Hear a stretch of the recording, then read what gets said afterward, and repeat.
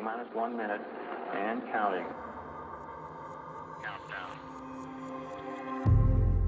You give me love. Gear up. We're going in. Do I want to know? I know it's getting me by, but I don't want that this time. Not just your touch. I feel the space in between. You're drifting further from me, and boy, that sucks. Round and round we go.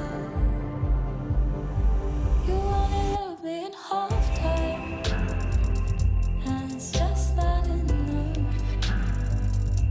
You have me between lines, but I need is full love. You only love me in half time, 'cause it's just not enough. You have me between lines, but I need is full love. You only love me in half time, and it's just not enough. You have me between lines, but I need is full love.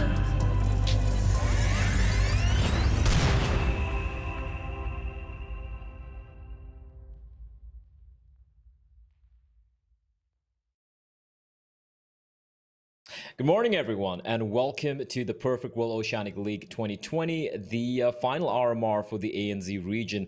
And of course, today we have a number of games lined up for you guys. But before that, if you guys missed day one, where we had some banger of some games, we do have a small little recap ready for you right now.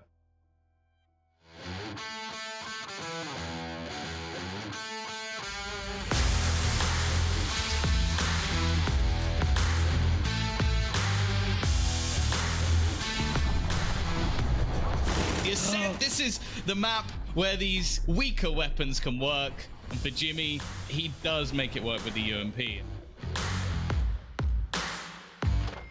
Facing off against K-Star, but K-Star with the no-scope headshot, even a little bit of styling to just, just to assert his dominance over the previous AWPer.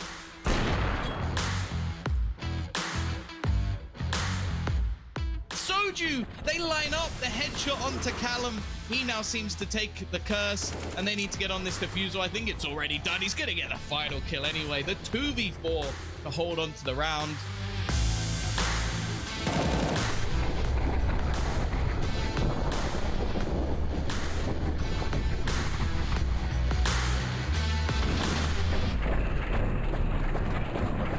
Sheer madness. Look at this.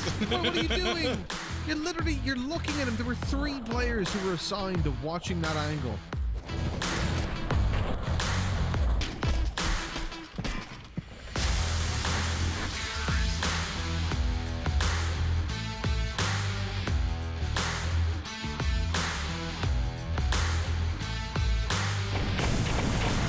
Versa, that's a huge triple kill. Wow. Just holds down the left click and just shuts it down.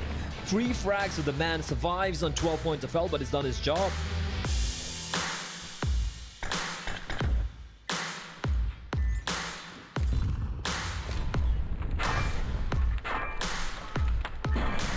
The Molotov is going to be a problem. He's going to tap it, but he gets the kill.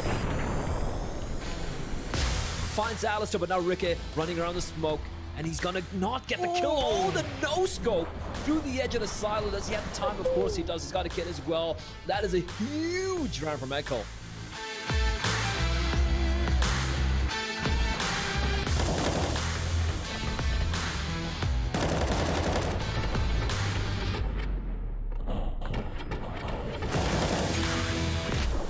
Now it's all on the shoulders of Echo here. He's been clutch before, but here is goal. The no-scope again. Oh, he can't find the second.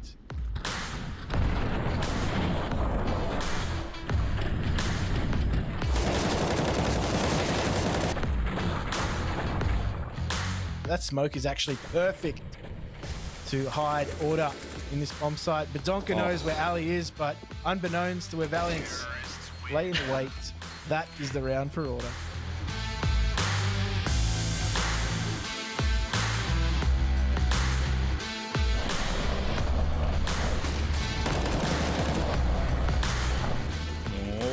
double spray down from Danny. Not bad start, and actually Netic alongside him as well.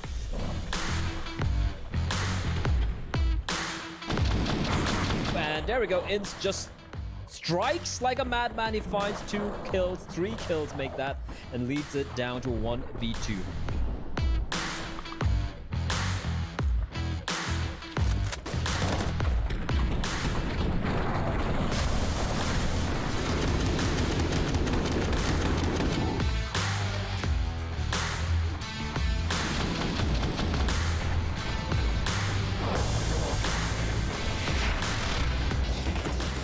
Not expected. Sicko still lands the shot, and the second one is tasty to say the least.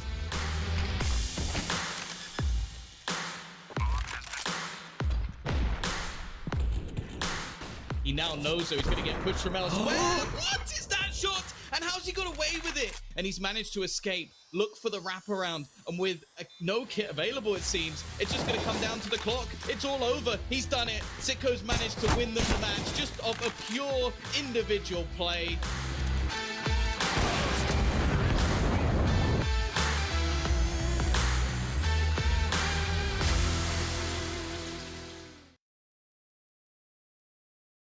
Well, I hope you guys enjoyed that particular replay. One thing I like about what PGL does is how they take the effort to kind of like make everything look so cinematic, but we don't need any special effects to make these gentlemen look very cinematic. We have 3 guys who are going to be joining me and kind of taking you through the action for the rest of the day. We have, of course, good old Tom, the puntastic Tom. We have Mitch with his beautiful locks, which has been kind of slicked back, looking very sharp. And of course, we have Jim, who just doesn't seem to run out of these shirts he has. And Tom, yes, you have a beautiful head.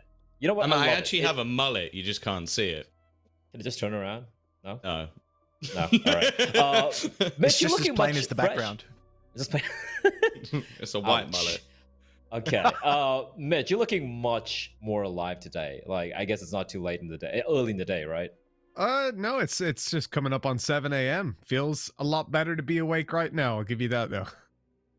All right. And Jim, yesterday was a fun day, but you're looking forward to more action today. Yeah, look, yesterday was a fun day, so I brought an even more fun shirt. I think today's matches are going to be a little bit more wild. So how many do you have? How How'd many you go shirts up do you from have? this? Far too many. You'd be amazed, Tom. It's like an Australian Harry. An Arsenal. I feel like Well, on the final day, yeah, I've you're been just going to collecting have no shirt at all. I think that's the only way you can go any higher. That's the ultimate party outfit, isn't it? It is the birthday suit party outfit.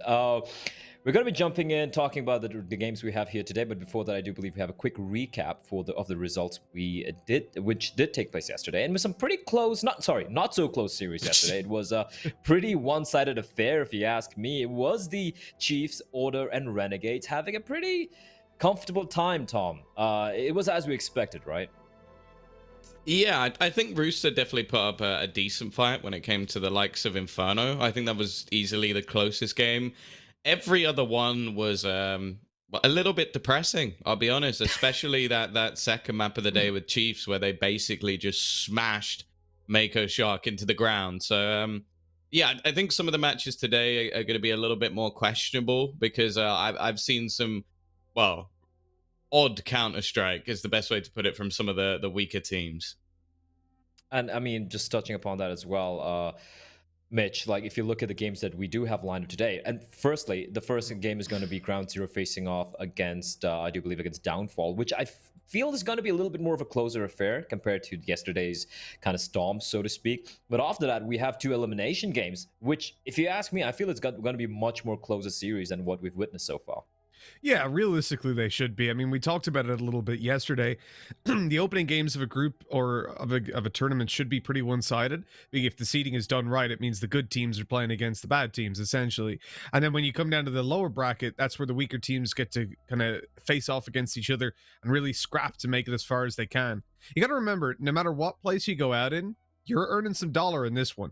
So it's all worthwhile, but you got to fight that little bit further, and it goes up exponentially. So even winning just one more game can be the difference of a few $1,000s, which is going to make a big difference to these guys.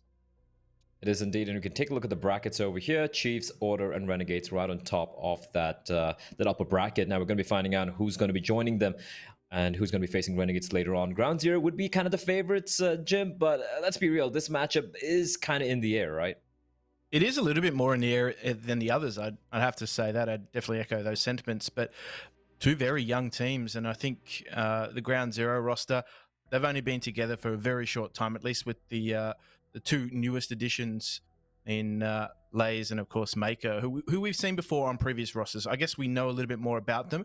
But the Downfall roster, for me, they're an interesting one. They're again another young roster that, in terms of recency of their formation, they're a little bit newer than some of the other teams in the bracket. And of course, as we said yesterday, the first time seeing them break through to this upper echelon of teams. So for them, it's about finding their depth and just seeing how far they can go in the competition. And depending on how far they go in the competition, they're going to be winning some money, like Jim just mentioned right there. And looking at the prize pool and of course the RMR points that these teams are going to be netting, it's a pretty hefty amount of money. Like, look at that, 12,500 USD. I think it's USD. I don't know, but it's dollars. It's money. Yeah, there you go. And of course, even if you come all the way down to the 5th to the 8th place, not Monopoly money, that's for sure, Tom. And we do have a decent chunk of money, a decent chunk of change as well. But more importantly, at least for some of the top teams here, Renegades, Order, Ground Zero, and Chiefs, it's about RMR points, 2,500, 2344. I'm not even going to talk about numbers. You guys can see it over there. And it's quite a number of points to work with. But Tom, realistically, and I hate to be kind of like a Debbie Downer here, it kind of seems like it's boiling down to either Order or Renegades making it through, or if something crazy happens, potentially a Chiefs, right? Yeah, well, I guess if something crazy happens, it could be anybody. But the crazy thing would be if Renegades or Order don't make it into the top 4. That's basically what we're looking for. If both of them go out in like 5th to 8th place, then anybody else can win. If not, well, even then you would say Ground Zero, if they finish top 4, would then technically be the favorites, which that would be crazy. I don't think that's going to be happening. I don't think it's a road we really need to go down, as I think the chance of both of these teams now not finishing top 4 is nigh on impossible, considering they're both currently in the upper bracket matches. But hey, you never know. Crazy things have happened in Counter-Strike. I currently have a QB Fire shirt up on that wall, and that's probably gone through some of the craziest shit we've ever seen. QB Fire, that's a great throwback right there, Tom. But let's talk a little bit about today's schedule. We do have a few games. We've been talking about some of these close affairs that could take place. Ground Zero Downfall, that's the final first game. Ground Zero being one of the invited teams, Downfall being a team who did qualify from the open qualifiers. Loser of that will immediately jump in to a battle of survival against Rooster, who, like we all mentioned over here, they did surprise us against Renegades yesterday. They were pretty decent indeed, and some people might even say would be a favorite to at least make it to a top 4, maybe over Ground Zero, maybe over Chiefs. And of course, finally, we have the final matchup of the day, which is also an elimination game, and that I do believe is going to be between Mako, Shark, and Paradox, which should be a much more closer affair as well. But let's talk a little bit about the RMR points which these teams have accumulated so far, Mitch. I mean, the previous event was the Road to Rio, where only 4 teams played. It was the 4 invited teams who are playing here today. And again, it was Renegades who won the big share of the points.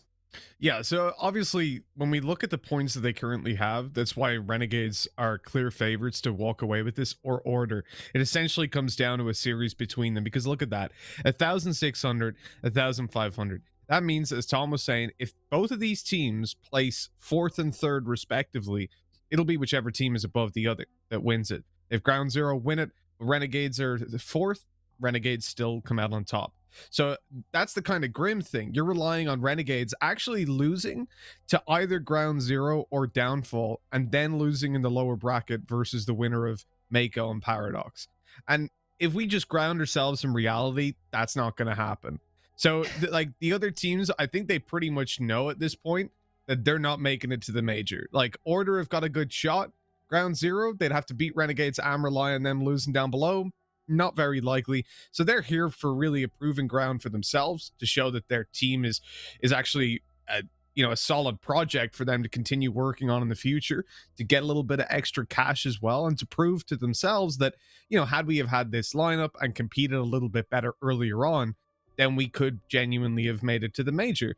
And I think that is something that in and of itself will be pretty valuable, especially if there are any more delays to a major and they end up getting the ability to compete for it later on.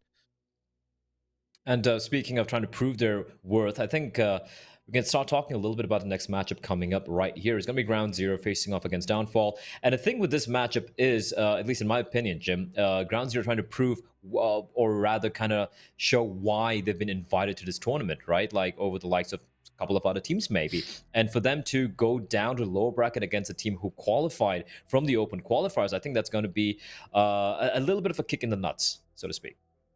I think it's a bitter pill to swallow, that's for sure, for a lot of these guys, because I think if you follow this region closely, you probably wouldn't place Ground Zero near that, I guess, that fourth, maybe fifth spot, because obviously the likes of Avant, Rooster also stand in guard of that position. So those guys, it's a real opportunity for them to, I guess, at least blood some of the youngsters in this format. They get a run at a top four position because they're playing some of the qualified teams. They play Downfall. Actually, as I said, this is going to be a test for both these two teams, not just in terms of the pressure, but also in terms of just making that deeper run into the tournament. As we said, there's no Avant here standing as gatekeeper toward the top four, so it's a chance for them to just try and press on in the competition and maybe come up against some opposition that they wouldn't normally get to play in this this pressure setting. And if you look at this team, right, you have Noobster, you have Llamas, and Burn. Are you okay? Perhaps the greatest or the worst name in Counter-Strike Global Offensive. Worst, all right. And if you look at the two new players coming in, Maker and Lace, Tom, like, yeah, it's a new lineup. It's not even a month old if you look at, the full-fledged lineup. But then you have someone like Burn, who's been around the scene for a while. Like, how much of an effect do you think a veteran like that could make in the scene? And the funny thing is, Burn, he's still pretty young, just 24 years of age, if I'm not mistaken.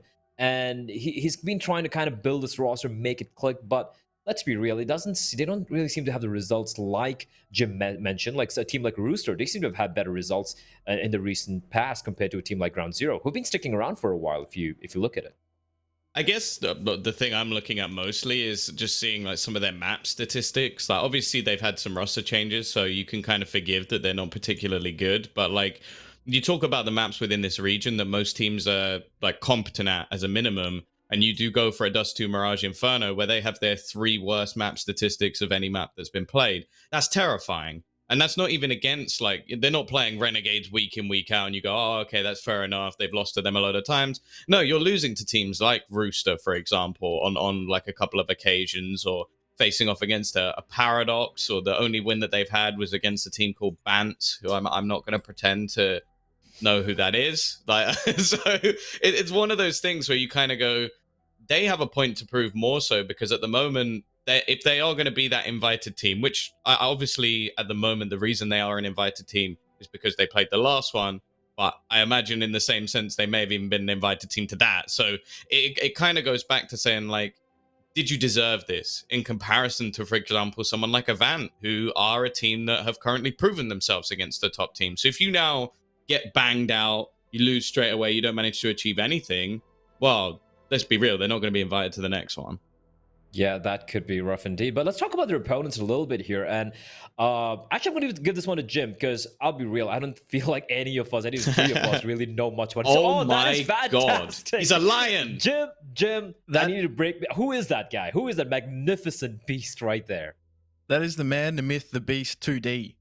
And he is coming to us like in got 3D right now. But in the server, he does play chess in 4D. So I think in terms of what he brings to the roster, though, he has the potential to actually frag out, and quite hard too. So he's probably one to watch if you're going to watch Downfall. The interesting player for me, though, is probably Savage. He's only 15 years old. So in terms of his experience, he doesn't quite have the same top level experience as some of the other players. And I'm also going to be looking to players like Moop as well. He's quite a level-headed player. He's been around sort of the tier 2 AU scene for quite some time. He's got a lot of LAN experience, but he's going to be that rock for them in terms of getting them back into rounds that might not necessarily have gone or panned out the way that they wanted to, because it's always different playing in a level of competition like this as opposed to your weekly ESEA MDL matches. All right, and we do. I do hear a word from a producer that the game is almost ready to go live. But before that, we got to talk about what maps these teams are going to be playing on. Mitch, this one's going to be hard, but I'm going to give this one to you. Like, let's be real. It's going to be almost nigh impossible to figure out what the hell Downfall is going to be picking or banning. But at least gauge. I guess we could gauge something based on at least Ground Zero's map pool. But even there, it doesn't look too promising, right? Well, no, not if you look at like a core four of these teams. They've got 2 maps each played, so I'm not not entirely sure where we're going with that one. Have you got a crystal ball? Is so far. Actually, you know what? You know what? I'm going to make life easier for Mitch here. Can we just get a map veto out so we can actually talk about it? Because this just seems like too much for anyone to handle, honestly. Thank you. Nuke Inferno Vertigo. See, I'm a nice guy. I'm not Jason. Well, true. And Jason would be like, no, spend 10 minutes explaining the map pool. But yeah, Nuke Inferno Vertigo is all we've seen so far this tournament. So, I came in, I'm being told you're going to see lots of Dust 2. That made me cry. Lots of Mirage, but we haven't seen it so far. Nuke Inferno Vertigo. I'm a genius. We have literally not seen any other map apart from Nuke, Inferno, and Vertigo. Yeah, genuinely, these guys have got some sort of a written deal. Inferno, I can understand. Both these teams have played it, so that's at least some form of logic there, I guess. I mean, Ground Zero got smashed on it, so you're probably going to be relatively happy if you can make it there as Downfall. It was versus Paradox as well, a team that I know I'd probably put above Ground Zero, but on a very, very tight banner. Now, when it comes to Vertigo, man, that is like a punish pick if you're a team like Downfall. So if you come into a tournament where you're the clear underdog, learn Vertigo, because if your opponents don't ban it outright, if they want to target pick something else like Ground Zero coming in on Overpass, then you can just slap them in the face with that one. Because every player has played this in Pugs, every team has practiced it, but to get to a level where you're actually like playing this at a high-ish level, you're able to really push the bar, it takes a lot of time and a lot of comfort. And I think that's somewhere that weaker teams can really get into tournaments and bridge that gap a little bit. All right, so on that note, I'm just going to ask very quickly, Tom, because you and I are going to be sitting this one out. Who do you think is going to take this one? Because this one's a little bit more trickier. Easy 2-0 for Ground Zero, Wow, the confidence. Boy, Noobster is going to slap him into the deck. I'm ready for this one. Jesus, that's violent. What a clown, we're just gonna take a step back. Jim, Mitch, take it away. Have fun with this one, boys. Jim, I'll say that Tom guy, he's a bit of a clown, isn't he? God. I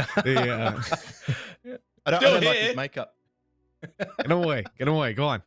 Go. Shoot. But look, I'm looking forward to this one, man. I think it's going to be a bit of an old-fashioned brawl. I think looking at both these two teams, looking at the maps that have come out, I mean, get prepared to sit back in for 3 maps here, Mitch. I think this one's going to go the way. Hey, I hate Dust 2, so I'm so happy that we're on these maps. I don't even care. I love Vertigo. I love Nuke. Let's go. I'm genuinely happy. What is going on, though, Jim? We came into this region, we're talking all this, Mirage, Dust 2, these are the maps we're going to see a lot. And we have only seen these 3 maps, Nuke, Inferno, Vertigo. What is this? It is an absolute... let's just see how this goes, to be honest, because I'm not too sure what we're going to be looking at here, but I don't know if this one's quite live just yet. Here we are. We're in the map. So we get a good bird's eye view of what's going on. But yeah, it's a total shift in the traditional maps that are being played by these teams in this region. And I think coming into a competition like this is the perfect time to stray away from maps that you might be comfortable with, maps that you might have a lot of data on some teams compared to others. This is going to be, a very interesting time for both you and I, because in terms of the map data, we don't really have that on either of these teams. They both made roster changes, or in the case of Downfall, relatively new in terms of formation. So this one's going to play out right before our eyes here, Mitch. We're going to be feasting on the first rounds played on Vertigo, at least for today. Well, I'm a fan of that. I love Vertigo. I feel like it plays out really well. I know a lot of teams are starting to like it as well. Showed a little bit of love. Here's a smoke execute coming straight over in the pistol round. That's going to lock Leaky out. And they should be able to get a nice, easy plant off the back of that. They boost up above the smoke, an attempt to try and catch a player as they rotate through, but they were sticking up nice and close. An opportunity was given. Nothing connected on the back of it, though. Yeah, slight delay though in that plant. That might have cost them because the CTs are almost knocking on heaven's door.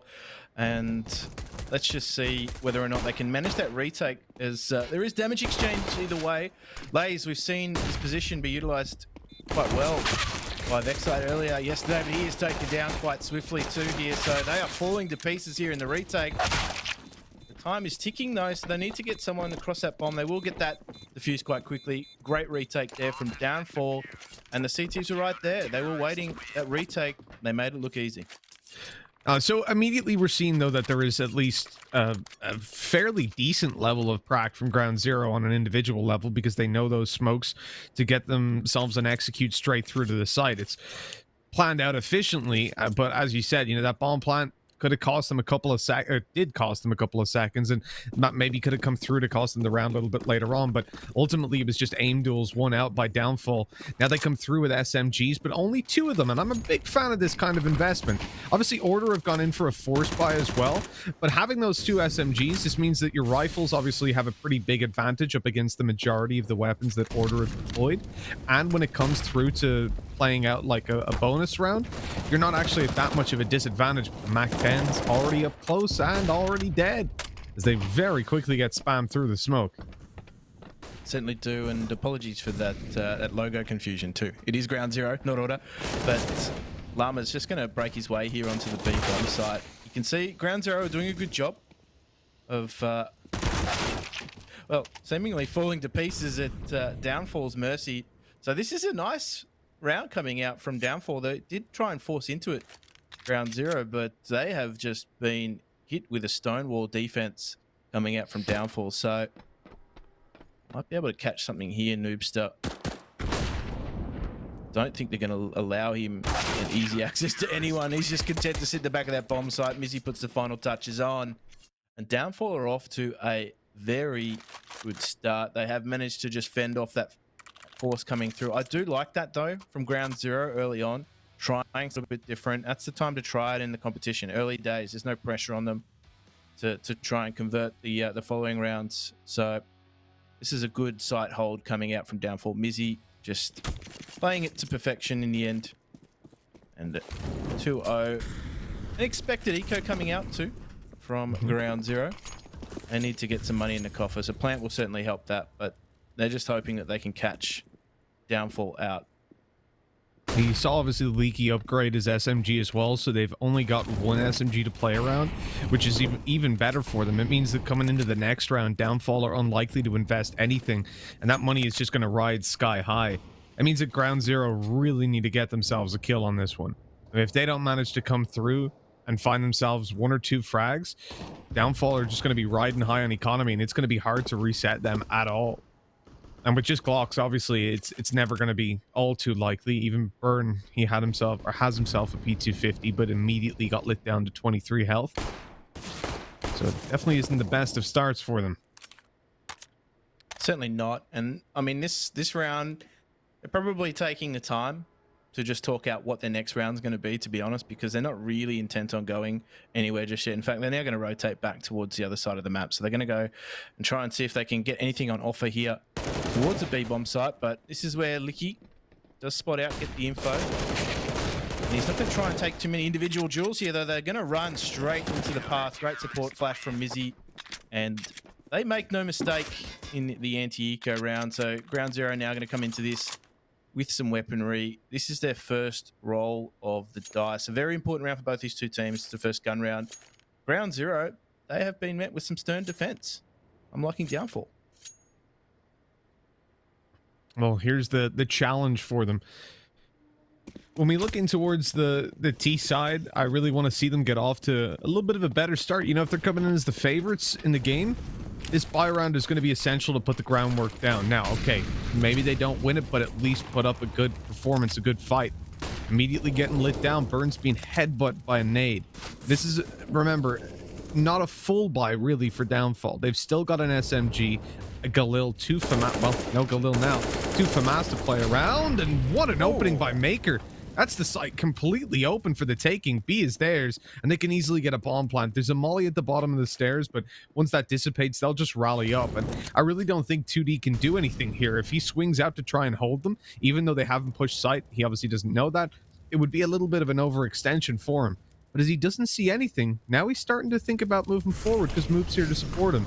Those smokes should keep them at bay. Should, but anyway, K's going to be on that flank, so they're just going to let Maker see what he can do here at B. And I think the stasis from Ground Zero has resulted now. They're going to rotate back towards that A bomb site, and Bernie OK. He's got all the info. He's pushed deep into this bomb site. He'll be able to secure the position and the entry for the team. So they had Downfall right where they wanted them as well. I actually thought maybe Ground Zero had been punished, Maker not pushing all the way through, but of course he didn't want to overextend himself because the information was coming from IGL, Bernie OK, that the rotation was coming through, that they should counter-rotate back towards that A bomb site. And Downfall, not a lot they can do here, just try and save out. And 2D's actually managed to get rid of that FAMAS at least and upgrade himself to an AK. So they're going to take something out of the round, at least in terms of more superior weaponry, but that is a well-played round from Ground Zero. The veteran in Bernie UK just marshalling his troops quite well.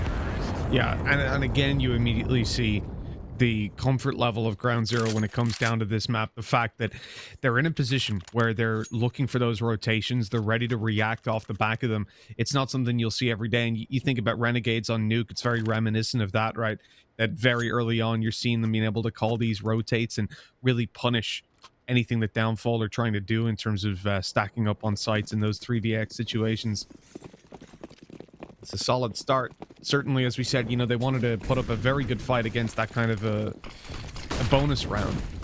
But now they come up against the full buy, all the rifles to play with, and look at 2D. He's already up close. He's spraying away for two, shutting them down, and a nade through for possibly a third. That's nice and close, and yes, it is. Oh my, a triple opening on the ramp, and Downfall have just shut down Ground Zero, attempting to follow up a second round. Wow, that is a change of pace that has been absolutely punished by Downfall, should I say. Ground Zero, they ran into the wall of 2D, and that grenade was just the icing on the cake. They were there, they were ready for that as well. So this is now left to Llamas and Maker to try and pick up the pieces, see if they can find anything. 2v5 situation, you really shouldn't be losing this as a CT side. And great kill coming there through from Moop. The trade is coming through, but Llamas now could do some damage.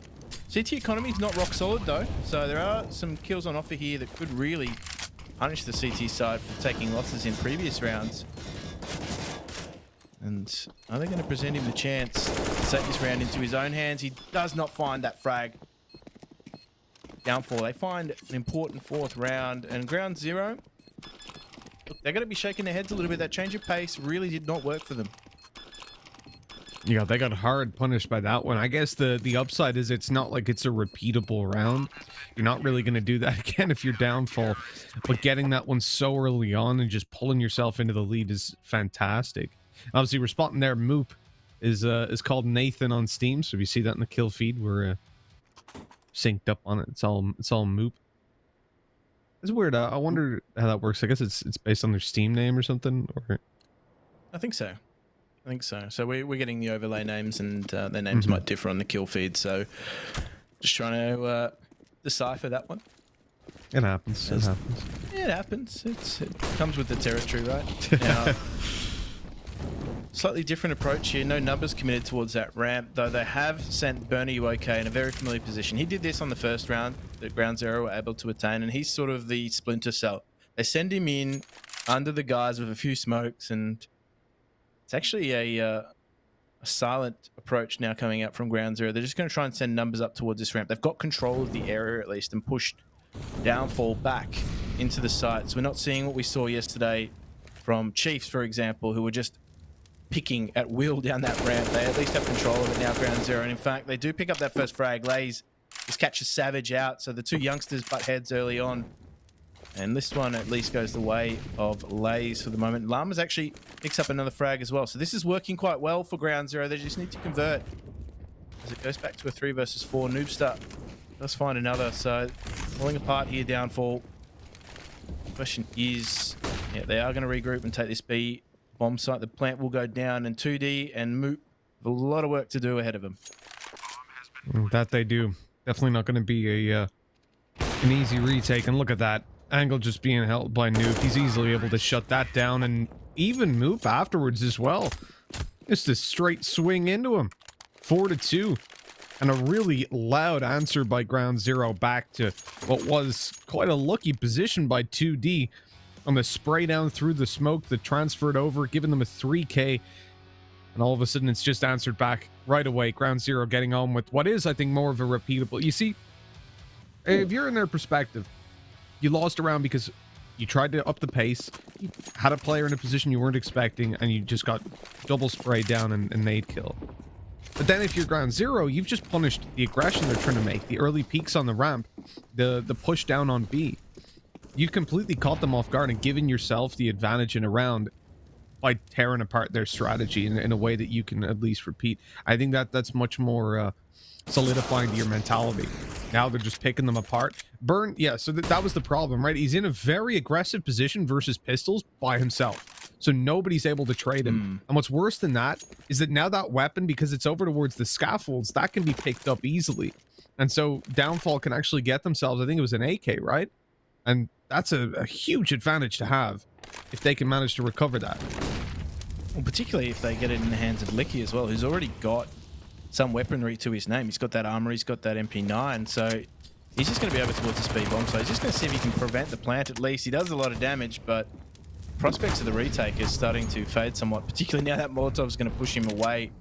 Yeah, I think, yeah, they do have that AK, so they did at least manage to take that out of the round. Mizzy will be caretaking that for the moment. Important to keep that CT economy afloat in tough times like the 8th round will be, no doubt, but I'm liking Ground Zero at the moment too. They did take some early losses, the change of pace. It shows that they're willing to try things, but more importantly, I think they're finding their limits with what they can get away with, and at least now willing to take the jewels on the A ramp. I think that showed early on in the piece. They're just, even in some instances, after they throw that initial grenade up to the sandbags there to try and stop any early pushes, they're willing to take the aim jewels, and that's just forcing Downfall into positions that Ground Zero are able to predict. And I think they need to be careful though. Burn, are you okay? Just again, he's done it a few rounds now. Got out into that scaffolding position by himself. He's given up a weapon in the last round, but I think Downfall are going to be starting to expect that from now. He's done it almost every gun round that they've had.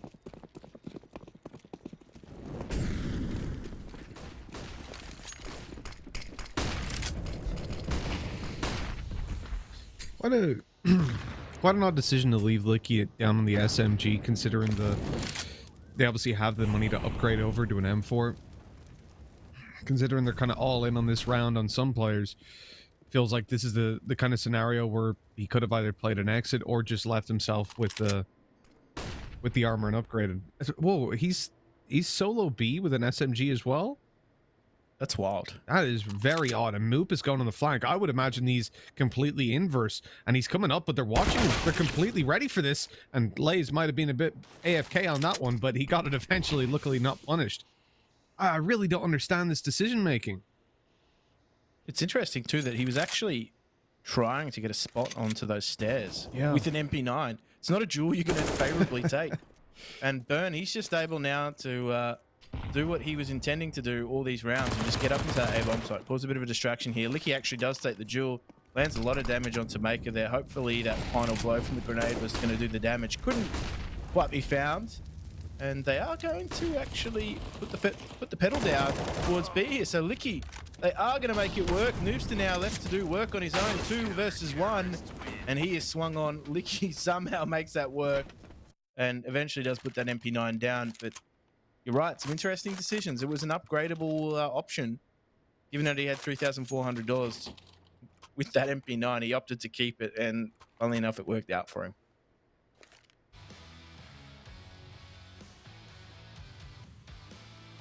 Yeah, This to me is wild. This standoffish approach. I think Ground Zero, I don't know, they sent Burn into that A-bomb site. The wrong call was to go B there. They could have just pressed on towards A. Again, Burn rinse and repeat. He's going for this scaffolding like his life depended on it.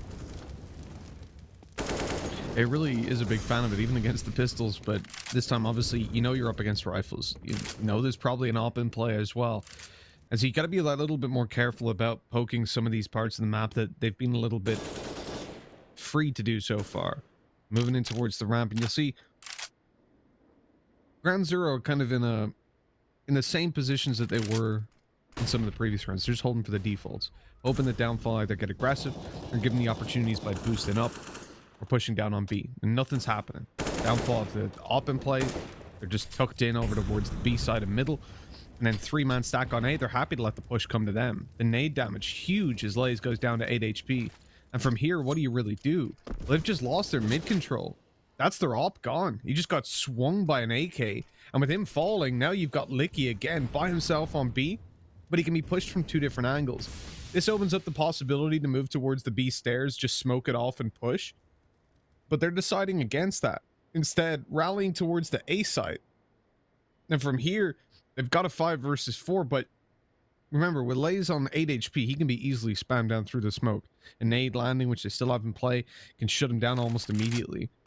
They have dragged a rotate as Moop comes towards middle, and he's going for an 18-second flank play? Oh boy. He's going to hope to be effective in the post plan, I dare say, but now Noobster finds that opening onto Mizzy. That's at least got him into the bomb site. The bomb's still got to go down though, so Maker's just hoping that his teammate can put that down. Burn provides some decent cover at least, and they do manage to get away with that. That is some maximization of round timer for sure. Jim, what the hell's happening, man? Moop went for an 18-second flank, then realized that they were going to push A, so he had to rotate back. They got to the site. One player's pushing out in the open to try and shut down the bomb plant. The other 2 are still towards CT. Then it looked like Moop just decided to also try and shut down the bomb plant, just ran at them screaming. It was like a war cry, while his teammate wasn't pushing. Like, it seemed there like every player had their own game plan, their own timing that they weren't communicating. Or if they were communicating, nobody was listening to it because they had their idea on what was going down. That was very sloppy. I mean, I wouldn't even call that a retake. That was just suicide. I mean, this is why I'm wearing the shirt. Welcome to the jungle. We've got fun and games, that's for sure, but Maker, let's take down 2D in that instance. Savage tries to get the work done with the MP9, actually couldn't convert that in the end, and they're just going to ball up here, Ground Zero. Mizzy, what can he find for himself? Nothing, that's the answer. And they've done a good job of keeping their numbers quite high, given the fact that Noobster and both Maker barely hanging on, so Moop might be able to catch something out. And he does actually now have that M4 in his hand, so it doesn't matter. Lays is very alert to the fact that he could be lurking in that position. So Moop goes down. It's back to 5 apiece here, Mitch. This is, as I said, this is what we're expecting. Some closely contested matches. It's going to be a brawl between these 2 teams until they find their legs. Oh man, so typically this map plays out as T-sided. It's like 52%, so very, very tight, but just ever so slightly in favor of the terrorist side the majority of the time. And when I look at how Ground Zero are playing, they are massively ahead. I know it is 5-5, but the mistakes being made by Downfall, the fact that obviously Downfall got off to this great start, punished the rush by Ground Zero, but it's all about repeatable rounds. It's all about things that... I guess in a way you can look at it as sometimes you get lucky, sometimes you just happen to make the right play, and sometimes you're putting yourself in those better positions. And for Ground Zero, it seems to me that their strategies or their round wins have been based on the back of something that is more consistent. And just shutting down USPs in this round, so there's no big deal. And obviously having not the best of buys in the previous either, I don't think this is where I would realistically expect a tactical pause in one sense, because they've had the opportunity to discuss everything over these past 2 rounds. But at the same time, I feel like certainly along the way, probably immediately after that 2 rounds ago, when they just jumped headfirst into a meat grinder, I probably would have called that pause just to level it out and make sure that there's communication going down, because something needs to be adjusted here. That's for damn certain.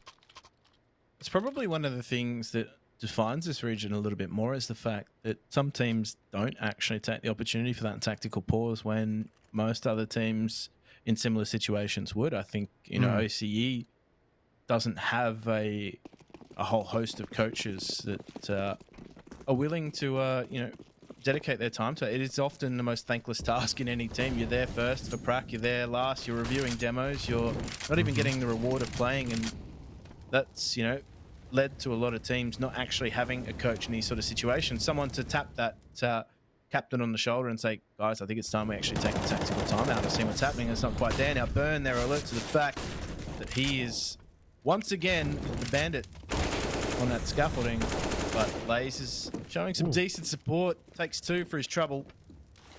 And this is going to be ground zero now, upping the ante towards this A bomb site. They're just going to wait to group up first, though. At least get some smoke cover. Savage, the youngster, what can he do?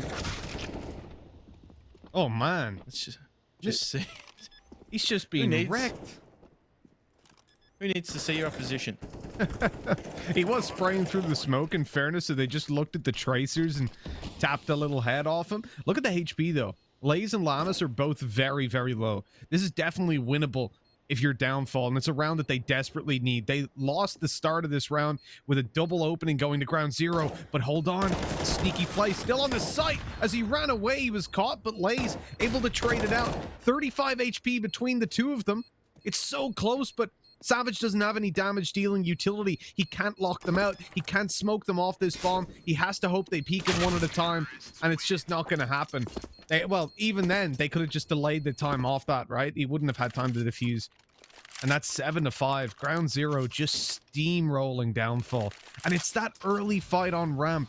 The two players that swing, but not look at this. There's one, then the second guy comes out. One at a time. And that's so easy for Lays. Even after a bit of team damage, the sprays through the smoke, the push by Leaky left uncontested for a second. They got so many opportunities on that one. But the round had started so poorly that they needed a whole lot more.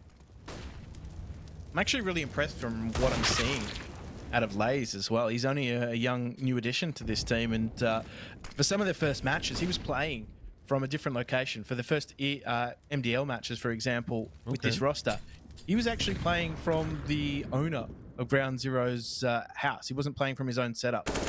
And his internet was, I believe, unreliable at that point in time. So not too sure where he's playing from today, but whatever it is, they fed him well. Now Moop does level the ledger somewhat, taking down his opposite number in Burner UOK and Maker. He's got the information there and at least has Lays in tow as well. So Licky getting a bit tricky with his angles, and he's going to try and find a second here as Llama with the calmer approach towards this B bomb. So they will at least get the bomb down, so that is good news for Ground Zero, but it's still a 3 versus 3. Oh, he's going for the weapon. They're ready for this. Like, he's just going to get shot in the back now.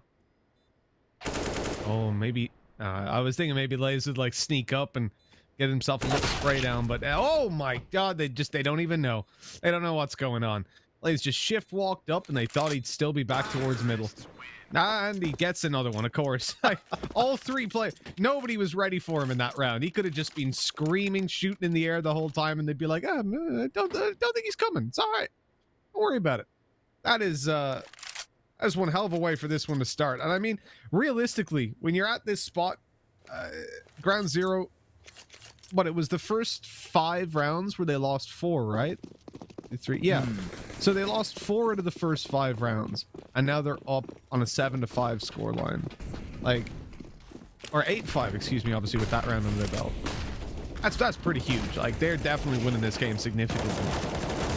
And the thing is too, now you can see they've got confidence. That utility that they're pushing in with is getting them the kills, and Lays is just laying the red carpet for his team towards this A bomb site right now. And in that last round, all he needed to do was lay low.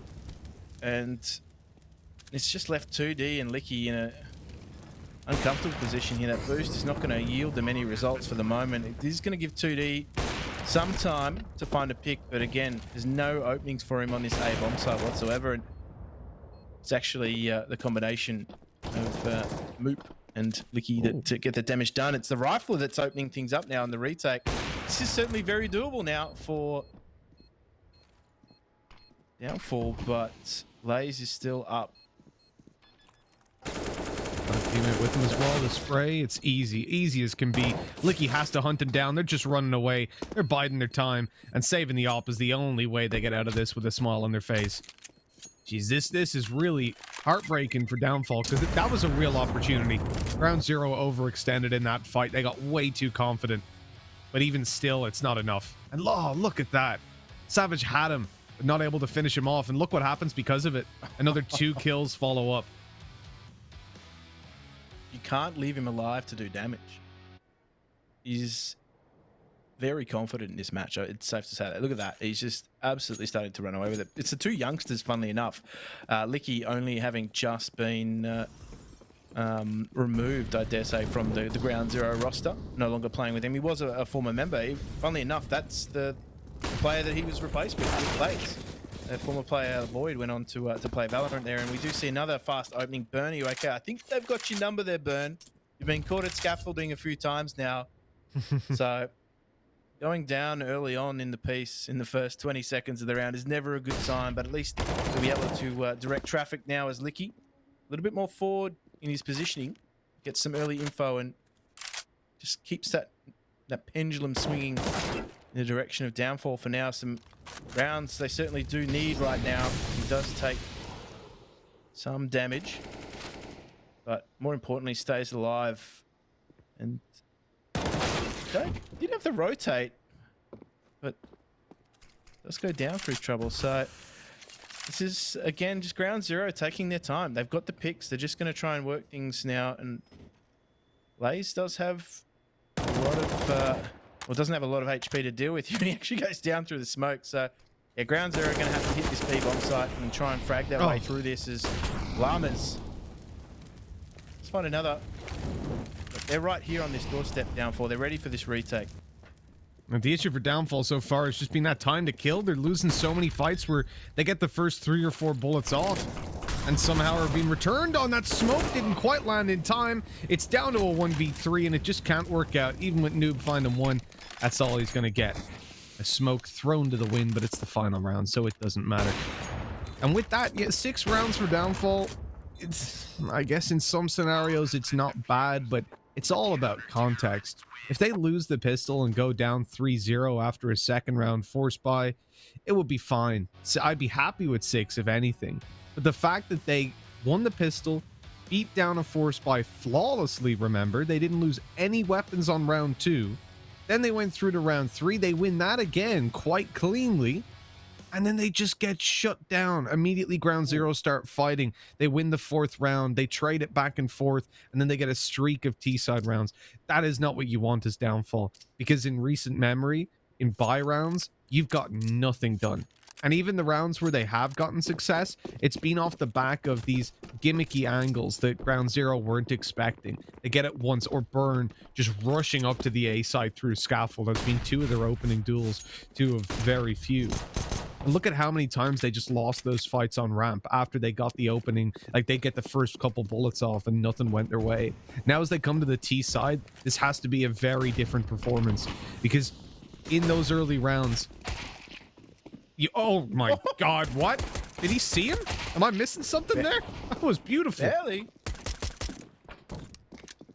Oh my goodness, this round was looking good for Downfall, but it's now a brawl. It started off with Maker getting a pedicure on the A ramp, but now they're going to get this bomb down in the B bomb site. Move with that P250, trying to do some damage here, and he's trying to catch them off guard, can't get away. He does escape with his life, at least maintain a number advantage here. Ground Zero going for that double peek on Moot, but they can't quite find him, so he's just staying alive. Brings it back to 2 apiece. Maker with the plays, and in a blaze of glory, Burner, you okay? Seals the deal for Ground Zero, so the task just gets harder for Downfall, but positive is they have that plant, so their economy at least is going to feel the benefits rolling into the next round. Yeah, like if they want, they can get a force buy up. But this was okay, so technically it wasn't classed as a smoke kill, but it definitely was. He saw his ankle and shot him in the head. Great stuff by Noob, really pulling them back into that round, dropping the bomb out in the open as well, delayed Downfall and allowed them to catch them scrambling on the side as they ran back through. It's obviously because they took a little bit longer with the bomb plant. There was no post plants in position already. For Downfall, they have gone through on the force buy, and look, it's a risk. They've got very limited utility. They've got, what, 1 AK alongside Galil's. This round has to go their way. And oh, it just might. Look at Lays. He's gone aggressive down the ramp with an MP9. He's trying to get that close fight. He's trying to force it out. But now he's just tucked in the corner and waiting for an opportunity. Don't know if it's going to come his way, too. Ground zero. Now I have to fall back because that utility starts to deplete somewhat. Lays needs to be careful. Doesn't want to give away that weaponry. And we saw Ground Zero do this on their first round after the pistol, just force into it. So these two teams are just trying to up the ante somewhat. I do rate the Galil. I'll be entirely honest in that one. But against the weaponry that Ground Zero have, the Galil is going to be difficult to deal with at range here as Lamas is just going for that shoulder peek. Does see the utility come in, drops the Molotov almost immediately, tries to buy some time for his team, but just that awareness around the hole. He is dancing for his life at the moment. Maker, oh my god, great protector, but he's gone down, and this is not going the way that the Downfall would have liked. That's ridiculous. For sure. And somehow the SMGs deny entry to the B bomb site. That's genuinely just ridiculous. I don't know how he stayed alive there. Literally just dancing left and right.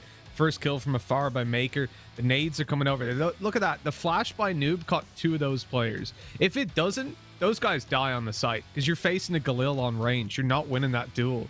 But Hal Lamas, like, he was literally spotted by 3 different players who had Galils who all tried to shoot him and no one killed him. It was like he was in the Matrix but firing back at the same time. That was just stupidly good from him. And you see the time to kill on that as well. As soon as he starts shooting, they're dead. Like, within 5 or 6 bullets, they're gone. And for Downfall, the problem was, on their CT side, they were in positions where they could catch players off guard. They didn't have the supportive utility like that to flash their opponents and give them that little bit more of an advantage. But even when they got those shots off, think about Savage over towards Scaffolds when he swung and missed Lays. Like, he barely tickled him, and then Lays was able to turn, kill him and 2 of his teammates. It's those small things. If you're whiffing those opening shots, you're going to lose a lot more rounds because opening duels are very important. Meaty grenade coming out too from Ground Zero just to soften up Downfall somewhat. Pistols coming into this though. Tech 9, they've backed it in enough to buy it twice. So, yeah, you're right. They couldn't deal with the opportunities that they were given. They were handed some opportunities there to convert frags into Ground Zero. And I mean, you know, if Lamas was any more spotted, he'd be a leopard on that B bomb site, that's for sure. Oh, Maker. He finds a second somehow. And now Lama's full of confidence. And finding that third will keep things rolling for Ground Zero. Important 12th round, but we see the buy coming out now from Downfall. What have they got up their sleeve? They need to convert these chances, Maker. I dare say, wouldn't have even spotted that second player.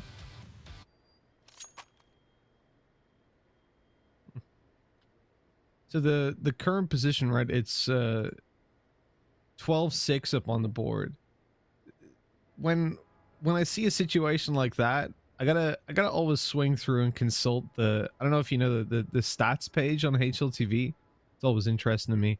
I'm familiar with it. Over on Vertigo, like the overall Vertigo stats for every single game. If you look at the matrix of the win probability, whenever the T side has got 6 rounds and their opponents have got 12, it's a 3% win rate coming through to this round for the T side. Then a 0% if it goes 13-6. And a 1% if it's 14-6. That's pretty interesting. It really speaks to how, like, rough and tumble this game can be. If you're not getting it, like, you can snowball like crazy. But I'd say even more so with the context of how this half has gone or how this game has gone. Like, the successful rounds, this could very easily be like something like 12-2 we're looking at realistically. In terms of rounds that that I care about. I think probably 2 of them on downfalls I would like mark as legit. If you look at the and in terms of buy rounds anyways. Whereas Ground Zero have just been non-stop. Every round they've got has either been they've been at a disadvantage or they've had such a good approach to it, and they've had them like the ability to trade on every kill. They have the supportive utility coming through as well. They're hitting their shots, which is obviously one of the most important things. And this opening though, and this time it goes to move. They're really forcing these fights. Every single one going their way. And giving Ground Zero a taste of their own medicine. Just straight rushing up the ramp. And it works out. The strange thing for me was that Ground Zero were not prepared for that at all. Like, Noobster threw a flash that he ended up blinding himself with. And that's how quickly Downfall were able to get up. I mean, look at the difference between the two teams, chalk and cheese. Now, I was going to say that stats on HLTV are fantastic tools to assist anyone commentating, but I think there needs to be a special column for this region because those stats, those global stats, don't always apply. Don't always apply here, and I'm sure Blair can attest to the same in Asia. You can just throw that book out. But it looks like maybe that the 3% chance is growing here for Downfall as they do narrow that gap somewhat. But yeah, Ground Zero just very flustered once Downfall got up on that ramp. They were not prepared for that at all. They were not even in positions to actually support one another. So I don't think Ground Zero had their ducks in a row on that A bomb site, and that's hurt them now because it's drained the bank somewhat. And Downfall go on to win this next round. Things are starting to crumble for Ground Zero a little bit. The economy becomes difficult to manage in some of these later rounds. You'll have to actually forgive me on the stats. I had it backwards. It's actually a 12.4% chance of that round going their way, just based on 97 overall maps. Look at this though. This is what I'm talking about when I say I like Ground Zero is a much better team. You see that, okay, they lose ramp. So what do they do this round? Proactive ramp control. They go down there. They just start forcing the fight. Matter of fact, they take it a bit too far for my liking. Burn's still pushing, and he gets shut down for it. Don't know what that's about, but let's pretend that part didn't happen. It was a great start of the round because they peek around that corner. They've got their flashes in play. They're taking the duels. Now, Lamas is stuck on the side by himself, but he gets one still even after his teammate falls. Connects a headshot to Mizzy and puts this 2v2 well and truly in their favor. Mizzy goes down with a little tickle and a 1v2 for Savage. Really hasn't had the best of games so far. This would be one hell of a way to buy back into it, but he has no idea. Lays is so quickly coming behind him. That's a shutdown by Ground Zero. Yeah, Lays had to be careful there too, that he didn't give away his position too early on in the piece. Because with that kind of positioning, that's where it gets dangerous. That's where you can create 2 1 versus 1s for the T. So it was played to perfection in the end. He just shift walked his way entirely around, and Savage had no idea that he was laying in wait. But yeah, this is proactive ramp control coming out, and of course the 2 sharpshooters on the team, Bernie UK and Lays, just making things very difficult for Downfall now. And still need to be careful though, Ground Zero. They took some heavy losses in that round, so 3 going down, it doesn't mean the city economy is out of jail just yet. So very important round still for Ground Zero to be played. Lays, he just opens things up again. And why not? This is the sort of confidence we saw from Chiefs yesterday on Vertigo, just picking down that A ramp, making life very difficult for Downfall. And I mean, statistically, it gets very easy to determine which site they're going to if you have control of that A ramp. That's something we didn't see from Downfall, right? The ability to just shift up positions. What, they lost A ramp 3 rounds in a row to just straight rushes. That's not something that it wasn't even necessarily straight rushes either. It was them peeking it and giving those advantages away consistently. It was just map control that Ground Zero had been after. Like, you Lays pushed up to sandbags kind of thing. Like, he wasn't swinging up wide. And with that, you know, with the fact that Ground Zero obviously shown that they're quicker on their feet, they're winning a lot more aim duels. They're just cleaner in every way. I find it hard to sit comfortably in any way in Downfall's favor. Maker just shuts down this opening as well with Mizzy falling. That's a 5 versus 3. Downfall struggling to get any control. They're looking at the B side instead, but they haven't spotted right off the back. Lannis was left unchecked, and he's able to just tear them apart. Great work by Lamas. A 14th for ground zero. And yes, Downfall have got the money to invest, but at a certain point, Jim, I feel like that just doesn't even matter to give these guys 5 ops if they want. Lamas is a real linchpin player for me in Ground Zero's makeup. The reason is he has had the potential to be a great player. He's shown promise in a lot of games. He just hasn't delivered in some of the bigger matches, but I think that's just due to experience and perhaps nerves in some instances. And it was always a question for me, which version of Lamas we were going to get today? Was it the Karma Lamas or the Drama Lamas? I think today we've got the Karma Lamas here as we do see a change in pace coming out. Moop levels Noobster onto this A-bomb side, and I think they've found their opening here. However, Lays is still awake. They haven't quite upped the ante somewhat. I think that sound tick has alerted Licky to his positioning somewhat. No fast commitment coming out from Downfall. Licky's having one hell of a game. Considering the scoreline as well, that is unreal that he's doing so well. But he's a man on a mission. He's a man on a mission. This is his former roster. So he's not going to be too happy about the fact that he's no longer on their side, but he's got to make a statement somehow, and he's making it right now. That being said, though, his direct replacement in Lays certainly attesting for himself. As they do get eventually onto this A-bomb site, the smokes come through, and the bomb will go down. So this is tough for Ground Zero. They don't have the numbers in their favor right now, but one pick could change it all. Time's going to tick away. They need to get into this one quickly. Lays has caught one off. He's going to swing through looking for a little bit more, but surely you don't expect a second player to be up behind a pillar on the left-hand side. This should be... Oh, well, look, they've just won the aim duels anyway, so... Whoa, they've spotted him now, but it's too late. Burton misses the shot, gets shut down by a wall bang, and that's going to be Ground Zero on 14-8. 6 rounds ahead. But they are still... Yeah, they lost that round. Maybe Downfall can build a little bit of momentum off the back of it. Well, definitely really much hurt. better. Definitely much better. I actually wasn't too sure what Downfall had in mind once they slowed things up. They took control of the territory, but we're just waiting to see if Ground Zero would overextend themselves, maybe try and get that information. And they got themselves onto this bomb site. A few good aim duels going the way of Downfall, but this has hurt the money of Ground Zero. So smartly, they don't force into this. They've got rounds to play with, so no need to put themselves in an even worse position by trying to force the issue. And they are just going to play this fairly standard. They're not going to do anything particularly special.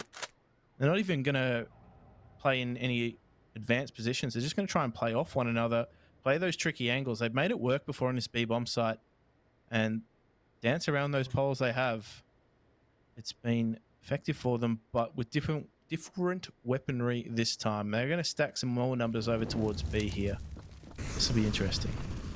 If they leave Burn unchecked, it could be dangerous, and they do. He's able to get one. The Lamas, at least, is there finding it. And they know where he is. He's only got a USP. How is he alive? How is he alive? How is he alive? What is that? He's just stood in the open with a USP. Tapping from behind. Lays really using the silencer. Took them a while to figure out where he was. Jeez, like, that's ridiculous. There were 3 people peeking him with AKs, and he just stands there. This is what I'm talking about. Like, how does something like that happen for a player? Imagine that was an M4, Jim. You would have just wrecked them.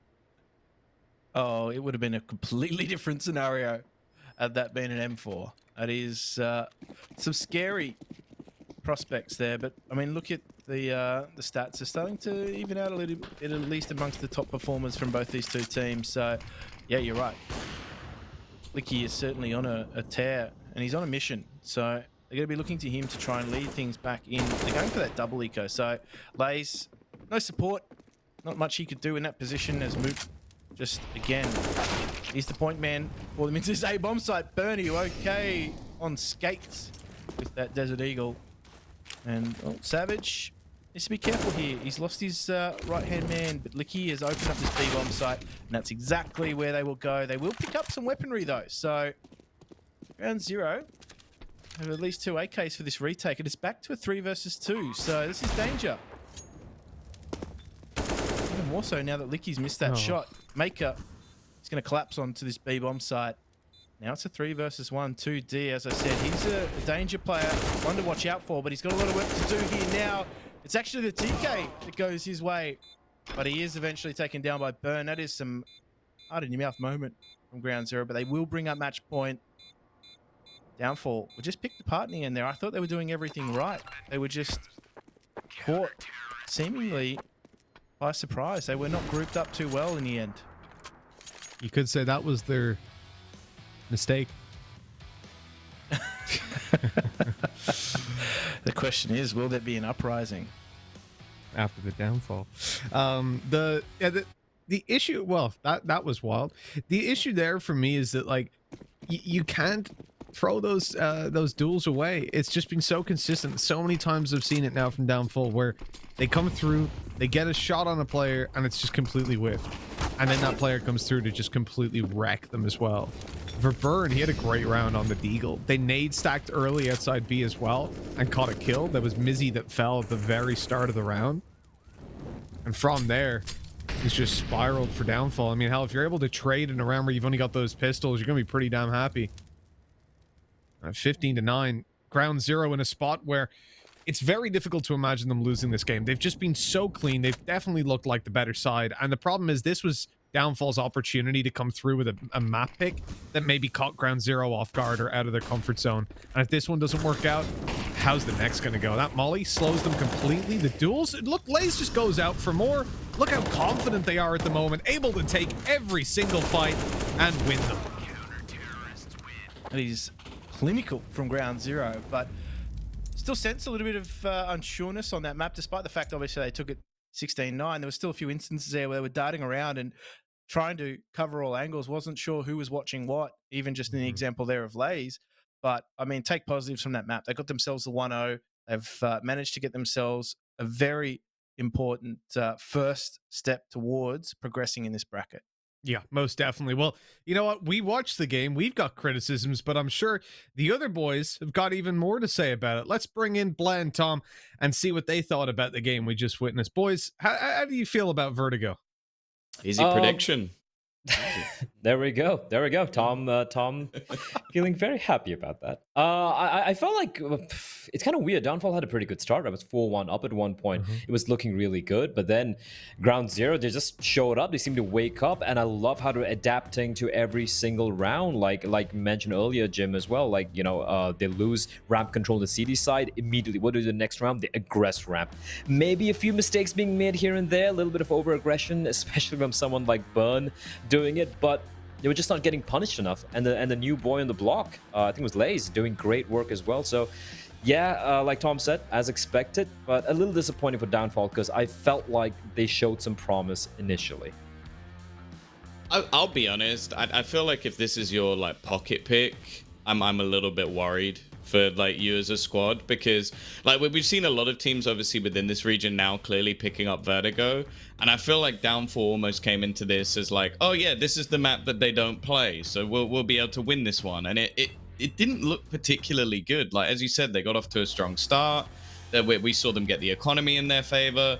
There were even some sort of weird mistakes coming out from Ground Zero where like a lot of the time they would just have random players lurking on other sides of the map, losing a gun and then handing over like early frags to the side of Downfall, and they still only managed to get 9 rounds. So I can't say I'm feeling too confident for them going into Nuke. I don't think that this was a particularly good match for them, and maybe you just want to stick to something that maybe you're a bit more strong on yourself, because I don't think that looked like a well-prepared unit coming into a map like Vertigo. Like, the reality is, when you look at how Downfall just played, there was a round that just came up there, Lamas and Maker holding down the B site with MP9s.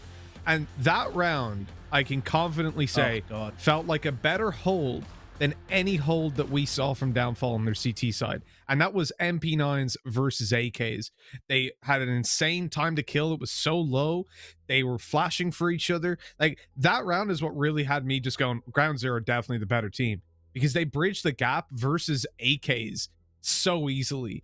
And if you're Downfall and you're finding all these opportunities, like you said, Ground Zero making so many mistakes, and you can't convert those rounds, and you're getting caught off guard by just missing shots, like Lays that was over on Sandbag. Savage misses the shot on him, and Lays ends up getting a 3K because of it. It's all these small little details. Or, I mean, the best example is what's the most frequent thing that we even made a joke about it day one is like Vertigo, the B site doesn't exist, you pretty much just hit A every time, and 3 rounds in a row Downfall couldn't stop just a ramp push. They had no idea what to do once the plan A fell apart, and that's a massive problem. What wasn't a problem for the side of Ground Zero were also their fragging, the fraggers, so to speak, right? Lay's obviously being the top fragger in the server, 25 kills to finish things off, which is very impressive, and I do believe he is also our MVP right there, Jim. 6 opening kills. He did go 6-3 in opening duels, just losing 3 of them out of the 9 he took. 108 ADR. I mean, as a youngster joining this team, trying to kind of like I wouldn't say solidify his place and more like prove why he has been picked. He did a great job, but I just want to point out one thing as well. Maker, even though he just got only 13 kills and died 16 times, he went 5-1 in opening duel. So these 2 players put together, Lay's obviously getting more kills, but just the 2 of them going like 11 opening kills and just losing 4 of those duels. That's very impressive stuff from these 2 youngsters. Yeah, I think you'll find too that Maker's opening duels are won on the CT side too. So his contribution to this team is a very solid CT side player. He's never been in positions where in previous teams he's been that point and click man going forward. I'm very impressed with Lays though. I think he's got some good prospects. They picked up a good, solid young player who Burn can take under his wing. He's a fresh batch of clay that can be molded into the player that Burn wants him to be, because if you're picking up, I guess, older, more developed players, they're already in some habits that you need to train out of as you go through. But Lays is a younger player. He looks to be quite good under the instruction of Bernie UK. Let's just see if that translates onto the next map. Well, the next map is going to be on Nuke, and before we do head to a break before that map, Tom, final thoughts from your side, because this Ground Zero, like coming into this tournament, it was kind of a question mark where like, will they be able to hold their own compared to the top 3 teams? But looking at this performance in Vertigo, especially the latter half, they're looking pretty solid. Like, I see a world where Ground Zero can potentially maybe take down the Chiefs, make Order even sweat quite a bit, right?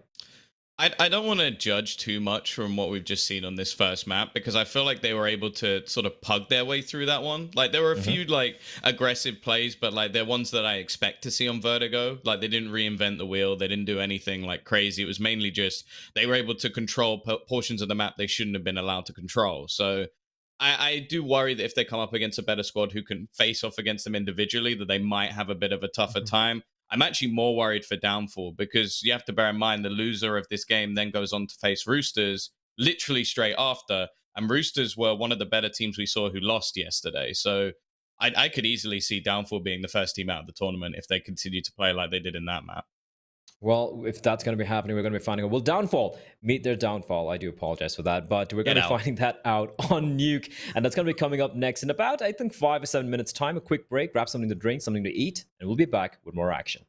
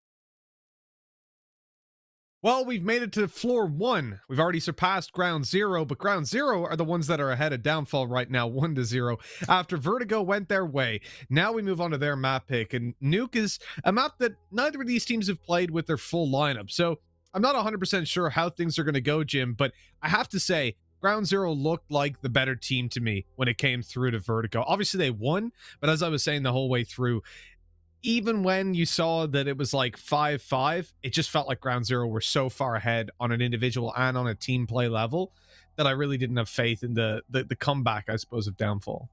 They definitely did have better fundamentals in what we've seen from them. And a newer map like Vertigo as well, that's, you know, in the initial stages of a team's development, you're relying on some good fundamentals before you're relying on some strategy. So with Nuke, I think, both these two teams, it's a map that you have to play if you want to challenge top teams in this region, because it's something that they leave the door open to on a lot of the vetoes and will quite willingly pick, as well as we've seen yesterday. It's pretty much being laid out in front of us that these three maps that we're seeing in this best of three are some of the newer maps that the teams are willing to play each other on. We've seen a lot of Counter-Strike in this region in a short period of time.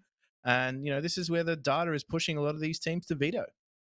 Yeah, it's very odd though, isn't it? Because when we looked at this tournament, we obviously thought that we would see your Mirage, your Dust 2, and instead we've had, 3 plays of Nuke, 2 of Inferno, and 2 of Vertigo, and this will be the fourth Nuke.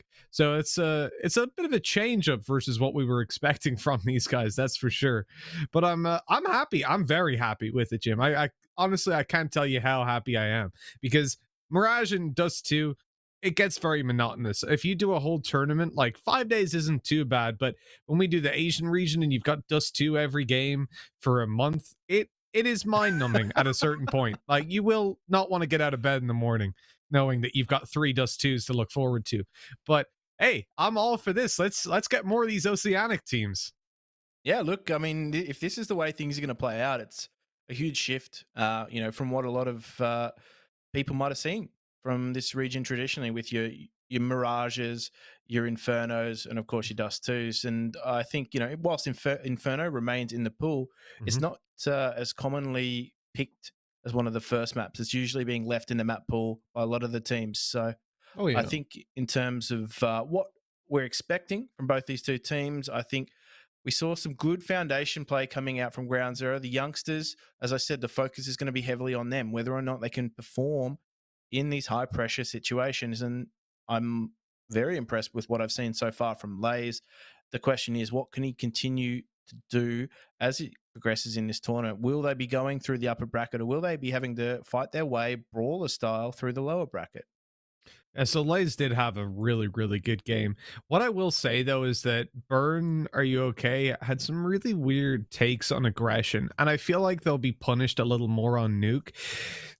Maybe not even by Downfall, but when they move on, I'll echo what Tom said. When you move on to later stage and you're playing against these better teams, like if they win this, they're up against Renegades. That's not a team that you're going to get a whole lot of freedom against. And so you're realistically going to have to be running a much tighter ship by the time you come up against them. And if they play the way they did here, let's take some rounds as an example. Burn, Are You Okay? Got an opening duel on ramp. They sprayed through the smoke. I can't remember who it was, but they found a second on the back of it. I think it might have been Lays that got it. And then Burn pushed the smoke. 5 versus 3, there's no need, and gave the advantage back, or at least gave a chance to Downfall. This pistol round's already live, and they're just shredding each other towards the ramp. Time for Mizzy to run away, but they've got a man advantage now, and Downfall pulling ahead, at least, to start this one off. They've got control of ramp, but they haven't really progressed through. In fact, Downfall have been quite willing to actually give them control here. Bernie Woke has actually forced his way through the top site, so he's going to find Moop. They take total control, as they will be able to get the bomb plant down here now, but 2D just lurking present in those vents, and they have been forced out of top site. This is tough to retake on pistol. That's sharp from Burn. Given a lack of utility, this is going to be a very interesting retake here. Savage, he maintains control of Heaven, and it's all now on 2D to spur out of the vent. He does actually spring to life straight out, but Noob's still with the Julies. What can he craft here? They haven't touched the bomb just yet, so he doesn't need to spare any action. However, he's found the first, and now they're going to play a high-stakes game of Ring Around the Rosie. as he will play that timer, and he does do enough quite comfortably for Ground Zero to take that round. Again, Bernie, you okay? He's getting information. He's pushing and putting himself in positions to then rally the team around him. So this is the kind of IGL that we've seen from him. He's a little bit of a martyr in what he does for the team. He puts himself into positions first, gets the information, and then calls off the back of that. I mean, that probably spurs on from the fact that when we first saw him in this region as a player, he was on that entry frag roll. He was that guy that was getting that info. So it's led on to be the style of IGL, and so far it's worked for them. I'm quite surprised, actually. I don't know why this hit me so much, but the movement there with the dualies made it look like it made it look like Quake almost. It's quite interesting. Oh, look at that down on top of his head, Bernie. You okay? I talk about over aggression, and I think it kind of shows a little bit. The Downfall they're coming through with their own over aggression. This boy, I think he thought he was playing Super Mario there, so jumping on their heads, thinking they were a little mushroom man. Straight for the Goomba. This is dangerous. Doable. So, thing is, Noob is just shy of one hit with a deagle, but if he gets the first, so if he took Lays down with a deagle and then switched to the scout, which I think was probably unlikely anyways, but he could have had one hell of a clutch on that one. But unfortunately, it doesn't go their way. That's 2-0 Ground Zero. And on the T side of Nuke, you know, I really don't want to see them get off to a good start if we're going to have any faith in Downfall being able to really answer back. But the problem is we've seen the same thing now, right? You win the pistol, you win the force buy, and now we go over to the eco. It's reminiscent of like 3 or 4 years ago in Counter-Strike. You remember, it was always the same. You win the pistol, then there's a force buy. There was nobody ecoed second round, but with the current loss bonus, just some teams do. These guys absolutely don't. The meta back then was force buy every round. Eco is for losers. That's essentially the. That's not still the meta? Oh shit. Yeah, look, you know, some of us like to play old metas a lot, but you're right. I think you know, this is a bit of a throwback to days gone by, but they are making their way into this top site. Last round they ran into a top site stat, so it was difficult for them. Moot might have something on offer here, but the P2K makes it work. And they haven't exactly sprung into action just yet, but they are going to spray. Oh, he's making this work somehow. And they do eventually take him down, but not before he does deal with two. So depending on what Ground Zero choose to do here, they're probably not going to overextend themselves too much. So they're just going to watch the weaponry as it is. Mizzy is just biding his time. Look at the HP though. Like Noobsters has got 2 health. Bernie, you okay on 37? Is like Mizzy can get this. Guy dropped though. He's missed the shots. I could have been an AK retrieved. No one was in a position to too quickly trade him out, so I think he possibly could have gotten that AK, depending on if Lays could have gotten sight in him in time, and at least caused extra damage, right? Because with Ground Zero getting off to such a flying start, you want to keep their economy nice and low, and that kill would have went a ways towards doing that. It would have been a nice bonus to take into this round, certainly for that CT side, but didn't hit the shot. That's what it came down to. Just needed to take what was on offer to him here, as we do see Ground Zero just set those progression smokes on the outside. Question is, are they going to send anyone through them? 2D is in information getting position here, but he's flashed out at the right moment. He doesn't see anyone. In fact, he's going to face in that dual Maker. That's fine. Heavy presence actually outside from Downfall, so Maker could do some damage here and gain some valuable position, but he doesn't win that duel against Mizzy, so the numbers slightly in favor of Downfall, and they have control of outside, but Lays is in a very precarious position. He actually opts to back off somewhat, seeing what he can find. He doesn't want to overexpose himself. I think that was the danger with being too heavily invested at ramp. So Ground Zero have just made that shift back towards T-Lobby here, seeing what they can do. And Downfall still have firm control of some key areas of the map. Moop in very important position. I don't think he's going to be of use of them for the moment, but I think they're interested in this top site.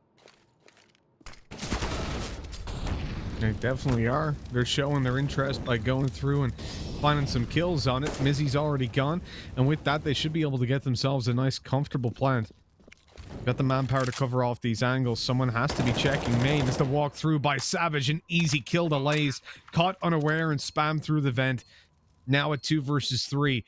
More winnable position for Downfall, but they still have to deal with these players. Lamas was watching the right angle. His move came through. What a shot by Noob. He shut down afterwards, and look, he knows where Lamas was. He's looking for him in the hut, but unfortunately, he's towards main. The first few shots missed, but connecting eventually. And with that, Ground Zero pick up a 4th and push Downfall to another eco. And they can get a little bit more bought up on this one, even a scout if they want, to try and bridge the gap in the range towards outside. But that is a heartbreaking round. Lamas catching so many of these players off guard. In fact, all 3 he got completely unaware.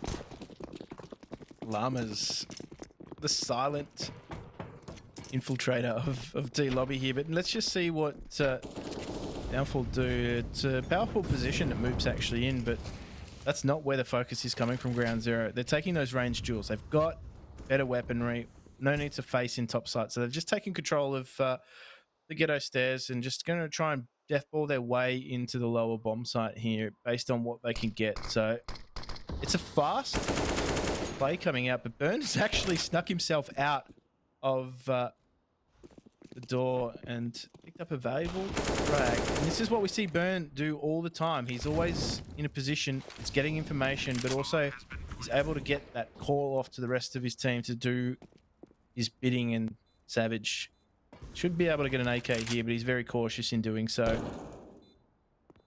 Question is, if they find a frag quite quickly, are they going to be able to get that retake? Mizzy plays a dangerous game, Noobs to losers.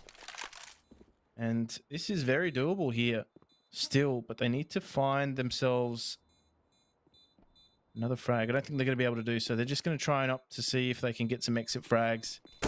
Should be able to secure this here. Mizzy, I don't know if he needed to do that. He could have been able to take some weaponry away into the next round, but they're just going to try and make Ground Zero lose all their weaponry. It's not going to be a huge consequence either, because their money is running quite healthy as a result of being on that T side and, of course, winning the 5 rounds straight that they have. I think Downfall might have been better positioned to actually take that weaponry into the next round. I think I would be on your side there as well. I prefer erring on the side of caution rather than attempting such aggressive plays. Like, when they'd found this kill, that's where I draw the line. You've already killed 3 of them. That's pretty big reinvestment. And I think from that point forward, it serves you better to save those weapons. So where was that from? Up on top? Yeah, it looks like it. Noob's on top of the marshmallow, and he's taking some sweet kills. That's horrible, really heartbreaking. He got there so quickly as well. Excellent movement. You can see it caught 2D off guard, that's for sure. And 5 versus 4 on the back of it. Downfall losing their outside control. They're shifting into position with Mizzy to try and fill up that gap, but it means now they've got no support on the A side. If a push comes through, they need to win these opening duels, and Moop is in a very aggressive spot considering that little factoid. He's even pushing forward. That is crazy aggressive. Mizzy's being caught on outside by the op as well, and it seems like Downfall thought the best defense was a good offense, but unfortunately their offense wasn't good. Yeah, they're just lacking the timed coordination on some of those pushes. Of course, opening frag to Noobster, that was a result of just getting himself in good position early on, but the CT side, they weren't really coordinated with their pushes. I didn't really see too much happening. It's, you know, if you're going to take control of team mid or something of the like, you need to have a push-pull effect. You need to at least be trying to put pressure on other areas of the map whilst also trying to capitalize on the flank, or alternatively just pushing in with some coordinated flashes. I didn't see any of that. Now they're in a position where they're just going to have to try and save. The bomb plant hasn't come in just yet, but Ground Zero are not taking any chances. They're just going to roll on into this lower site, put that bomb plant down, and extend the round by about 20 seconds at least. So let's just see what Downfall can get away with. Yes, they can actually save the weaponry. I don't see Ground Zero immediately going for the push here, though I think it probably is in their best interests to have at least 2 players try and push their way through, see what they can get on offer here, see if they can take the guns out of the hands of Downfall. But I don't think they're going to get there in time at all, Mitch. That was a well-played round, actually, from Ground Zero, because all they had to do was be patient. Downfall handed them each and every one of those frags. And we actually saw that over on Vertigo as well, the patience of the T side in a couple of rounds where they would lose the opening duel that as few times as that happened, and then they would answer back by just holding, and Downfall consistently gave them the opportunities. What was most confusing to me there was the fact that Moop decided to push T main at the same time that Mizzy decided to push outside, both shift walking. And the idea there, normally when you go for, like, let's say an outside push, if you're pushing outside, presumably there's some presence on ramp or some presence in main that you think that they've left that gap unchecked, right? But if you push both of those angles at once, shift walking through, odds are one of you is going to run into an enemy. Both of them did. Those enemies were holding because they weren't pushing anywhere, so obviously they're holding. Oops, able to open this one up, but yeah, it's only the one. Now they're on range and they're just getting shut down. They have rifles. They have a full buy. But it always seems like, okay, well, they've brought it back to a 3v3 with Maker low HP, so it's definitely doable. But I feel like Ground Zero so consistently pull these rounds back. Certainly have. Now, they've locked Savage out of position for the moment. Back to this 3 versus 3, and time is ticking away here. The Downfall Savage. He's just going to be the first one to try and spur them into action, but I think they've made a call. Just to err on the side of caution here. Makers leveled the last two CTs that have tried to enter his top site unauthorized. And Licky, all he can do is lick his wounds as he holds that AWP Ground Zero. They are on a tear right now on this T side. And the money situation for Downfall is either going to see them try and force into this. I don't think they're all going to have optimal weaponry, but at least they're going to try and make something happen here. They're at this stage of their CT half where they need to start trying to make things happen. But on the end of that is a dangerous game that you play. So they've actually opted for the AWP. It's Mizzy that unfortunately has to go with the UMP. But Ground Zero, they're making a good case for their T side here. They're rolling on with the momentum we saw on that Vertigo map, where they really just started to put the nails into the coffin of Downfall, and I think they're continuing it now on their T side of Nuke. Why has Mizzy got the UMP and not Moop? Moop plays close on Hut, and Mizzy plays outside support. That doesn't make a lot of sense. And obviously now he's moving in, but for the first 30 seconds of this round, he's been outside with a UMP. Not the best of weapons for that position. He gets a nice close range duel, but unfortunately it's an execution. And the second player is going to run right on into him as well. The looks of things. Burn, are you okay? Taken down though, so it's all good. 2D hits the shot. I think that was vertically through the vent. As Noob backs off and looks for a victim, he's not being presented any opportunities. Now, we talked about this, the slow T side. This is where GZ just hit the brakes and wait for an opportunity, but this time they've got Maker in a prime position to catch a flank. He's coming up through the vents. No one's spotting him. If he checks his left as he comes out, it could be a free kill. Noob actually shuts him down first. Spotted out from heaven. Look at the HP. Noob is literally on 3 health. No way he wins that. And finally, a first round for Downfall comes through. Great work by the CT side to pull back those duels. But it is just concerning because we saw on Vertigo as well, B site, they were holding with an MP9. It was like the one SMG they had was the solo B players. It feels like they're not allocating their weapons very well. Yeah, it feels as though, yeah, you're right. They're just not putting the right pieces in the right place. And yeah, it was a round win for Downfall, but they're still in danger. They lost 3 members in that round, and you can see their economy was only teetering on the side of decent enough to buy into that round. So this is a very important round here, because despite all that hard work in the previous round, it can be undone here by just pushing that CT economy here. 2D coordinated push onto Llamas. And this is what we're liking to see from Downfall. They did it with support this time. You can see he had a teammate in tow. And that's just put Ground Zero on the back foot momentarily.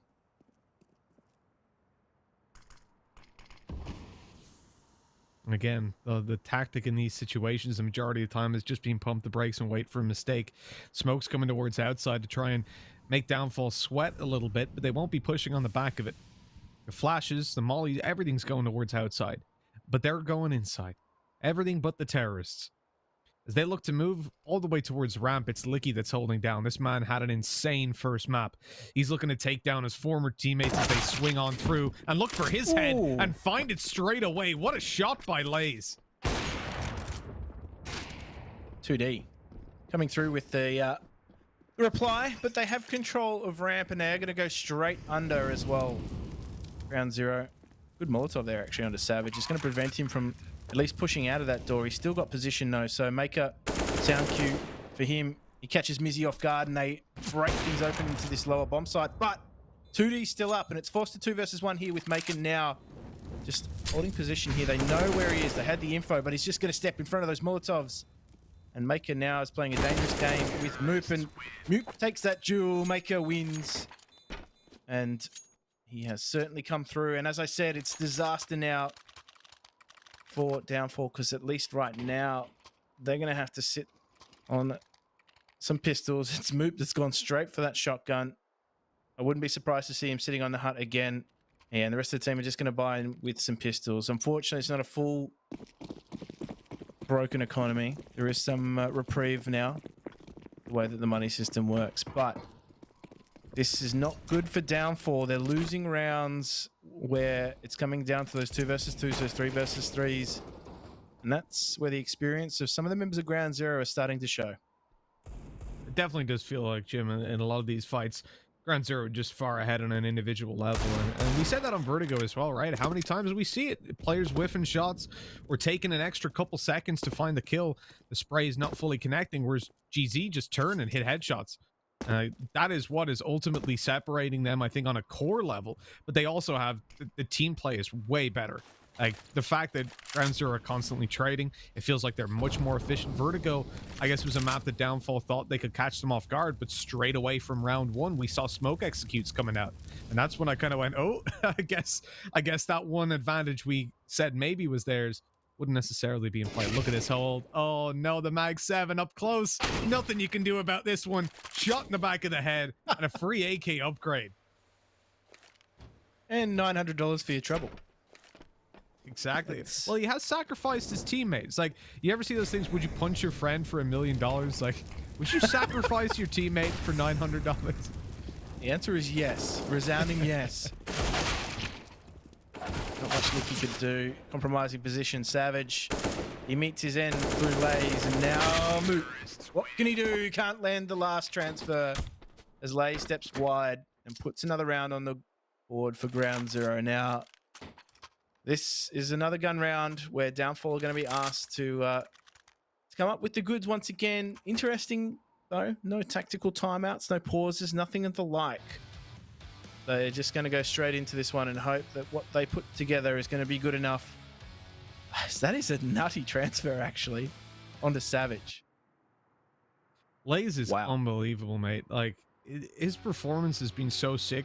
I think back to like that one round where I know there's been a couple of times actually. Oh my god, there's been a couple of times where this guy's gotten shot at, and his reactions are so quick that if you do not headshot him with the M4 and then get the spray after, if you're body shotting him to death, he will flick and headshot you so quickly you won't even know what time of day it is. And hey, we actually talked about this, Jim. Look, tactical pause. Oh, they called one. Hey, there we go. They needed it. I think that's important to reiterate, is that they needed it. They needed you found that the line breather. in the sand. When you're 9-1 down, that's when a tactical pause is like, oh, these things exist. Yeah, it's like, guys, do we back ourselves in enough on T side to make it difficult from here on in? Or do we try and win some rounds? And I think they've just opted for the faster approach here, Ground Zero. They're going to bust onto this top side. The UMP makes a return for some reason. Lamas, I don't think he was expecting. There's no reason. He had money to go for that. Oh, they make it work. It's strange to me to see a UMP in 2020 on entry. It might have worked in 2016, but it was good for a few frags. That's about it. But Ground Zero, looks like the gravy train has come to an abrupt halt. It's been derailed. T-side economy, as a result of no plant on that round, does not enable them to buy into this next. So this is a chance now for Downfall. It was an important round for them. They took that tactical timeout. They took that breather. And all Ground Zero did was rush on the back of it. the opening. It's almost more found. Would have been a complete shutdown. GZ did still lose 2 players, and with the pistols in hand, it's not the worst, obviously, but there goes the one rifle, the Galil that they had remaining. It's now up on top of the roof. It's irretrievable, at least for Maker it is, for now. And with that, I mean, this is quite convincingly going to be a 3rd round, you'd imagine, for Downfall. It is so desperately needed, and thankfully they called that tac pause. Or I'm not sure. I didn't actually see who called it. Or, did you catch it? If it was Downfall or GZ? It needed to be Downfall, but I didn't catch it either. But yeah, I would assume. That being said, though, the rush off the back of the tac pause when you're on the T side, that's going to essentially burn you okay. That's his kind of call. If the other team calls attack pause, chances are they're trying to settle things down. And what's the best way to disrupt settling down? That is just rushing on the back of attack pause. Yeah, exactly. Especially if they call that attack and realize, okay, they're not going to have that much money now. So, you know, decent chance they eco this one. You just come out with UMPs swing into sight. You're like, oh, okay, cool. That's not what we expected. Dear me, ground 0. They're just going to try for a very, very simple Glock rush here. They're going to walk into, looks to be a trap here. Licky's in the perfect position. 2D will take the aggression. And this is time to bank that dank bank. And there he goes. Licky finds 3. In for that 4th. Trying to justify the investment into the MP9. Noobs is not keen to give it to him, but in the end, he runs into Savage, who had the XM, and he's put to a grim end. This is going to be now ground 0. I would expect them to buy into this. They got plenty of money, and oh, let's just see that head-to-head. Okay, I think that's on the back of quite a few saves coming out from Downfall. Yeah, definitely. To be honest, definitely interesting strat. Yeah, I'm surprised Downfall don't upgrade here. You're coming into the second last round.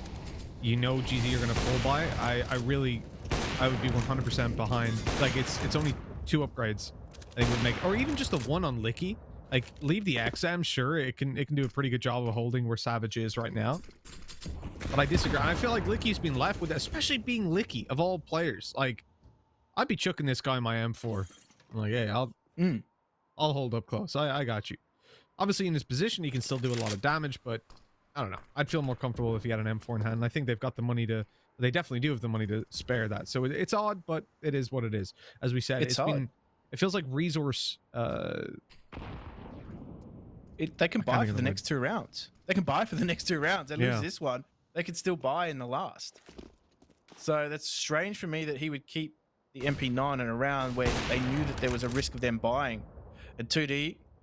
He makes good in that first pick. Important for Downfall to just maintain the numbers now. That smoke clears, and he's just trying to find something. Can't quite find the transfer onto Lays. Lays has just proven himself to be a laser beam. Lays taking his picks here, and now he finds the tip. And I thought for a second there was a collateral. The timing didn't lead me to believe otherwise. But now Llamas, what can they salvage out of this? 2D's been put under pressure. He's got a teammate support, but he's going to be left to hang out to dry. Licky with that MP9 will find the frag. It's not going to be huge consequences. As I said, they've got money to buy into the next round, but it's left Noobster in a 1 versus 3 situation. He does have the bomb, but he's going to meet some resistance here. I don't know if he's going to have much more time. That grenade, you know, take out his sound, and Mizzy gets busy with the M4. Very important plant, though, for the money over on ground 0. They really needed that to be able to buy up into this one. Yeah, look at the cash for Downfall. Definitely could have invested that previous. Very, very odd. Resource allocation. I don't know why allocation took me so long to think of, but that's what I was going with. It just seems like very odd allocation of the resources because they're consistently coming through with like a player having an SMG. Like, look at that time to kill, right? If he's not covering his teammate and he hits that kind of shot, he's dead. And that's Licky out of the round. That's not at all what you want.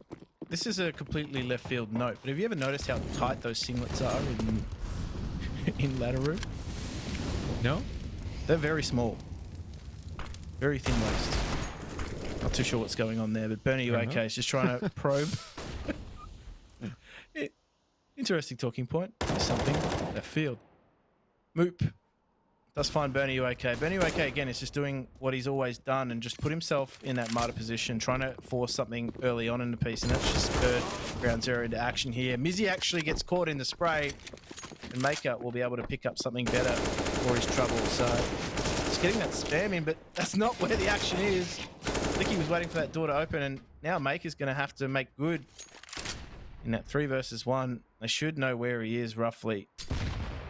But you can see very keen on making sure he has no entrance into this round. Downfall finds some very important rounds, some momentum at the end of that half. The last 5 go their way, but is it going to be enough? Have they done enough on their CT side?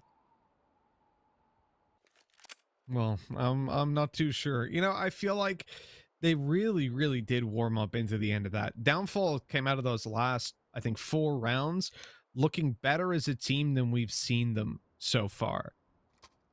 But at the same time, they have given away so much to the T side of Ground Zero. It feels like they woke up a little bit too late, and coming back into this will definitely be difficult, but not impossible.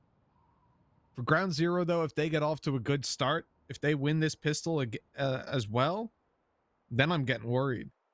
I'm presuming this is a technical pause. I didn't see anything pop up for tactical. Yeah, I would presume the same as well, but I mean, in terms of you know, a chance for the team to talk through, this is what Downfall need. They needed a little bit of a breather to you know, just talk it out. They've had some good momentum. They've got some positives to take into this second half. So, in terms of what they offer now on the pistol round, I haven't seen anything bought from either of these 2 teams on the T side. It's the most important side to look to see what they're going to be able to do. I mean, from Ground Zero's perspective, Bernie Wake has gone to CZ. That's an interesting combo for me, particularly with the grenade as well, because the draw time in the CZ doesn't lead me to believe he's going to be playing in a close position, at least in the initial stages. Yeah, we could be looking at like an outside nade straight away. Yeah, potentially straight through into to Squeaky. That makes sense. Or even just hold it for a retake as well. There's always that potential. You don't see the CZ bought up in pistol rounds all too often, so I'm curious. Just keep an eye on where he goes. Yeah, particularly when the Julie's on offer, but I think he wanted that grenade as well. So look to see what Ground Zero do. In comes the ramp push. Okay. She made straight ahead of themselves. That smoke works to conceal them as they come around the corner. Burn is shredding with the CZ, and a firing squad coming through. Maker on the flank, straight through the squeaky door, and Lamas as well catches them in the back. That was a crunch on lobby, and boy, was it crunchy.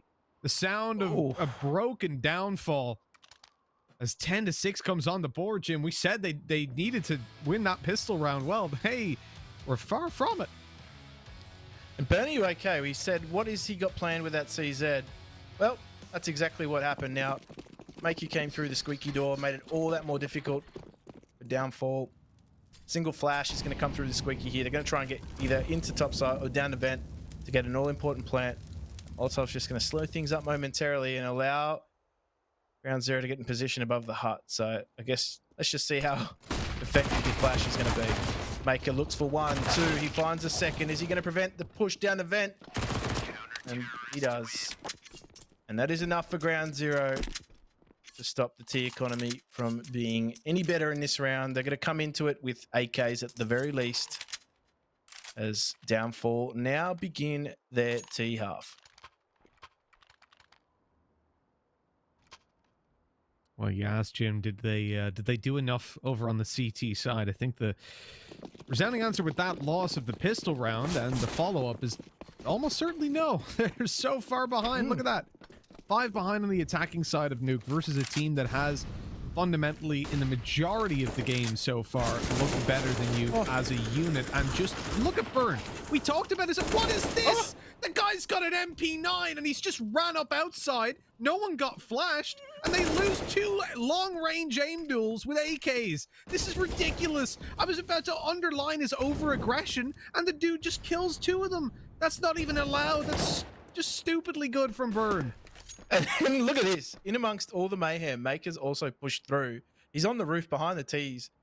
they're outside. They've got to now watch their backs. They've got to watch their flank. Yeah, Noobster was cordoned off and dealt with, but that was the opening that Maker needed, and he threw a few haymakers, and now he's got position over the back of Downfall. They know where the last is, and it's a long-range God. MP9 from Lays. They're not even playing Counter-Strike at this point, Jim. Like, that's just insane. What is that? Like, dude's just running up outside with an MP9. Like, no worries. I'm just going to kill them all. Look at the guys weren't even flashed. He double sprayed them down, for God's sake. That's just stupid. Look how aggressive they got as well. And everything's working out for them. Like, imagine this from Downfall's perspective. You lose the pistol round because they just come running at you like lunatics. And then the second, obviously, you're going to lose. You come in, you buy, you're like, all right, boys, this is where... He's just mollied and ran through it. What is this? And look at Burns coming up behind them. What's that? Burn. Okay, they caught him. They killed him because he's against pistols. But this guy literally only has a W key on his keyboard. He's just he threw a Molotov on ramp and just ran through it against an eco. What is going on in this guy's head? And why is it working most of the time? There's no respect. That's what it is. Absolutely no respect shown towards his opposition, who have quite clearly, you know, in terms of team fundamentals, they don't have them yet. They're a newer squad. So for them to be in this competition, it's going to be tough for them. Mizzy makes work difficult here for Noobster. It's certainly winnable. The Downfall, and there we go.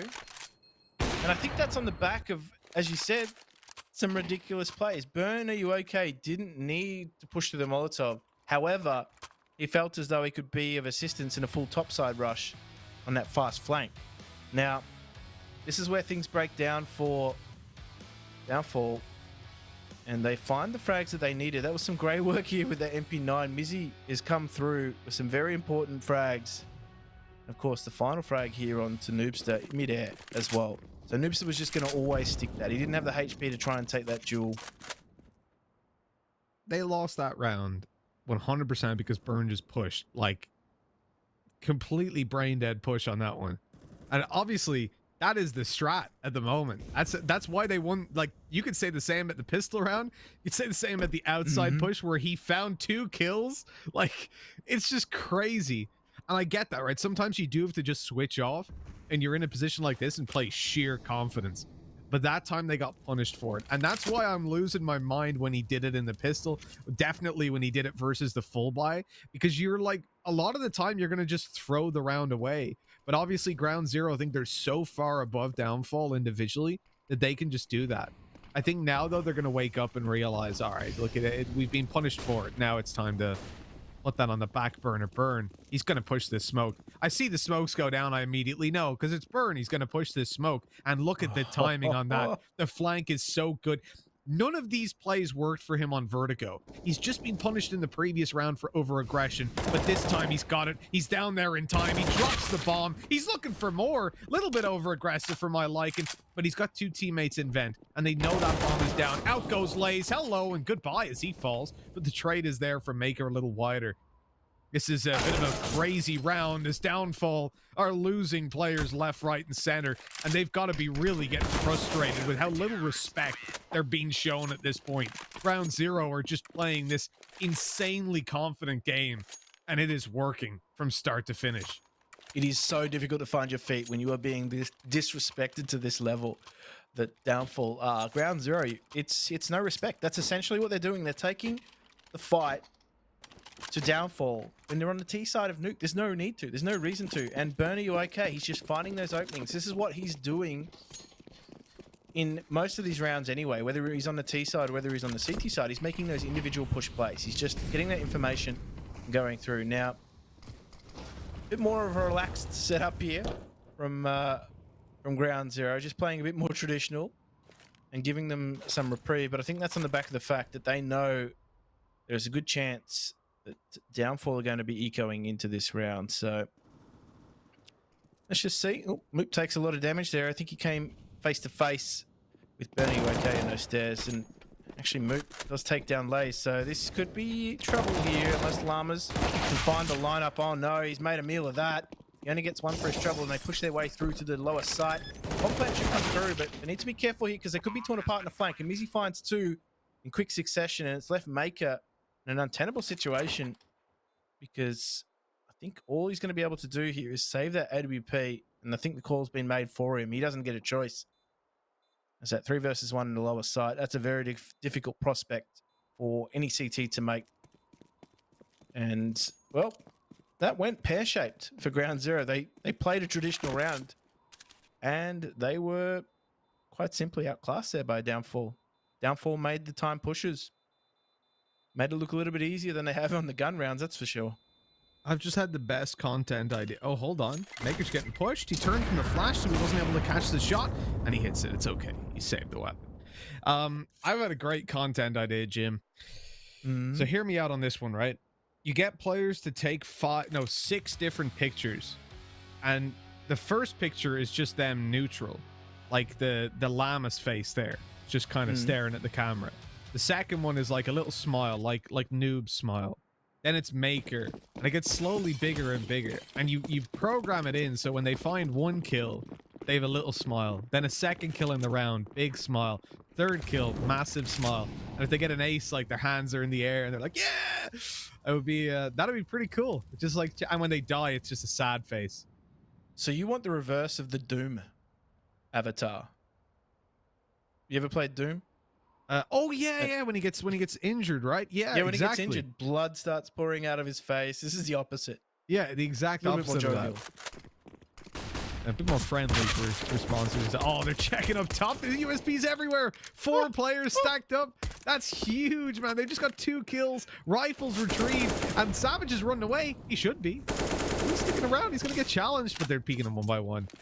Bit of a mistake. Oh, they've just fed him. Sneaky boy.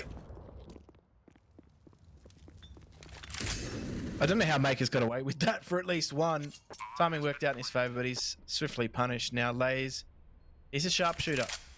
He does have the AK in hand, so this is doable. And I think he's just being given instruction to try and go for this. They're going to buy on the next round anyway. And they know that the T economy isn't fantastic. So if he can do some damage here, take another weapon out of the economy of the T side, he might just be able to do so. In fact, no, he's just going to get out with that AWP. I think that's a smarter choice, to be honest. Because the CT economy is good, but it's not good enough to buy an AWP in the next round, at least without foregoing some important utility and armor. That is for sure. Now, does manage to hold on to it, at least for the moment. Needs to be careful of that flank. And Ground Zero. Nope. In comes the CT side buy now. Or is it? Are they just going to play a light buy off the back of that AWP? Okay, they're going for the longer game here. I think that's not a bad call.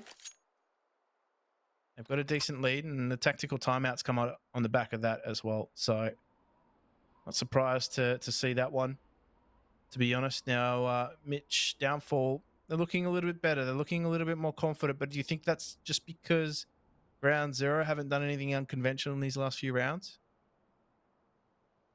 I mean, honestly, this has been so wild at the moment. I don't even know what a normal round is for Ground Zero at this point. I don't know what Counter-Strike is anymore.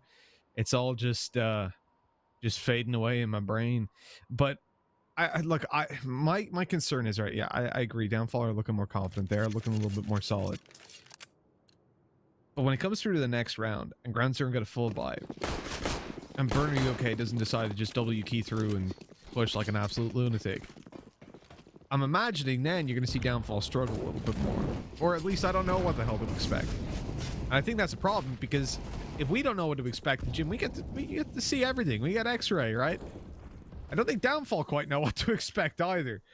And that can be a real problem for them in future buy rounds, because like you have to hold defaults. You have to wait a lot of time. You can't really play a comfortable setup for you, because you just don't know what's going to be waiting around that corner or what's going to be coming around the corner. They're winning these duels for now, though. It's only up against Deagles. And really, Noob is the only player that matters. He's got the AWP. And it doesn't look like he'll get an opportunity to use it, as they've gone down towards the B side. So, most likely, he'll save that weapon.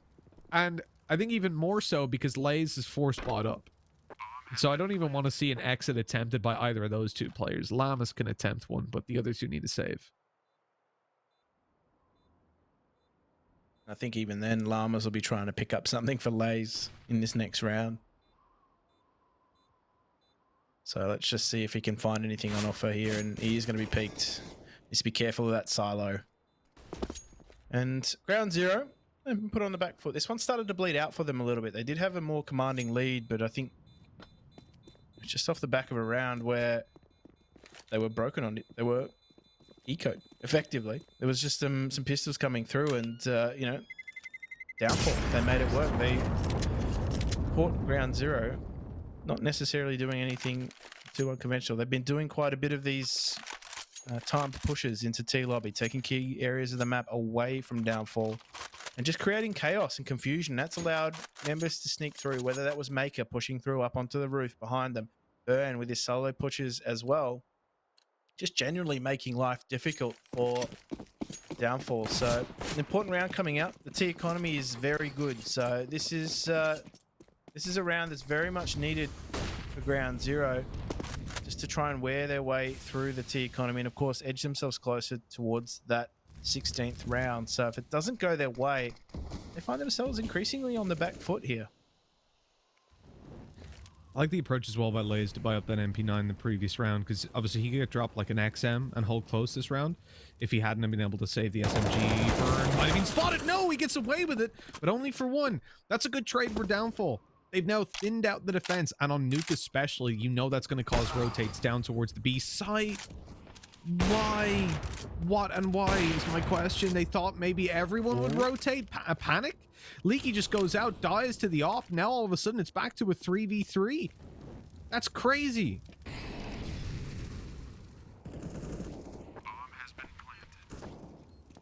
They get that plant too, so that is now a retake that's going to be forced out of ground zero. The flash comes through from Maker. Nothing on offer. Just Savage in that hut, trying to make sure that the 2 versus 2 doesn't ensue. Now, this is a bit of a standoff here at the moment. Noobster makes that first move. He is flattened by Mizzy, and it's left Maker in a 1 versus 2. And you can see the readjustment coming through from downfall. That has made Maker just think about where he has to go. Now he just baits Mizzy into that duel, and all Savage has to do is play the time. I'm sure that's what the instruction was from his teammates. He will try and take him out as he gets away with the save. And Maker, I thought for a moment there he might have gotten away with nothing out of that round. And downfall take an important round in terms of bringing back the economy. The only player that has anything to play with really is Noobster. And that's in the back of him obviously taking that AWP in a previous round. It's a good answer back by downfall. Now they're 13 to 11. Now they're showing us that they've at least got that capability. But there are those little cracks. The push out from Leaky, it really didn't seem necessary. No flashes, like nothing used up to try and push players off the angle. I think that they presumed on the back of that outside kill and 3 players being spotted, that outside of the one that was killed, that they would fully rotate.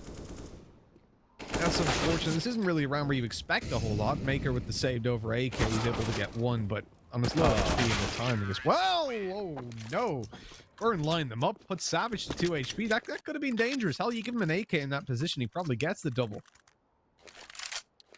The timing didn't work out for Maker as well. I think that's the most important part. Just changing his angle at the very last millisecond, and that cost him. So downfall are now within striking distance. And I think Ground Zero have done a great job of getting their economy nice and healthy to be able to buy in the next couple of rounds, because their loss bonus is at, it is the maximum. So they're going to be able to try and get themselves as much out of the next couple of rounds as possible. So good economy management there from Ground Zero. A lot of teams in lesser positions might find themselves forcing into rounds that necessarily were unnecessary. Should I correct myself there? But downfall, riding high on confidence. We saw it at the end of that first half. They're a team that can string rounds together if they get going. And this is exactly what they've been able to do on the T side. They've been able to just put rounds together. They're a young side in these sorts of competitions. The only thing missing, aside from a bit of experience, is the confidence that comes with being experienced.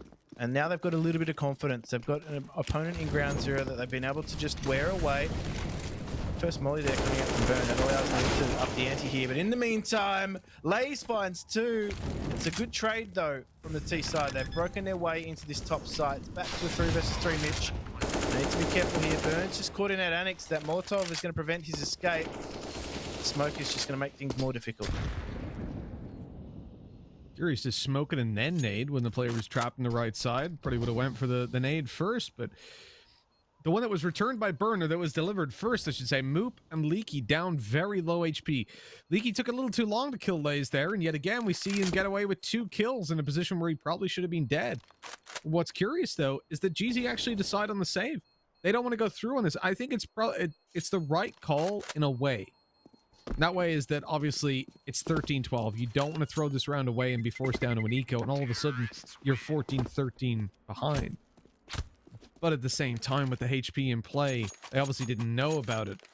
But it could have been theirs. It could have been their round. Now they've got to compete at 13-13, tied up with a team that didn't pick this map, that were behind at 12-6 at one point, and have built up so much momentum on this T side. You know, I'm always slow to believe in a team's comeback, but the last 2 buy rounds have looked pretty good. Certainly got ground zero on the back foot. They've knocked the wind out of their sails, per se. At least in terms of those over-aggressive pushes. I think downfall, they've made the opponents respect them.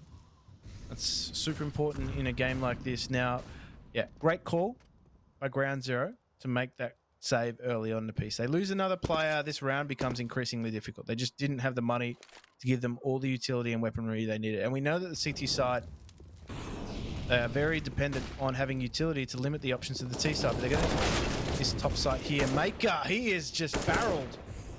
And that is Savage, the youngster, dapping his way into the top site. And now there's no option here for ground zero but to save again.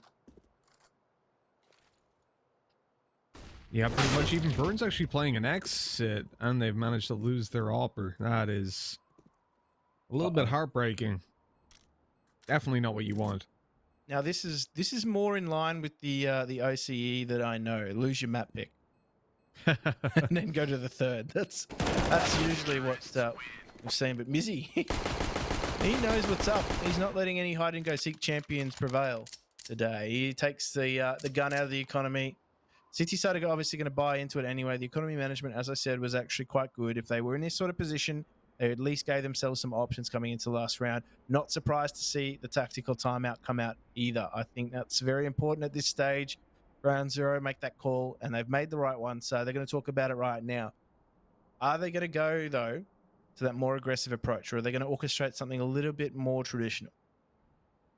Well, I imagine straight away we're going to see something like Lamas on a weaker weapon and holding up close. He won't really have the depth to go through for more aggressive plays on the back of that.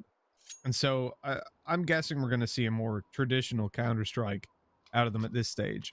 Burn can buy up an op and give it over to his teammates. So we're good. We got a nice, well-rounded buy. Lamas actually got dropped to FAMAS, so it's not really that bad at all, actually. I thought maybe we'd see like an XM for extra utility. This is an important round. If they lose this, the game is pretty much gone, and they will have to go to a third map. We'd have Inferno coming up momentarily. They're expecting something faster here, though. Look at the Molotovs on ground zero. They've pretty much coated the squeaky door and ramps in... Well, sorry, just the squeaky door for the moment. In fire. And look at downfall. They haven't really dropped the smokes outside. They've just got that closer smoke here to try and close things off a little bit, but they're going to try and go for it once again. They're not expecting ground zero to have that AWP. I think it's safe to say they're going to force those duels into... Oh, I think they've actually hesitated a little bit too much for my liking. They haven't... Yeah, they've only just got themselves into to ghetto. But that was a dangerous cross. They didn't have any smokes outside to block vision. And Savage, the young man on point, they've got themselves up close and personal with ground zero here in these duels. Now Burns under a bit of pressure. That is a great flash. Enables Savage to get the kill that he needs, and that just might start to open things up for downfall here and push themselves towards match point. But Lamas has arrived on scene. Now he needs to be careful. He's been spotted out, and this is very, very tough now for the CT side. Very difficult to convert 3 versus 5s on CT. Yeah, they obviously opened this round up by looking for ramp control with the op, who's in position and able to shut down one. Now worried about a flank, though, gives the opening for Savage to continue pushing through and gain that control down on the ramp itself. They're going to plant on the B site. And the position of Savage hasn't been spotted yet. He almost catches out that op. They realize now it's B. They know there's one B site, one ramp, and one unknown. And saving is probably, again, the most likely play for the CT side. And yeah, look, they're already going towards the T spawn.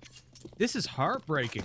I mean, if you're ground zero and you were 12-6 up at one stage, and I'm just double checking, yeah, 12-6, and you end up in this spot where Downfall are all the way back in the game, you've got to be kicking yourself. And the CT side as well.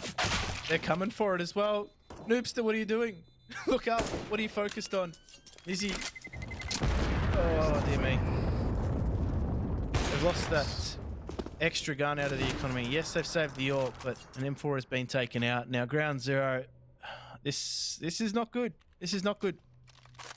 Because they've gone from playing super confident. They've disrupted Downfall at every opportunity.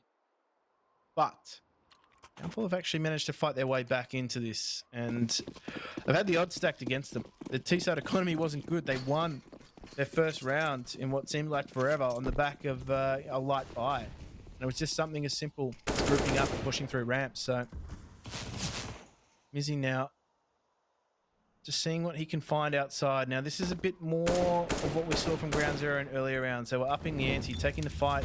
Noobs are in a very forward position. At Molotov's just going to force him to creep forward. He's not too sure where that landed, and that actually might land him in some hot water if Mizzy plays that patient game. So they've done a good enough job to sell their attention towards the outside, but it's going to be Llamas here now who's going to have to be called into action, looking to find the heads and the scalps of one you can only get in this moment, and they find their way into this lower bomb site. There is still resistance to be found though. Maker, he is not able to find a second, though he does a lot of damage. And again, they just keep popping up. Ground Zero in the wrong position. He couldn't find much there, the youngster.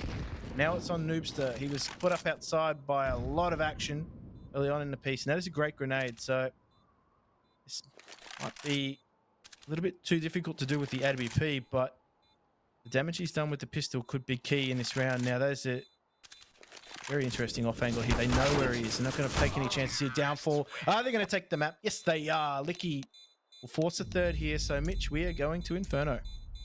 Going all the way in this series. Really impressive work by Downfall to come back into that. Those last 3 rounds, they perfectly avoided the AWP. Every single time. There was no space given towards their opponents to find those opening picks. And I got to give them credit because I didn't rate them at all coming into that second half even, never mind the map. The Ground Zero, they've fallen apart. How are they going to do an Inferno? Well, hopefully we'll get some insight from the beautiful boys, Blair and Tom. Let's bring them in and see what they thought of that game. Guys, what did you make of Nuke? Blair's face says it all. Yeah. 12-6, like you said, Jim. 12-6, 13-7. 9-1. It was 9-1. 9-1. 9-1. All right. Then 9-6. Fair. Still a good T side. It's your map pick CD side. 13-7, and you lose 9 in a row. And I gotta say, I mean, credit to Downfall for bringing it back, but my God, they could have closed it out so early. Could Ground Zero have, except for this unnecessary aggression, right? Like at one point, like, Born, are you okay? Like, are you okay? Like, what are you doing? Some of these rounds where, yeah, you might win a couple of those aggressive rounds. That one particular one where he gets the MP9 and wins a duel towards outer, that comes to mind. But you got to temper that aggression. You just can't keep holding W. Like, you're not Art. Your team's not Furia. It doesn't work that way all the time. And I feel like they got punished for it, rightfully so. That one round with the USPs, they catch 2 members of Downfall off guard. They get the kills. What do they do after that in 5v3? Instead of regrouping and trying to work around, you know, kind of like have a pack mentality because you don't have the armor, you got a couple of guns, try to work with that. But no, they peek in one by one. These are just fundamental mistakes, man, and you can't afford to have that. Certainly echo Yeah. that sentiment. And It's silence. not- Yeah, no, look, I think that's just the penny dropping, to be honest. And the fact that Ground Zero just let a lot of these rounds slip by the wayside for over aggression. They were punished in almost every instance. That I think that's credit though to Downfall to hold their composure. A young side, as we said, Savage. He's the youngest in the server at the moment, and he was able to claw his way back in. And it was a battle of the youngsters. Lay's obviously put up some numbers as well. Maker and one of the newer additions to Ground Zero, but it was seemingly all in vain. It was all on that T side as well. So, Mitch and I witnessed it firsthand. It seemed like capitulation from Ground Zero's side. Seemed like And bad CT sides, to be honest. Tom, I just wanted to throw this one in your direction, right? You're talking about a team like Ground Zero. Even they're a young team, but you have someone like Burn. And I think you can kind of start seeing them feeling a little nervous, right? There's one point when the comeback was happening, and suddenly they're like, okay, it's kind of like the ball dropped off, and they're just playing very, very safe, very static, just saving every single time. And something changed at one point. Like, what do you think happened there on that CD side for Ground Zero? Well, I kind of want to touch on the point you made about like saving all the time. The bomb went down 11 times in that match. There was one retake. One successful retake. Like, there was so many saves, the bomb went off so many times. Like, you look towards the end, like that streak of rounds, the bomb went off 6 times without any attempts, even in 3v3s. And like, I understand the idea of like keeping your economy strong, but it gets to a point where you're almost just saving for the sake of saving. And I feel like that got in the heads of their own mentality of just going like, okay, we got 30 seconds, it's a 3v3, let's save. It's like, why are you not attempting to do anything in these sort of rounds? And for a team that was so aggressive in the early stages of the rounds, when it came down to retakes, there was absolutely nothing. It was almost just depressing. It like an animal that was just giving up on life and it just crawled into the corner to die. That's what it was almost every single round. And I don't know what happened. It did seem like a mentality change. It seemed like, although, as you said, like it was Burn who was like sort of being overly aggressive, at least he seemed to be being proactive. Like it was almost like a good and bad, because it was like, at least he was trying something. Obviously too much. Like, he was trying too much. Almost like when you see like things go wrong for some other teams that have very aggressive players, where you're just like, you're trying to put the world on your back to try and maybe help out some of the young players. Go, look, I got you that one round. But it was evident that he was not going to be the man to do that. And I think they needed to try and set up some of those younger, talented players to give them a chance to actually do something, rather than being like, okay, now we're in a 4v5, now I have to do something. That's not a good way to play your defense. Speaking of like that analogy you brought up with an animal just limping along, there was one animal who was doing a lot of the mauling on the side of Downfall. we got to talk a little bit about how they played as well. And the MVP is going to be Licky. No surprises there. But then again, he was ably supported by a lot of his teammates, right? You have Savage in 22 kills, Moop in 21, Mizzy in 21, even 2D with his magnificent hair getting 18 kills. It was a team effort in that particular comeback. But yeah, Licky, Jim, I think he did stand out a little bit ahead of the rest of his team. Well, I think he's a man on a mission as well, and I think these last 2 maps have certainly showed that. He's a former member of Ground Zero's roster, and a young addition, probably not given the full opportunity that he would have wanted in that roster. So unfortunately for him, he exited it early, and now he's got a chance to make amends for it, find some redemption. It always seems to be the player that has dropped from a roster that finds their redemption, finds their vengeance somehow, and I think at least from his perspective, he's finding some peace of mind bragging out against his former teammates. Vengeance is sometimes real sweet, gentlemen, but we're going to be cutting to a very quick break, and we'll be back with what should be a hell of a decider. It is going to be an inferno where we're going to be seeing which team's going to go on in the upper bracket and which team's going to be heading down to face off against Rooster in the next matchup, and that's coming up after this quick message.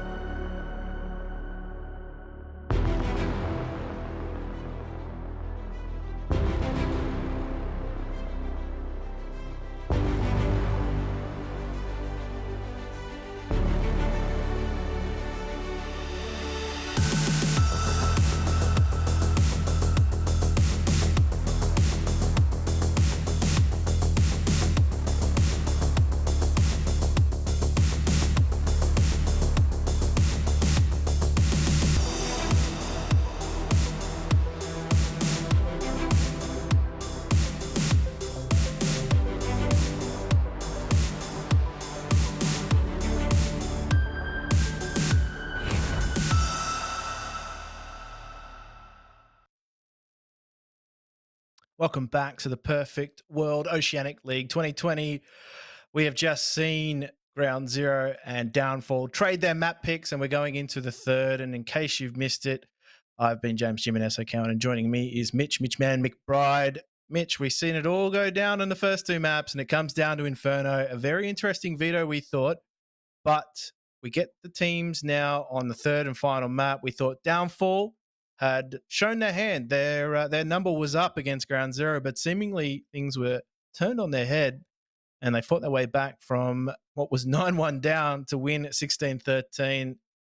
And that is not something we predicted earlier. No, it's sorry, I was ground zeroing for a second. Yeah, coming onto this final map is definitely going to be one hell of a demotivator for Ground Zero, because they had it, man. Like Tom said, they were 9-1 up. They were 12-6 as well. Like, they got off to a great start in the second half. They won both pistols, right? Like, everything went their way, and then they just threw it away. Like, that was it. They didn't look like the same team that we'd seen, not just in the first half, but also on the previous map as well. So I don't know what happened there. Well, I have an idea. I feel like Burn came in. Let's smash these guys, play super aggressive, to bounce back from the streak of rounds they'd lost. Because they lost 5 rounds in a row T side, right? So pistol round, very aggressive, smashes them out. Then you anti-eco, clean. Third round, they go through again, super aggressive. Burn pushes up at the SMG, shuts them down. Now, it's like a line in the sand. You gotta draw a line and kind of go, we've played aggressive, okay, we've done it. Now let's tuck back. Let's stop that. And they didn't. They just kept going, pushing around, giving them an eco round because an SMG got picked up in a 4K on the back of it. Playing up against, when they had the pistols, retrieving rifles, 5v3, peek them one at a time and give them man advantage back. Like, it was just these really silly mistakes, really basic Counter-Strike. And I get it, right? Like I was saying in the game, sometimes you got to play like that. You got to play loose, play aggressive, play as if you are the better team. But there's a certain point where your opponents garner your respect. And that point came way too late for Ground Zero. They left it way too late into the half to actually start playing Counter-Strike properly. Oh, it was it was an interesting affair, that's for sure. I think, yeah, you're right. They ran out of rounds in the end there, and it's one of those things where you're just so far committed to the game style that when you start to take it round by round, you find that you've only got 3 or 4 rounds to play with, particularly on that CT side, because let's be real, the economy management played a large part in it. They were saving half the time. There are a lot of rounds there in the end where the weaponry that they were taking in, yeah, they were doing a good job of managing the economy, but they weren't doing a good job of winning the rounds. And it's one thing to have money to buy into the next round, but ultimately your goal is to win rounds, and they weren't doing that. So it was just a case of Downfall making their opposition respect them. They were making Ground Zero respect them to a degree. They were ready for some of those pushes that they were trying earlier on. And I think when it was highlighted earlier that maybe Bernie Uoke was doing too much, I think he needed to also coordinate his teammates a little bit more in some of those rounds, because it didn't seem as though there was a whole lot happening. He was trying individually things, and when they were playing at their best, something else was happening on the other end of the map. There was, Maker pushing through into T lobby, getting up on that roof. There wasn't too much happening when the individual plays were coming through to complement that. I think on a map like Inferno, we're going to need to see more like that. But on a map like Nuke, it just didn't work out in their favor. So we do see them now go on to what will be the final map between these two teams. And one of these teams is a very difficult prospect once they get through this, but of course they need to get past their opposition and not make sure they're in the lower bracket here. Noobs is going to be called into action as Licky finds his way in, and Moot has just roped him off, sucker punched him, had no idea what was going on. And they do trade, but look at the CT side health here. Mitch Lays is not in very good shape whatsoever, despite the fact it's a 3v3. The shot spraying away from Maker. He's not going to be able to catch the player off in pit. And look at Downfall just tucked away, waiting. They've got the crossfire set up. And eventually Savage follows up with that final kill. 1-0 they go, winning out the pistol round. And again, just beating back the mentality. You gotta remember, every round that they lose on this map is just a reminder to Ground Zero that they should have closed out the previous. And they may drop down to the lower bracket. Now look, realistically, if we talk just entirely factual and statistical, both these teams are going the lower bracket. Like, you're playing versus Renegades next. that is one hell of a hard game. And considering the cracks that we've seen from both of these teams, I don't see either of them matching up to Renegades. I don't see most teams in this tournament matching up to Renegades, obviously, as they are just by far the best team in the region. And when it comes through to the lower bracket, though, whoever loses this plays against Rooster. And that's not a good position to be in, because from what we've seen of Rooster, they are damn solid. And remember, the difference between, basically, if you win this game, you are guaranteed $4,500. If you lose this game, you could be going out with $2,500.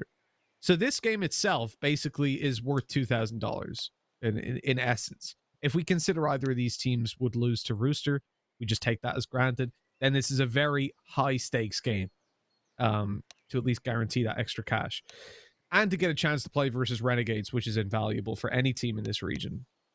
I think the thing is too, once they do come up against a team, say for example like Rooster, they're very good at playing that blow for blow, real brawly style of CS. They're very good at that. That's exactly what they want to do, is they want to drag you into playing that style of match. So you need to be very structured against them. And I think if you letting bad habits seep into your earlier round matches and you're forced to play that style against a team like Rooster, it's not going to work in your favor.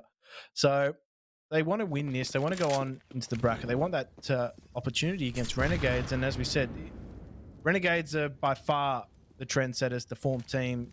Everyone wants to beat them, and they have a target on their back for that very reason. But it's not, it's a quick moving target. They're not, stationary in that instance. So they're just going to force into this round here. Round 0. Trying to do some damage with pistols. This is one of those maps, as we said, Inferno, close range combat. Almost anything is viable, depending on the position you use it. But you can see Downfall, they're not making any mistakes. They're not being drawn into any individual 1 versus 1 battles. They're very well grouped up. They're making sure that there's no opportunities for trades or any sort of collapsing going on. They're very, very fundamental in their approach here, as we do see small setup coming out from ground 0 on this B bomb side, but it's purely just to buy them time. Running that clock all the way down. They're moving in towards the B side eventually. It's the full-on push. Licky grabs the opening move as well. This is becoming quite dominant, actually, for the T side. They're shutting them down left, right, and center. And the force buy gets very little until Lays can answer up. This guy is so good. He's always good for a couple of kills in these kind of rounds. It's all down to Burn, are you okay? Very aggressive player from what we've seen, and he just gets swung by a Mac 10. And Lays, you're right. That was just a dominant entry into that B-bomb site until Lays was able to sneak through that smoke, pick up a few. And I mean, he's been a real live wire for Ground Zero. I think it's safe to say that his contribution has led to them winning many rounds. The problem is, I feel as though the other contributors in Ground Zero dropped off heavily towards the end of that the last map. To be fair, even Lays did himself. So I think overall, the mentality did take a bit of a hit in losing a lot of those rounds. And I think that is in danger of having a flow-on effect here on Inferno, as we do see Moop. He's just going akimbo style, helping Bent into this B-bomb site, and he's just darting around, trying to get that information, and they're just not messing around in this next set, because they're going to go straight in. Oh, Licky takes some damage for his trouble, but yeah, they're letting the Mac 10s just go wild, trying to farm up that cash, and of course, this is going to be a quick round. Yeah, rounds like this should be boring, realistically, because if it's interesting, it just means that you've done something wrong with your weapons. Moop should just close this out with the Mac 10, get himself a little bit of money. Oh, he's in danger. It's shut down by Llamas. It's one kill at least. Another would be ideal for the CT side. Hard to do with the CZ up close. There you go. Savage goes down, and Noob is left to maybe even recover a little bit more. He's coming up through a banana. 10 seconds left on that bomb. He's going to just maybe try even tap it to bait them out. No, it just goes for the duels instead. So he can maybe try bait them into a closer fight. I think if he just ran straight to site and tapped that bomb, they would have had to push him, because obviously if he had a kid, he could have defused it. And maybe from that point, he could have forced one of them to go down with him. Perhaps. Perhaps. I mean, that being said, though, I think the attention by that stage for Ground Zero is on this first gun round. This is super important for them, because right now, Downfall, if you're going on between this and the last map, they've just been absolutely tearing them to shreds. So heavy presence from Ground Zero, at least in the initial stages here. I think they were hoping to get a player down banana to get an early pick on, and that player would have been best positioned here. But Lays and Noobster towards this A-bomb site. These are the two capable players of holding down A. If you got a player that can hold down a site quite comfortably, like Lays and like Noobster can, then it gives you a lot of options on a map like Inferno, and that even extends towards the B-bomb site here. But the trades are good at the top of mid. Now, this has actually gone the way of Downfall.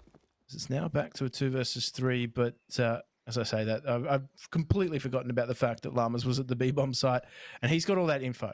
He's got all that info that they have not entered the banana just yet. So you can see they've got that player just floating in transition between the two bomb sites, and Llamas now has the info. He's surely going to be calling for that rotate, but it doesn't look like it's going to happen. No, so he didn't actually spot them. He was shoulder peeking then to try and bait out a shot, and he made the right call in falling back, realizing that they could have at that point already gotten up towards the top banana. The problem was that he didn't spot them, or that they didn't shoot when he shoulder peeked, and that left him then thinking that he was relatively safe for a couple more seconds than he actually was. The timing was so poor. Ground Zero now in a 2 versus 2. This is where on Nuke they saved every time, bar one.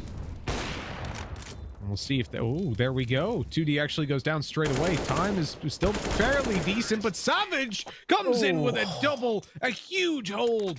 And Downfall get another round on the board. Ground Zero are struggling. Yeah, typically this half will start out well for the T side. In fact, the majority of T sides win their opening pistol round. I have the stats here somewhere. It's 54% of the time it's the terrorist side that wins the pistol. That's a global statistic, and so that's pretty decent. Obviously, it means you'll be often getting off to that strong little start. But what's interesting about this map, actually, in recent memory, I think this is across the last, if I remember, it's like the last 100 maps played competitively, is that you remember back in the day, obviously, we would always talk about this being CT-sided. I mean, it's almost intrinsically, it's a CT-sided map. It's 50.3% of the rounds go to the CT side. That's quite low. I feel like the economy changes. It's funny. Hit it. You know, I think you're right in saying that the economy changes have made it a little bit more balanced in that regard. But I think the other thing to remember is that CT-sided, I think people have had the illusion that it's been CT-sided. I mean, in principle, right, you've got a small site to hold and a site that has got 2 choke points in the A site. So yeah, in theory, it's easy to hold as a CT side. And of course, the fact that a CT side with good economy makes those choke points very easy to handle. You can buy yourself a lot of time.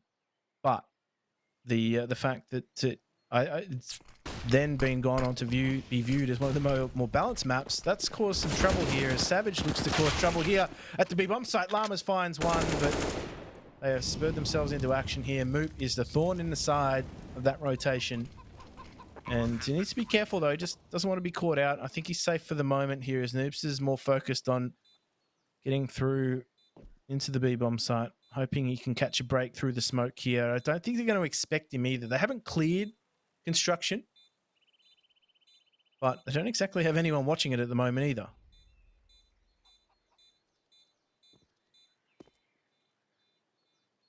The exits are clearly what they're going for on this one. You see, obviously, the time is so low. This player's going to quickly move towards CT, and Noob just wants to delay this player as long as he can. Maybe even get the kill on the back of it, but he's not going to... Oh! He's done the damage with the headshot. It's a little bit too far away now. I think 2D will make it, yeah. Comfortably enough.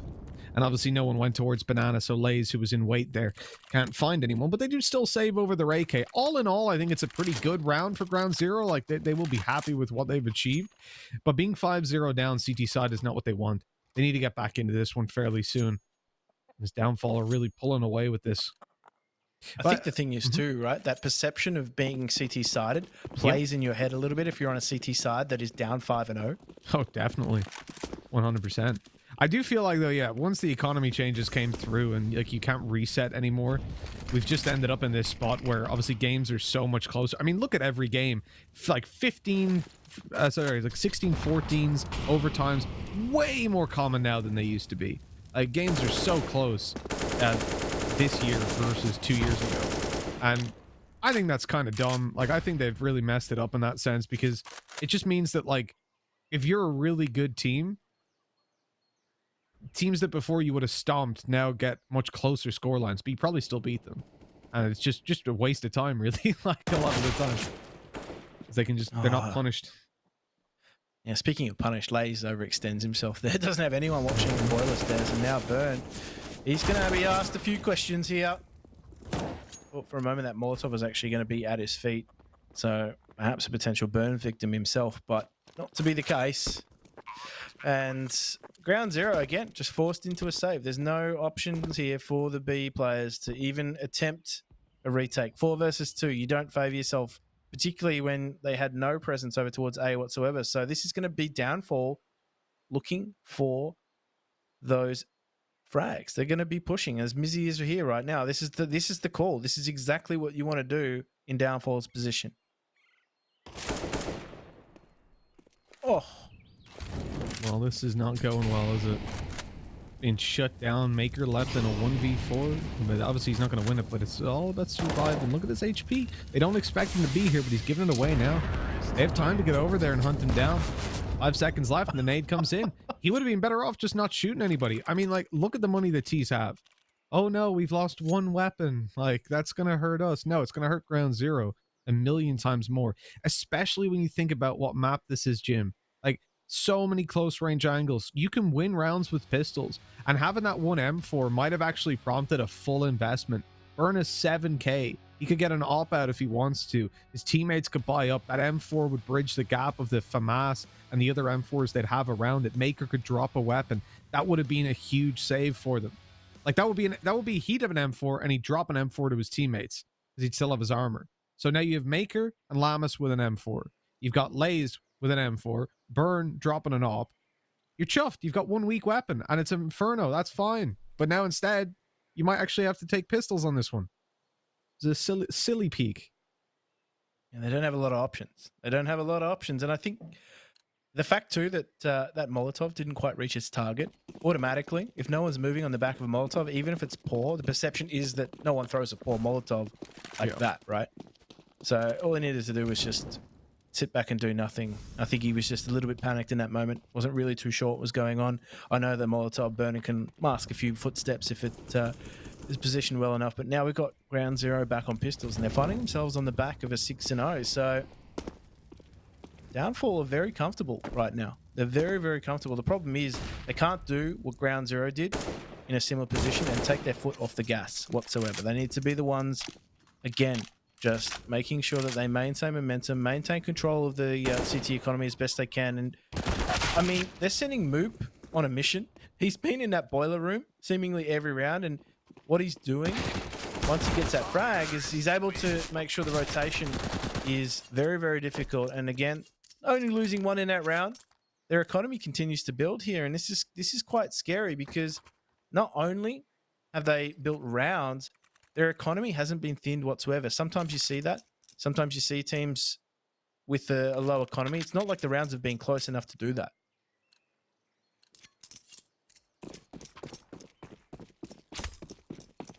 I really don't see a way that ground zero walk out of this half feeling happy with what they've done. You know, like they're getting destroyed, and I mean, there's no other way to say that. Matter of fact, Jim, I've checked. So those stats were. Oh, hold on. The fight on top mid comes down very quick. I really thought this was going to be a much slower round because the banana control Downfall are looking for. They got smoked and mollied out, and it looked like they were going to take it slow. But Moop he just ran up mid. Why not? Just go for a fight. That's a weird little hint of aggression from them. And for ground zero, they've got a man advantage to play with, albeit very low HP on Lamas. So a rotate comes through to B that they're now running into a stack. Molly down, going to deal damage. What are Downfall doing? Is this just overconfidence? Like, just why? Just why, Jim? That's my only question. I have no explanation whatsoever, and I think, you know, 2D that's the round. That's the round that Ground Zero needed. They needed to take no losses. Their economy was on a knife's edge. So the fact if they had to have purchased anything in this next round, they would have been feeling the effects come later on in the half. So I think from Ground Zero's perspective, they needed to take that round with as little damage done as possible. And yeah, you're right. I don't know what happened there at top mid. Moop just trying to get the info. And I think Ground Zero did a good job of setting themselves up quite nicely there. Obviously, they had the roof boost going there towards Diggity. And that was obviously what netted them that first frag against Moop. But you can see Moop, he's been just tasking himself with being the disruptor at the top mid. And Noobster misses that one uncharacteristically, but that flash is great for taking control of brackets. And this is a little bit better from Downfall. I think this is what they needed to do last round. Take control of Banana, take control of brackets, use some utility to do so, and force the CTs back into the bomb site.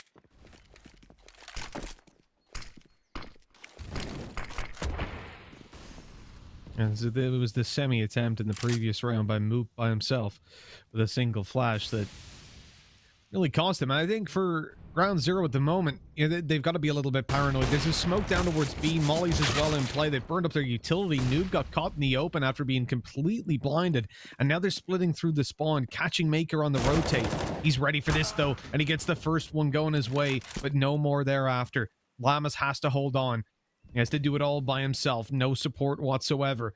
Moop is already low, but he has an op coming in through the spawn, and 2D is looking for him. Misses the shot. That gives an opportunity to Lamas to get this done. He finds Moop, who was low HP, but that's all. And the 2v2 retake is going to be quite difficult, because remember, that op now in play going to be able to just hold this angle and wait for them to push on through. Ooh, that was a key shot though. Does get a second bite of the cherry as Lays goes down. But Bernie, you okay? He falls victim. Can't quite jump his way out of that. And that is another round for Downfall. And the city economy is a little bit healthier now thanks to that loss bonus being pumped into their coffers. But I don't know. I don't know right now. Ground Zero are just being fundamentally pushed around the map. Now, Noobster was completely blind. He should have been taken out earlier. He was lucky to get that frag in the instance, but I don't know. I'm liking Downfall. They've grown into this series. They've been given confidence they probably didn't deserve in that nuke game, and this is what the flow-on effect has been. Yeah, you can see the mistakes though that Ground Zero were making, the problems that they've caused for themselves, and I feel like their mentality has got to be in the toilet. Like, they threw away that previous map. They made silly mistakes that they never should have made. And I think that must be playing some sort of a role in the current scoreline. Like, the spot they're in now, man disadvantage, traded back, albeit, but Lays is on 7 health, Lam is on 50. Solo holding towards that. Well, he's got no head, so never mind his health. Without a head, it's not going to do too much. Smoke through for CT. That's clean as can be. Burn manages a Molotov. At least the spray Lucky gets 0 damage on that cross as well, so not even the RNG is in their favor.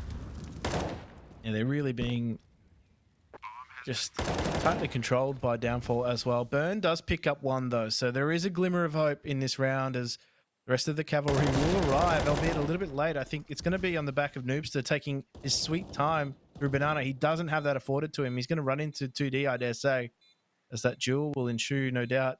But again, Noobster just taking his time, clearing out those angles. They're down to what would be about 17 seconds here. Burn finds another, but he's running out of bullets in the clip. He's only got 3. He's taken down anyway. Savage, key position, and they managed to make it work here, Downfall. As 2D just plays the patient game. Oh, wait. In Apple. I've seen this one. Oh my. I've seen this You've movie, seen this one Jim. before? I know what happens. This is Ground Zero's win. 9-1 up, they lose this game. We saw it in the previous map. Maybe Downfall will start just pushing them like crazy and give it away. Now for 2D has had some very, very key rounds for them. I also went back and took a look just while we're on this tac pause. The stats I was looking at for the maps included the history of the maps. So since conception. So I went back and had a look then at how it's changed. I remember that includes all of the games played now. Because we're entirely online, the last couple months have been much more saturated with gameplay than what I'd say probably last year was. And when you look at how the last 12 months have played out, most maps are actually, a lot of maps are T-sided. Dust 2 comes out T-sided. Inferno comes out T-sided. 51.1% of rounds go to the terrorist side over the last 12 months of competitive play. Mirage, 51.7% CT. Nuke, 54% CT. Overpass, 52. But it's very, like, they're so tight. You remember they used to be obviously much more CT-sided on a lot of maps. Like, you'd be talking 55 plus absolutely. easily. But that's not the case anymore. Like, even if I go back to 2018 and just take a look, like, A few factors there as well. Just remember the T's have been buffed with the SG, and of course the fact that the economy isn't so rough on them either. So cheaper weaponry. It's a good climate to be on the T side. I think, you know, they've felt the benefits of that. And I think right now, though, that being said, though, yeah, it's traditionally been T-sided, but it hasn't been this T-sided. Downfall have definitely done some real damage to the confidence of Ground Zero. And just even right now, Lays, there's nothing he can do with his off-angle positioning because that smoke has just pushed him right out. So right now, it feels as though Downfall have got their opposition's number.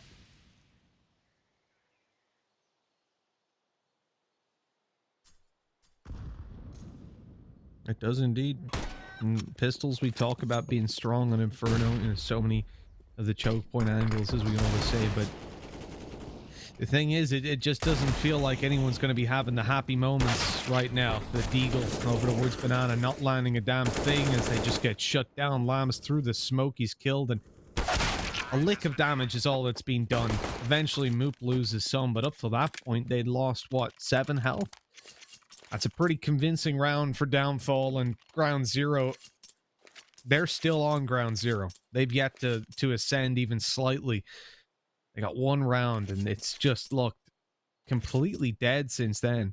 The funny thing is, though, in fairness, like, Lays is 8 for 9, and it feels like he's having a really bad game. And if that's a bad game for you, then fair play, because that's a good game for me. Well, I mean, we saw the first map. It was Downfall that was struggling to stand up, suffering from vertigo, and now it's, funnily enough, you know, I guess Ground Zero's chances that have been nuked somewhat, and right now they're just left smouldering in what would be an Inferno for Downfall. Is that, again, just that Molotov coming through, pushing Maker out of position. When you're on the receiving end of utility usage like that, so you really do feel as though you're being bullied out of this game. And it's hard to fight that sort of mentality here, as we do see Noobs to find some stiff resistance in the form of himself at top mid, but that, all it's done is taken Moop out of the economy here. There's still a chance for Downfall in this round, but it's a much better, well, it's just much better in the way that things have played out for them for Ground Zero. As you can see right now, they do have 3 on this bomb site. They've still got time to go back towards B if things don't work out here, but I think it's going to be on the back of Licky and what information he can get coming out of Carpet.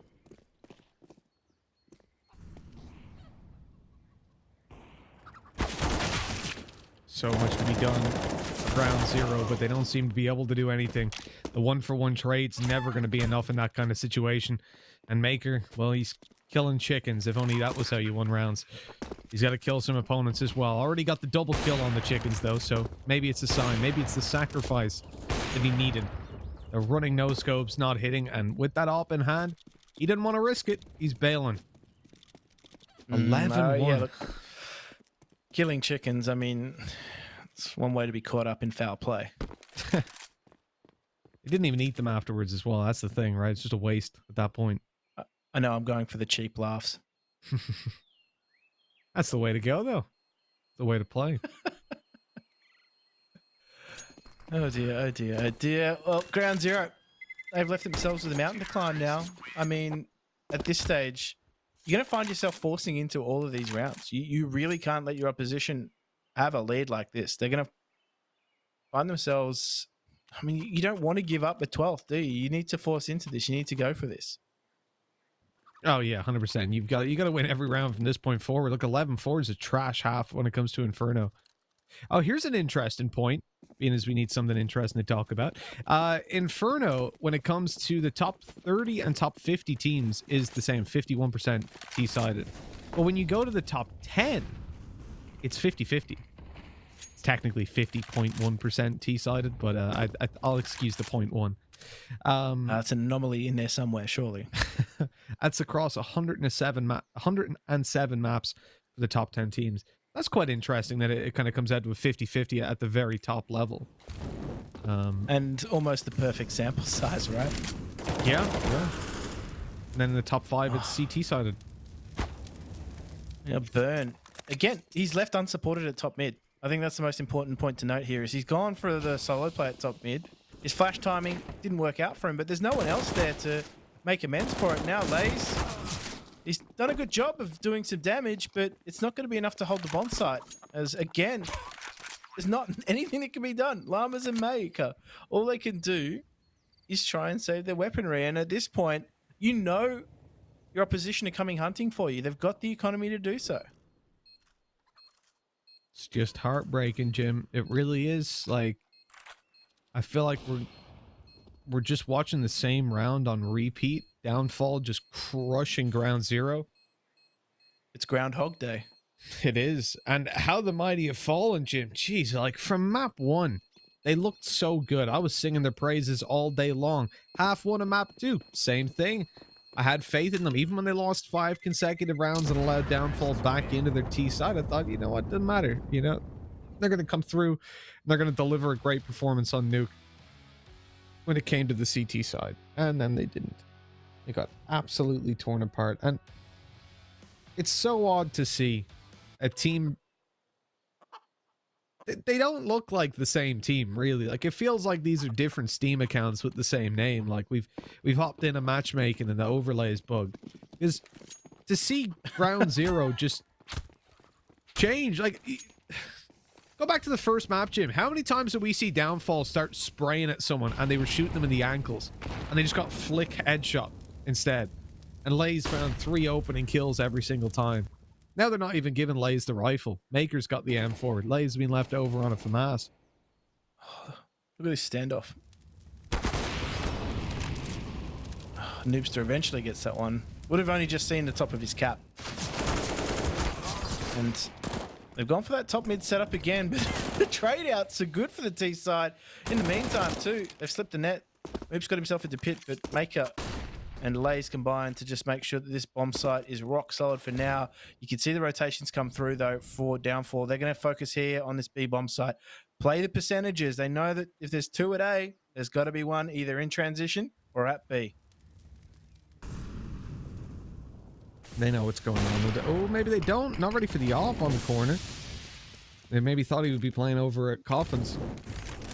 Molly didn't land in front, so they've got to chuck it in behind. It's not giving them a chance to actually push through it already. I thought maybe one guy would creep into the smoke on time. And 2D's got one hell of a clutch. If he makes this happen, GZ just forfeit. I think that's the way to go. Luckily, Maker shuts it down, so they don't need to shut it down. And it will be 12-2. 10 rounds behind. They needed that round, otherwise it puts a lot of pressure on Pistol. There's already a lot of pressure on Pistol, mind you, but unnecessary pressure at this point.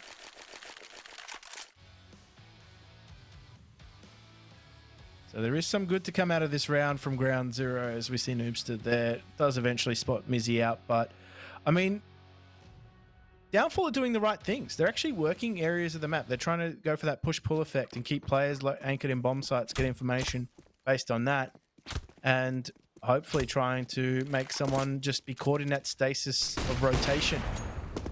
This Noobster flashed out of position here, but they're going for something a little bit more aggressive in this instance. Look at this banana push coming out. They've got control of it, Ground Zero. This is a little bit more active than we've seen them in previous rounds because they haven't had the economy or the utility to do so.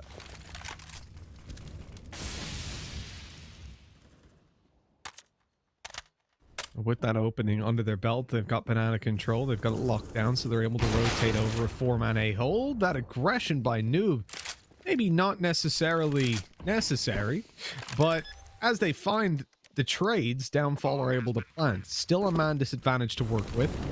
Nade over to force a player out of position, but he's just going to think his steps might have been heard.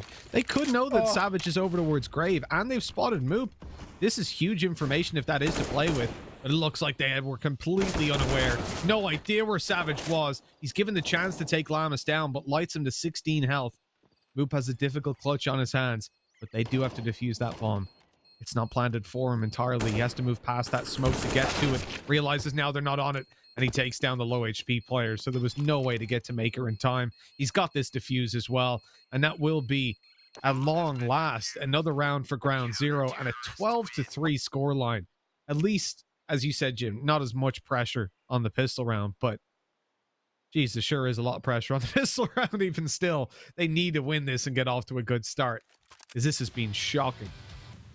This is less than ideal situations here for Ground Zero. You can see the banana control, it actually reaps some rewards for them, but I thought Downfall had done enough in getting into this bomb site, but Llama's a smart play actually to just try and force that 1 versus 1 angle, getting himself into the bomb site, taking that fight where he knew that he actually had cover from Pit. That was probably instrumental actually in Ground Zero getting themselves a much needed round on the end of what has been just one-way traffic for Downfall. They've been masters of that T side. So this is tremendous pressure on Ground Zero on T side to convert that pistol. But as you said, the stats, they are slightly in Ground Zero's favor. Yeah, when it comes to Particularly on T-pistol. international competition at this level, at least for these teams' rankings, it does tend to be a 1.7% more T-sided than CT. That is not very comforting when you're 12-3 down, but Savage is just tearing these guys apart. He's got another. He's taking down Noobster. It's into a 3 versus 3. This is getting a bit ridiculous. Down goes Burnout. Savage is not feeling bad about this pistol whatsoever. And Mizzy just smokes them off. Pushing through that would be hella risky. They smoke off CT. They flash over. And Mizzy's able to make it away with his life. Now they can just set up for a retake. Even allowing a bomb plant wouldn't be the worst thing in the world, but they know that means it's a 1v1 fight. Ooh, way too aggressive by Mizzy. That being said, though, I think the double was on offer. So, yeah, you're right. He did the right thing, falling through the smoke, but did he? In the end, the decision to push through was probably not the best, as he's now left to 2 versus 2 in the bomb site. The position post-plant is good, but there's still going to be a fight here because the time is not going to allow it. Savage by name and by nature. He finds the first pistol again in his sight, and he's been forced to again. That is a huge round from him. And he comes out away with the ace on what is going to be a huge victory for these guys, given the fact that Ground Zero started this series so strongly. God, that's just disgusting, Jim. Honestly, look at this guy's headshots, one after another. I think that was all a headshot ace? No, this wasn't. That was a body shot. Ah, damn. Because other than that, Tap, clean as can be, runs up beside him and just whips him down. Gorgeous stuff. My God. At Ground Zero, if there's one way, like, if you're 12-3 down and then you get aced on the pistol round, come on, now Nated, look at that. Maker and Lamas are looking to even be alive at this point. Honestly, how the mighty have fallen. They have families. Exactly. They're already dead. Leave them alone. Oh, here comes a molly over as well. That's a smoke first. We're not even going to see the molly come. Oh, we did. Excuse me. Oh, no. He's full blind. Savage gets away with that. This is just, this is stupidly good. He's got another one. All right, 7 kills in a row. See how many more he gets. And still, obviously, Lamas, who is very low HP, is left alive. You've got a sneaky little play by Leaky. He's hiding away in the apartments, and he's ready to make a move. And come on out. But Burnout. Burn, are you okay? Able to find the first, at least. That's a solid opening. Then shut down by a PP Bison. A weapon that I don't think I've seen in competitive play for at least a few years. No. It's the nickname at the sewing machine, to be honest, because that's the sound it used to make. Now, here we go, Mac 10 Llamas, but the retake is good. And, well, this is not good for Ground Zero because they got the plant. They did buy into it. They are going to be able to get themselves some weaponry in this next round.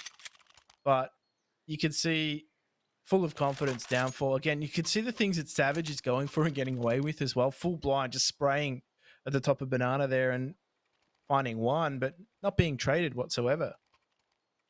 So this is not good for Ground Zero fans.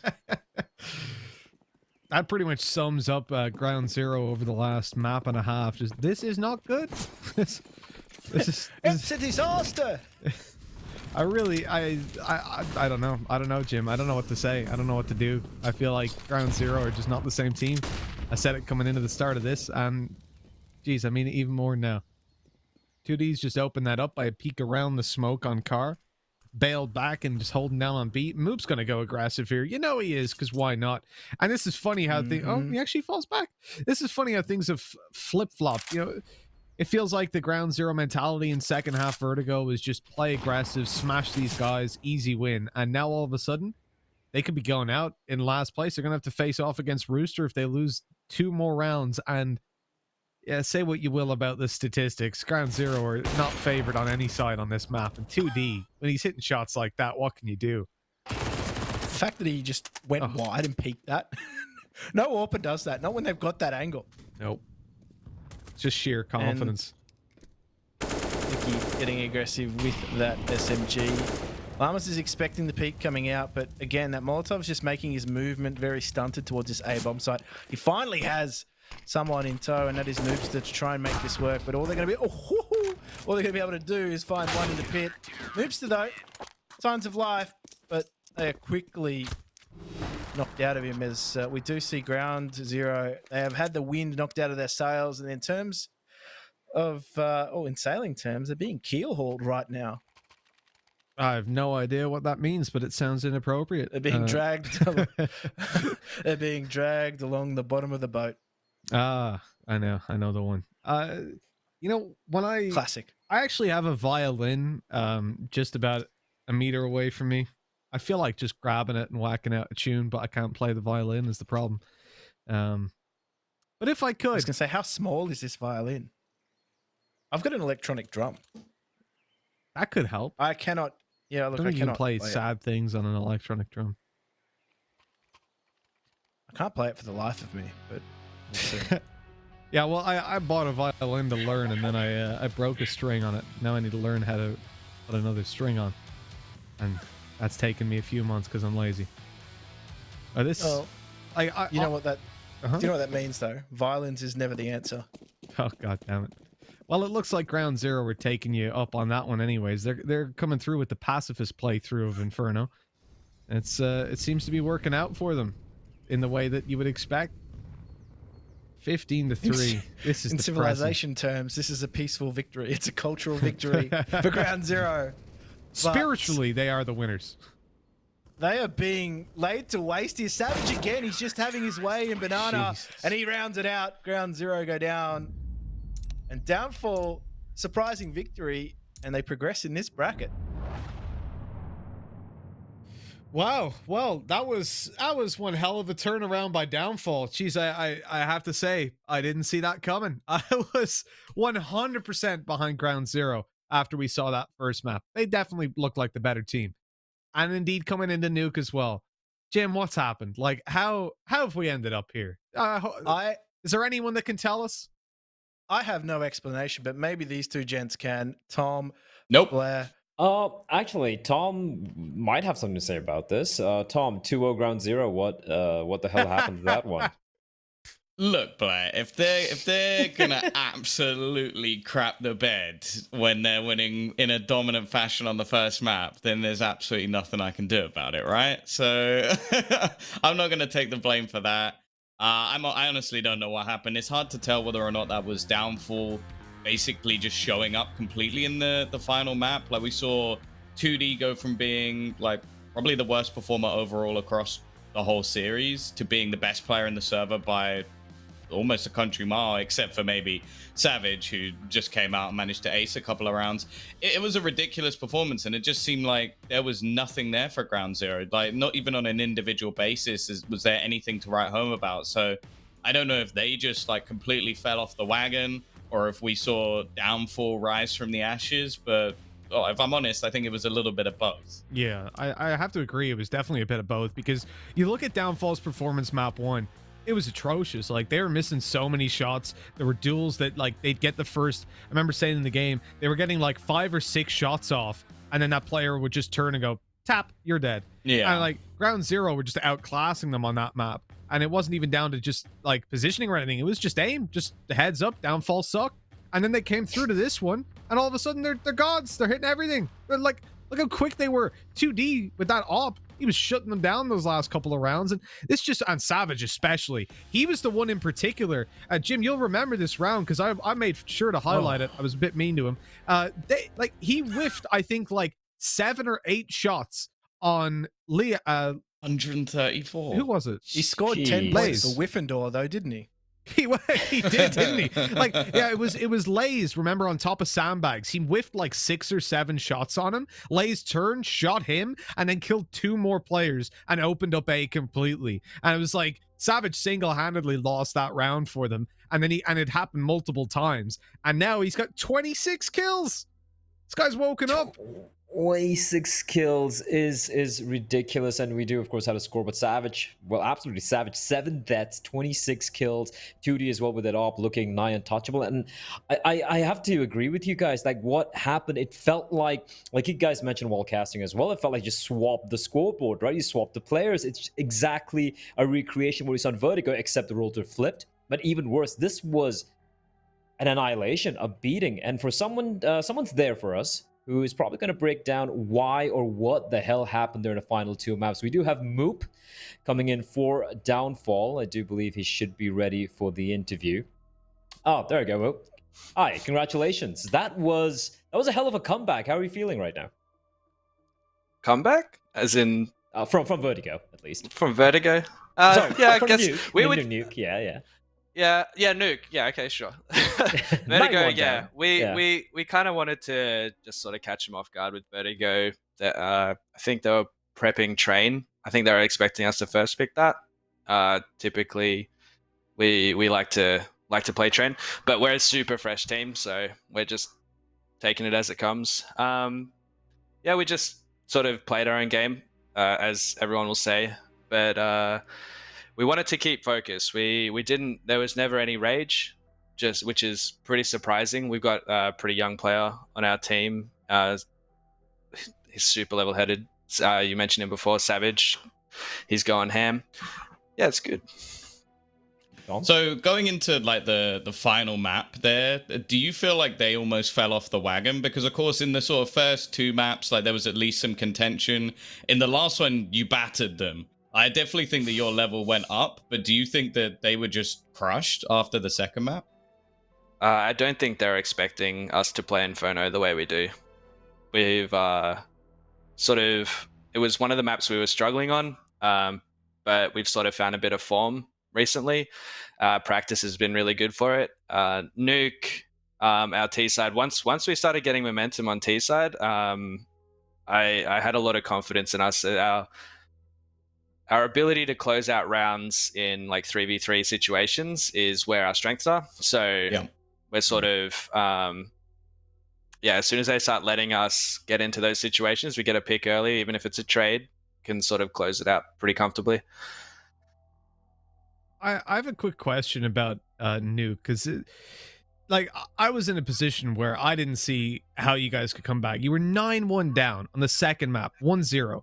What was it like mentally for you guys, like comms wise? How did you keep yourself in it? Because I gotta say, obviously Ground Zero did drop off a little bit, but the performance change from that 9-1 scoreline on Nuke until the end of Inferno from you guys was insane. Talk me through your comms and everything during that. So if you see the score at 9-1, you'll notice there were 5 1v1s that we lost prior to that. And as soon as we won 1 round, they were broke. So we knew we just had to like get that little bit extra. Like we were playing fine, we just needed to close it out. And that was all we just focused on, was just playing the rounds out. It's really easy to sort of get in your own head. It's something that I've had to deal with for a really long time. But I'm trying to make sure that everyone in the team just keeps calm, make the decisions that we make in practice, just keep working through it methodically, trying to play off each other and less silliness, but it's a work in progress.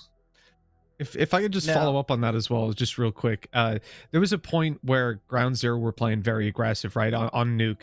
They came in the second half, they pushed every single round. Did you guys get a read on that quite quickly? Because it seemed like you were waiting when you were on the eco for Burn Are You Okay to come behind. Because you guys pushed out of the A side, but one of you just waited watching for that ramp push. Did you feel like they were treating you with just like no respect at that point? They're a pretty new team as well. They've made a roster change of 2 players and a change of IGL, so it doesn't surprise me that they'll want to like get in your face. I know Noobster, typically, if you leave him to his own devices, will just come at you, and so I don't think they were playing no respect. I think they were more playing just confident, and they had a reason to play confident, and we like to play a bit slower. I know a lot of people don't see me as a slow player. People all like see me just running out a lot, but we do like to play slow and gather information. And most of the time, people will make a mistake, and that's what we're just trying to practice and get good at, is just letting people make mistakes and then punishing them for it. And on the flip side of that, obviously, you guys are pretty buoyed by this, this first small victory in this progressive bracket.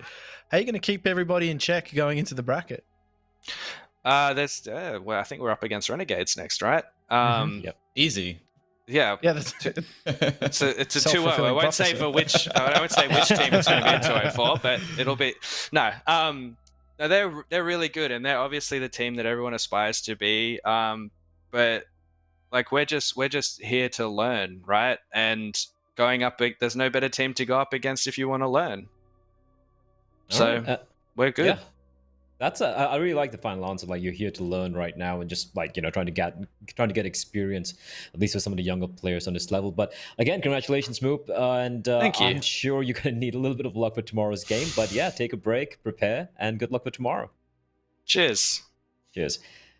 All right, that was Moop, and those are pretty good answers coming out from him. I like how he's like, they weren't really not giving them respect, and I like the fact that he's able to kind of corral his younger players and kind of tell them, hey guys, you just need to take it one round at a time. And then of course in the end, Inferno just being a complete slaughter. Let's talk a little bit about who would be the MVP. It looks like there is a young player who's taken the name of Savage, an old school Chinese Counter-Strike legend, and he is living up to that name. It is going to be a very, very young Savage, who I do believe is 15, right, Jim? That is... Yeah. That's insane. This is probably his biggest game he's ever played. He drops a 26 bomb in a decider matchup against a team like Ground Zero, an invited team, mind you. And Tom, I mean, he was just shredding it up. Yeah, I feel like the only word I can really use in this situation is jealous, because I will never have that level of talent, and I am 11 years older than him. Even when you're 15?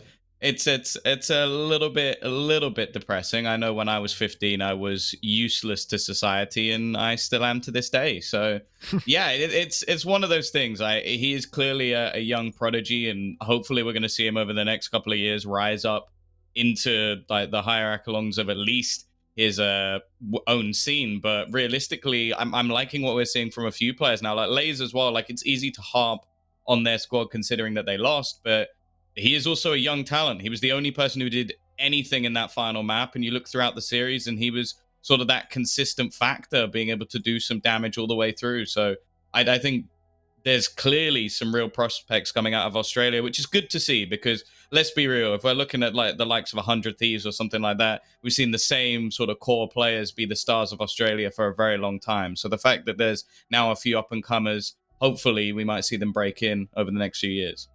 Well, I mean, yeah, obviously, good to see some of the new young guns like showing up, especially, when we're talking about it's an online stage. It's not too many events taking place right now. Australia, as such, is kind of like an isolated region as well, even worse off than Asia. But that's a discussion for another time. Right now, we got to talk a little bit about the brackets. I know I don't think the brackets updated yet, but we are done with the first round of matches, right, Mitch? We have had 3 kind of expected results. This one was not expected. Round 0, the invited team getting kind of choking that lead, that massive lead, 9-1 in map 2, to just getting completely demolished by Downfall. And that means coming up next, Mitch, we can talk a little bit about this. It's going to be Rooster, the only losing team yesterday who impressed us. and they're going to be facing off against Ground Zero right now. Ground Zero is going to be feeling a little crushed against a team who have, off late, I think some people can even say they are maybe the 4th best team in Australia right now.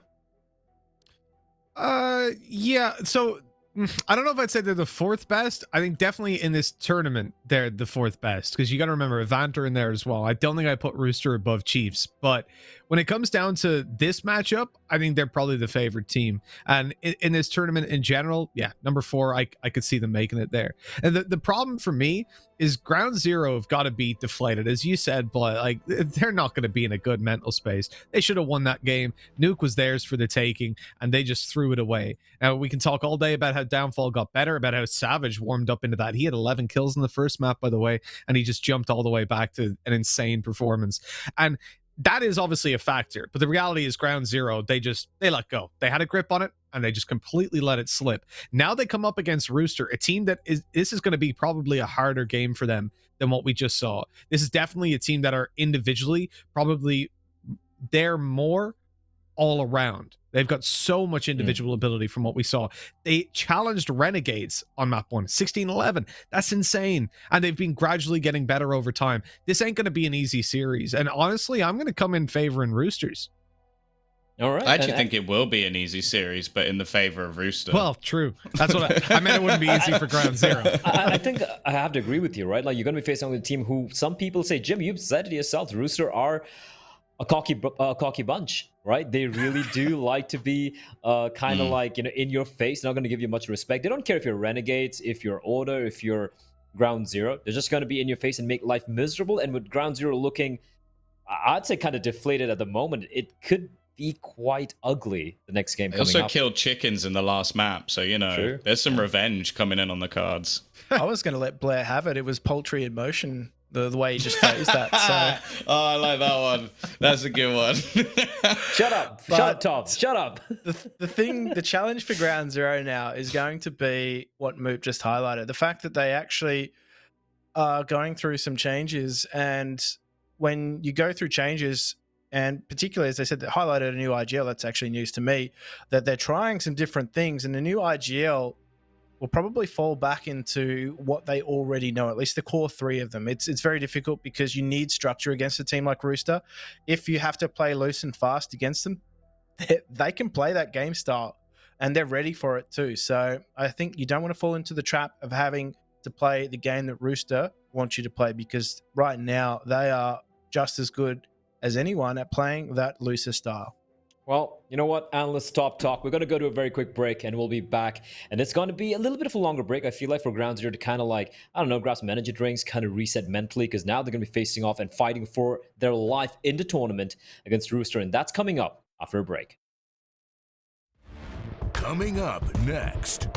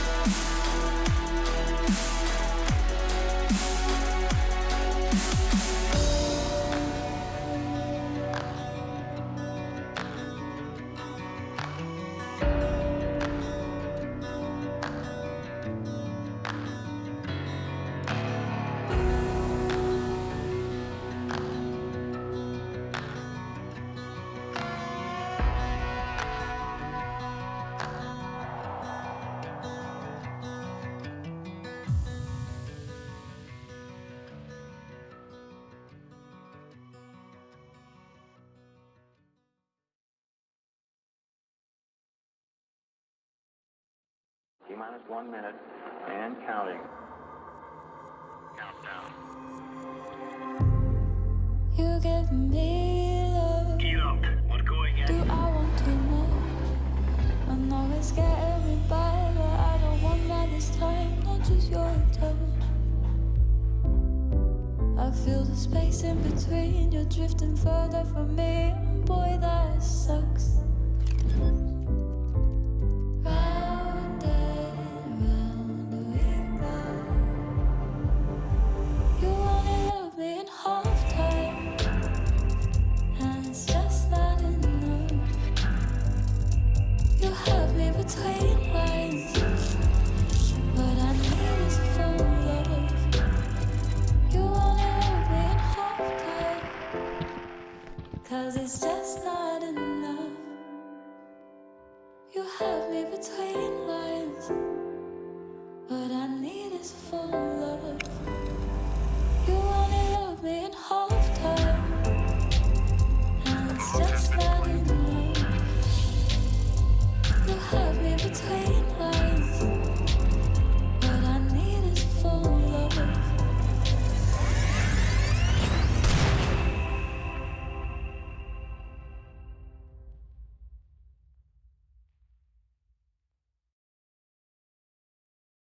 Welcome back, everyone, to match number 2 of day 2 of the Perfect World Oceanic League 2020. My name is Blair, and I'm going to bring you the rest of the action for the remainder of the day, where we have 2 best of 3s remaining. It's going to be elimination games, and to bring you guys the action, I can't do this on my own. I got 3 lovely gentlemen lying in wait to pounce upon what should be a meaty game we have lined up for you guys. It's going to be Rooster facing off against Ground Zero, and the loser is going to get eliminated. We have, of course, Tom, we have Mitch, and of course, we have Jim, who's going to be joining me and bringing you the action, so to speak. Tom looking very lively, Tom. Is it because of the 2D photo we just saw right now on Twitter? He's a beautiful man. I can show it I'm on my very, phone. Hold very on. jealous. I do still stand by the fact that if you know Dex, it looks like Dex if he let his hair grow out for about 7 years. But it, yeah. No, I'm very happy due to the picture. I also ate half of my lunch, which has given me some extra energy, and a drunken, unbranded energy drink because, from what I know, Look at that beautiful man. I mean, what a beast. What a magnificent for someone giant. called 2D, his hair is like almost 4-dimensional, like with how much area it takes up. It's amazing. But yeah, unfortunately, we don't actually get to cast him again until tomorrow because they battered Ground Zero in the second and third map. So yeah, it's going to be an interesting one now to see if Ground Zero can actually break back from that, because I want to put it out there that I don't believe the last map, at least, was purely down to their opposition being fantastic. I think they were tapped out of that one mentally the second they got into Inferno. Well, we're going to be taking a look very quickly at the brackets for those of you probably just tuning in, wondering what the hell is going on. And there you have it. The first round of games have been done, and first 3 results kind of expected. Chiefs, Order, Renegades having a very comfortable time, and these were all the invited teams as well, mind you. Ground Zero, the 4th invited team, who also played the previous Road to Rio, meeting their downfall in, well, Downfall. And now Downfall's going to be facing off against Renegades tomorrow. We have Chiefs against Order. These are some really tasty games, if you ask me, but that's later on Friday. Right now coming up, it's Make a Shock versus Paradox. That's the final game of the day. And right now, the game I want to talk about a little bit more in detail. Mitch, Rooster and Ground Zero. We've spoken a bit about Ground Zero so far. Let's touch upon Rooster. Yesterday, sure, they lost 2-0. But they showed promise against, I think everyone would consider the best team by far in Australia right now. Well, that's the thing, right? Rooster, when you look at the results, sure, like coming into this tournament, they might not be the most well-known team. They definitely aren't the favorite. Obviously, you've got Renegades, you've got Order in here. No Avant, sadly, but even Chiefs, as I said, I'd put the Chiefs above them. But that Renegades game, we came in basically saying they're going to get stunned. They lost 2-0, so in a way, I guess they did. But the reality is, Inferno, 16-11, that was a pretty damn good scoreline for Roosters. And moving on to a game versus a Ground Zero who've just looked flatter than a pancake, I think there's a pretty decent chance that they just stomp them. Well, Jim, Do you think Ground Zero can go lower than Ground Zero right now? Like, is there like a level below where they can potentially reach? Because if they don't wake up, It's Sub-Zero. Sub-Zero. Yeah, hang on, he just froze before. You can get that one I'll out. take it. I'll take it, Tom. But yeah, Jim, like, what do you think is going to happen here? Like, Ground Zero, on paper, this should still be a pretty competitive game. But then you got to bear in mind, just like, 15, 20 minutes back, they just got dumpstered by a team. They should have, in all honesty, have beaten 2-0 very early in the day. Yeah, look, I think the fact that normally under these sort of conditions, you're playing a match straight off the back of another match. You're technically warmed up, but you got to make sure that, obviously, in the case of Ground Zero, that your mental resets a little bit. So I think the fact that the last map was actually a bit of a stomp might be a little bit easier to get over. If it was a close affair and they went down, sure, they're going to be ruining the fact that they lost at Nuke. But I think the fact that Inferno was a little bit of a stomp might actually help them in this instance, help them get over the fact that, I don't know, I always feel as though a heavy loss is a little bit easier to just wipe from the slate than a close loss. So that might work in their favor. But the fact that they're now coming up against Rooster, who have, as we've said, been a bit of a live wire, and the fact that they play this down and dirty brawling style of CS, that doesn't bode well for a Ground Zero that's only trying to find their feet under some new direction. Well, we do have the map videos ready for you guys. We can probably bring that up on the screen. We could probably talk about what maps are going to be played out here. I wouldn't be too surprised to see Nuke coming out again. Nuke Mirage Inferno. It's my guess. Oh, well done. Oh, wow. Well done, man. Amazing. I can amazing. TV as well. But Nuke, Mirage, Inferno. So Nuke's like a perennial like mainstay by the looks of it in all these videos we've seen so far. Mirage, first time we're going to be seeing a different map apart from Inferno, Nuke, and Vertigo. Tom, are you excited for that one? I like a bit of Mirage. I'm a fan of a bit of Mirage. It's one of the maps that really allows for a lot of aggression, which I think when watching Rooster play how they play Overpass, I'm looking forward to seeing how they play the same sort of style on Mirage. I think it's a map that definitely fits with them, even if it is one of their lesser maps in terms of win rate. It's their most played, like 18 maps in comparison to the 9 of Ground Zero. Ground Zero also have a pretty poor 1 in 3 victory, or 3 in 9 victory for them. So it really isn't anything too impressive. So I think that's almost like a sold victory for them on that map. And then the first map being Nuke as well is one that, surprisingly, if anything, actually is very, very good for Rooster. As said, from what I saw, it was quite questionable, but well, the losses they've had, 2 of them are to Renegades, and the third is to Order. Everybody else within the Australian scene they've managed to beat, including Avant multiple times and Order in that mix as well. So if anything, I think this screams a 2-0 in favor of Rooster with the current maps that we have in the pool. You say it crows a 2-0? God damn it. Mitch. Hello. I'm going to lose my mind by the end of this thing. Nuke getting picked by Ground Zero, right? Do you think they've had enough time to kind of erase what happened earlier on Nuke today? And especially against a team like Rooster, like Tom mentioned, they have only lost to the top tier teams in the region on a map like Nuke. Do you think it's a ballsy pick? It's a good pick where they're just going to play what they're comfortable with? Or do you think this could potentially be a mistake? Yeah, I think it's a mistake. I think when I look at Nuke, you think about what just happened to them. They played confident and they got shut down.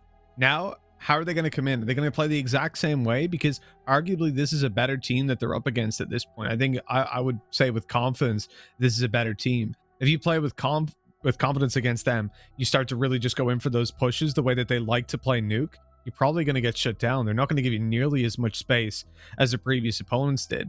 And so from that point, what do you do now? You go to the B plan, the C plan? Well, we saw that attempted towards the end of their CT side and very little really delivered from it. So I feel like, as Jim said, actually, I've heard this from a lot of professionals in many different games as well, that close games are the hardest to get over. And I feel like the way that Ground Zero lost it as well, 9-1 up, and then getting shut down in the end and trying these confident plays and being shut out, it's going to be so hard for them to mentally reset. They had both. They had the smashing and the tough loss. But this so now was they're doubly screwed. Yay! But But there's distance between. There's distance between the tough loss and the game that you were never in, right? You're ruining mistakes in rounds that could have gone your way, as opposed to the whole map never went your way, so you can't pinpoint any individual moment. My issue is like let's just paint a quick scenario. Ground Zero start out nuke. They go through for some aggressive plays. They get shut down. What happens then? What do you do? Like that's just you're immediately thrown back. It's like PTSD. You're seeing the flashbacks in Vietnam. You don't know what to do. Like hearing choppers everywhere. You're seeing players with Glocks waiting around corners, shutting you down when you push with an MP9 versus an eco. Like I really think that they're going into an area that they're just not going to be feeling comfortable with if Roosters start to build up some momentum and shut down that A plan. I don't know how the backup is going to go. Well, you know what? On that note, let's do a few quick predictions, gentlemen. And Mitch, since you were on that particular trail of thought, I'm just going to give this one your way. Who do you think's going to win this? Rooster 2-0. Okay, very, very confident. Jim, I don't know. Do you think it's Rooster 2-0, 2-1 maybe? Yeah, look, I think we're going to find out pretty quickly in the first map whether or not it's going to go their way. So I think, look, I'm not confident in Ground Zero right now, I'll be honest. So I think it's going to be Rooster. Might be two closely contested maps, but 2-0 Rooster. All right, and on that note, I'm going to bid you gentlemen adieu, farewell for at least a couple of hours, at least an hour. You guys are going to be back in a while. Goodbye. Tom, bye-bye. Adios. And Tom, it's you and me once again on the wild ride. And I'm going to throw this your way. I feel like even you're going to go the way of Rooster here. 2-0, maybe? Yeah. Cock's out for the Roosters. I think they're going to dominate this one. I think it's going to be just easy peasy, lemon squeezy. Obviously, I doubled down on Ground Zero in the last one, so why not do it again? It's a lot more fun this way. I feel this might be the only time apart where it's not a Renegades game, but where every one of us are going to be kind of in agreement. I also feel it's going to be 2-0 for Rooster because I feel like Nuke, Ground Zero, sure, like Moop mentioned earlier, even though it was 9-1 up, it was a lot of clutches being won. Yeah. I think it was by Maker primarily. He won 2 clutches there, then for them 3 or 4 clutches out of those 9 rounds. So it wasn't like, I feel like that initial scoreline was a little misleading, and when things are falling apart, it just completely fell apart. Once they started losing 9-1 lead, it continued straight in Inferno. So that's going to be quite a mental barrier for them to kind of overcome, right? Yeah, I think the only thing that could be a little bit of a worry if Rooster do get too cocky themselves, because I think some of the time they take some pretty heavy risks, especially when they do consider themselves the better team, which I think going into this series they definitely would do. I don't know why they wouldn't. Like, you look at the teams that they're coming up against, and they're able to beat the likes of Paradox, compete versus the likes of Order, beat Avant, beat Order as well. Like, they are one of the teams that are challenging to be like a top 4 team within the region. Like, Mitch spoke about how he thinks they're on the sort of brink of it with Chiefs, but if anything, if we're looking at what has been done by these two teams, you almost have to put Rooster above Chiefs because Chiefs are brand new. Like, I think there's definitely the potential that Chiefs could go on to do more. But at the same time, if you're looking at actual results and actual statistics, Rooster are one of the teams that should be looking to get into the playoffs. So sure, they had the toughest possible opponent for the first match, and they did okay. It wasn't amazing, but they did all right. Now they come up against a team who have just been, well, almost crushed mentally. I would say this is theirs to lose now. I have to agree with you on that, right? And again, Rooster, got to bear in mind, they placed second in the ANZ champs, right? They took a map of Renegades earlier on. Before that, in the DreamHack, I think it was Open Summer. They were also able to take down the likes of Navan and even Order, if memory serves me right. So yeah, I'm going to actually stick by the fact that Rooster right now, they can kind of tentatively be placed as the 4th best team in the region. Of course, closely followed by Chiefs and maybe a couple of other teams here. A thought struck my mind, Tom. How fitting would it be for Dick Stacy to join Rooster? But he's playing Valorant right now. But it would be perfect, wouldn't it? Just for the memes. I think we'd all lose our careers within a very, very short space of time if that was combined. Especially if they managed to like get to the point where they could get to the major. That's it. Like, stickers would have to be removed because the amount of things that were created off just the back of Dick Stacy's sticker alone it would be atrocious. Like the big dick energy has come out like a million times. Like the amount of times I've seen that on AKs when walking around, you pick it up and you go, "Oh, for God's, you can't." But the thing is, you know what? Like we talk about it as a joke about it. I kind of miss those days where like the biggest post on Reddit or like the most tweeted about tweet, like Counter-Strike tweet, was about Dick Stacy's stickers, and now you go to Reddit or like Twitter the past couple of days, and it's like everything's on fire, everything's fine. I don't even have a cup around you, but everything's fine here. It's it's a grim time, and it's nice to kind of reminisce about some of the more fun, albeit a little bit, you know, like spicy things do you know, we do you know had to what's deal with. interesting though? That this is actually where a lot of coaches sit during the match. Or actually, I don't think so. Like you can't really see much of the map from here. I don't know. I feel like with the right cam, you probably could. All right, so we're just hearing word from the admins that a player is yet to connect. So hopefully we should be starting off with the game real quickly. But yeah, it is going to be Nuke. And if I'm not very much mistaken, you pick a map, your opponent's got to choose a side. And I'm assuming Roos is going to be starting off on the CT side here, unless they want to do something a little bit more crazy. And looking at the way they played against Renegades yesterday, one thing I noticed was they were not afraid. And I think that is something which Ground Zero showed. Like, I mean, they showed a complete opposite, rather, where when they were 9-1 up, then it was 9-6 up, they started playing, on that CT side, they started playing not to win, but rather they didn't start playing to win, they played not to lose. And I think that just broke them, like we saw earlier in that game. How many bomb plants, how many times did they go for the save? And when you have such a big lead initially, maybe that's a time when you go for some of these more aggressive YOLO plays. And again, I'm not talking about Burn just running in alone like an absolute madman, but more being, you know, a little bit more of control aggression. And on that note, we're going to be going live. And it is going to be Rooster starting on the CT side. None of them have a single picture up. I don't think they've given PGL that picture. I couldn't find any of the pictures on HLTV as well. They're edgy. They're edgy. They're edgy, aren't they? It's kind of disappointing. They're mysterious. Look at 2D's picture. How magnificent is that? Either that or they just sent in pictures that could never be used, if you know what I mean. You know, they are Team Rooster. There's some connotations there. Never mind. We're going to go moving in.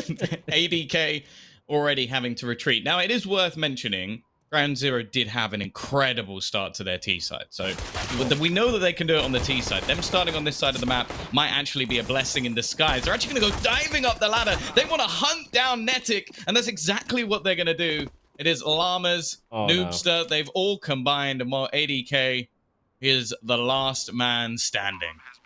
That was such a big mistake. They give up ramp, and I think it was ASAP who was just kind of like jumping around towards like just outside of Hell, and he just made a footstep, and immediately Ground Zero, wasting no time, just pouncing on him.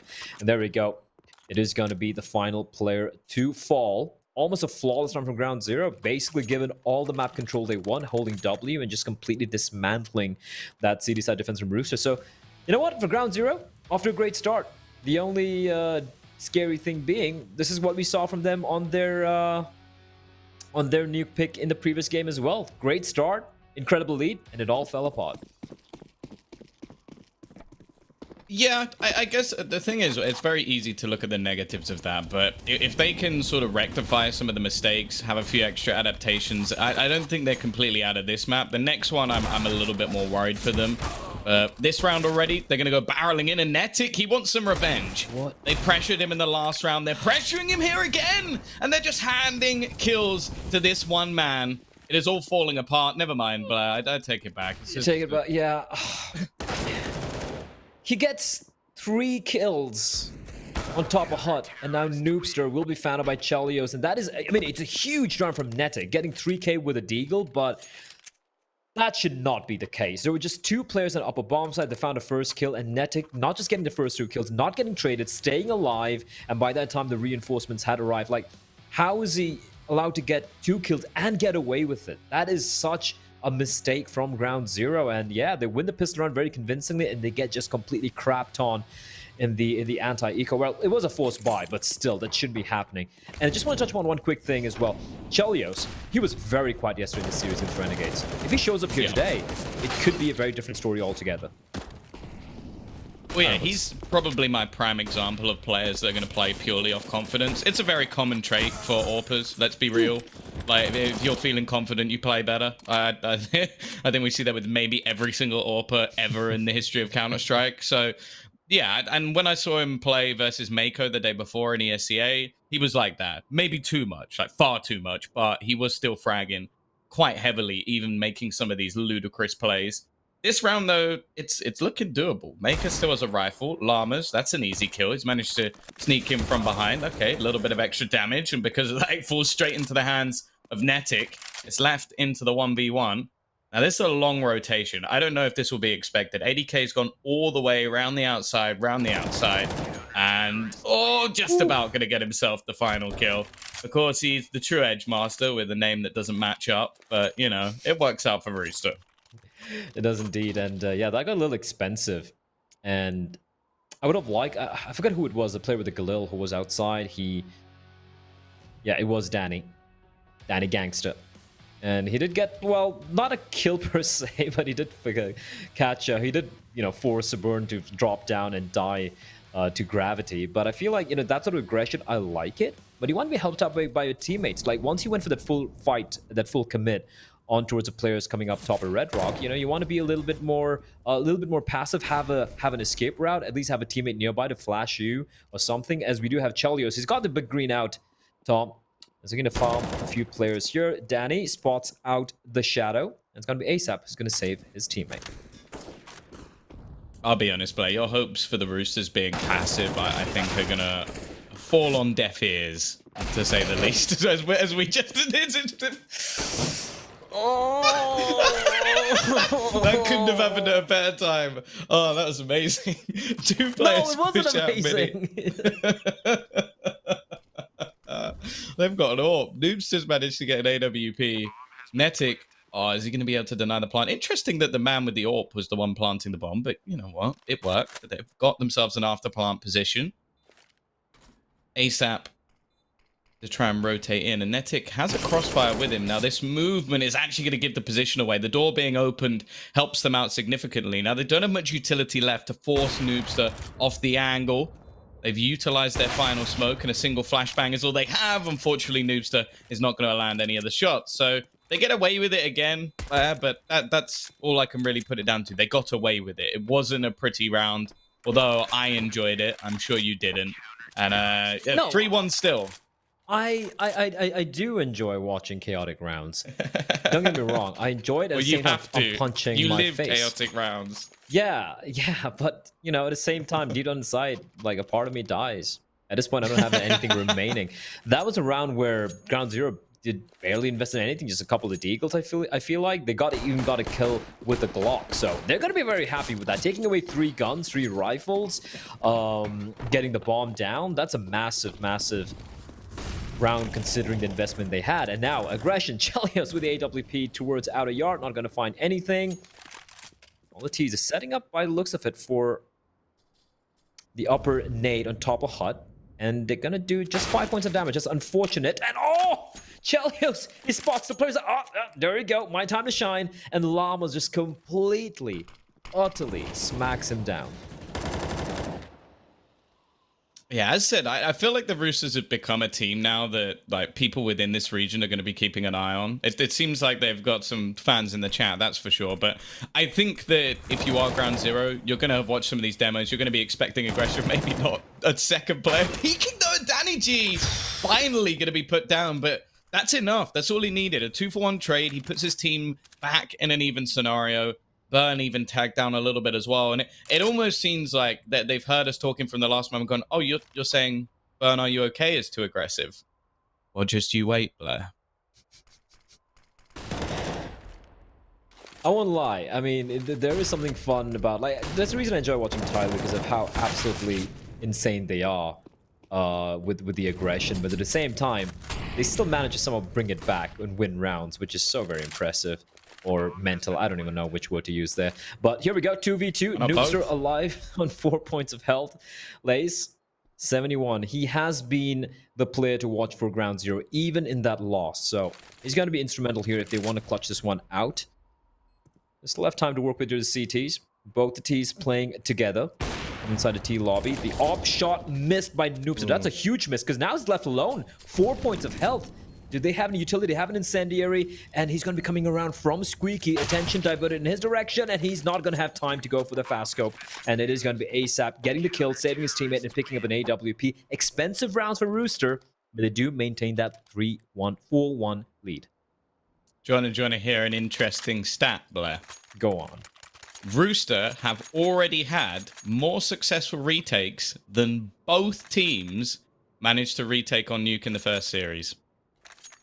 There we go. 2-0 Rooster, like you guys call it. That's a really depressing stat when we're in round 5. It is.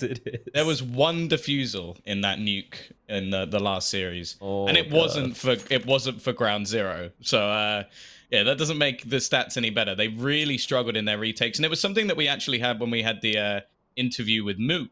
He basically just said, yeah, when we got into 3v3 positions, like we were always able to hold. I don't necessarily think that it was because they were in necessarily 3v3s. I think it's because they were in afterplants. And the second they got into those positions, it just seemed like Ground Zero had nothing. And the interesting thing is as well, is Ground Zero were really good on the T side. So it's not even like they couldn't entry into sites. In fact, they were fantastic at that. So I don't actually know what it was. Maybe just they hear the bomb ticket and they go, oh no, I don't want to go near that. Like it was just weird. I don't know what happened to them, but something changed.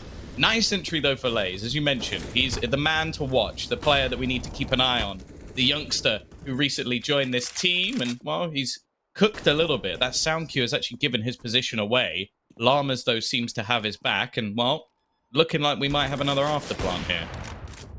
Ooh, Chelios though. Calm and patient, waiting for the smoke to dissipate. Noobster, timing not working out for him. His teammate had a smoke, they could have used it a little bit earlier. And now ASAP trying to be cheeky, trying to get the timing right. But Leas still holding on. They haven't spotted him out, using the smoke perfectly. Leas right below him. And ASAP, he just pulled off a magic trick, which just might have won them the round. It was a 5v4, they had control of the bomb site. And now 2v2, bomb yet to be planted. And look at the rotation from the other CT. It looks like Chelios expecting them to head over towards lower, but no, bomb will be planted. And now ASAP, he's got a lot of work to do, but looking at how low they are, that's so with smart. A cheeky angle, that is so smart. And Chelios now with the AWP, this is not looking very likely, Tom. He gets away with that. Okay, I don't know how for starters he gets up the vent. And I don't know how he doesn't hit that shot. That looked bang on, but I guess he must have been moving a little bit when he took it. So that's going to be painful. I think it whiffed it just by like a millimeter there. How low were they, Tom? Like, you could have just literally just taken out his USB and just won that round. Whew. That ought to suck. But Rooster, they're a team who don't, really go for these saving things some teams do. They're going to be going for the force by Chelios once more with the AWP, M4 for ADK, and the rest of them, it's going to be Deagles and a bit of armor, and so it's a tad bit of utility. Yeah, this is where we can start seeing Ground Zero really, I was going to say build into this one, but that's not the best of starts. Obviously, it's only a Mac 10. It was Maker pretty much going for one of those really aggressive pushes to try and maneuver some of these players around, like force them into different angles that they don't necessarily want to be taking. Unfortunately, he doesn't actually get to keep the space, so it doesn't really have that much value, especially when you consider that the rest of the team had taken ramp control. The idea was probably to try and split into the B site. Instead, they've had to make other plans. Now, these plans aren't necessarily bad. They've been able to get control of Hell, but with the CTs mostly holding on the A site, I feel like they should be aware that they've given up Heaven, although by the looks of it, they aren't. They haven't indeed, as Llama's going to be leading the charge. Didn't spot anyone out, but finds one. Netic's going to fall. They is immediately following up with a frag of his own, and yeah, this round should be pretty much done. Jealous and ADK, the two players with the rifles, and they should be just looking for the save here. They get the one kill. That's okay. For Ground Zero, though, it's a very important round to win, and they win it by... Well, at least for now, they've only lost one player, and they need to start building up a little bit of an economy here. But for Rooster, it's a bit of a pickle, Tom. They have to go for an eco here. Netic, ASAP, and Danny Gangster probably have to just wield the USPs. Yeah, I think the one thing I'm a little bit disappointed there is that, fair enough if you want to go for the retake in this scenario. I've got no issue with that whatsoever. But the problem I had was that we saw a player actually peek into like Mini with a Mac 10 and another take a face elsewhere. And after they were still kind of in a 4v4 and the bomb wasn't even planted. So they kind of like took a risk that they were never going to win. Like if you're facing Heaven with a Mac 10 from Mini, if you get a kill, then I'm questioning what the player on the other side is doing. So just could have been a few moments of calm before they went for the retake, especially when they hadn't managed to gain any ground towards the vent or even towards Mini itself. So if you rotate the AWP in there, you could have won that round. Even still, it's not the end of the world. 4-3, Ground Zero starting to build into this T side once again. And as said, if they get a similar half to last time, I'm not going to be banking on the fact that they make the same mistakes. Well, they still have to face up with Chelios and his AWP, trying to time that. Ooh, that second one is very close indeed. Chelios making that op look quite scary indeed. And I gotta bring it back again to like what we spoke about earlier, Tom. As Chelios has been kind of like before we saw the likes of Netic and ASAP step it up. Chelios was the hard carry for this team. Right? He was the guy who was making those moves, making the plays, top fragging for the side, and I know it's still early days. We've only seen them play against one team so far, and that was, of course, against Renegades. But, like, for example, the miss towards Mini, that's something which shouldn't be happening. Not at this level, at the very least. Yeah, the one thing I will say, and this is more just my personal preference when it comes to a lot of AWPers, but if your AWPer is your hard carry, right? The maps that they seem to play, or at least the maps they have played so far in this tournament, don't really go heavily in the favor of an AWPer. Like, you look at the maps that they played against Renegades, you have Inferno, which, granted, CT side AWPing, fairly common. T side, though, it's a bit rough. Like, it's one that can be fairly tough. It's not where I expect an AWPer to hard carry. You even look at the likes of someone like Oscar, right? Oscar is a player that I will only ever see with an AWP in his hands, except on Nuke, where he doesn't play it at all, because it just doesn't really work for him. Now, if I'm looking at AWPer's maps, okay, Mirage, that fits more within that bracket. You look maybe towards a train, an overpass. They played that the other day. He did very well. So I don't want to say like, oh yeah, no, he's not having enough impact, but I think that a lot of the maps that they're currently playing, I don't think you can expect an AWPer to always hard carry an Inferno or always hard carry a Nuke, because it's tough to have that same sort of impact unless, for example, on Inferno, maybe you're Kenny S, where you've been doing this for like 8 years at this point and you just seem to be an absolute monster. But those are special cases a lot of the time. True, have to agree. And of course, they haven't really had a chance to play one of their the better maps, their favorite map, Mirage, which is actually going to be coming up next, and which is something I am very, very excited about. Llamas, enter trophy room, waiting for any aggression. We do have the buy coming in for Rooster after what feels like 2 rounds now where they've had to deal with pistols for the majority of the players, but at least Chelios and ADK have managed to keep on saving their rifle, so that's useful. But Chelios Lace just drops down like a wraith out of nowhere. There's no time to react, and Chelios, well, he's had that op for 3 rounds, Tom, or maybe 4 rounds now, but he hasn't really been able to do much with it. Yeah, he almost seems to be playing it a little bit like how we see Henny play it, where he's trying to get aggressive into angles. The only thing is, like, Henny has some of the fastest reactions I think you'll ever see in Counter-Strike, so he can get away with things. What is this? How players are trying to take 2 battles at once. You could see, I think Llamas was watching towards the other player, ASAP, and, well, that was just almost too easy for Danny G. Like, that is a big mistake coming out from Ground Zero. Amar, 3 versus 2, 35 seconds left on the clock. The bomb not even moving towards the site, it seems. Burn, are you okay? Seems to be trying to maybe pull a rotation. I'm unsure what the plan is here. Yeah, he's going to try and double back, and they have actually managed to do it. They've rotated players away from this site, and they are going to get an afterplant blare. I like this. I really like that play from Burn, who is sitting on a fat 006. Don't make it a 007. Get a kill. Get a kill. Oh, there we go. Avoids the 007, but he will lose the round. He gets 1 kill, 7 deaths, but that's okay. As Rooster is strike back, that was a big mistake, getting mowed down right there. And that was primarily because I think there was a massive gap in the smoke. So they had to check towards the left-hand side, towards the Heavens position. At the same time, the timing was atrocious. Look at them. There was a big gap there. They had to take the fight. They were taking fight on two fronts, like you mentioned. ASAP just rattling off bullets from, I think, towards heaven or from hell. And then, of course, a very, very comfortable spray down for Danny as well, down from the secret stairs. So a big mistake from Ground Zero, because that was a round they should have won. They had the man advantage early on there. Well, yeah, and the worry so far is that Ground Zero, okay, they got 4 rounds. Pretty good in a 5-4 scoreline. But the other thing as well is, like, so we talk about Burn being that sort of exciting, aggressive player on this map, and then Maker was someone who we were sort of watching as, like, a highlight player. Now, granted, Llamas is having a fantastic start to this match, 13-6. I think he's sort of ironed over some of the cracks that we're witnessing in this TE side with a few slip-ups here and there. If it wasn't for him, I think that we could be seeing Roosters a fair bit further in the lead.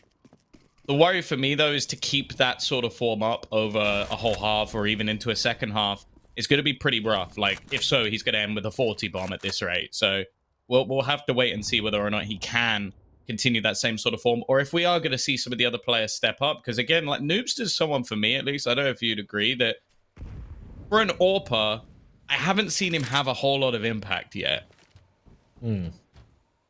I gotta agree. Like, I feel like on a map like, especially Nuke, right? CD side, AWP, it's not exactly a map made for opping, but if you are going to be a primary op, but there's so many avenues available, right? You can single-handedly be a problem towards ramp, towards outer, even go for this aggro picks towards HUD, towards the T lobby area, and we didn't see much from him so far. But then again, it's T-side Nuke opping. That's much harder, Tom. So I'm just gonna bide my time. You can caveat it. That's fine. That's fine.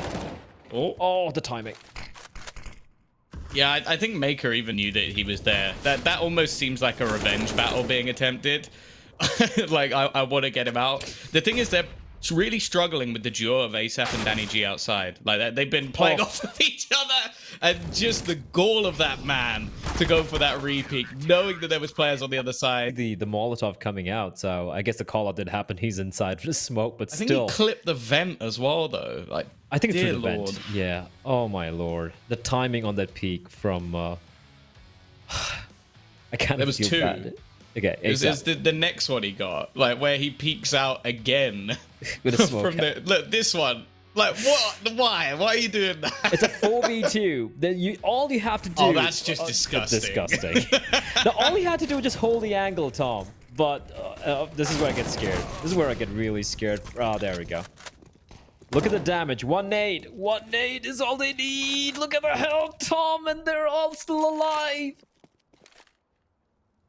This could go very badly wrong. Even though there's so many low HP players, Llama's going to attempt the wraparound. The rest of his team are in the meantime going down towards that B site. This time, not so much of a rotation. We saw them over-rotate last time, so I think there's a heavy hesitation to make sure they don't give anything up. Now, they've heard the scope at the top of the vent. That might give them a full sense of security, although there's no one even aware of it. But they go back, and well, ADK this time is now waiting. So a scary situation, but ultimately, if they get away with 3 players alive, I don't think they're really going to care, and the wallbang isn't actually going to be met by anything. Nice cleanup from ADK, ends up with a 4K, and Rooster now up to 7.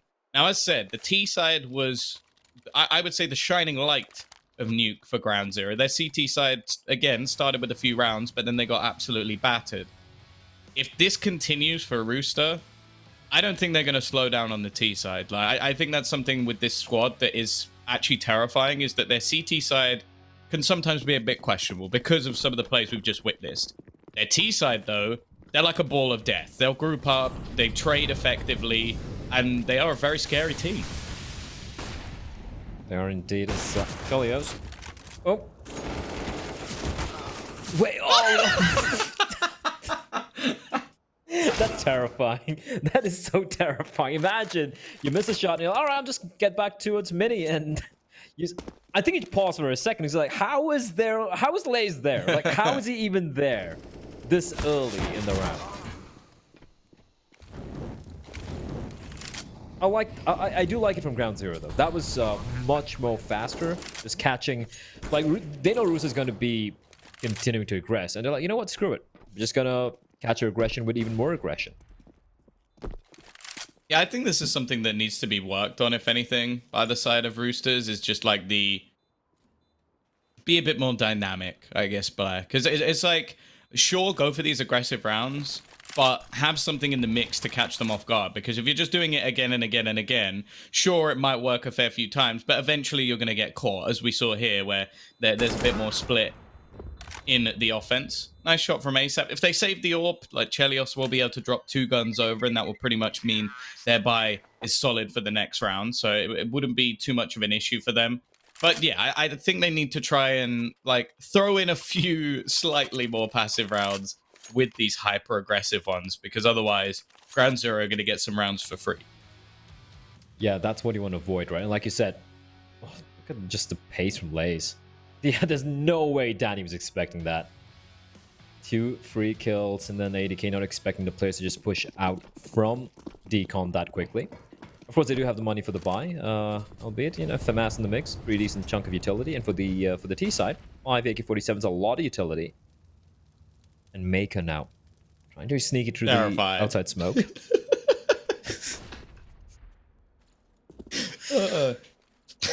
This is why you throw in some slower rounds, because you know that they're going to have to check every single smoke that's ever been thrown.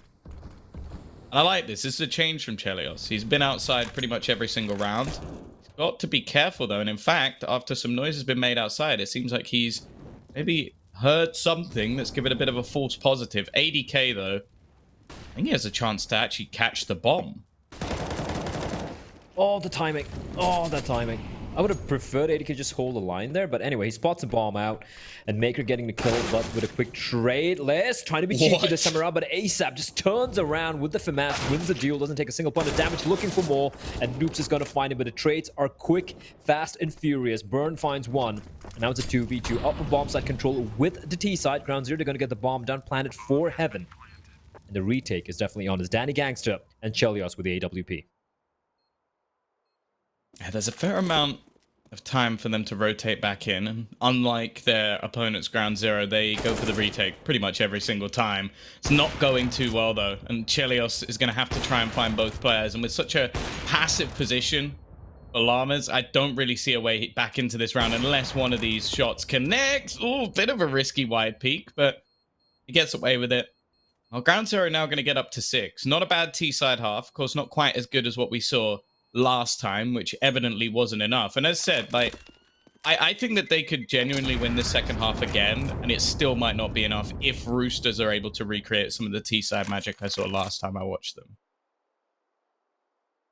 Well, the ultimate round, first half, money looking a little grim for Rooster. So expecting a few pistols coming out, maybe a couple of P250s. I'd like to see a lobby crunch coming in from Rooster here. You know, try and keep Chelios holding towards outer with the AWP, or maybe, you know, opening up Squeaky, just like holding that line while the rest of his teammates just pinch her in from ramp. I do see a couple of upgraded pistols. Actually, everyone with the P250 of 5.7. Will they go for any aggression? That remains to be seen. It's happening, but I would really like it if they kind of like grouped up together and went for it instead of just peeking in one by one, because 9 times out of 10, the egg is going to win these duels.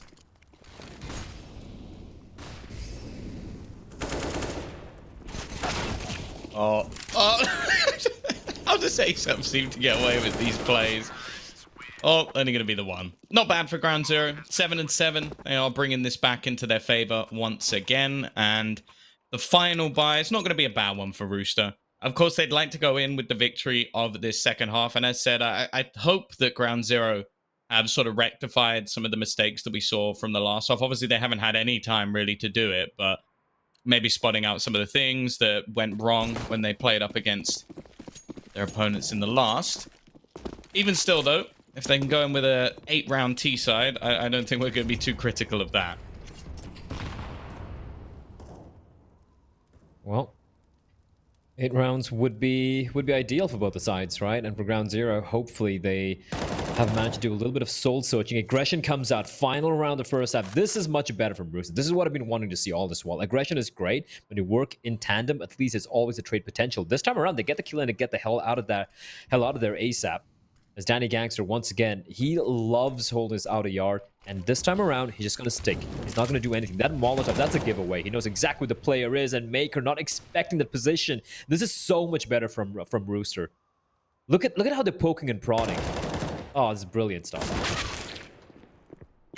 They have to check everything. This is the problem. Ground Zero, there is no corner that is safe on this map from the Roosters. It is literally like the chickens you see on Inferno. They're just going to wander around, and eventually you're going to bump into one of them, plucking away.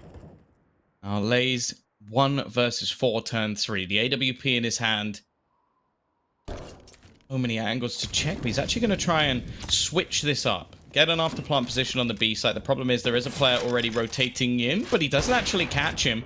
Opts to try and take the fight as a closed plant here would be a horrible position to try and defend from. And with the amount of time that has been bought just by the presence of his opponent up the top of ramp, I think that's going to be enough to end this round. I don't know how he gets out of this. We're going to need to see some sicko magic, and there's the first one. He has spotted the second player around the double doors as well, but he's only got 10 seconds left, and they know this. They're trying to wait for him to go for the plant, and this is all over. Yeah, that was so perfectly played as well. They were keeping an eye on the clock. 10 seconds, he fakes the plant, and 6 seconds remaining. They know he's got to either commit or he's got to take the fight, and they peek him together. And that was a very well played round coming out from Rooster, if you ask me. Like, that final round, that's the sort of aggression which I like to see, instead of just holding W, solo, just going on in. And sometimes when you kind of restrain yourself a little bit, especially on a CD side, your opponents, they have to make the move. They have to go for the plays. And that's when they fall into the trap you've kind of set for them. So 8-7 the scoreline. Rooster going to the second half with the 1-round lead. For Ground Zero, this is the big question mark, Tom. I don't know. We did not see anything from them on their CD side against Downfall. Can they reverse that? I don't think they would have picked into this map again if they didn't think that it was going to be something they could rectify. So I'm not as worried for Ground Zero. It's just whether or not they can actually battle versus the T side of the Roosters, and whether or not they have the same sort of pizzazz. Interestingly, 2 of their players have not bought anything. Is that correct? The new strat, one that I don't think I've seen before. Okay. Save him for the AKs in the next round. All right, Burn. All right. Progressing further. And finally gets punished for it. But now Maker's going to strike as well as Noobster joins the party, leaving it all in the pretty capable hands of Danny Gangster, who's going to head straight down the vents. He might be able to get the bomb down here. He should. He's got a smoke as well to cross on over. So at least to get a bomb down. However, touching this one might be a little bit impossible. They know exactly where he is, trapped behind the smoke, and Llama just spamming away gets to kill, and that's going to be Ground Zero. Winning the pistol round, they're going to tie things up. Do you actually think they might have just not bought so they could get more in this next round? Because, like, if you look at the money, ASAP can realistically buy an AK or Galil. Obviously, no head armor. Danny G can just buy an AK, which he has done, by the way. If that was the plan, I will say, just as a slight caveat, I do hate them for that. Because that is, if we're talking about exploiting bugs, it might not be a bug as it is the economy of this game, but I definitely call that exploitation. Not buying anything in the first round to just slam them into the ground in the second. It would be impressive if this now works, which it very well could, because they have come into this with 3 rifles. I'm gonna feel dirty. I'm gonna feel disgusted. Yeah, I mean, we can do the good old game of, hey, guess which team won the pistol round, right? Galil's AK, Chelios with the scout. He really does like the scoped weapons. Much comparatively kind of quiet on the CD side, won't lie, with the sniper rifle, scout or AWP. As he's able to convert something over here. Llamas with a smoke, keeping the T's at bay for the time being. ASAP already down to 18 points of health. They have a couple of smokes, 3 smokes in total, a couple of flashes and a smoke, so they do have something to work with here. They could potentially use the smokes to head over towards outer, cross on towards outer yard, make their way towards lower, use the remaining smoke to try and kind of enter the lower bomb side. But first, they have to face off against Burn. Are you okay? Who had a nice pistol round. He's going to do more here, though. Nadic's going to get the opening kill. Noobster will fall.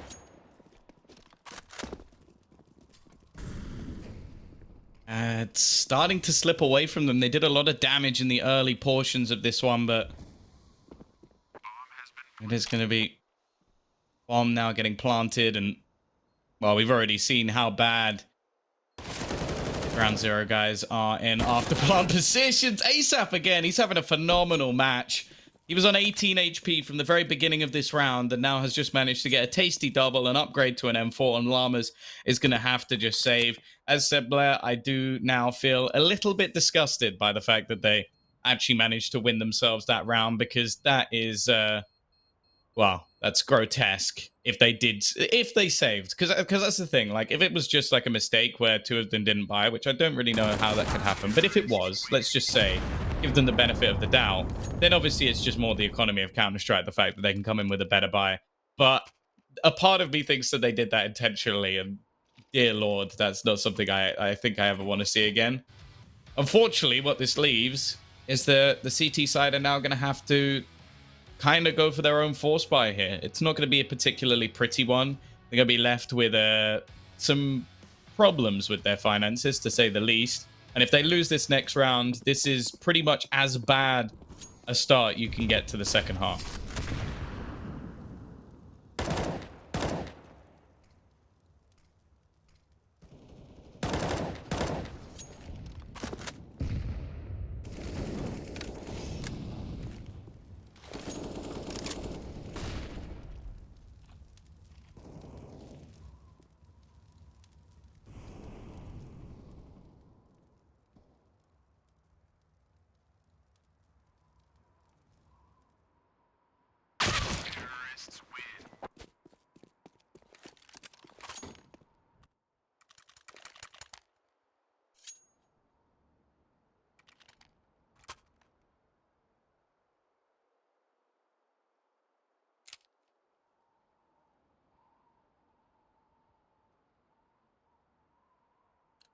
I just muted myself on the VMix call.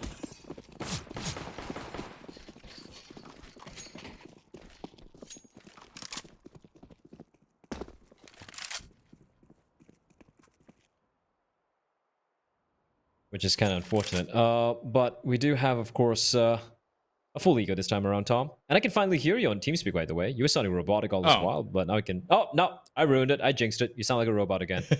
I'll try So restarting. whatever you sing, I can kind of gauge, have an idea what you're saying. At the same time, I'm not very sure, like, what you're really saying. So just like winging it. But... you know what? Doesn't really matter. Right now, Rooster, they're looking very solid indeed. USB stacked towards outside. Chelios and Danny and ASAP, they're going to have no trouble whatsoever just mowing the players down. This is very, very good. 2 rounds back-to-back if Rooster are able to do it. And that's exactly what's going to happen. They're going to win 2 rounds back-to-back without losing a single player. And that means their money is starting to spiral a little bit out of control. 3 players at $9,000. ASAP almost in 10K. Netic and Chelios an average about 7K as well. It's looking very, very good for the Rooster side. And Ground Zero, well, they had a nightmare of a CD side earlier in their first game against Downfall. And they were leading 9-1 up. For those of you who didn't tune in for that game, they were leading 9-1 up on the T side of Nuke. And then they lost 16-13. They were 13-7 up at one point, and the CD side just completely, utterly fell flat. And we're hoping, and when you saw this new pick coming in, Tom, like, we did have the discussion. We're like, you know, could this potentially be a mistake? Because the CD side was very flat, and right now, true, a couple of these rounds have been forced buys and pistol rounds, but Rooster, they're finding holes in his defense. They're winning their duels, and this sheer, consistent aggression, it's seems to be a little bit too much for Ground Zero to really contend with.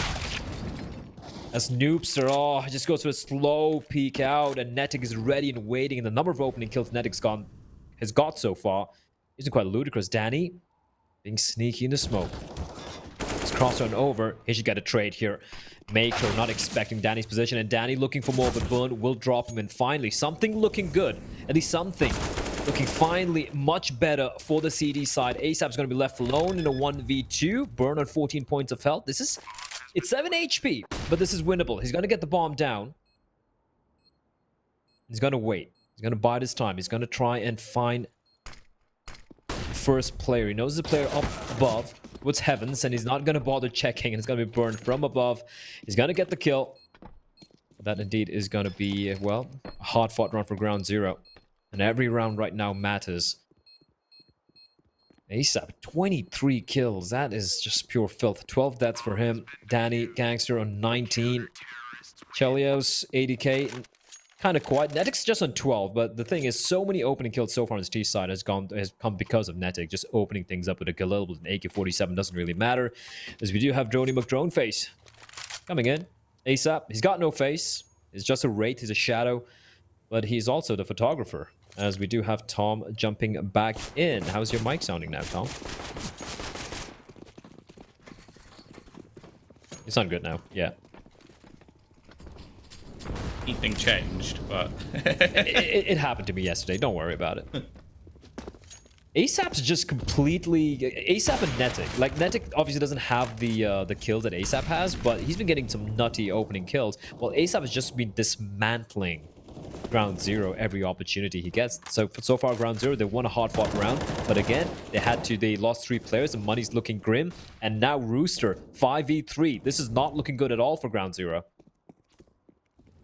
yeah, it almost seems again just like the T's can get away with whatever they want. Like they're able to push out the squeaky door, get towards the vent. They're just able to do so much with so little space. That's what it should be the case, at least. Like outside somewhere you can challenge for. But the A site's normally somewhere where if you push in there, you're met with nades, you're met with molotovs, you're met with players, and instead they're able to get away with so much. And the remaining 2, well, they're just going to try and get a little bit more aggressive. It doesn't really matter. The bomb's going down on the B site again. While all this was going on, the rest of the team have been able to rotate through to B. And I'm starting to witness the similar things or the similar problems that we saw last time from Ground Zero. And this time it's not even like they're being like too over aggressive or like taking big risks.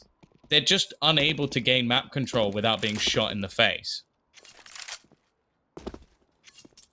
Yeah, it's kind of like a little bit of deja vu here. Although, the difference here, and it's actually even worse if you think about it, Rooster actually do have the lead, right? Unlike the previous game where Ground Zero had a massive lead, 9-1, and later on 13-7, and it kind of crapped it away. This time around, they don't have that luxury where they could be like, all right, guys, screw it, just going to go for an aggro push, YOLO. You can't do that because you don't have the rounds to work with.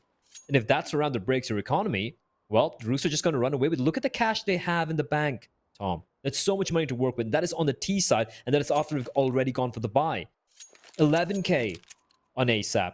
Netic and 80k, an average of 9,000. Danny on almost 6,000. Chelios on 4k. That's money for days to work with, and they're just 4 rounds away from taking map number 1. Yeah, this is a rough one. Danny, he's continuing to just cause them problems, and while Burn by name, Burn by nature, he's out of the round to a Molotov already.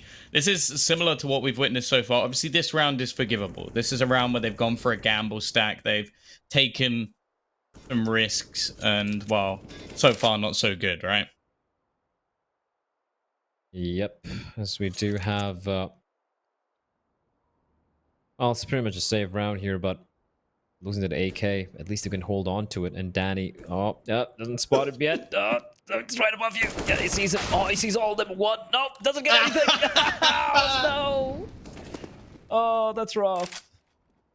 That's one of those rounds where you're like, I can get 2 here. And then you're like doing the calculation in your head, and then you just screw up both. It happens.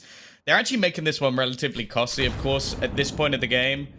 As The Rock once said, it doesn't matter. Like, it's completely pointless. Even if you get like 3-4 kills for the next few rounds, there's still going to be money in the bank. So if anything, for Ground Zero, either Lays needs to win this, which I'm going to be honest, Blair, I don't think that's going to happen, or he needs to just scurry away and save his gun. Ooh, nice shot there. But yep, will not be safe. I would have actually liked him for him to run away with him, head towards. Although if he ran towards Secret, they would have heard him, they would have hunted him down. There's no escape from that. Like he didn't have much health to work with either. So if he got any more closer to the bomb site, he would have been taken down anyway to the bomb explosion. So a bit of damage being dealt. It's a very small little positive. I don't think it's really going to matter because they have so much money to work with to do Rooster. And for Ground Zero, they're running out of time. They're running out of time, Tom. It's their map pick. Map number 2 is going to be Mirage, a map that Rooster are very, very comfortable on. And oh boy, got a feel for Ground Zero. Imagine being an invited team and being the first team to get knocked out of the tournament.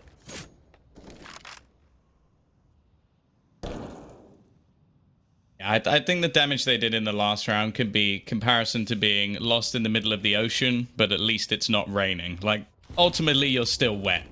It's not going well. They're really in trouble here. And Danny G again. This is like 2, 3, maybe 4 rounds. He's managed to just be cheeky, get into a position that he shouldn't have done, and find an opening pick.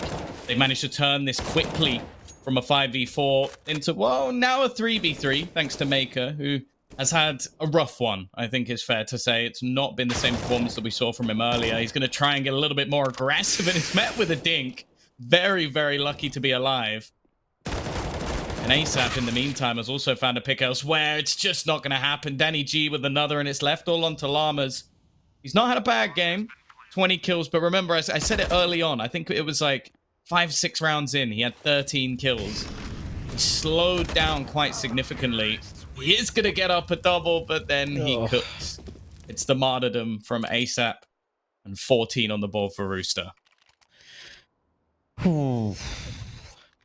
I genuinely kind of feel bad for Ground Zero, honestly. I mean, nothing against Rooster. Like, Danny G he's a G right now alongside ASAP, and just how many kills has he got from this position, Tom? Like, just in that squeaky area, and ASAP just getting kills at will, and they're really popping off, which is great. You know, this is a team who many people say are right below Avant, Order, and Renegades. And, you know, right above Chiefs, you know, potential top 4 team, and they're kind of playing like it. How many kills is he gonna get? It's like ASAP's just entering, and then Danny G just somehow gets into position. They've left the bomb. Oh, God. Rooster. It's an objective-based game. It's not deathmatch. Oh, my God. What's the bet they win this round without retrieving the bomb? Just kill everyone? Yeah, I reckon it's high. I think that they are going to win this round just by killing everyone. I think they won't even need the bomb in the end. They have the guns. So, yeah, Maker should be careful. Burn finds ADK. You're jinxing it. ASAP may not be expecting this angle. The timing is brilliant, but the aim punch comes in. ASAP barely gets tickled, actually. Chelios finds Lays. And now Llamas with a spray. That was his opportunity. And he will have to peel away as Chelios finds Burn. And you're right, Tom. They do retrieve the bomb, though. And Chelios still looking for the kill. The guy is a lunatic. And ASAP, triple kill to finish it off. The guy's gonna... I think he must be close to 30 bomb by now. Yep, 30 bomb. Oh, bang 30 on. kills. Bang on. 30 kills. He has just been unstoppable. Danny has been a problem. And Ground Zero. This is sort of what I spoke about in the first half. Like, I think, again, we're seeing the weaknesses of Ground Zero's CT side, but at the same time, Rooster are strong on the T side. You're seeing the confidence of ASAP, but it's not like he's been the be-all and end-all when it comes to their T side. I think Danny G has had huge amounts of impact. Like, you even just look at like the ADR statistics, they're really not that far apart. And those two players have been the difference. Again, you've still got Lays, you've still got Llamas. It's not like they're having bad games. The problem is elsewhere. Noobster mentioned him, saying that, okay, maybe on T-side AWPing it's forgivable. He's had next to no impact in this match, and he's not the only one. He is indeed, and yeah, like one player who's impressed me a lot, like you know, just looking at the silver lining here for Ground Zero, Lays has been fantastic. He has been really, really good.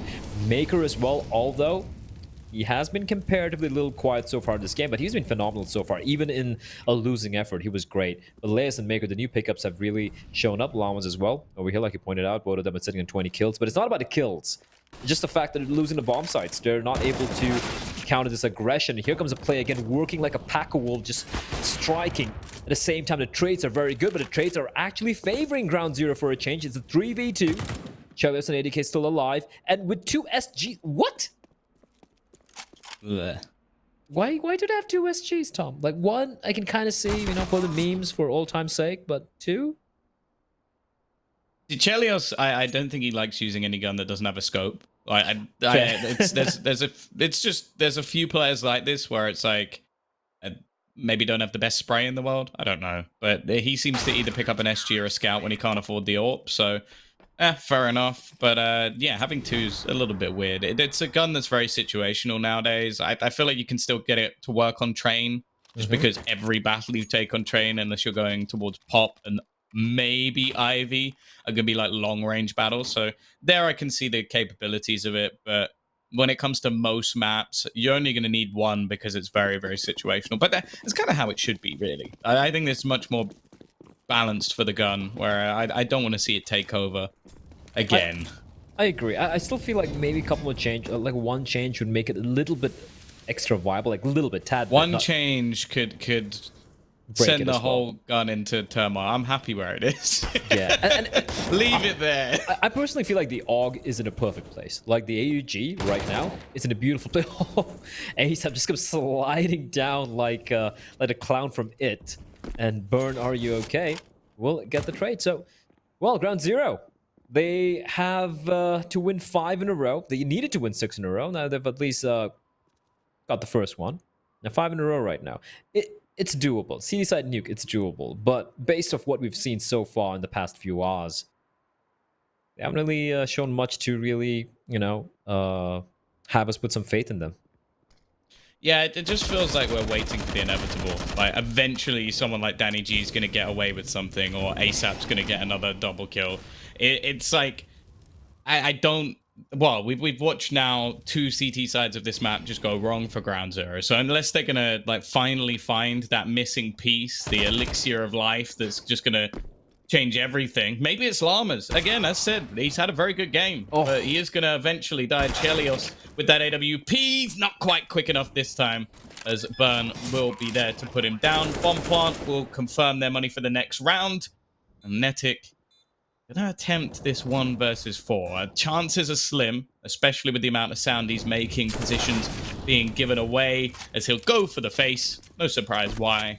And eventually it will be the defusal coming in. So ground zero, they're at least starting to make some ground. But they've still got a long way to go. 4 more in a row needed. And there's a big round for Burn as well. He's had a very quiet series, a pretty quiet day so far, but nice 3k there to keep his team in the map. Those of you just tuning in, again, map pick from ground zero. Next one coming up is going to be Mirage, and the third one, if we do go to it, it's going to be surprise, surprise, Inferno. I'm just excited for Mirage, Tom. I'm like, yes, a different map, which isn't Nuke, isn't Inferno, and isn't Vertigo. To be honest, I wouldn't have minded Vertigo either, but a little bit of a switch up. I like that. Danny G running out like a madman, and again, Tom, find themselves inside of vents. It reminds me of how Madden plays on this map. Like, he just will do the same thing again and again and again and again. And unfortunately, at times, it feels impossible to stop. Chelios, he's got his AWP back in hand. They're going to do the jump over to force Noobster off the angle. Oh, no. Again, he's not been performing well, and he's going to get shut down. Chelios finally coming up with a round that might just be enough to close it, as Natic is there alongside him. It's left onto Llamas. Burn, are you okay? And I think the answer at this point has to be no. It's left all onto Llamas. Oh, it's really awkward, but eventually they'll kill him off. It's 16-11. Roosters show their dominance coming in on that T side. And while I don't want to say I called it, but I definitely did. We all did. Danny, I like a little bit of panic from Danny at the end over there. But Jim, Mitch, I guess we can all look smug for a change. It did play out the way we expected it to. Nuke, again, ground zero, the CD side. They have something on the T side, taking nothing away. They do know how to win rounds on the T side. But the CD side, on your map pick, which is a map, your home map, which is a map you should be very comfortable with, and just having nothing, no defense, it just... Mitch, help me out here. Yeah, the really surprising thing to me as well is the fact that they picked up both of the pistol rounds, right? And lost the follow-up. That is extremely rare. I was just looking at the stats over the last year for Nuke, and 83% of the time that the CTs win the pistol, they win the second round, and 73% on the T side. So they have had one of the worst starts you could realistically have, or the worst start you can actually have to that half, because you get the initial loss bonus, and then you just get wrecked immediately afterwards and lose 3 in a row. And then obviously that happening twice gives your opponents a massive jump forward in the game, which is essentially the distance between them at the end there. Had that not have happened, had they been able to close out versus the Force Buys, they might have actually ended up on a much closer scoreline. But even still, to deliver a 7-round T side, to have so much being given there by Llamas and by Lays, and to end up in this position where their CT side now twice in a row has just been really, really flat. We said it at the start. We really did. This seemed like a mistake of a pick, and, well, there you go. It's delivered and proven. You hate to see it, but it is what it is right now. And of course, for Ground Zero, I mean, heading into Mirage, Jim, are you really fancying the chances? Like, what has to change here? I don't want to just talk about, oh, Noobs needs to show up at the AWP or whatnot, but something seems to be missing. Like, when it comes down to, I don't know, like the synergy. Could it be the calling? Could it be the fact that it just seems like they're going for too many individual plays? Are they getting bullied by the aggression from their opponents? Like, something's missing from Ground Zero. What do they need to change if they need to somehow turn it around on Mirage? Well, I think the first thing that they need to change is the fact that too many individuals on the CT side is probably a highlight for me. Is the fact that these guys, obviously, as we talked about in the pregame, have made a change. They've brought in new leadership to lead them in game. They've got obviously some new players in the mix as well. Normally that doesn't convert into T-side rounds, but they're making that side of things work. So the mystery is around the CT side and the lack of cohesion that's happening there. And that's really where they're letting themselves down. And we all know that a good CT side is very fundamental to Nuke. And as we see through the stats here as well, it's not as though they don't have the right tools. They've got players that are putting up the numbers. We know that Lays is quite a live wire.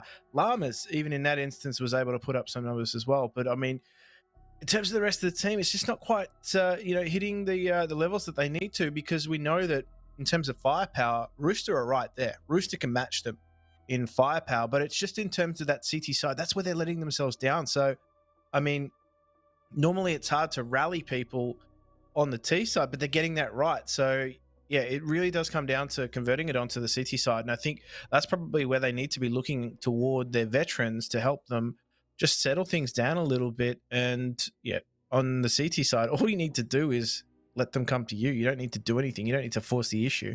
And Tom, like, before we do, head to a very quick break before we head into map number 2, like, we gotta talk a little bit about that man, ASAP. Yeah, guy's a beast. Yeah, he was just wrecking everyone. Like, I want to touch a little bit on what Jim said. I do wonder, like, some of the time when you have a new couple of players, like, you might have some spots that have changed, or maybe the synergy's not quite there, which I think can, especially on a map like Nuke, where you have, like, such heavy rotations, like, up and down the site and awkward retakes when you do. Like, maybe that's affected them, and then following the leadership on the T side maybe doesn't seem to come across as hard. I think it very much depends on the team. The only real question I have about that match is if Rooster intentionally did not buy the pistol round to force buy in the second round. Because if they did, I both hate them and love them at the same time, because two of their players decided not to buy anything in that T-side pistol round. And I've seen one player forget to buy. I don't think I've seen two players forget to buy in a pistol. That would just be weird. You know what? Rooster is a weird team, and I like that. I like the fact that they are kind of unpredictable, and I want to see more from them. And of course, we're going to be seeing more from them. It's going to be coming up in Mirage. Can Burn RUOK and his men turn it around or not? We're going to be finding out after a very quick break.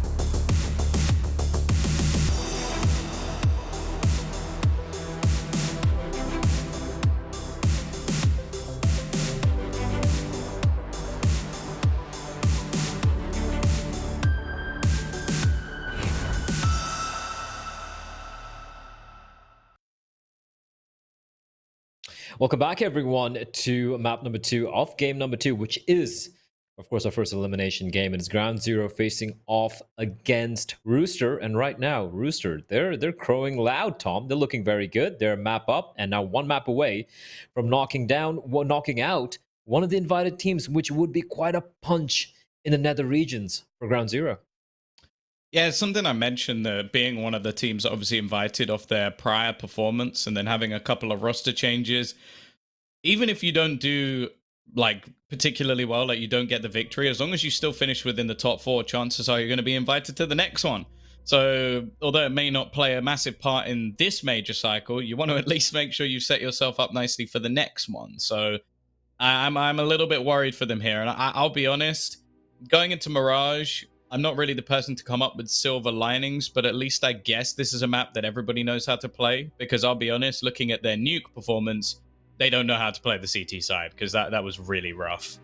It was indeed. And yeah, Mirage, the first time we're going to be seeing this map coming up here in the Perfect World Oceanic League 2020. Potentially the fall and potentially the final RMR, unless anything changes in the RMR system, because obviously right now we have no idea when or where the major is going to be taking place or how it's even going to be happening because of the entire the COVID situation. But yeah, I got to agree with you. For a Ground Zero, a team like Ground Zero, a proper org, they even have pictures for their players, Tom. Rooster don't.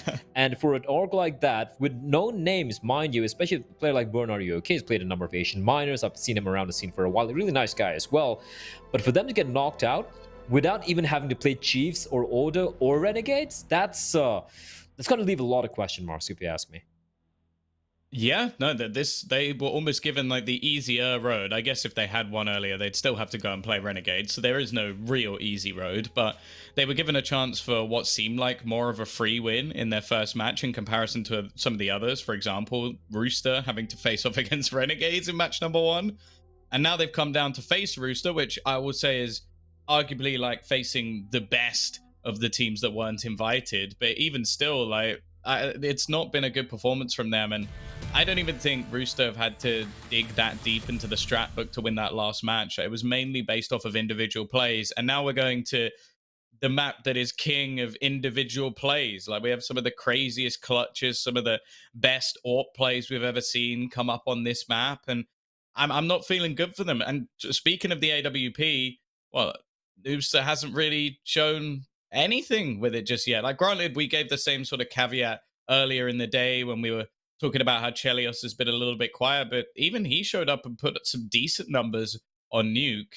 So if he now goes up and, say, doubles that going into a map like Mirage, well, there needs to be a counter. There needs to be someone on the other side, and where we just haven't really seen that yet. Oh, yeah, indeed. And the thing with Chelios is, while he might have some weird misses here and there, he does make up for it by hitting some really nutty shots, being very unpredictable, being very, very in your face with the AWP. And that's something which you want to see on a map like Mirage. And I do worry for Ground Zero. You know, the CD side, that's exactly what they're going to be starting on. They've opted to start on the, some people might say, the slightly more favorable side on a map like Mirage. And if they play static, if they play safe, what? Got something to add to that? 50-50. Like, it's 50.015. Yeah, like I said, slightly more CD side. Oh, right, okay, it's not live yet. 80k is AFK, and he has been, well, he's been executed and embarrassed. Danny doesn't like that, does he? Wow. Nope, not live yet. I hope not. This is the next level pistol strat. They don't want to win it so bad that they're gonna just kill their own player. But yeah, this going into this one, I'll be honest, like, this is the one map where if I'm looking at Ground Zero, I could say, okay, so it's evident that maybe not everything has been worked out yet with this roster. You've got some new players. I'll give you the benefit of the doubt. This is the one map where I'm not going to give you that many excuses anymore, because everybody knows how to play Mirage. It's one of the longest standing maps in the map pool. It's one that hasn't been removed. It's something that you basically have to know how to play if you play within any scene, not just within the Aussie scene. Like, it is a map that you basically see come up all the time, and it's a lot of the time the more puggier rosters that seem to succeed. So even if you are just better on an individual level, that should be enough for you to take this map home.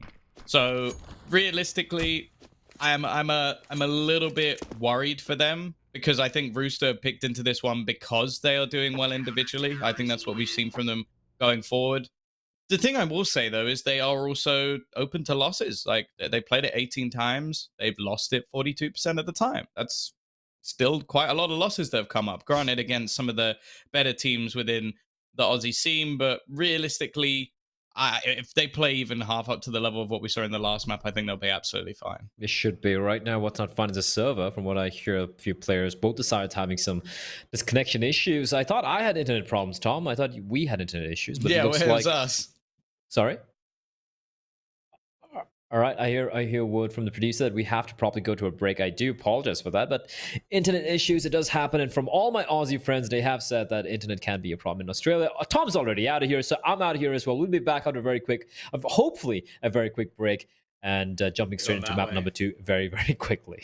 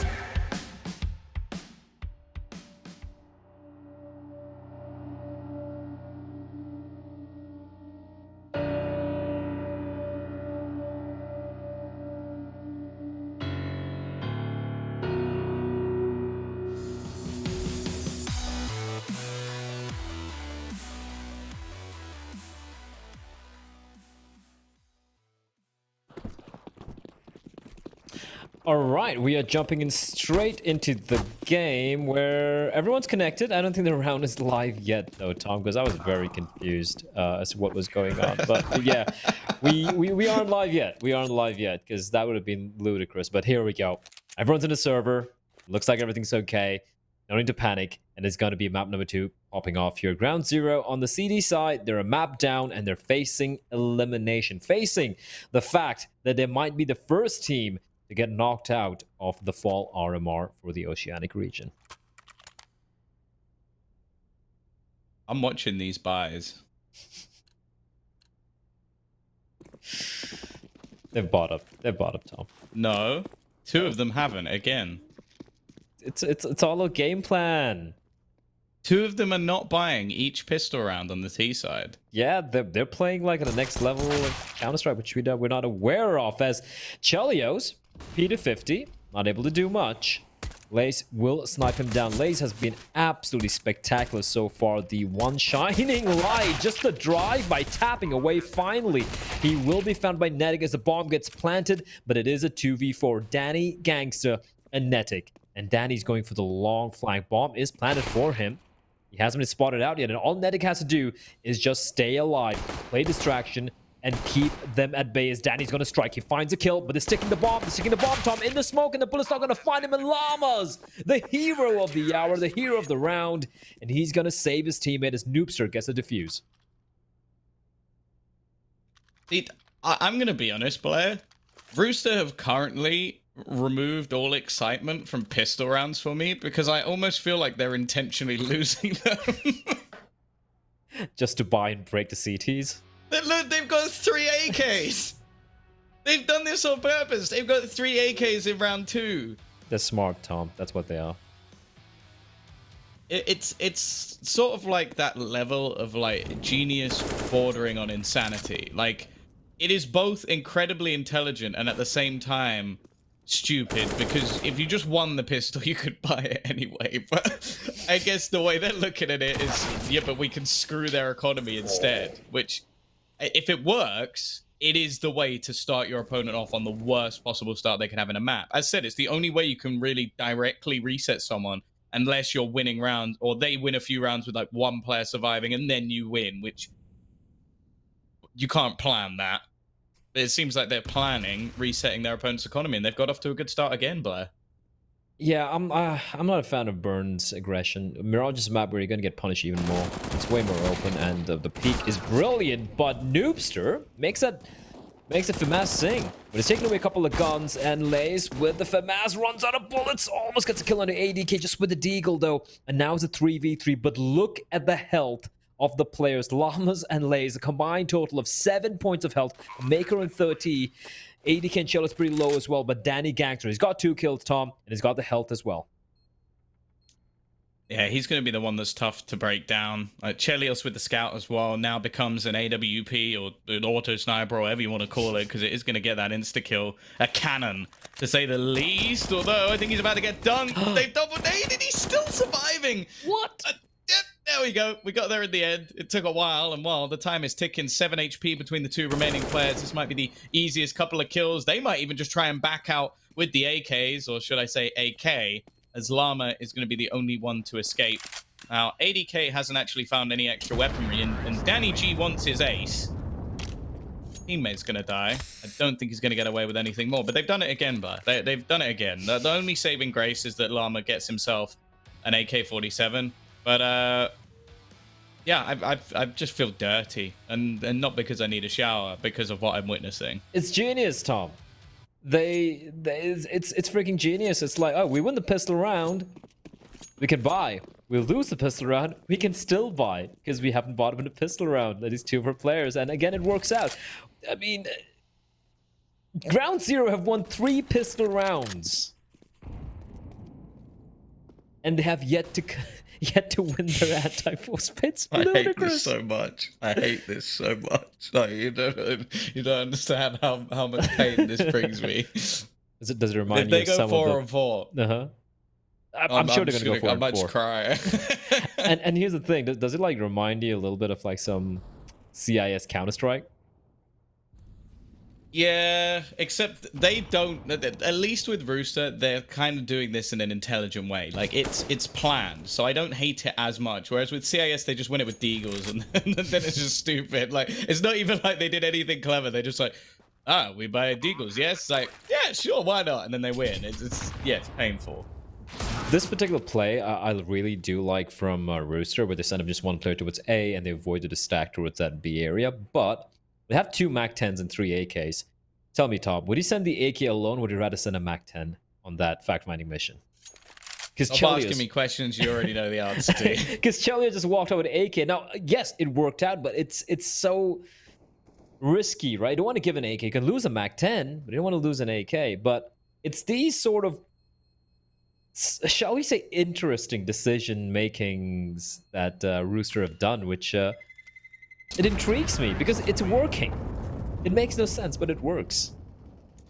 I guess the bigger question for me would be, though, is like, would this work against Renegades? And I think that's what we have to. It's a horrible question because it's sort of like, obviously I'm premising it with the almost a rhetorical question where obviously the answer is no, but like it's more just the thing of like, yeah, sure, you can get away with this stuff maybe because you're playing against someone like Ground Zero, or like maybe when you play against some of the other teams like Mako, like you can make these sort of plays that seem a little bit silly, but it's fine, we got away with it. But if you were to continue to do that against like even like tier 2, tier 3 teams within Europe, it's probably not going to work.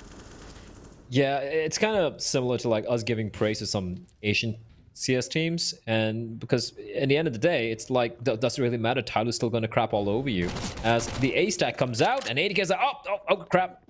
Too many pistols, and he's going to do the smart thing and fall on back. They have retrieved an AK-47. They have them trapped. This is where you pick up the bomb and head straight towards B, lads. Leave the MAC-10s to pick up the remaining players, and there's just one player remaining, Burn. The AK will be retrieved as well, and Burn, USB in hand, they know exactly where he is, and he will be found out. ADK comes flying around the corner. Yoink. Yoink, and they will lose just the MAC-10. And there we go, Tom. They lose a pistol, but because of the 10,000 IQ play that Rooster have, they won 3 back-to-back. Yeah. Yeah, the 10,000 IQ play.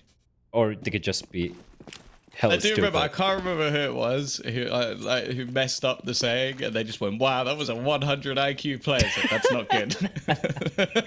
Which is why I take no chances. Usually people are like, 300, 400. I'm like, well, 10,000 IQ, that's a lot of IQs. Like, I think you're a god at that point. I think you've got that much IQ.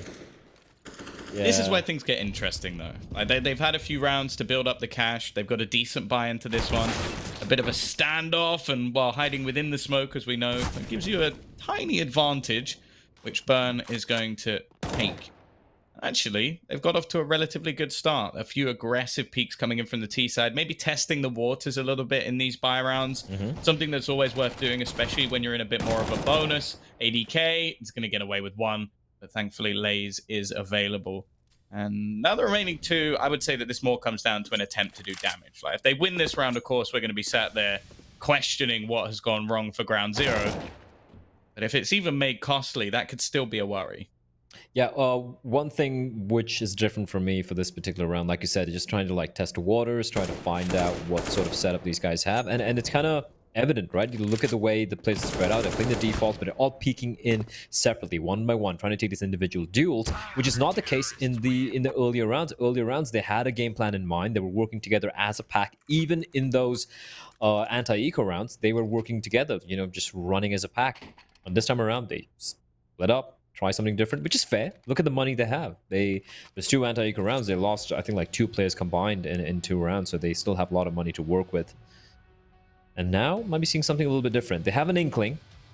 They have an idea of how Ground Zero like to play the CD side. And if Ground Zero remains stagnant and keep playing the same style over and over again, I feel Rooster are a team who are kind of dynamic. They know how to switch it up. And I think that's exactly what Ground Zero was struggling with on their CD side of Nuke.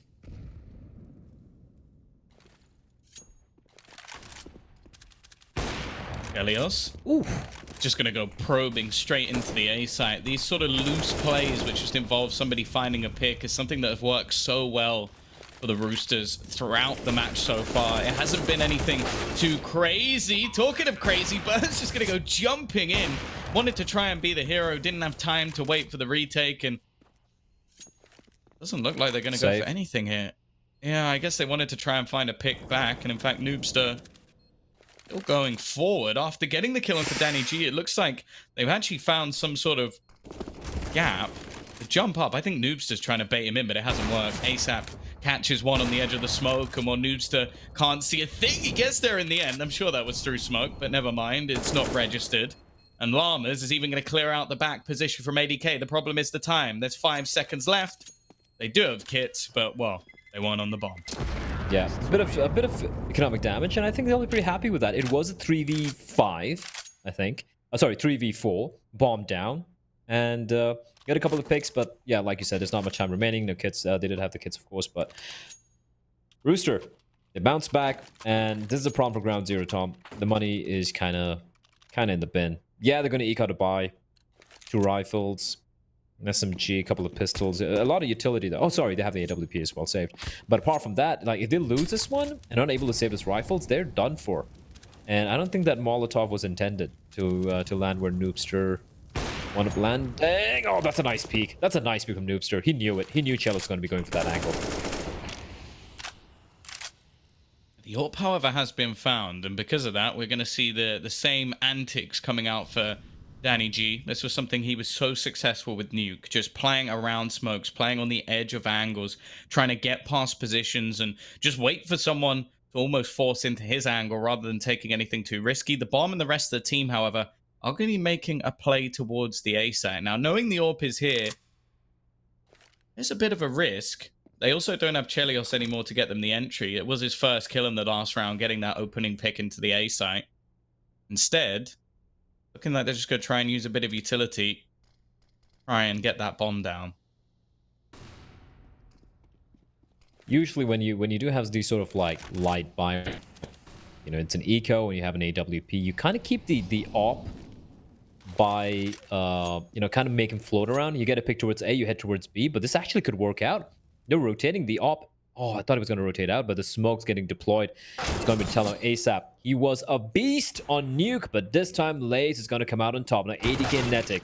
They're both coming in together. 80k, all these strike in tandem, and now it's all on Lays. He's going to go for the spray. Perfect timing. Finds 80k. It's all on Netic with the AWP, and I love that little bit of a bait setup that Lays had going for Llamas to pick up the frag, and that's a huge turn for Ground Zero to win, considering the investment they went in with. Yeah, I do wonder if there is going to be a bit of a change for Rooster in the sense of they do seem very, very reliant on Chelios getting an opening pick. Like, and he hasn't been having the best tournament so far, that's for sure. I don't know if it's some jitters or just the fact that maybe he hasn't quite had the match that we'd like to see from him just yet, but it seems like their whole play seems to revolve around him finding a pick and then they execute off of that.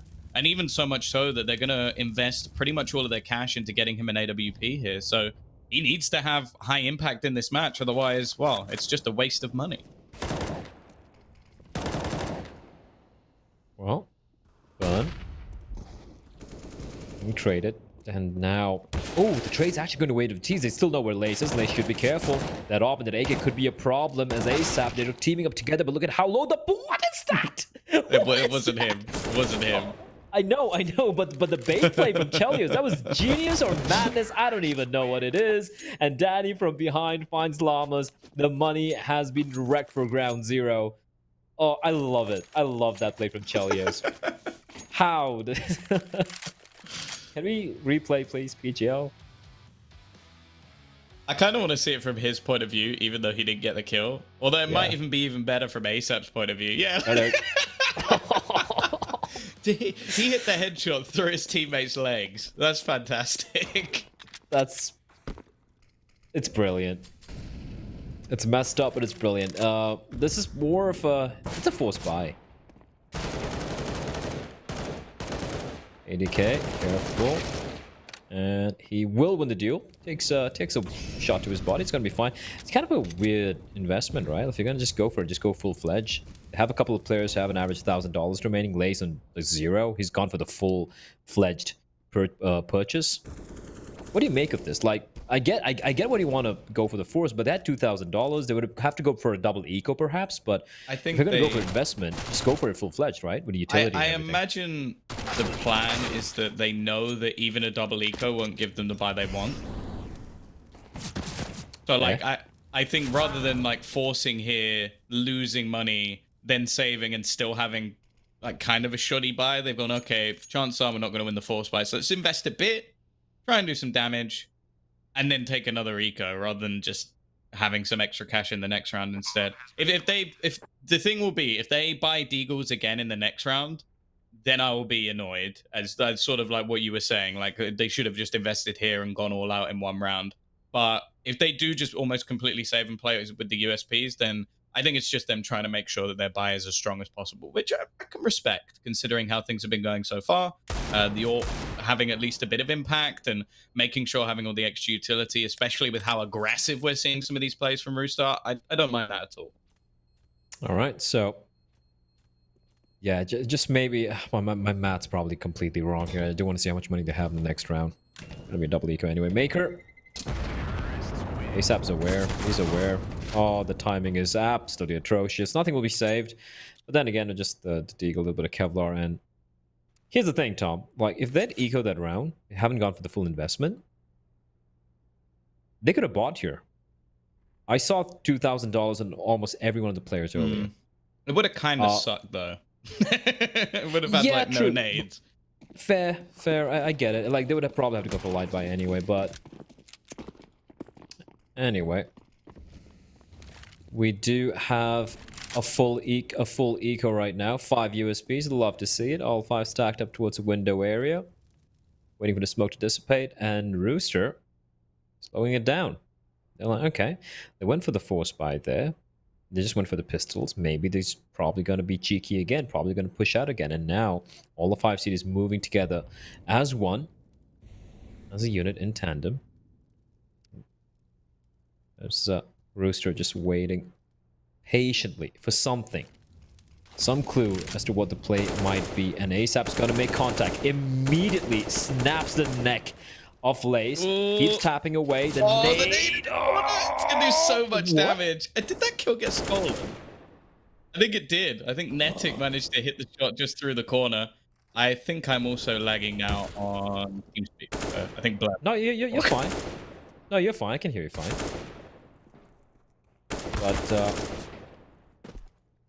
But, actually, I'm lagging on TeamSpeak now, Tom. You're completely fine. No, I'm looking at it. All right, we've lost Tom, guys. We've lost Tom, so it's got to be me for now. As Burn trying to stay alive, they're full it is eco be and Rooster. Well, this is gonna manage to just come home close to out Rooster. a 7th round. Looking very good on this T side, but this is what we were waiting. Taking it slow, playing the anti-ecos right, and this seems a little bit more different from the aggression we saw early on Nuke for Rooster. Like if you remember what they did on Nuke on the CD side initially, there was a lot of aggression, but it was unhinged aggression. It was players going for those individual plays, and then near the end of the first half, and of course the duration of the second half, they switched it up. It was much more controlled. It was much more focused aggression, where they were trading with each other, they were flashing for each other, they were working in pairs, and that is exactly what got them the success on Nuke, and looks like it is going to continue over here. And this time around, it's going to be a fast hit coming in towards B. Llama's making contact. One quick kill, but he will get taken down. The B bomb site is completely compromised. Although Burn does get a kill. Chelios with the AWP. The time doesn't quite work out. And 4v3. Bomb down, and a push comes in. Burn sneaking in. 2 quick kills for him, leaving it all in the hands of ADK in a 1v4. It's not going to happen. Maker is going to find him, and that was a very, very good recovery from ground zero. They lost the bomb site. It was a 4v4. Bomb was down, and somehow Burn with a magical 3k, Tom, to bring it back. Yeah, impressive stuff from him. And well, they invest all this money into the double AWP setup, and it got them a kill, I guess. They can now buy Kevlar behind it, but that seems like a sort of Hail Mary for them. Like, okay, let's invest all we can into the AWPs. Let's get this set up, which is something that it's quite consistent when it comes to a map like Mirage, so I don't really have an issue. The problem here is they still haven't managed to even come close to breaking the bank of Rooster. They're coming back in with as strong a buy, and well, we can even see the double there. I think it was just that he surprised them. It's not a round that I would necessarily say is recreatable, and I think even if you look at like maybe 9 times out of 10, Rooster are probably still going to close out that round. So they've had the hero play. They've had that start that they needed. Now we have to look towards the side of ground zero to really build off of that. Well, it's the round. The double up setup still in place, and Chelios is waiting. He's waiting for the smoke to dissipate. Maybe he's going to peek together with ASAP. I don't know, but Chelios waiting, just to like pop his head up. And ASAP's going to be probably going for the bait here to Chelios to get the kill. So far, nothing yet. Waiting patiently. Danny's position here in jungle. This could be huge, Tom. Considering how passive they're playing, that rotation's just cut off. Danny's presence right here means if they go for this A bomb site hit, both Maker and Llamas, there's not much they can do. There's the rough. Nice work from Noobster, though. And actually, Burnout again, or Burnar, is going to be in a good position to help out his teammate. Clearing these close angles is going to be nigh on impossible. And they left all onto Chelios, a man below him. But he wasn't quite prepared for the man of Maker. And he will meet his Maker, it seems. 7-5. Rooster still within the lead, but Ground Zero starting to make a little bit of a comeback. They are indeed, and yeah, Burn really waking up Noobster as well. And these contact plays, like, it's worked out quite a bit for Rooster. I'd like to see something a little bit more textbook, if that makes sense, right? Like something a little bit more, it could be something like a standard B take with the smokes being deployed, which it did kind of do. But I'd like them to go back to some of that a little bit more, like relying on just going for these time. Oh, Noobster! Oh no, you can't miss those. That was a free kill. That was a free frag ASAP. Should have been dead. And Burn, what are you doing? Why are you walking out that late? There's no one nearby. Burn, are you okay? He's lost his mind. I'm not sure what just happened there, but yeah, he's just handed away a free kill, and this is going to leave some of the remaining players in a pretty awkward position. We are going to see Chelios again, just trying to lurk his way out the A ramp, and with 2 players currently in CT, has the angle almost held. And I don't know how they're going to try and get past it. It looks like they're going to go for the boost on the trash can, hoping that somebody peeks in a bit of an awkward position, but they've planted a ramp. They planted it safe, and I'm not really sure how they're going to get back into this ASAP. He's actually going to get close. Like, the flash is so good, but he's only going to get himself one, and actually come back thick and fast, leaving it into a 3 versus 2, an opportunity for the CT side, but they're running out of time. 20 seconds left on the clock, and Netic just waiting around the angle. The crossfire with Chelios, and they have their 8.5 victory. Do indeed, and well, that's another smackdown for Ground Zero's economy, right? Like, so many of these rounds, out of the 8 rounds that Rooster have won, I think almost close to half of them, at least 3 of these rounds have been from Ground Zero having like a half buy or just pistols or a full eco. This, I do believe, is the 2nd round so far in this half where they've had to deal only with the USPs. Although, yeah, a couple of P250s being purchased and a couple of nades as well. But they're not going to be grouping up together. Oh, yeah, they are actually. Rushing towards mid, but Chelios, he's been pretty solid so far in Mirage with his opening kills, and finds Burn as well with his Molotov. And yep, Ground Zero, they're not getting much done with these with his pistol rounds, with these forced buys, his eco rounds. And to be honest, they're actually even struggling with the gun round. So yeah, that's that. Good luck, Noobster. Player of the tournament incoming? No, not quite. Not quite. Almost. I believed in it for a second. Yeah, this doesn't fall back into the realms of panic or the side of Ground Zero. Like a 10-5 half, as we sort of spoke about, like I put this map almost 50-50. I think it's very dependent on the side itself, like how well they play on different sides of the map. So the fact that we've now seen some sort of silly mistakes. So like you have to go back to that push through the smoke in the last round. Like there was a point in that retake where it was a 3v3. Easily could have been a 4v3 if one of your players hadn't just tried to run through the smoke, and they're going aggressive. What a spray transfer from Net. Easy. 2 players down within the first few seconds, and that's the sort of play I feel like you go for if everything's been going wrong. Noobster finding ADK. That looked very scary. I honestly felt like ADK would have got a free kill there under Noobster. From there, it would have been almost impossible. Chelios finds Noobster, and that A bomb side, there's no one there. But they have a player pushing in. It's all in Llamas. He needs to hold the line. He gets taken down. And Lace, I like the aggression from him pushing down ramp. Wait, what? What? Why is the bomb there? I'm done. Has he seen it? Why would everyone just commit to the bomb side and leave the freaking bomb? I don't. Dear, oh dear. And now they're not even going back to get it together. Are they all going to face him one by one? Are they all going to one by one, Blair? Why? Just end Why me. have you done this? A 3 versus 1 and 2 1v1s. It's Lays left alone to try and face off against the G himself, Danny. This is a questionable round to say the least, but if Lays can take it home, I don't think they're going to care. 1v3, one player left. He dinks him with the first bullet, and Danny is just trying to flee. He's trying to get away. He's not going to be able to. That is an atrocious round from the Roosters, but you have to give credit to Lays. Takes it home for ground zero. Oh, credit to Lays for making it work, but Jesus freaking Christ, Rooster. Someone just screw their heads on that. You can't lose rounds like that. I mean, they went for the full commit, Tom. They're all players just like jumping on the B bomb site, and no one realized the bomb wasn't with them. Fine, you've forgotten the bomb. It's a 1v3. What do you do now? You have no idea where the final player is. What do you do to maximize the chances of winning the round? Stick together. Fine, you spread out. One player gets taken down. What does Chelios do? He has the information. He could have waited for his teammate. He goes pushing in all by his lonesome, gets taken down, and now it's a 1v1. It's just It hurts me, Tom. It really does hurt me. As Llama's gonna open it up, finding Netic. Burns gonna join the party as well. Chelios gonna drop. And with that, it's a bomb site. It's looking little rough right now for Rooster. Burn. That's where ASAP is, and ASAP just peeking around the corner, but Burn will have no trouble whatsoever, leaving it all in the pretty capable hands of Danny to make something happen, but it's going to be a flawless pistol round for ground zero. Maybe that final round, that 1v3, just giving a little bit of extra, I don't know, like wind in the sails for ground zero, and they have won all 4 pistol rounds so far, Tom.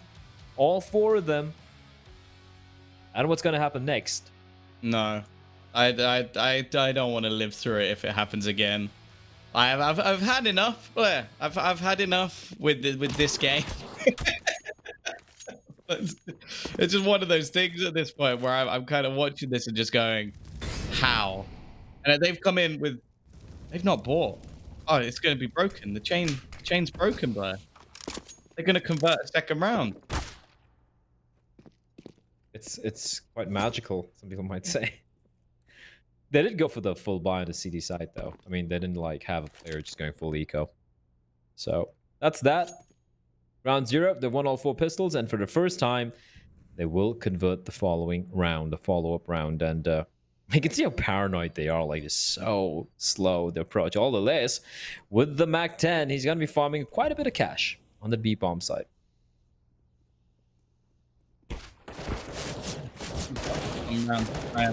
Play against the players in connector, they're making things a little bit more costly, which is the only thing they really need to be doing here. And ADK has actually retrieved himself a Galil.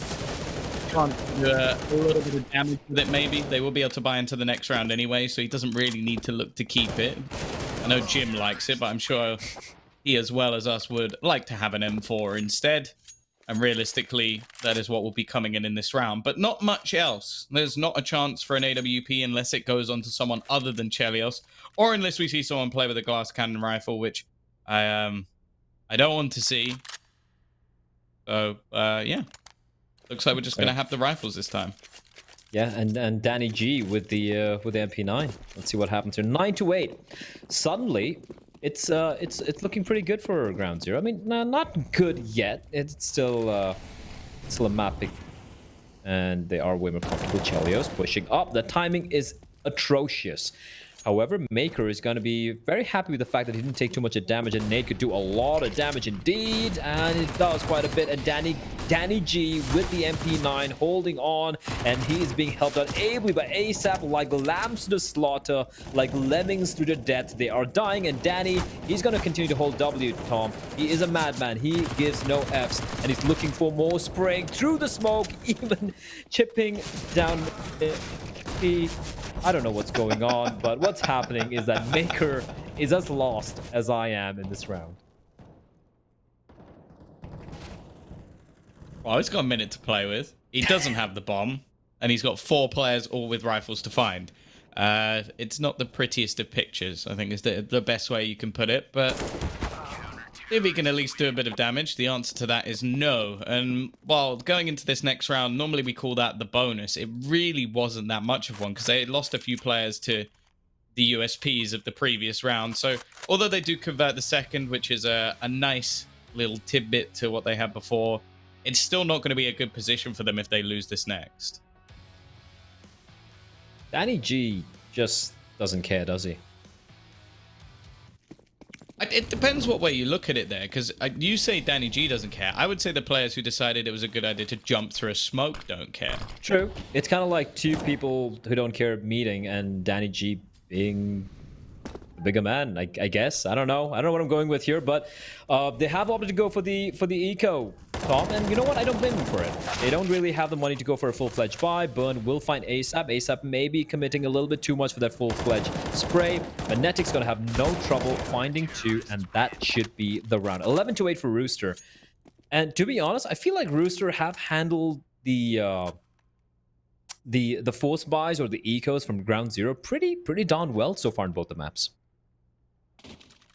Yeah, I don't think we've seen as many slip-ups in that regard. Like, they've still made some weird plays. That's the thing that's sort of interesting, is it's not that they necessarily... The way they play the rounds is the best way, in my opinion, to win a lot of those anti-ecos. Because, like, we've seen rounds, as you sort of mentioned, where Chelios just walks into the site with a gun and gives it to them. Like, that has happened multiple times. So I wouldn't say that that's, like, the smartest way to do it, but they're very good at rectifying those problems. So I guess you can't really blame them too much. Indeed, can't as ground zero. The opportunities to come back again. I have to remind oh my lord. Oh my god. I was going to say, did you notice that ADK decided to buy an MP9 instead of a rifle? That's why. Yeah, but he answered the question before I even got to ask it. Like I said, these guys are geniuses, Tom. 4v5. Running in straight into the A-bombs. They're going for the contact plays. The flashbang's going to pop. A Chelios position in this palace area. This is going to be huge. He's going to find one. He's looking for the second. He's going to do the smart thing, waiting for potential flank, but there is no one. And Lace is going to be left alone as ASAP, Netic, Chelios, they're all going to sing the song of their people. I'm not going to sing it, but they are singing it in the server. It's 12-8. Don't do it, Tom. Please do it. That was a buy they needed to convert, because slowly but surely there are opportunities to come back into this map, take it to map number 3, win map number 3, survive elimination. It's dwindling away, and I don't think ground zero are okay right now. They're getting closer and closer to sub-zero, that's for sure. It's not looking great. If zero ends up being the amount of maps they win in this series, I don't think they'll be too happy. And also the amount of RMR points it looks like they're about to be earning if something doesn't change drastically. We are going to have just an eco push, going to try and put the pressure onto Netic, but with Chelios alongside him and things falling apart. Oh dear. That's a nice shot. What were you saying about how they do well in anti-ecos? I don't know what you're talking about. I didn't say anything. I just said that round zero are good with their pistols, man. Like, Rooster just going for the full commit fight. ADK spots a player out. Danny G's nearby, and when he's around, I have no fear. Burn's gonna fall, and Maker will escape. Unfortunately for Maker, he was not able to retrieve a gun. Just has the Glock, but he will get the bomb down. It's a little bit of extra money in the bank. They have to the economy of Rooster as well, which isn't exactly that great at the moment. And ADK is going to do the smart thing. Swapping from the AWP to the AK-47, waiting patiently, and Maker's done for in 3, 2, 1. Little expensive, a little too expensive for Rooster, but they will win the round. And of course, Danny. God damn it, Danny. just stick it, for crying out loud. I'm hungry. I want to eat something under his map. Jesus Christ. He will eventually defuse the bomb, and Rooster are now 3 rounds away from knocking out one of the invited teams to the POL 2020, the final fall RMR for the Oceanic region. That wasn't a bad round. Again, you have to look at that in isolation. A bomb plant 3 kills with what was available for ground zero really isn't a bad spot whatsoever. The problem is they are running out of time to even come back in this series. There are 3 rounds needed for the side of Rooster on their own map choice, on a map that ground zero are not particularly good at statistically, at least looking at the old iteration of the roster. The CT side currently have Danny with over $10,000, and the majority of other players able to rebuy themselves going into the next. So it really is coming down to now needing a few extra clutch players. Stormtrooper. It's a lot of wasted bullets, Tom. Is that waste? He's wasted nearly 90% of his bullets. I suppose that counts spamming smokes. Oh yeah, it does. It does. And so it's probably not as bad as it seems. If he exclusively had the AWP all the time, that'd be a pretty terrible number. But I don't think he's really had a chance to get his hands on the AWP too much. But this time around, he does, Tom. That's a nice flash, and Netic's done for unless he's got backup. And well, actually, he does. Nice smoke to make his escape, and Nate tossed him as well for good measure, although it will barely do any damage. For ground zero, I guess this is one of those. I mean, we've said it a number of times, Tom, but this is one of those must-win rounds, right? Whoever gave him that nickname, by the way, is a big meanie. No, sir. No, Stormtrooper. PGL. PGL. Just. That's me. Oh dear.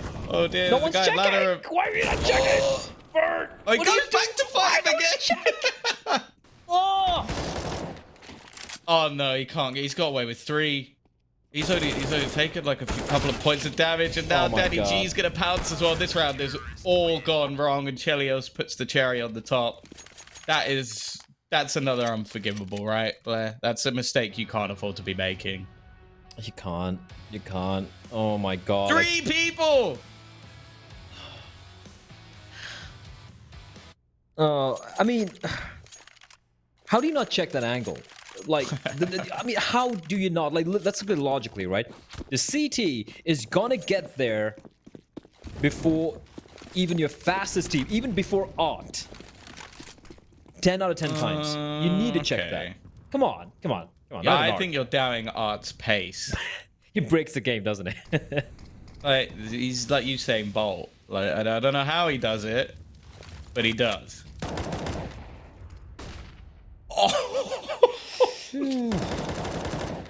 Oh, it's going from bad to worse. I can't see any way that they get back into it at this point. It's even just like that, just like basic individual duels. That is a nice shot from Lays. I guess he's the one man that maybe I can rely on to give them some level of hope. But you have to even just look at what's currently in terms of the purchase. Like, they've got some pieces missing already. They've got 2 players now below 20 HP. And, well, it even gets wallbanged in the end to finish him off. This is just turning into a Rooster Frag movie. Oh. And having a good time. What's so strange in the way they're approaching this is like, that's easy for Danny G. Is when you're... So what Rooster did there, I liked. They knew Ground Zero would probably go for a desperation buy or something, and they were trying to like just end it, right? When you have a foot in the throat, don't let up. And they aggressed towards A-ramp where they got the opening kill. Now, usually, Tom, on a map like Mirage, or any map in Counter-Strike for that matter, on a CD side, when you push an extremity of the map, you don't push on the other side as well, because that's kind of thinning your defense a little too much, right? You kind of like total up in the B bomb side, push A, or you push B and you total up towards A.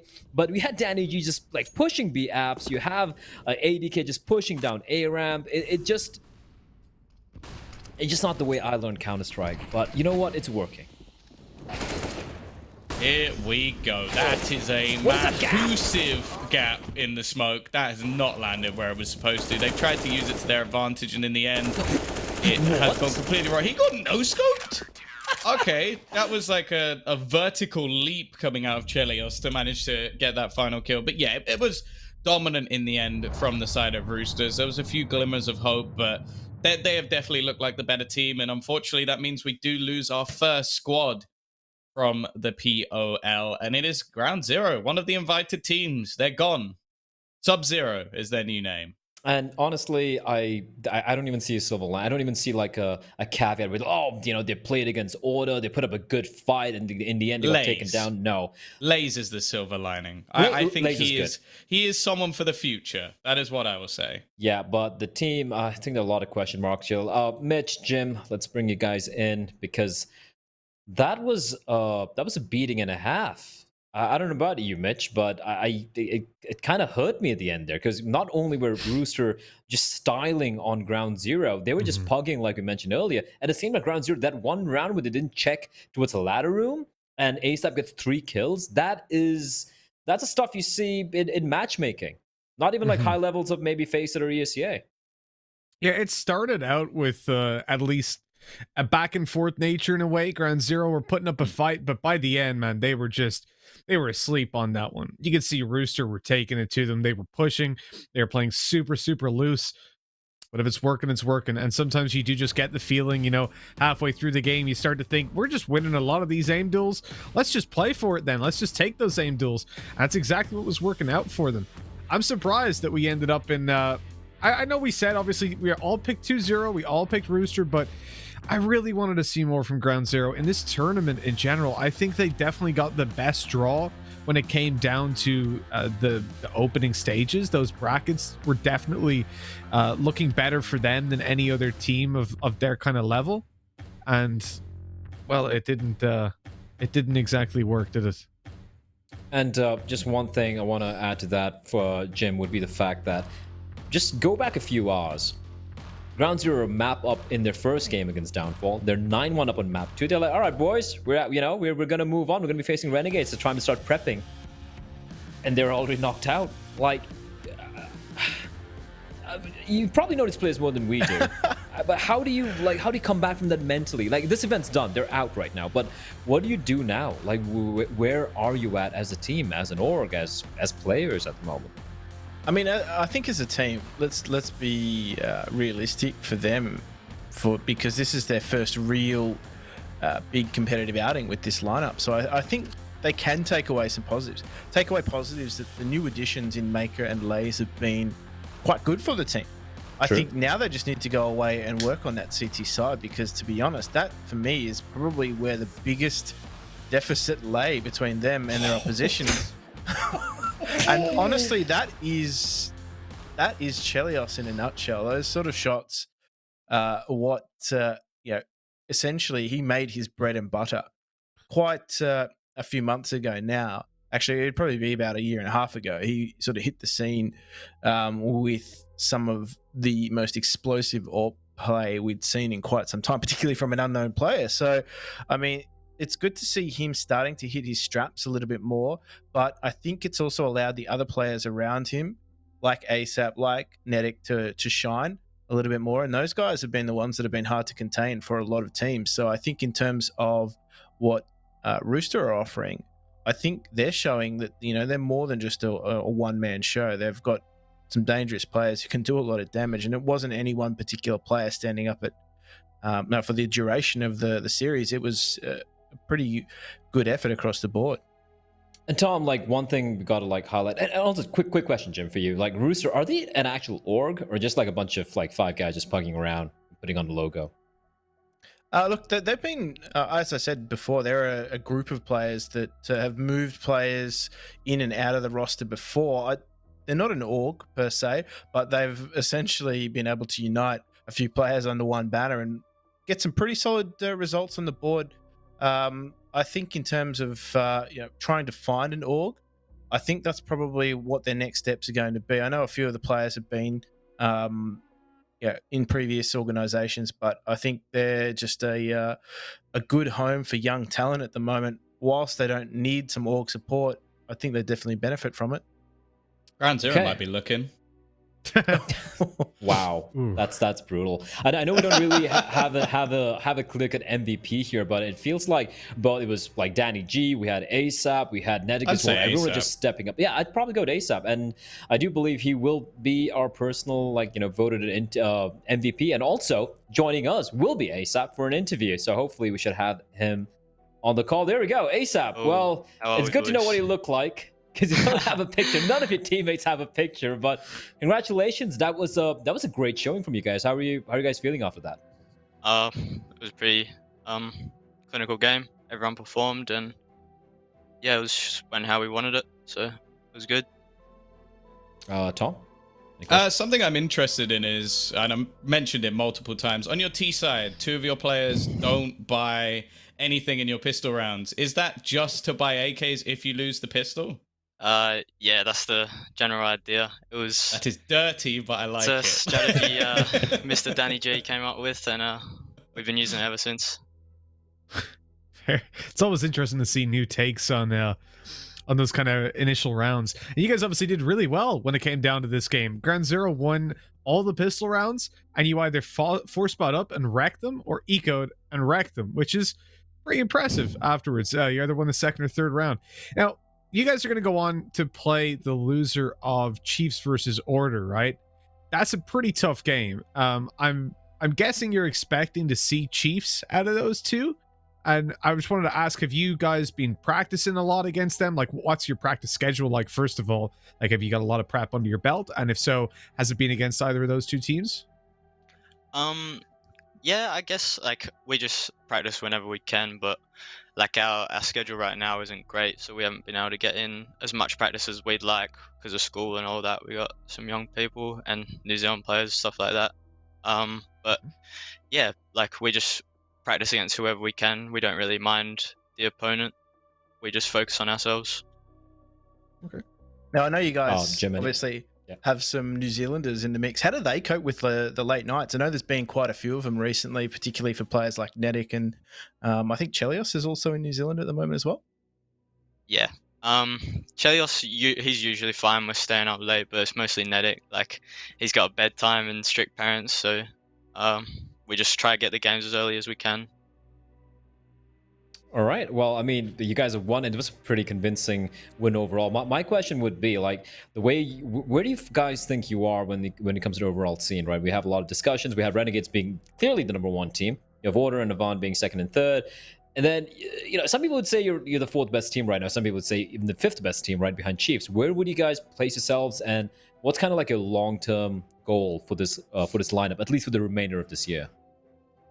I really wouldn't want to put a label on it, like where we are right now, because I know most of the games we play, we don't perform to the best we can, and we know if we played like a great game, we could beat Renegades, but because we got that individual talent on like every single player on the team, but we just got to focus on a bit of consistency and being able to take down them like Order and Avant in important games like finals and stuff like that. So all right, cool. We did see a lot of your fans, a lot of your team's fans in the Twitch chat. So if you have any shout out for them, go ahead. This is yours. Oh yeah, well, the organization, it's great people behind it, and we really love the fans. So we appreciate everyone supporting us.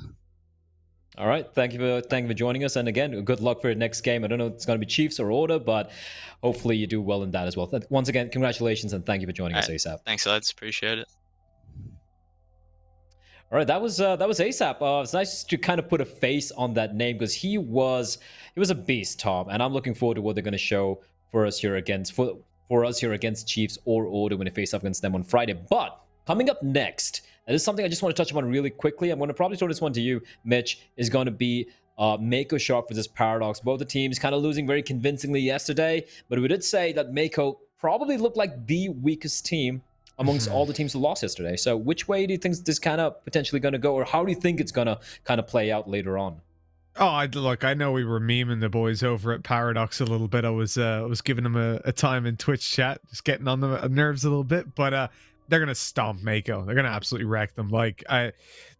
Paradox are a decent team. They're not the best in the region. They're not top 4, but they've got potential. They've got individual skill, and Mako, look, they were flat. They need to come in with like the best performance I've seen of them to date if they were to actually do some damage against Paradox. Even taking a map, I think it'd be a victory. All right, even taking a map would be a victory. That is what the man has said. And if Mitch has said it, we will have to, well, maybe argue over it later on. But before that, we're going to be cutting to a very quick break. And we'll be back with the final game of the day. It is going to be Mako Shark versus Paradox. One team's going to go home, unfortunately. That's the way it is. And we're going to be finding out which one after a few minutes.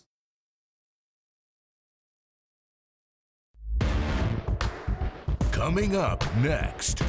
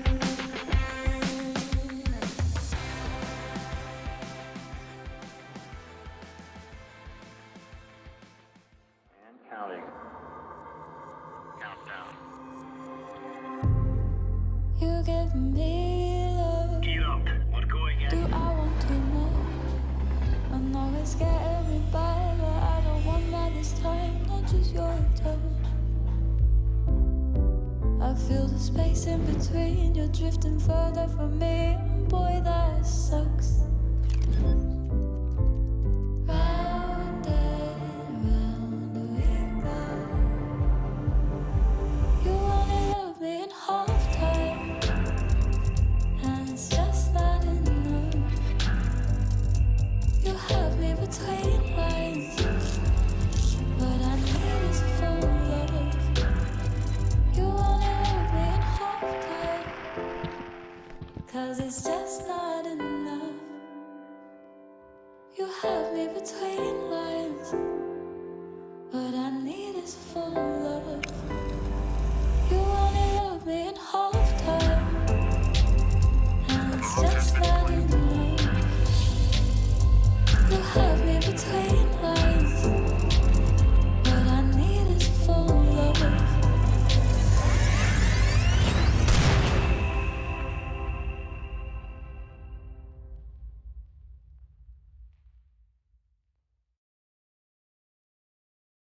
Welcome back, everyone, to the final game of the day of day 2 of the Perfect World Oceanic League 2020. It is the Fall Armor event for our friends down under in ANZ, and we have the final game of the day coming up. It is going to be Paradox facing off against, it's going to be Mako Shark. And it's going to be an elimination game, unfortunately. One of these teams will have to go home and join Ground Zero and be the first 2 teams to be eliminated from the tournament. My name is Blair, and joining me to bring you all the action, of course, going to be these 3 wonderful gentlemen. We have Tom, we got Mitch, and we have Jim Nessa with his wonderful Tutti Frutti shirt. I don't know how else to describe the shirt, to be honest, Jim. It's honestly just a combination of jungle theme and flowers, and I think it just shows how wild not only my shirt collection Was it on is. sale when you bought it? Yeah, a wish special. That's what it was.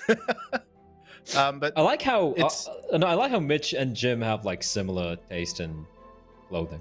We're both dead inside, so Perfect. Yeah. So, my heart is black like my shirt. No, it's not that bad. I think in terms of the shirt's the most expressive part of me, right? Right, guys? I don't know. I mean, like, I guess, yeah. I think what you're wearing under the desk is far more expressive. You could show that, Jim, if you're feeling like it. I mean, we're all wearing pants, aren't we? TOS, obviously. Yeah. Obviously, 100%. Well, let's take a look at the brackets. Let's not look at what's under the desk right now. It's only day 2. I don't want to get fired yet. There we go. The brackets are slowly getting filled out. Chiefs, Order, Renegades, no surprises. Downfall, that was a big surprise. Ground Zero met their downfall, and then they faced off against Rooster, who kind of crapped all over them, and now Ground Zero are unfortunately out after playing 2 best of 3s, and that's kind of rough for them. Got a feel for him, but that's the way it is. That's the way it goes. And now we have the other elimination game, Tom. It's Mako versus Paradox. Now, Mako Shark, they faced off against Chiefs yesterday. Again, a very one-sided affair. Paradox too, but it was against an opposition of a higher caliber. Order are a better team compared to Chiefs. And Paradox, they did have show some signs of life. They did look a little bit better than, let's say, Mako Shark did. Yeah, I think we at least saw like a few decent individuals. Like I didn't see too much from the side of Mako over the last couple of days of watching them that really gave me any sort of faith. In fact, if I was going to make a bold prediction, I'd say they're probably going to get badonka-donked. You had to try and make that twerk in one way or another, didn't you? That's even worse than what I said. I don't know why I'm working with you guys. Mitch, screw these guys. Tell me something. Help me out here. Say something. Anything. How's the weather? It's terrible. I'm in Ireland, mate. It's always terrible. That's the only answer I'll ever give you on that. It's cold and it's wet. And he's out of luck. It's cold and it's wet. That's just terrible. So the weather is pretty much crap for almost everyone else. But Jim, I want to talk a little bit more about these teams, a little bit more in particular, right? Let's talk about Paradox a little bit now. Let's look at the bright side. All memes aside, they did put up a pretty decent showing against Order yesterday, right? And we can probably talk a little bit more about the roster as well. Well, that's true. And as they said in the life of Brian, always look on the bright side of life. And then I think with these guys, I think they can take some positives away from yesterday. We saw some positive signs from players like Echo, like Danger. We also saw some good first game performances from Badonka, who is the IGL of this team. So I think they can take some positives away from yesterday. I mean, their opposition in Mako is probably going to play to their strengths a little bit as well, because these guys are looking for some confidence, and I think this matchup's probably going to be the one to give them some confidence. Okay, and speaking of the other team, of course, we've got to talk about Mako Shark now. Tom, again, I don't want to paint a very grim picture for them, but did anyone really stick out apart from Calamari for you? I think Jimmy had a few moments. I think it was sort of the trifecta of Callum, K-Star, and Jimmy, who I could at least see something coming out of there. They seem to have some individual skill. The problem is they're going to have some very good performances, because you looked at Zilla, he finished 16 and 38, and then you had Zertz, who finished 11 and 40. That is an atrocious scoreline. It has to be said. He was someone who was getting owned on every single entry. I think most of the first frags seemed to go against him pretty much all the way through the match. It really wasn't a good performance. In fact, in first kill difference, he was -8. That's ridiculous. It gets to a point where just stop going for first kills. In fact, I almost want to check. He won 2. The entire series, he won 2 first kills, and he was involved in 10. It's just not enough. So, yeah, he instead of being an entry fragger, he became the classic entry frag, which is not how you want to be remembered for in a series. But Mitch, looking at I'm just taking a look at the head-to-head these two teams have. They have faced off against each other in the past. In fact, they had 2 games in the month of June, just a couple of months back. It's not too long ago, and one way back in February. And again, Paradox are yet to drop a map against Mako. So no matter how we try to spin this, at least based on the data we have, it just seems kind of one-sided. Now, I don't know if we have the map videos ready. We might have it. Should be probably cropping up. We can probably talk a little bit about how you think this one's going to play out. How do you envision the series going?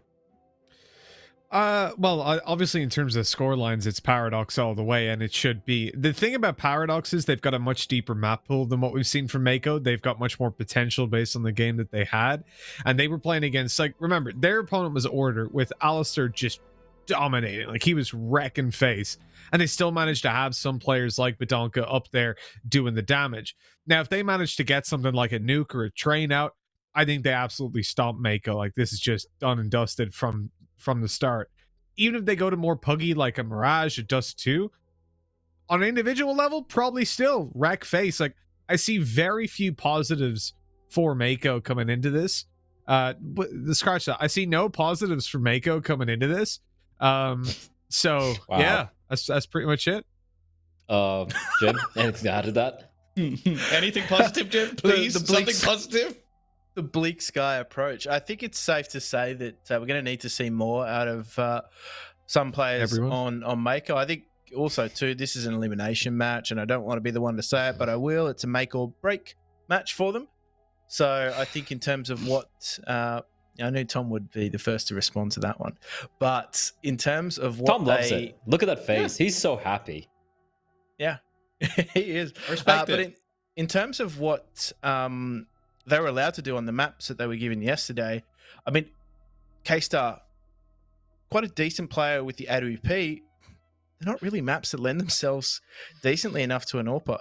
So, I mean, it's tough to get yourself going. I'm just gonna bring out a map video so we can probably talk a little bit more about it. So Jimmy can just continue to train the thought over there as we do take a look at what we're going to be seeing. And Dust 2, that's a map where Mako do have a 100% win rate on, but then they got smashed, annihilated 16-3, albeit it was a long time ago when they were not even called Mako. It was back in February. So, okay, they might have a chance here. Might. Yeah, look at the teams they're playing. Okay, they've got a 100% win rate. They're playing against Skyfire, Be The Way, Bance, and Rooster 2. Rooster 2? Oh, yeah, the second backup lineup. Yeah, this, it's got Smooth Criminal. I recognize him from way back. But the thing is, they're versus Paradox. Let's draw a parallel, right? Generally, you're going to see Mirage and Dust 2 as, just similar-ish. I don't want to say the exact same. I've seen teams get 16-5 on Mirage and then win Dust 2. So it can flip-flop. But in terms of what you're looking for in that, it's going to be individual fights, right? A lot of the time. When they played Mirage, they got 16-3'd. They got absolutely stomped. When they played Dust 2, as the old lineup, again, 16-3, as you guys said. I don't know. I wouldn't be picking a Puggy map against Paradox, but fair enough. We'll see how that one goes.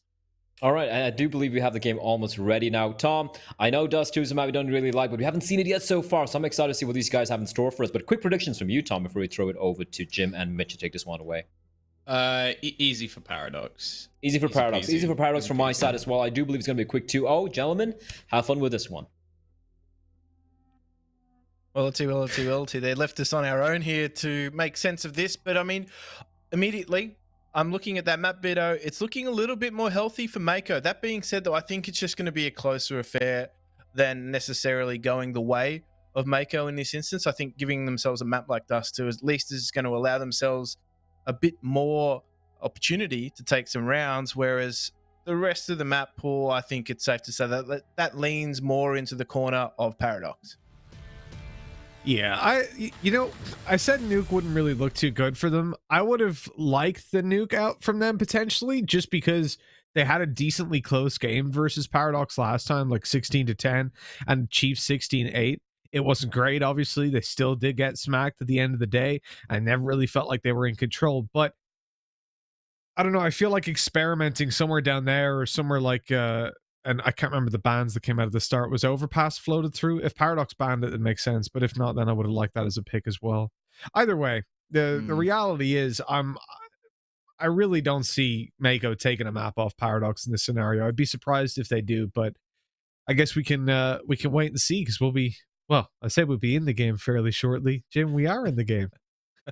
We are indeed. Now, I think one of the matchups in terms of individuals that I'm looking forward to is the two AWPers from both these two teams. I mean, Dust 2, if you have an AWPer that is giving you opening opportunities or at least anchoring sites on CT, you open yourself up to much more options as the map starts to progress. So look for K-Star on the side of Maker and look for Ekel, of course, on the side of Paradox. That's the head-to-head in this matchup. So I'm at least expecting these guys to go head-to-head, to at least give themselves as much opportunity to pick up AWP as possible. So I think it's really important that they manage their economy to give their players the right tools at the right moment.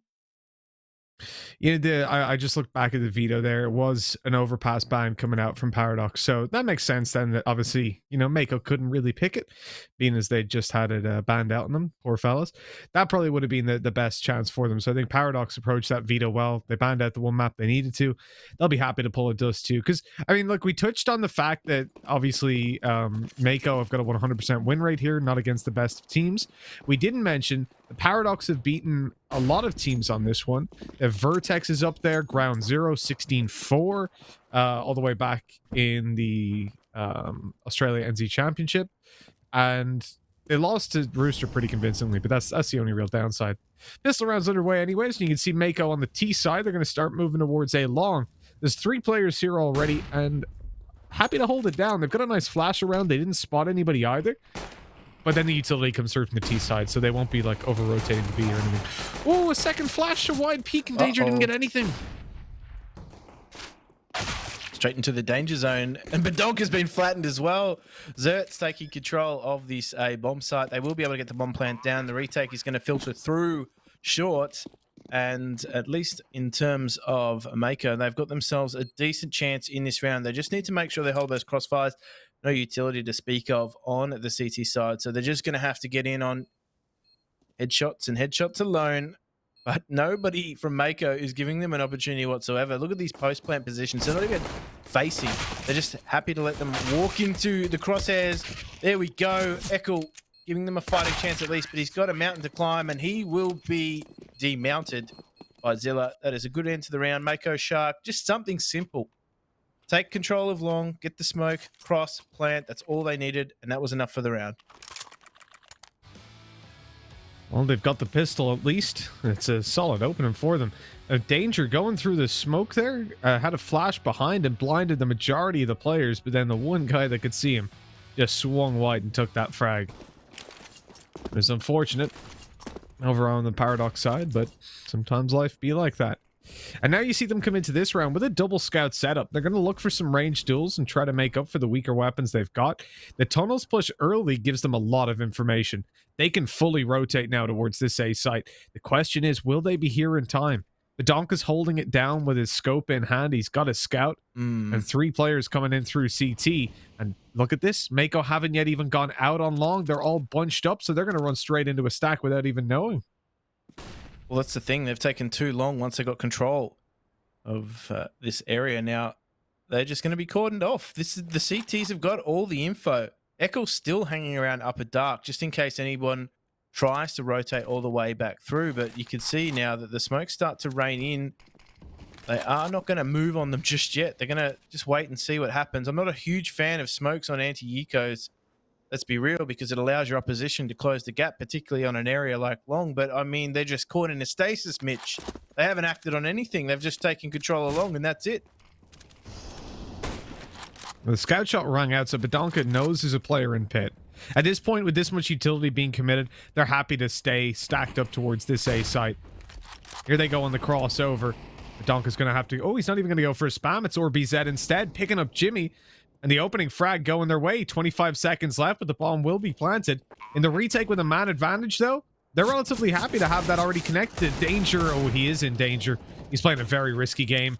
Somehow not being dropped just yet, though. No, not just yet. Danger, though, eventually does fall. And you can see that the CTs were right there all the way through. Versa trying to pick up one, but he's still got a lot of work to do. We'll find the next, but I should be just shot in the back there by K-Star, and he completes the double as RBZ goes down as well. Now, Paradox, he, of course, bought pistols into that last round, so I'm not expecting too many upgrades here, but I don't know, like, Mako are still very slow to move on a lot of these rounds. They're not making fast decisions, but are they overthinking it, or are they being overly cautious?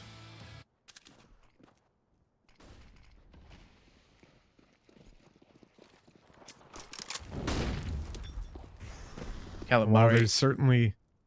there's a road to go, really, isn't there, for Paradox? They're in a full eco. They've got a fly. Ooh, hold on. They haven't gone all the way out long.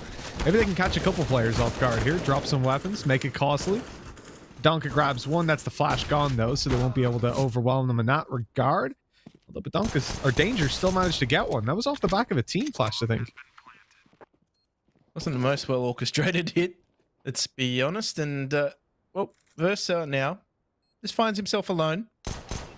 See if he can take a weapon out of their hands. Oh, just tries to get a little bit too ambitious. Going for the Kukli, but not to be found. And Mako Shark find their third. So they're off to a good start. Being able to convert those rounds after the pistol, super important for any side if they want to get themselves an early run of momentum on any map. So at least in terms of Mako Shark, I think they're off to a better start than they were in the entirety of yesterday. Yeah, it's fair to say, Jim. Definitely. Now they're going up against the full buy, though. Here's where things can get a little bit dangerous. The AWP in the hands of Echo. Player already out long, already running through the smoke, and that caught them completely off guard. What was Jimmy doing there? That was crazy, but it completely worked out. The last thing you expect is a guy to just be barreling towards you like that. The rest of his team miles behind. Although, really nice shot by Echo. Like, the fact that he found that hit really just saved the round, because he should have been dead to rights as well. They were playing anti-flash on that. Like, they're waiting for the next flash to go off so they can peek in as a team, and then this guy just runs at them. No such thing. He's just pushed. And look, don't get me wrong. Echo doesn't hit that shot. They're in a spot of bother. If he's advancing on the A-bomb side, that's as much as we see Badonka. Dizzle take two, top mid. An information push, and that has actually yielded them some good results here, and also some map position. Oh my. He's gone for a third. He shouldn't be allowed to do this now, as K-Star left on his lonesome, and I think they're going to do the detective work and work out he's somewhere in the proximity of long, but they have the bomb. They have the spice. They control the universe right now, and it's all on K-Star to see what he can salvage. Well, that was a wild round. All down to K-Star, as you said. He's being locked down. The thing is, look, they've got the spot from Versa. He's going to see this player. Swings, but he's killed him. But either way, there were two players towards spawn. Badonka and OrBZ were going to swing together on that information. Look at this. Like, that was some shot. Echo was really lucky to react that quickly. But I love that. So Jimmy just W keys long, kills one, almost gets a second, and then Badonk is like, oh, you want to push? Okay, I got you. And just pushes them, kills 3 in T-spawn. It's one hell of an opening gun round. It's that unexpected. Expect the unexpected with a lot of these teams, I think it's safe to say, as we do run into a round now where Mako, again, just doing what they can with the last of their money. This is, I do like seeing teams take control of short. Echo missing a shot there, and he's going to be forced out back onto the bomb site. I love seeing teams at least take control of short on Dust 2. It gives them so many more options in the scope of the round. And not necessarily a strategy, but a setup for the rest of the round. So taking control of those key areas on the map. It's not a strategy. I think Sponge put it best. It's a tactic. It's just something that gives them first step towards the round. As we do see Zertz explode out mid. He takes 2. So he's not able to continue on for a third, maybe overextending himself, but needs to be careful here, K-Star. That bomb probably should have made Upper Dark a little bit earlier. Now he's got to work with Callum Murray to try and make something happen, and they are going to rotate all the way back through spawn. Now Danger. He's slowly aware to the fact that they are coming through spawn, so at least now he has the info that he needs. He will take down the low Callum Murray, and A-Star does go down as well. So I think that worked out probably a little too well in favor of Danger, because he should have been dead to rights, let's be real. It's another one of these games, Jim, where I'm just scratching my head so much. Versa does well in the opening, then just gets shut down. So trading out the 2Ks. We end up at, like, let's look at how the round even started. Mako took short control, yes, with 5 players. They had control of that key part of the map, nowhere else. And then they come down, they get obviously wrecked by Versa. They find a 2K. I don't, man, what is going on? Versa's just pushing top mid now versus pistols. I'm just kind of like really confused as to what we're saying. It's like we have bits of strategies either deployed at the wrong times, or like, oh, Badonka, he's got an SMG, so it's more forgivable, but now he's screwed. They're going to swing on him up close. He's got to hit all these shots. No support. Oh, they're lined up. He gets so much money from that. Oh, no. Wow. Do you know what they've just done? They've gone for the double Spanish Inquisition. No one expects it. Certainly not the second. Yeah, true. They did expect it after he started firing away and missing the shots, but they just perfectly, they made a conga line then. Like, yeah, let him just mow us down. It's the strat. A Congo line, which ended up being the limbo. They were all bent over backwards. As we see Echo just... Oh, dear goodness. They're just running and taking jewels. The CT side are just playing Disruptor right now. Even the peek into Upper Dark, Herbs, just taking the opportunity to capitalize on the mayhem, and they do go down 2 players early on. I actually don't mind that from CT side. It's just really unsettling tease. And what it does is it forces them to take a slower approach, burn up time, be more open with the information that they're giving to their opposition, because they have to use utility to take areas, or alternatively they just have to sit back and wait, and that doesn't gain them any territory whatsoever. So it ends up being a slower game on the back of these CT pushes. So we do see a push coming out mid. Callum Murray just going to try and wrap his tentacles around mid, but his smokes and utility usage from Paradox have just slowed things somewhat. They're so focused on one direction. Like it's like Mako don't want to do anything. They go all short. They go all mid. Like there's never that spread out for map control, and then they just go straight through the door in a molly. You got that. Oh my god! How did he hit that shot? How did he hit that? I hope we have a replay from his perspective, because that he was dead. Like I saw him die, and he hit the shot. Have you ever reflex swatted a fly or something like that? I imagine that's exactly how it felt. Just to swat a T. Oh, here we go. It's trying to be the thorn in the side of the rotation. Oh, that was a no-scope. The kill feed, it was so quick, the kill feed didn't even know what was going on. I was thinking, how did he scope that quickly and shoot? But, jeez. He did it. Here's the matchup. Top mid, Zilla. He's been given a nice new hairdo by Eccles. But just the pistols coming out now from Maker. I mean, they'd probably be better positioned just filtering through lower dark and trying to come out mid rather than going the top mid approach that they have tried to take here. Versa, he's ready for this. This is well played from Paradox. I mean, Eccles just going to town. Versa cleans up, and that is the round. And there's not a lot that can be taken from that round from Mako Shark. I think they're just keen to get into the gun round here, hoping they could maybe take an off out of the economy. But, I mean, look at the money situation here for Paradox. It's just starting to build and build and build with interest.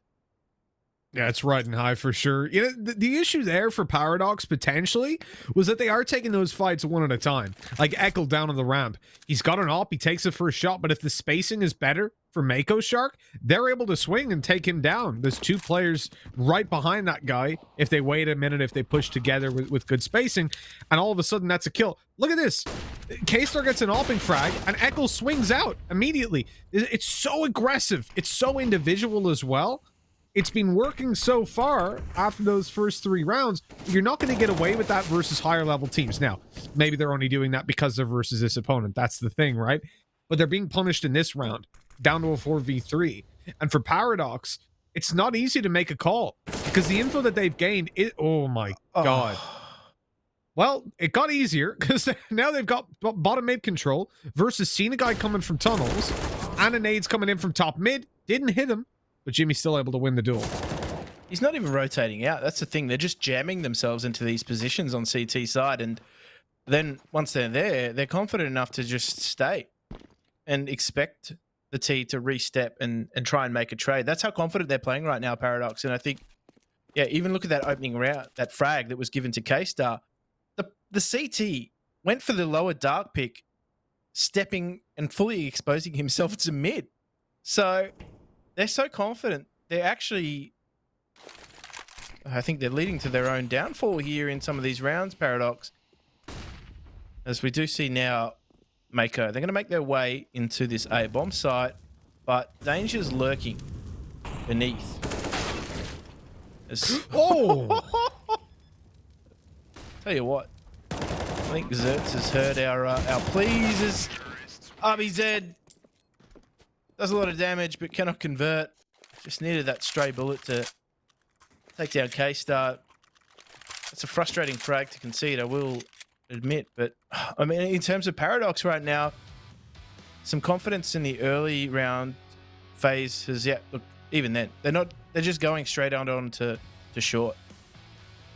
They're just taking these duels. Versa was sitting in Xbox position for quite some time. He didn't rotate whatsoever. So I think it's just confidence against Mako. Maybe they're undoing because it's becoming a little bit more complacent than it is confident. Yeah, look at that one right there. Danger running out in the open. He's just pushing long doors, not knowing a player could be out already, evidently, but it is just reckless at the moment. And, you know, you can be better individually than another team, and you're already seeing that a lot of the time that Paradox are making those aggressive plays. I mean, Badonka's top mid push was the best example, that even when they run into rifles again and again, they're winning those duels. But you can't keep doing it, because eventually Mako are going to take, as you were saying the other round, right, a slower approach to their attack. They're going to hold for those pushes. I mean, that's what they're doing now. A player boosted up on long, one holding the mid push, and the rest are slowly coming towards tunnels. They're hoping that someone from Paradox gets aggressive so they can rip their head off and get even more of an advantage. They're also concealing their hand with utility going out on A to try and sell that fake. And indeed, there's 3 players here. Or BZ's going to be all alone as the hit comes through. Molly in, he has to kill this first player, but he doesn't expect the second. Zilla just ran through the Molotov, catching him completely off guard and leaving that bomb plant to come down now on the B side. Big ask now for Paradox as that bomb does eventually go down. And yeah, like, I think Paradox here right now have just undone themselves somewhat, because Mako are showing, and let's not be mincing our words here. Zerts has stepped up a little bit. We've seen him go for opening duels. We said in the pregame that they weren't quite working in his favor. This map is a little bit more successful in that department, and I think that's really opened a lot of things up for Mako. Whilst Paradox is still doing quite well on that CT side, this is a much better showing from Mako in these rounds. Yeah, Zerts is definitely having a much better time. I think actually in terms of technical opening duels, he has none at the moment, but it's trading. It's getting in those early fights, right? Because I'm sure someone will look at the statistics and go, but he hasn't got any. But that's not really what an opening duel is. And it's something I want to look into, getting the stats like, you know the way we have KAST, killed, assist, survive, traded percentage? I want to just see traded percentage. Like, how often does somebody die but get traded? And how often does a player trade his teammates? Because that's basically the most important. I mean, we've all seen entry fraggers that are massively negative, right? That have like 10 kills, 20 deaths. But without them, you would not win the game. Because they're first guy in and the guy behind always manages to trade. That's the most important part that I think a lot of teams, a lot of people, like casual viewers, I've seen just watch and go, this guy's terrible, he's not got the kills. It's like, no, that's not what it's about. So that kind of statistic could be very useful. But that's where Zerts has really excelled in this. You look at Versa, 2 kills in CT, Zerts comes in, bang, 2 back, straight away. He's just handing it right back to them and really making Paradox fight, even when they've got the advantages already up. And not only that, too, I think it's important that you recognize that Zerts, yeah, they're not opening duels necessarily, but they're occurring mid-round, maybe when there's still, you know, 3 or 4 CTs up. That's where he's going out to those entry points and making those plays happen. The important times, the ones where you really need to swing it in your favor. So far, the opening duels of the round have been very early, very fast because of pushes. Now, though, Paradox just wait in position. They're holding for aggression, but they're getting shut down on the site. Even the change of pace isn't working. As Ekel gets shut down on the elevator, it's all down to Orbee's head. He's in a 1 versus 4. And how's it falling apart? They took the advice. They went away from the aggressive playstyle, and Orbee's head won't even be able to get out of this site. He's 24 health, and they're dropping down looking for him. There's 1 kill, but he can't survive. There's no way. They were throwing themselves headfirst into him. Eventually, something had to stick. That's heartbreaking. Because now, Jim, right, they know they've thrown away a couple of rounds. They've played overly aggressive and given Mako an in. Then they try to change their strategy, slap back again. Now what do you do? Right? This is where things, I feel like this is where your mentality starts to really get messed with, because you know you've given them that lead, and now your B plan hasn't worked either. Well, not only that round just there that we saw, there was 4 CT players on A. However, their short defense relied on 1 player who was passively watching it from the A side. So it was just a domino effect as they just pincered that site. There's nothing that they could do. It's so hard to hold A if you don't have control of either short or long, and they didn't have control of either. They had the stack, but they were just all backed into corners. So Paradox, yeah, you're right. The passive approach didn't pay dividends here for them, and you can see there they've cottoned on to the fact that Paradox will push for openings like this, and Versa goes down in that exact same situation. Regardless of whether or not he had a pistol, they were still aware of the fact that these pushes are happening. So, just trying to look over the smoke here. In danger, just trying to hide as best he can as well. As he might be able to find 1, but that'll be about it. In fact, he finds nothing. As it just all falls apart for Paradox. Interesting combo though. Scout and CZ, I dare say he's picked up one of those, because you don't not often pair those two. But I mean, Mitch here, we're seeing Mako just slow things down, as I said they would, but it's working for them. I feel as though Paradox maybe just running out of options for the moment. They need to go back to something a little bit more traditional now, reset themselves. Obviously, with the gun round coming up, they have the opportunity to do that. Well, with a 7-5 scoreline, they better get back up here soon, because I know they're going to feel deflated moving into the next half. They've given way too many opportunities to Mako Shark. They've gifted them the 7 rounds that are on the board. Now, Mako have been working hard for it for sure, but Paradox, they had it, 5-3. Everything was going their way. They were looking dominant, but they kept up the aggressive playstyle, and we've seen that from Ground Zero as well. They got punished for it. Here's Zekel solo holding the B side, all his teammates on A. Oh. Now we see the other side of that 4-man stack on A early on. It's that B is left isolated, and with the smoke in CT, they're crossing over, but Badonka's got an angle above it. Ekel doesn't hit the shot up close. Calamari catching him off guard, and as they close in towards this site, it's a 2v4. A position for Paradox that looks very good. They've got decent utility as well. Just one flash, but a molly and a smoke, and that can count out Calamari as he moves in towards the tunnel. K-Star has to have the hold of his life. There's 1 kill already on the board. They need so much more, though. That smoke puts so much pressure on K-Star. Calamari throwing that, he's effectively cut himself off from his teammate. There's no chance of being able to do too much. He's trying to obviously then get into the tunnels or sit above the smoke in the boxes there, but I mean, that smoke might have been better utilized somewhere else, like the doors or the window.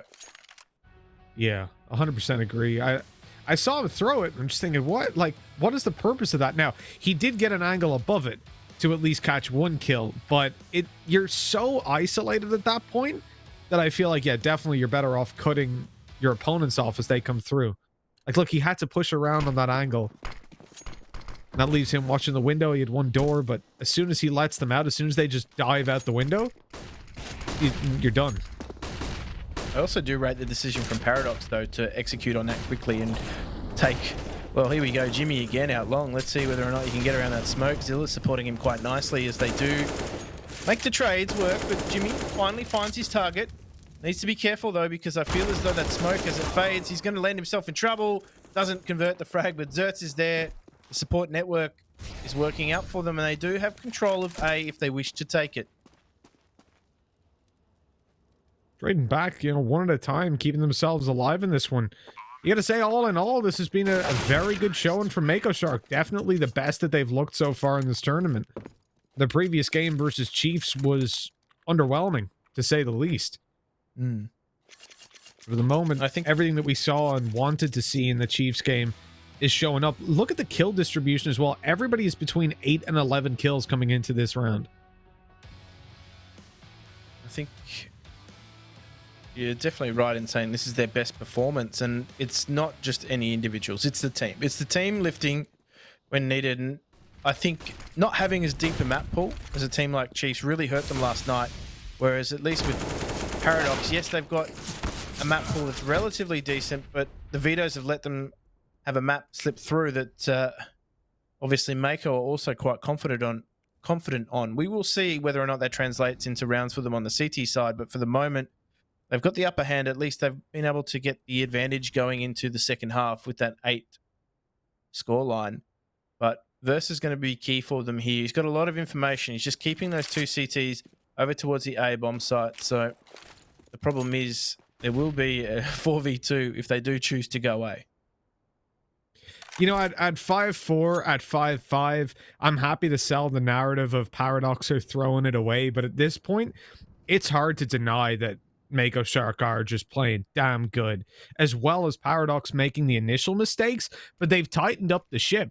At this point, though, it seems like it's a little bit too late, especially because they continue down this narrative of hyper-aggressive, not necessarily plays, but buys. Like, this force buy seems so unnecessary. You can afford to give them a 9-6, but obviously, you lose the half then. I don't know why I went there, but the fact that you had the scout come in and do practically nothing in the early fights, they really needed to answer back on that. They really needed to push that further. And look at how Mako Shark even ended the half in terms of money. After investing everything they wanted, they had 10K on like 3 players or close to. I think it just speaks to the fact that there was a clear momentum shift in this game with the initial conversion going through from Mako Shark. They got the pistol, they got the subsequent anti-eco rounds to go their way, but it just seemed as though Paradox, full of confidence after taking that first initial gun round, they rolled on through. They were pushing up mid. They really felt as though the world was their oyster, but it just forced Mako to play a slower style of CS, which actually did suit them a little bit more. And an impatient Paradox were punished for it. So now they've got to make this work. on their T side. Admittedly, that is an easier task than making it work on your CT side, but at least this keeps things interesting going into the second half. Jim, that's the first time in, let's say, a year that I've actually added numbers to make 14 instead of 15. Fair play me. I was looking, I was like, why would you not play for the last round then with a full buy? Like, oh, it is the last round. I'm dumb. But yeah, that makes a little bit more sense. They were 14. Bring it in. Oh no, this is a hell of an opening now. There's a P250 still in play. It's got a wide angle. Easy peasy. Badonka's even the one converting that. Much better start. And this is just like 3v1 pistol fights. Eventually, Versa offers himself up. They didn't quite manage to throw the bomb far enough. He dropped on it, thinking maybe he'd be able to catch it, but that's unfortunate. Oh no. Oh no. It was all going so well. That was a good shot from Jimmy onto the falling T, but you're right, the bomb throw wasn't quite good enough. It was a bit of a custard arm effort, let's be real. However, Eckel was ever present, lurking in mid to just clean things up a little bit after initially opening things up at long. So he was the first guy, one of the first guys out, but then also quickly peeled back through mid too. So I think set themselves up nicely. Looking at the force buy though from Mako, this is dangerous on a map like Dust 2, having a dual scout setup, and even going into I mean, the two Deagles, I don't really trust the Deagle these days, but the MP9 could make things interesting if those scouts manage to do damage early round.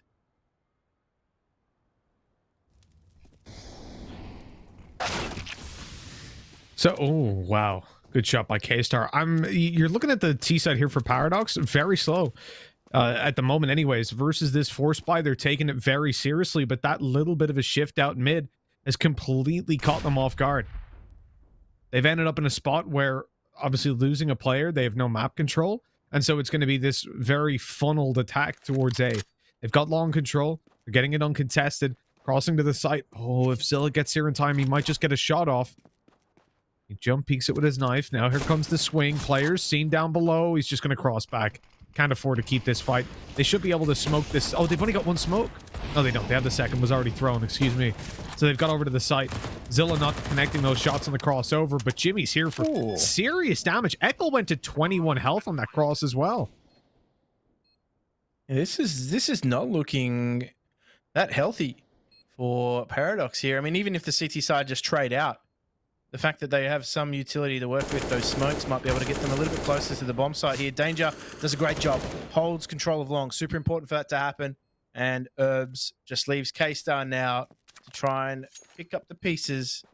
And all he's going to be able to do is pick up a smoke and get out of there.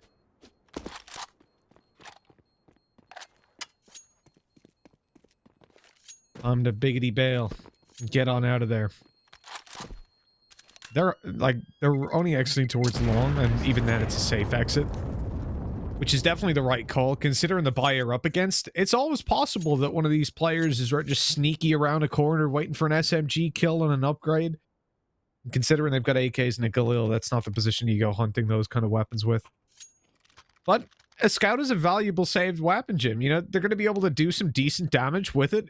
You know, one tag makes it very easy for the USPs to follow up. One-shot headshot, just a few taps to the body, and certainly for someone like Jimmy with a Deagle in play, makes it a whole lot easier. It's a sacrificial lamb just getting out towards Pit. Now Eckel, he's under some duress, but as long as he can hold on to that AK, the angle, you can see they're just trying to make his crosshair do some gymnastics as the pressure comes in from short. Ooh, Donkadizzle making that MAC-10 work over range. And Mark Morrison was right. The return of the Mac is well and truly here. We knew that he'd be back. And nicely done. For Paradox, 9-9. They're back in the game. They're tied up with Mako. They needed those early rounds. But again, as I said in the previous half, this is the one that matters. It's the full buy. The AWP making an appearance for K-Star. And remember, this is where Paradox managed to string together most of their rounds on their half. was off the back of this round. Thing is, Paradox have got lots of money in the bank, right? Because they didn't really suffer any losses, any casualties. Good smoke down on the molly. And look at this fast push in towards the B site. They're all over them, but Jimmy and K-Star, they're answering up. They're standing strong as Zertz lands another, and this is starting to go their way. Mako Shark destroying Paradox on this B split. Wow. Zert staying alive for as long as he did in that B bomb site was the linchpin of that round. And it was a fast hit. I actually rated the change of pace from Paradox. We'd seen only slow rounds up until that point. They got themselves all the way in, but K-Star just finding the gap in the smoke. Versa goes down, and it was the Zertz and Jimmy show here. Lock things down. And Callum Murray, well, they held him up long enough. Zertz staying alive, as I said, was good enough to allow Callum his opportunity in, but there's an opening pick now there for Eckel. So things in the opening proceedings for Paradox have gone a little bit better than they have in previous rounds. And we see Mako ahead for what is the first time since the half.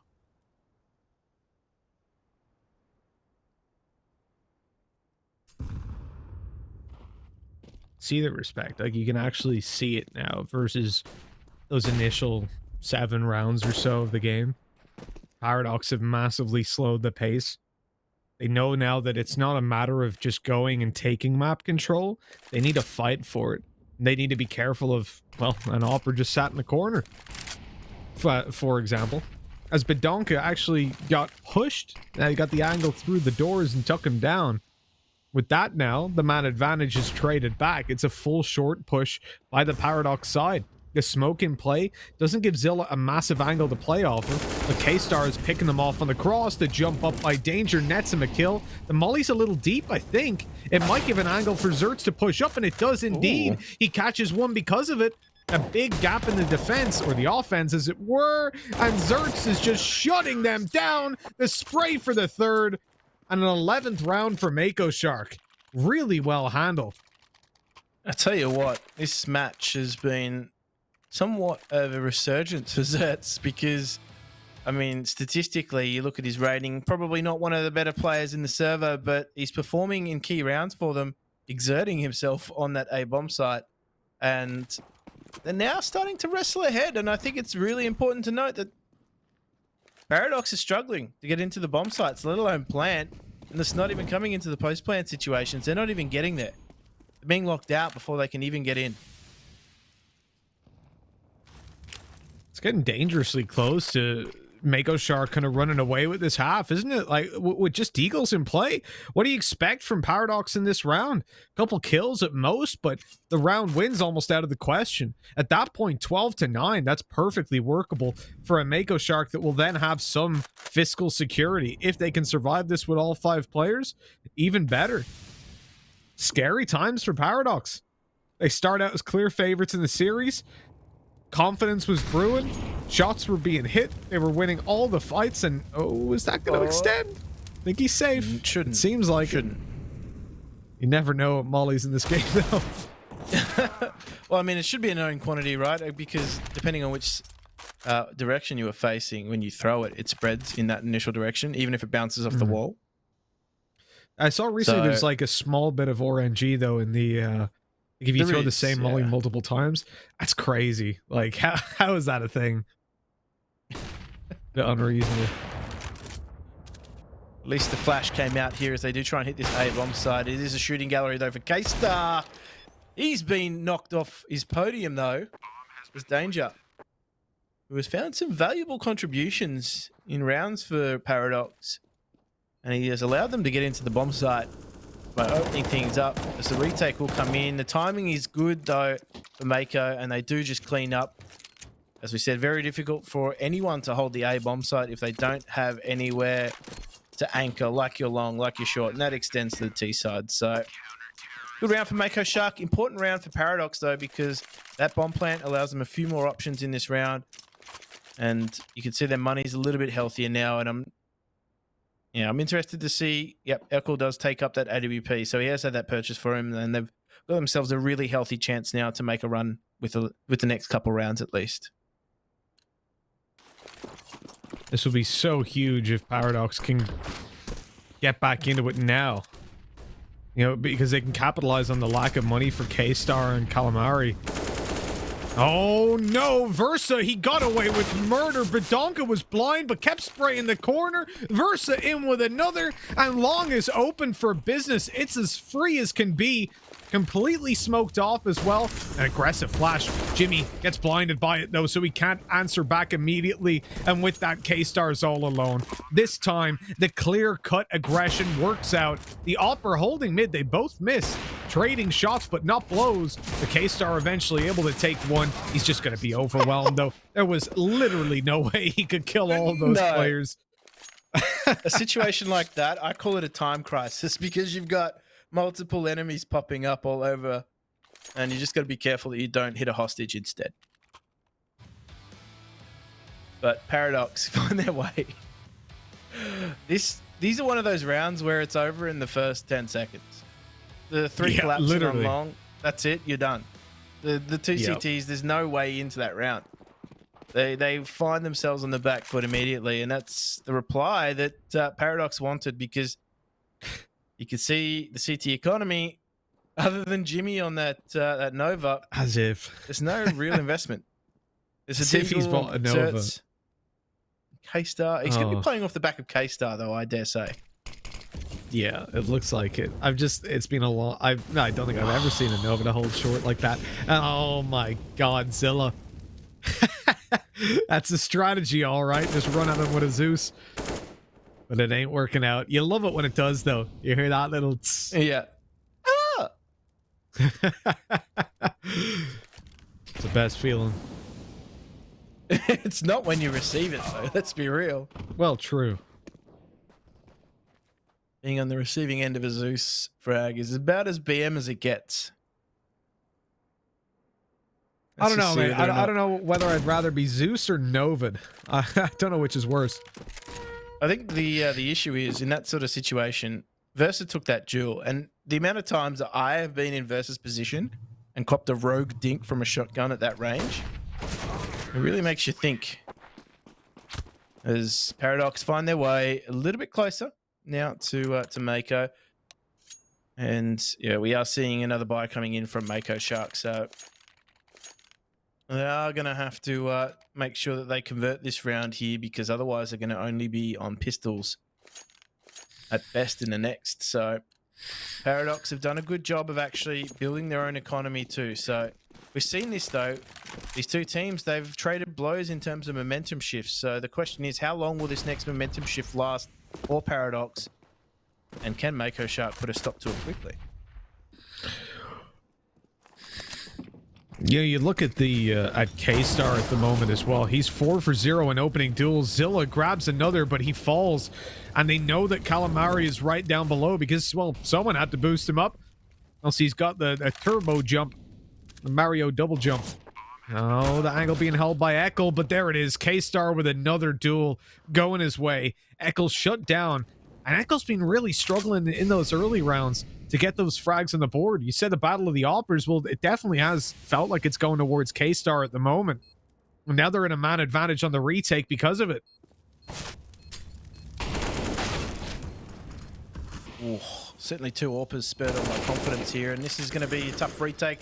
Danger is falling up with Versa, and they're just taking the duels here, but Jimmy,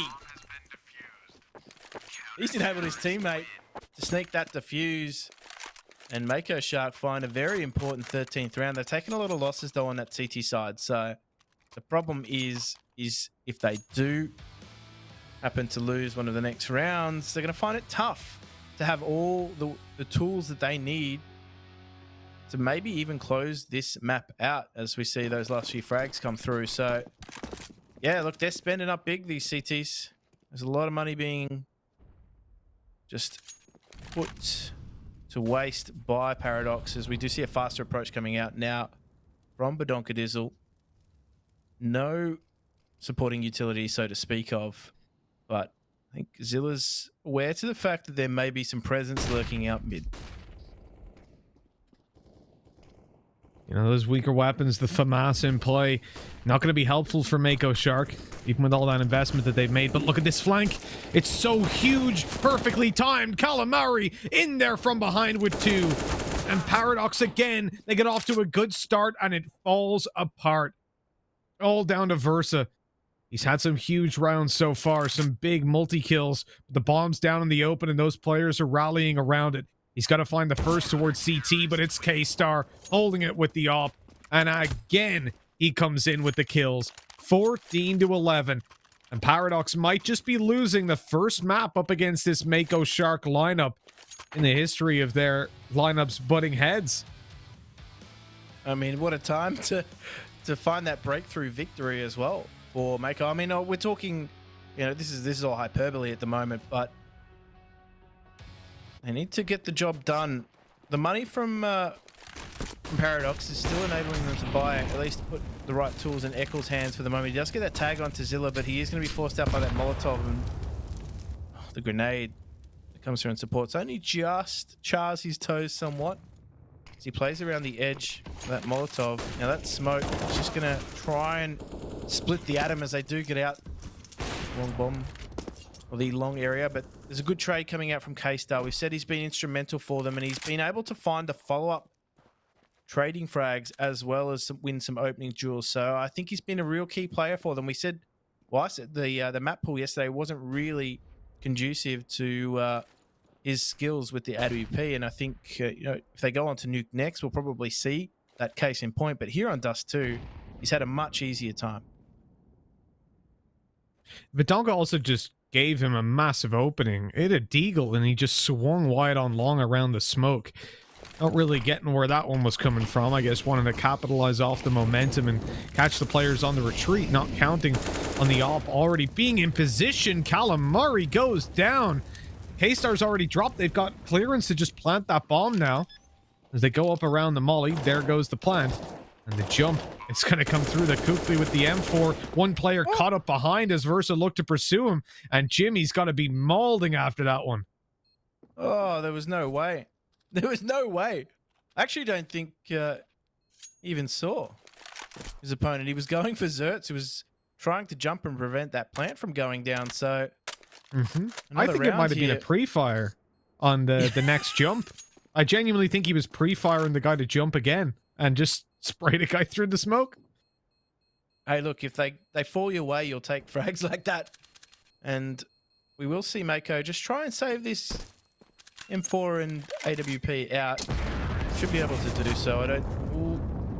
Zerts does take some damage to the wall. A few tense moments there, no doubt. The chair was a little bit squeaky in those moments. The upside here, though, Jim, is that they've actually managed to build up that little bit of extra money on the CT side. Again, though, let me just quickly check. It's not the last round of the half. Okay. I probably wouldn't go in for the force buy at this stage. You know, 14-12, you've got an SMG and a pistol. If they wait just a little bit, if they take a pistol buy on this one, they could be looking at a solid, like, 14-13 full buy for them. And it's not like they get a reward right now. I'd understand if Paradox had next to no money, but there's enough there, especially with a bomb plant, that they'll be able to invest if they lose this one.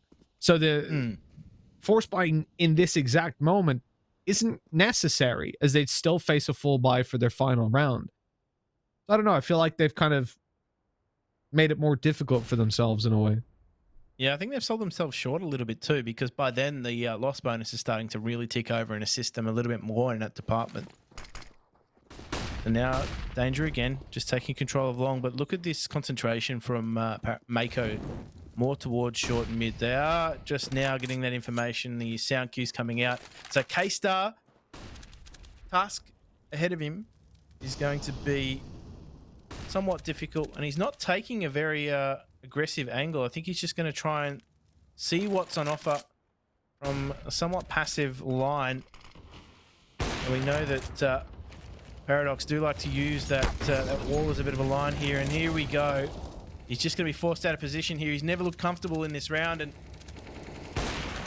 Mako, they've got a lot of work to do, and frags aren't going to come their way just yet, but This is a very difficult entry to the site. RBZ still stands by the car. He is just buffed and polished and pushed away by Zertz as now Ekel and Versa have to pick up the pieces here. Versa's got a great position here at short, so he's going to be able to try and pincer along with everything, but they double face him. As Ekel, we've seen him clutch 3v1 before. That was yesterday, though. And he does find it, but the round timer is not on his side. And Mako Shark find match point. Mitch, I see a lot that is probably frustrating Paradox right now. Yeah, oh, definitely. Just look at the coordination on some of those pushes. Players are staying behind. They're not taking the short control at the same time. They're pushing up long. It's very weird. It's like all the pieces make sense, but they're not being put together at the same time. Oh, Ekel, what was that? I'm very confused. This man didn't even have his op out as he jumped around the corner. That's a free upgrade. All right, cool. Well, Mako have got a man advantage and an op for free. I don't know why. I don't know how, but they have.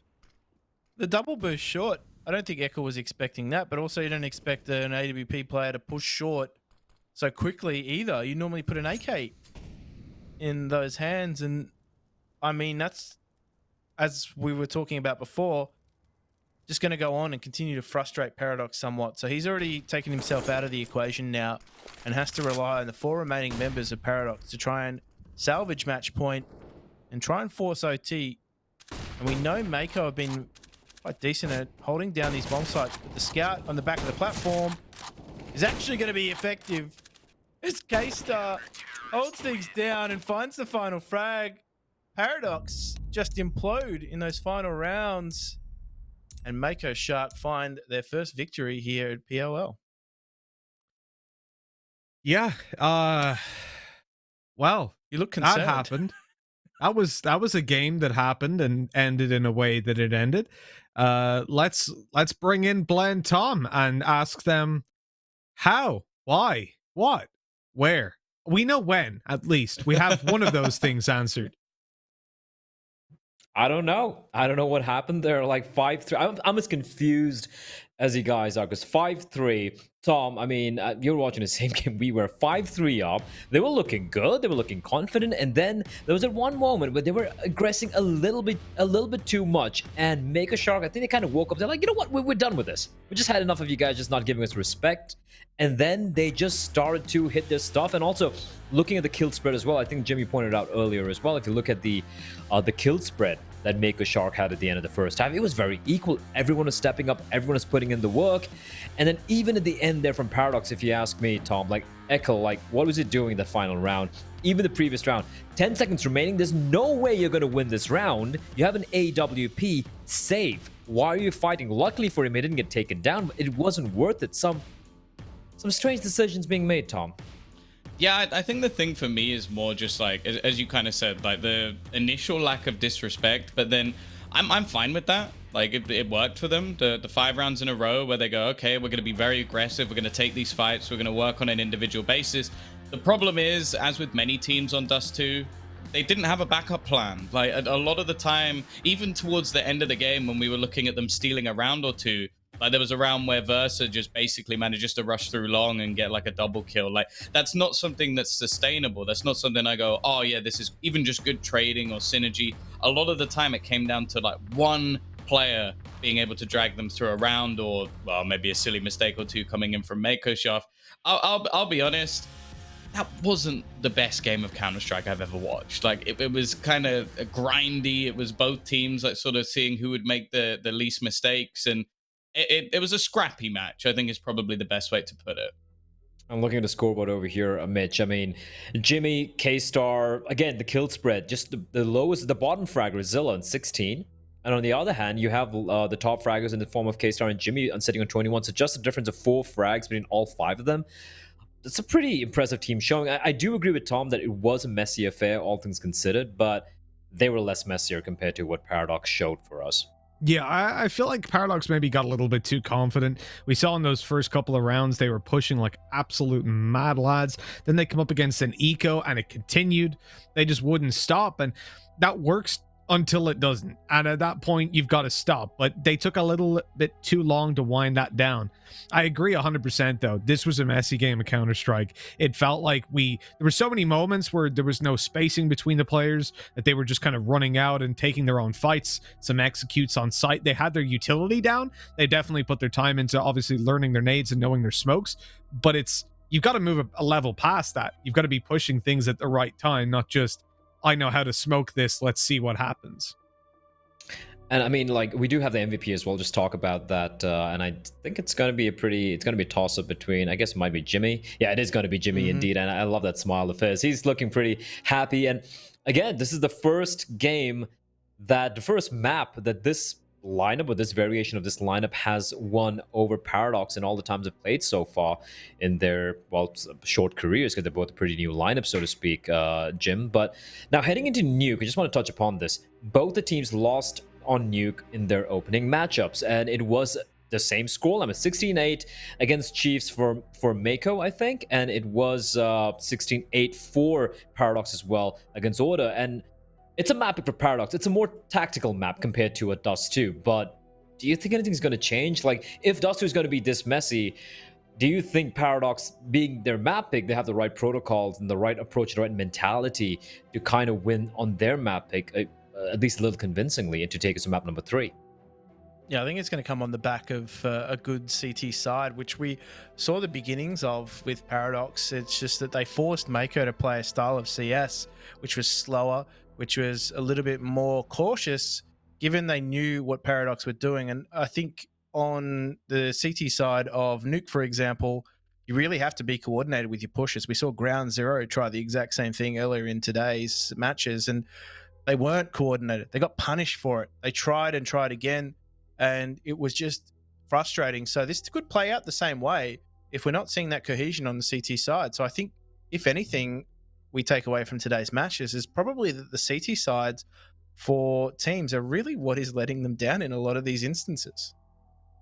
And you do tend to see that, right, when it comes to some of the more amateurish, the newer teams coming up. CD side is actually a little bit more harder than the T side, where it can kind of work with the pack mentality. But will they bounce back? Will Paradox kind of defy elimination and take us to map number 3? We're going to be finding that out. Coming up next, it's going to be on Nuke. And we're going to be finding out which team is going to be going home very, very quickly, as we do see how Nuke's going to be playing out. That, of course, is after a very quick break. And I'll see you guys back then.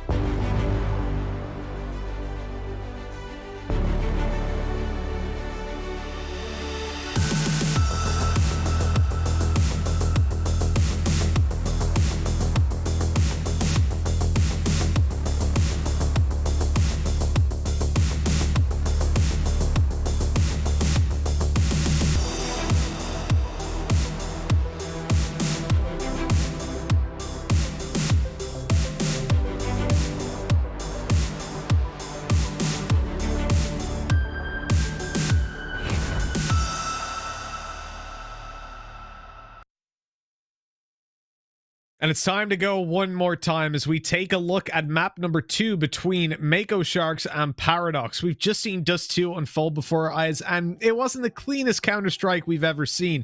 Now we're going to see what happens on Nuke, and where CT sides have struggled in this tournament so far, I wonder how these players are going to get on. Well, we'll be finding out in just a few minutes as we get into the game. My name is Mitch, and with me is the beautiful Jim. We're going to be going through this game. And Jim, how you feeling? Who are you thinking takes Nuke? Let's just start out. Throw you under the bus on predictions. Who's winning this map? I think, I've seen enough from Paradox in previous iterations to say they're going to be the ones to take the map. But I mean, Mako Shark showed us a little bit of a rejuvenated selves on the last map. So I think the question is, can Paradox recover enough from the disappointment of last map to go on and win the map that they picked? Or is it going to be a case of Mako Shark just rolling with the punches, rolling on with the momentum from that first map? And I think we all would have said it was a bit of an upset because we said this may be a bit of a mismatch from what we'd seen from Mako Shark. They really hadn't shown a lot of promise in their earlier matches in the bracket. But now, coming into day 2, they're probably a little bit more comfortable coming up against these opposition. So the funny thing is, right, Paradox haven't won this map since July. And that was 16-3 over Truckers with Attitude. But then they went on to lose 16-13 in MDL to the same team, Truckers with Attitude. They got 16-1'd by Rooster in MDL as well. And then we saw them earlier in this tournament versus Order lose 16-8. This map hasn't looked the best for them. Now, the Order 16-8 is obviously forgivable because Order are one hell of a good team. But to pick this map between these two, I'm quite surprised about. The initial bans were what? Overpass and Mirage.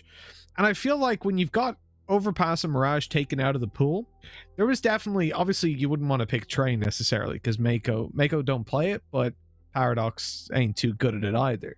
But a Vertigo pulled out might have actually been a better situation. I probably would have preferred that. But then again, Jim, there's always that aspect of we don't know if these teams have been scrimming each other. We don't know if they've just scrimmed a lot since they played Nuke last and they all of a sudden really like it. And they think that, you know what, the Order game, we got smashed, but it's Order. Maybe they can come into this one with a little bit more. There's only one way to find out. Yeah, I think the trend that we're seeing too is probably the more favored teams favoring themselves on Nuke against lesser opposition. I know that obviously at the higher levels here in OCE, the top teams like playing Nuke. So if you fancy yourself as a better team, you've got to be proficient on Nuke. So maybe that's just a sign of where things are at and where Paradox see themselves as a better Nuke team because they play it a little bit more at the higher level. But the CT side now for Mako is going to be key for them. We saw teams meet their end by not executing the key fundamentals. So I guess we'll find out exactly what is in store for us here as we do have Paradox versus Mako. And Mako are ready to receive the top site rush coming out here from Paradox. They will make their way in. Callum Murray and Zilla make it very difficult as K-Star playing around those silos does manage to keep things relatively rock steady here in the top site. Jimmy again chimes in, and again they find that pistol round Mako Shark, and this is the start that they wanted. So really in this game, you're shooting for 9 rounds on the CT side. Looking at the global statistics for the last year, it's 54% CT sided when it comes down to it. Obviously, if you're Paradox, then you're going to want to push past the 6 mark. But the problem is always losing the pistol, and more specifically, losing the pistol without a bomb plant. In this situation, you can't afford to force buy round number 2. So coming into this, they will just want to get themselves the eco, basically guaranteeing a loss. Surprised actually that they go towards outside. Typically, when you don't have any rifles, you concede outside control because ranged duels are not going to go in your favor the majority of the time. And surely you can go look for some deagle fights there, but the majority of players are playing with Glocks and a P250.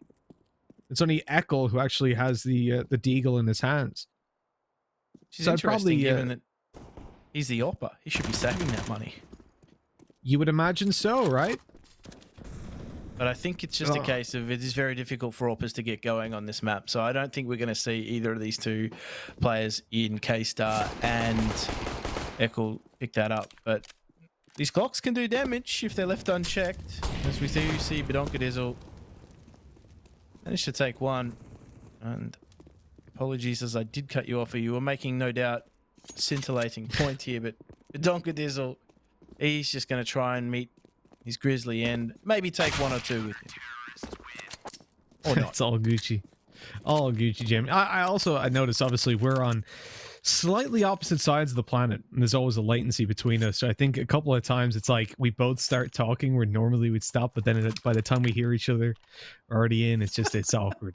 That's online broadcast for you, though. It happens. It is true. It is true.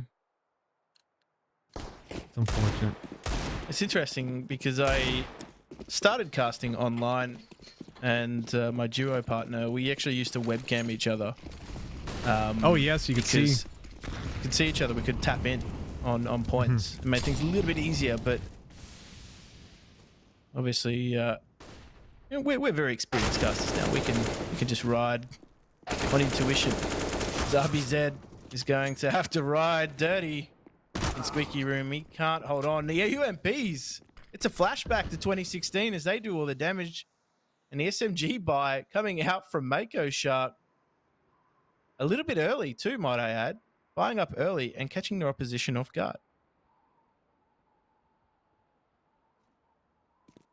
Paradox need to be coming out on top in this one after the investment. They've waited their 2 rounds for it. Oh, that smoke. It's a little bit deep. It'll allow them to get the bomb plant. Oh, he turned away at the wrong time. That could have been a tag for K-Star. But instead, they've now got the bomb planted for free. 2 versus 3. Paradox. They have Echo and Versa. And oh, he didn't see the feed. Oh, no, Echo. That timing. 0.1 of a second and he would have seen him. We saw the feed, obviously, but it's much, much easier for us to see than it is for him. Versa burned to death, and that is just such a horrible round to lose. Yeah, oh, no doubt. Man. I mean, Echo wouldn't have seen him. There's no way. He would have just seen him walked off. So I don't think Echo would even be frustrated with that. I think he'd just be frustrated with timing per se, more than anything else. So Paradox lose around where Mako Shark bought up early. And you don't often see that on the CT side. They made the SMGs work. The MP9, the UMP coming up trumps for them. Yeah, it's huge, really. To get that 3-0 start, now they've got to be careful. Because look at this. Paradox have gone through for their own little force buy. On the back of that bomb plant, they've got a decent amount of money. And Badonka's already opened it up. That's the MAC-10, the 1 weak weapon they have, delivering the damage. Or BZ up close, takes down XZ. Or Zertz, he must have seen it just about through the smoke. Because it didn't come up as a smoke kill. It's been around the edge of it and towards main.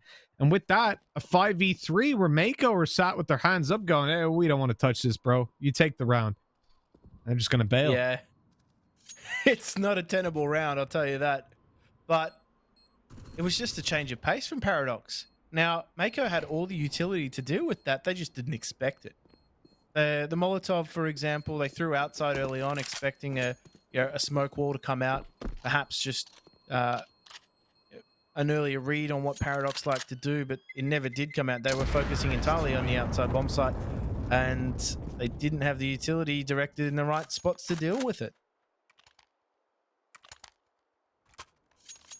Pretty heartbreaking, really, if you're coming in 3-1 and you just get straight rushed down by a MAC-10 like that. They basically didn't see anything other than the MAC-10 and the Galil.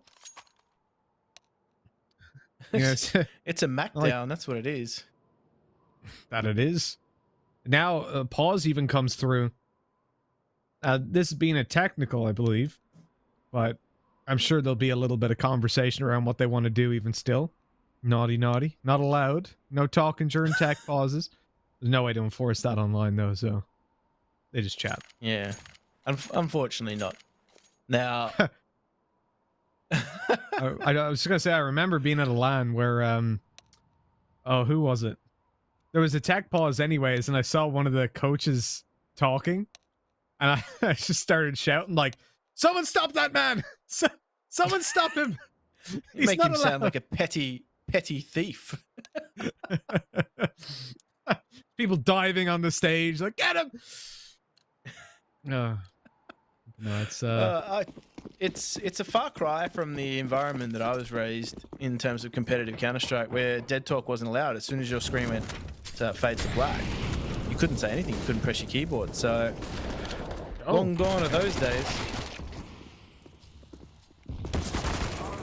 As we do see Badonkadizzle just bouncing on through, but Zilla, stiff resistance here. He has managed to elude Echo long enough for Jimmy to come through and save the round, but that is a change of pace again from Barrett. I thought they'd done enough to break on through to the other side, but they didn't get enough far into the site to actually be effective here, as we just saw Zilla cut them to shreds from that top of the hut. 3 frags from him, instrumental in just swinging things back in favor of Mako. At the next downtime, you'll have to tell me if you know it, maybe, or if there was any. What was the logic behind dead talk not being allowed? I wonder what or what changed, why it changed. I guess that's an interesting Dead men tell conversation. no tales. Oh, true. But I wonder was it like not maybe allowed there was exactly they can, but they're not allowed.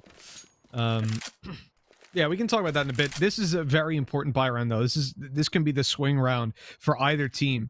The opposition will have practically no money coming out of it. Again, it's all dependent on Paradox. If they find a bomb plant, they'll be in a decent enough position. But for Mako, they want to get that 5th on the board. I mentioned that the CT side is a 54% win rate when it comes down to winning rounds. So you're probably looking at 9-6 as a comfortable spot. I think there's more pressure on you to get that when you win the pistol round. That definitely hammers home the point that you should be then walking away with that stronger score line. This is one of the maps where as well the CT side is like only slightly favored on pistol rounds. They've got like a 4% advantage above their opponents. Great shot by K-Star, and he's bailing. Oh no, he's not. He's looking for a little bit more. He's just looking for that next off angle. But he's going to reface, and I think more importantly, he's going to communicate that they're not refacing as T's in a radio room. So you can see Zilla there. He's just crouched, waiting in ready. And I'll get into the details of why dead talk was disallowed maybe a little bit later. But as we do see now, flash timing actually works out. Zertz does swing around, and he stays alive to find the final 2. And Zilla, he's just comfortable being on that hut. And even if he's not getting frags, he's at least drawing the attention of the T's away from everywhere else in the rafters for his teammates to be effective. So this is Zertz just in mini. Let's find the 2-3 frags there to make Mako off to a 5-1 start. Now, this is not what we were expecting from Mako whatsoever.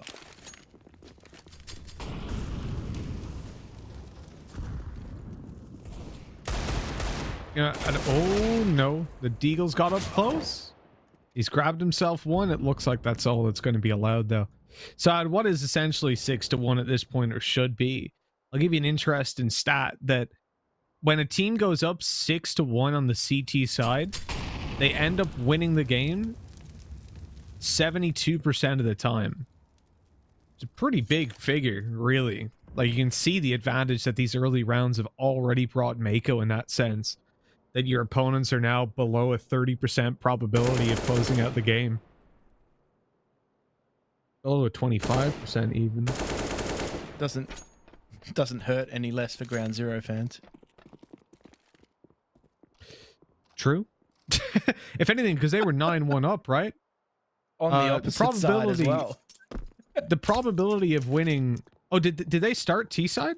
They did, yeah. The probability of a 9-1 upside on the T-side winning is 91%. So they fall into that 9% category. That hurts. That hurts. And it's because of that 9% and the knock-on, the butterfly effect from it, they're out of the tournament. Like, geez, that one sucks. It's like, do you ever play those... What were the things you used to be able to gamble with? Like the pot, you know, you put in whatever percentage of the pot you put in, it's your percentage chance of winning. Like those 1% wins. Yeah, that is getting away with murder. Quite literally. Oh no! Echo nearly makes that work. In fact, there is, as you're speaking about the butterfly effect, there is a universe in which that actually comes off as a 3 versus 1 for Echo. Mm-hmm. Oh, definitely. Mako Shark find their 6th. They do take some heavy losses in that round, so they're just going to have to do a bit of shuffling to get weaponry in everybody's hands, but it's still going to be a relatively healthy buy. However, it's not smooth sailing for them just yet. They still need to navigate their way through the next few rounds relatively cleanly, because despite the fact that it is a 6-1 scoreline, more recent rounds have been close enough to give Paradox some wriggle room if they do win the next round.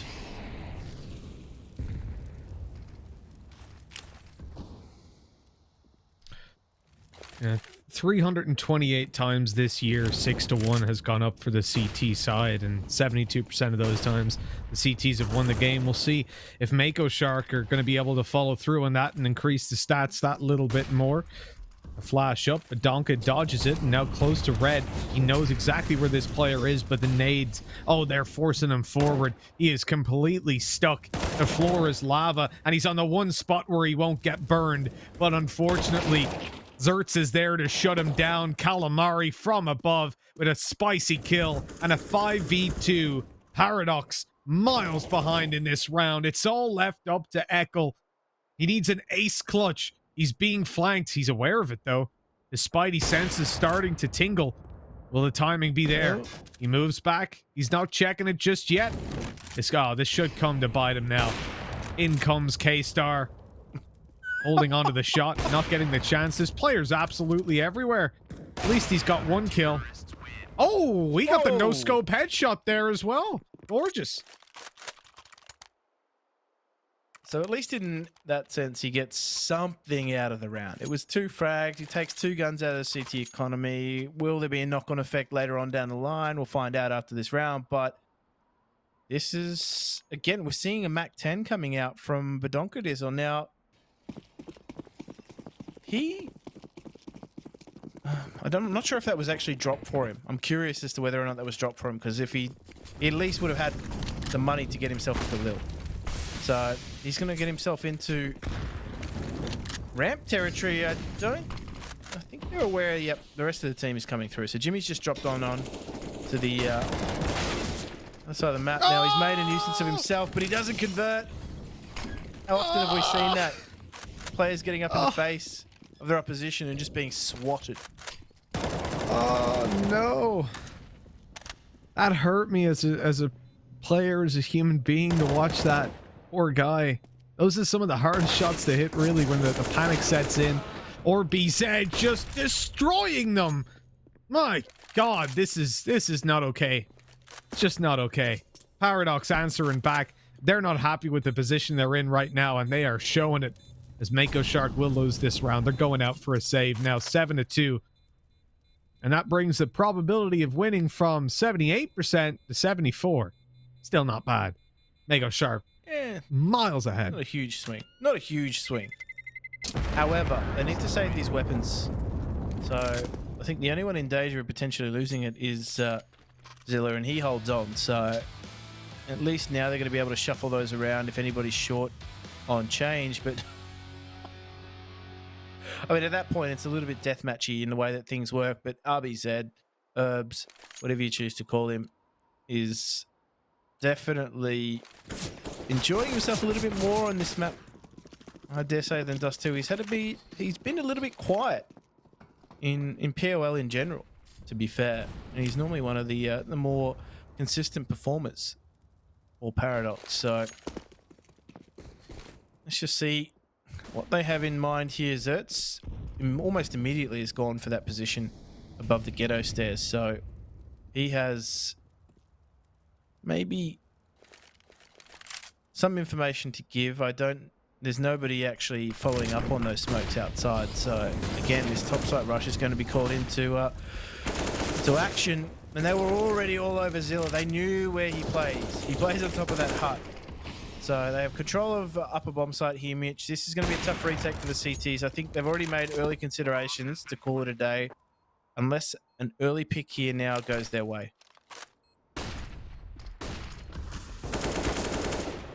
No, Well, it doesn't. Jimmy's just ran out in the open to look for that, and with Zert's so low, there's no time to go for it. Well, there is time, but there's no win probability really to play around. I'm quite surprised. So we're at 7-3, right? And really, things don't get a lot better for this team until they hit like 5 rounds or 6 rounds. If they can manage to get it up to 6, I think they're back in the driver's seat a bit. It's just very difficult to consistently string these together, but the change of pace is working for them. They're starting to look a whole lot better in these fights. It's a little bit concerning that, you know, we haven't really seen a lot from Danger and Versa up until now. Versa, or Danger especially. He's still down there 2 for 7. And we know we had some good rounds yesterday. And showed signs of life on Dust 2. But I think Paradox as a whole were a little bit disappointing. So I would be looking to have players like Danger just lift their game a little bit. We saw what a difference it makes when all players are firing on all cylinders here. They don't get away with it. Jimmy, oh my God. The double bag, 7, the triple, can't get the 4th, but I tell you what, he's earned some money for himself, and more importantly, earned the round for Mako Shark. Paradox just running into the brick wall of swag. Holy shit. They just got wrecked. Like, he just swung with a Mag 7. One shot one guy, lit up Badonka, killed him afterwards, took a 3rd, left the other 2 guys on like 20 HP. What the hell was that? It was mental. He's just wrecked them. 8-3. It's a completely left field round. Like, they came in with a mixed buy. All they needed was a Mag 7. Jeez. 8-3 is... especially... Sorry. Just go back to that. Man bought a Mag 7 and went ramp. And peaked it straight away. He didn't even play the way you normally do, which is on HUT.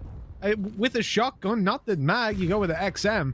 But he was like, screw it. Mag 7 ram peak. That's the way. It wasn't even a peak, it was a rush. He was going around that corner to push them with a Mag 7. 9 times out of 10, I'm sat here calling him a moron, but it's worked out, so he looks like a god. Well, I mean, he's ended up with the keys to the city, hasn't he? Absolutely. He's gone in and just laid them to waste. Oh, I wouldn't have called that strat. That's for damn sure. But that's why I'm not calling. A little bit of individual inspiration now. K-Star couldn't find the return.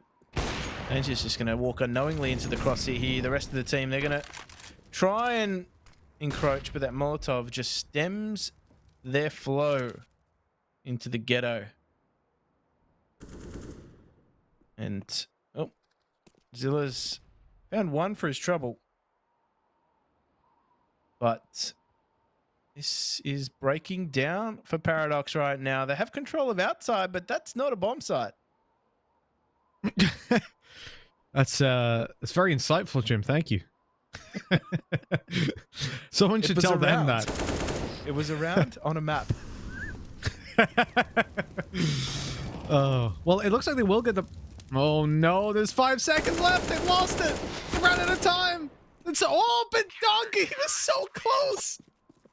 But they dropped the bomb. They managed to kill that player just as he made it to site. The peak that came out from Squeaky. Oh man, Paradox are gonna be kicking themselves. They've been triple killed by a Mag 7, almost aced. And then they've been 1 second away. They've just about to get around the corner and plant that bomb. And they get wrecked, and then Badonka still kills 2 out of 3 of them. Let's get the violins out. Really... Well, I know someone with a violin. I don't know. I don't know if you do. I guarantee if I play my violin and you get a cat screeching in pain, they will sound the same. Like, viewers will not be able to tell the difference. Yeah, it's quite fitting, given the in-game situation, though, isn't it? Yep, I think it's fairly accurate. If we could just tune into the Paradox comms, it would probably be another thing that sounded exactly the same in some of those rounds. Oh no, not with the MP9. Come on. He's just wrecking them up close. He's been spammed to death, probably deserved it. But it's a 3v3 with Versa on 12 health. Again, the Sharks are ahead. This is insane. Oh no, and Zilla. Oh, okay. I thought for a second there he was going to go and get himself a jumping frag over the rafter. Or, funnily enough, it's called Mustang around these parts. The opposite. Above hut, the rafter above hut is Mustang, and the opposite end is called Sally. Why? That's my only question. I don't know. Ride, Sally, ride.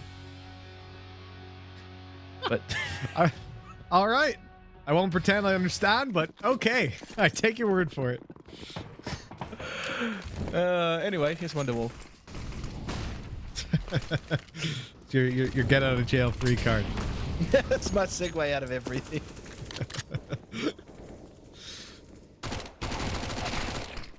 Oh my, this is... Oh no. Look, hey, I'm happy that Danger's getting an opening here because Paradox needs some sort of bone. I feel like they should have had 2 rounds under their belt at this point, at least, that they've just been robbed of due to some of the most unreasonable Counter-Strike I've ever seen. And Cal, of course, he sprays down too. Good man, Callum.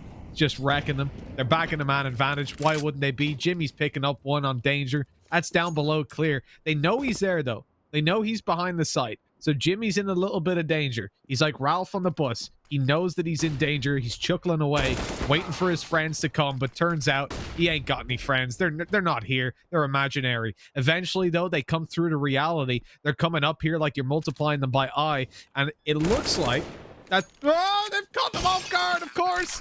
Zertz picks one. Now they know where Ekel is as well. He's not even going to get the kill. And this is 11 rounds. And just some of the most unreasonable Counter-Strike I've seen in my life. This is 11 rounds to Mako Sharks. And on an 11-3 scoreline, their probability of winning this game has gone up to 88%. God damn, this is insane. I mean, this game's had it all. It's had shotgun action. It's had spray downs. It's had Callum Murray, the man who's dared to dream. And even Zertz, then and there, picks up Badonka, who's just trying to cover the plant. And Paradox, it's not going their way. However, I do like the changes of pace from Paradox, but they're just not having an effect in a lot of these rounds. It's Mako Shark just being able to hold steadfast when needed.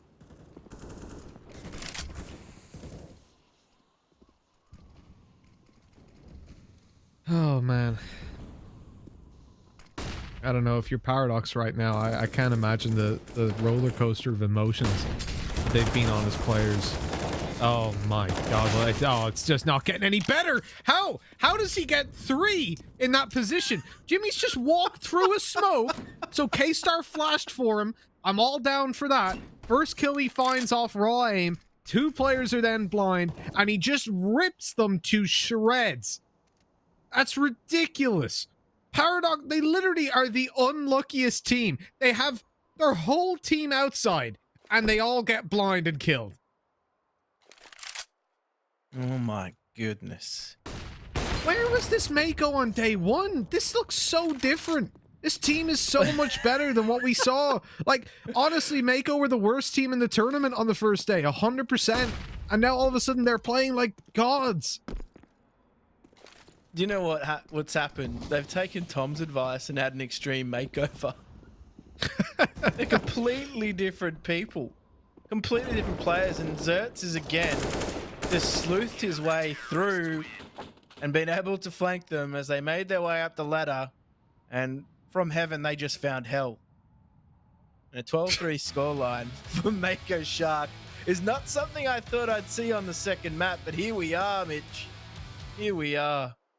And Jimmy, that's an audacious play. Yeah, well, yeah, it is a bit. I'm smoked out garage. They've smoked out long completely, aggressively as well, mind you. They smoked out as if they were going to push into garage, which they were. Like, they basically shouted at the CTs, "We're watching garage, don't peek it." And then Jimmy went, "I'm going to push through the smoke. Yeah, that's what I'm going to do. I'm going to push straight through this smoke and kill them all." Like, what?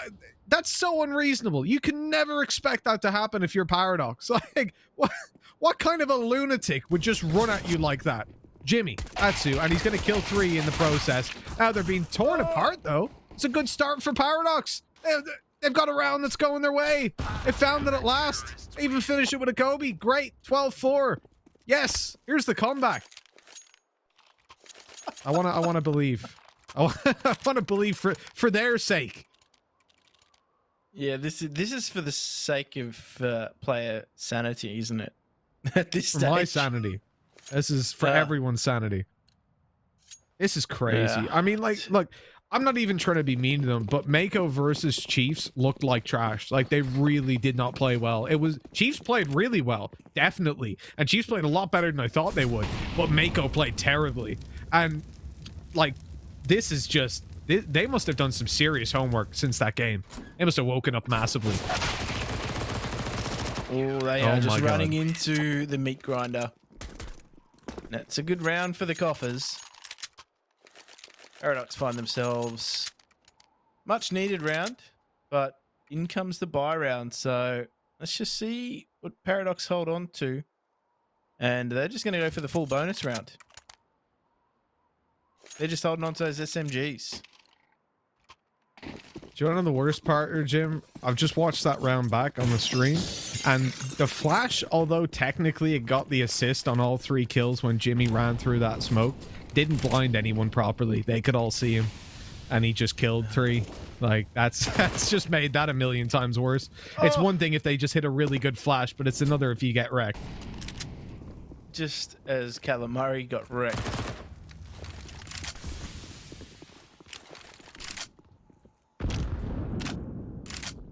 Yeah, I think, unfortunately for Calamari, didn't expect that.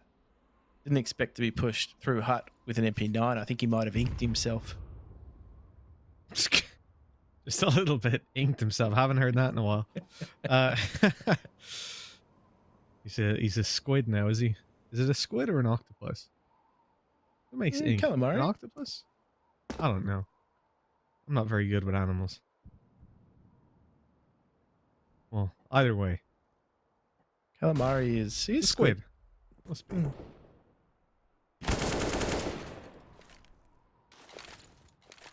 Yeah, either way, like the position right now for Paradox, 5 versus 3, they're versus AKs. I wouldn't even mind it that much if they lost this round. Reasonably, they should lose this round. But look at that. Oh, way back there. Badonka just whacks that headshot out. That's insane. I was looking to see if K-Star was low after being tagged and then realized, why is he gray? Like, that was a nuts shot. A 1v3, not very winnable for Jimmy at this point. 20 seconds left. He's got to just rush towards the site, and he rushes right into a bunch of bullets. That's right. He just had to lick the stamp and send it. He couldn't get it done.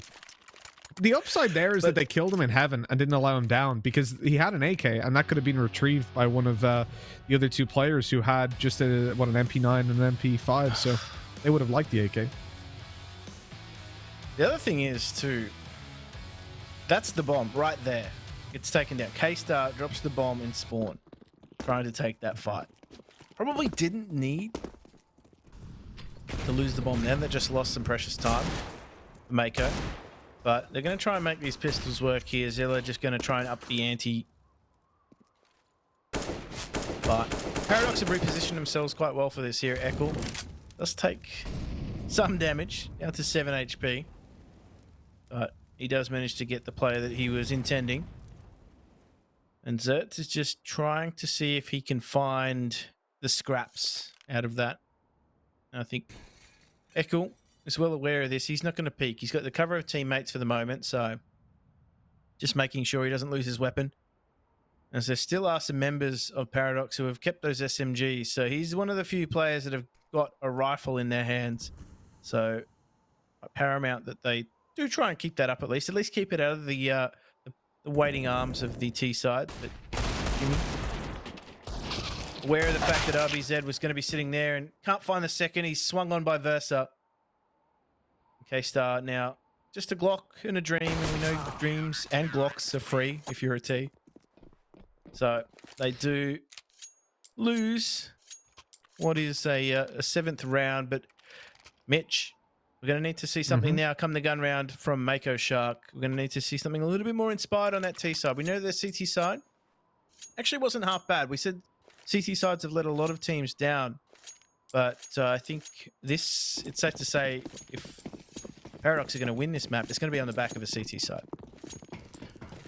Well, you know, just to bring back the probability, at the half, it was a 93% chance of them winning. Now it's an 80%. So it's still very much in their favor to take this one across the line, just to show you how, or show you guys at home, how minimal of a difference those early rounds make when you're still behind by 5.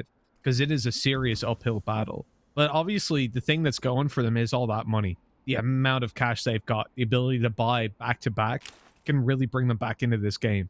And if they can shut down Mako here, they'll close in that scoreline to presumably 12-9, at which point things do start to look a whole lot better for them.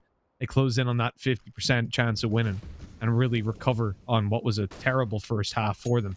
Zertz opens this one up, though. That's Badonka gone. A big fragger for the CT side and for Paradox in general.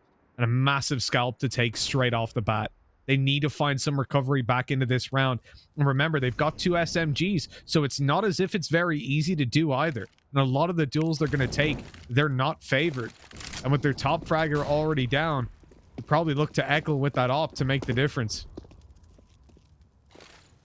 Now, this round looks as though they're going to posture for lowers, but I mean, they've got the option to go either way. They've got control of ramps. I don't know if they're going to be able to push on into ladder base here, so Zertz is going to have to do the heavy lifting if they're going to break their way in, but does take some damage from Danger. And whilst he might have had his wings clipped somewhat, he still manages to come away with it. He's traded out by RBZ. Now, RBZ was caught off guard by Zilla, manages to make it work though, so him staying alive is super important for them in this round.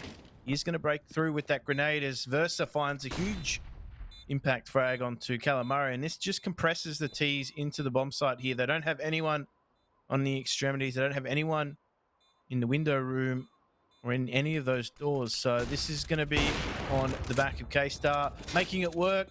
He knows where one is, but he's got to find that second quite quickly here, and Versa on the flank is able to quickly level K-Star.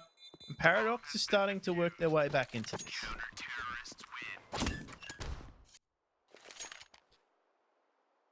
Oh man, 12-8 is a much better scoreline for Paradox. They're getting back into this one, and I can almost feel a close loss coming. How heartbreaking would it be to know that if that first half went even a slight bit better. But as I said, there were a lot of rounds I felt like Paradox should have won in that first half, and they just got stolen away by just insane plays that consistently came out from Mako Shark, and some wild, just completely unlucky timings that hit them again and again. And when we look towards the scoreline, or we look towards this round, excuse me, this is very important for the scoreline. If Paradox find it again without a bomb plant going down for Mako, you could be looking at a 12-10. And again, a really nice buyback from them into this half. At that point, I think they're pretty much neck and neck, right? They're back within reaching distance for either team coming into that buy round. But the problem is always going to be, at this point, Paradox have got so much money. What they don't have, though, and what they can't buy, unfortunately, is outside control. As Eccles even forced back, I would have thought, after missing that shot. But he continues. He re-peaks the angle. Luckily, nobody's posted on it anymore, scared away by the resounding blow of the op shot. And so he is given freedom to at least maintain a little bit of posture out here. My only problem with them having outside control is their only presence elsewhere on the map has just been eliminated. So it's going to be on Zilla to see what he can make work. And I said it before, outside's not a bomb site, but they're going to try and make their way into top site right now. Herbs, the gatekeeper, just makes things difficult crossing Squeaky Door, and it's just on Zilla now, and his jig is up. They know where he is. Have to turn from that flash. And he's got 25 seconds to work with, but fortunately he does have the bomb. He needs to clear out Badonka here. Enters into a very awkward spray, and that goes the way of Badonka and Paradox. We wrestle back some momentum. They've brought it all the way back, really, from the depths of despair. Paradox are now on the board at 12-9, facing into what should be an eco.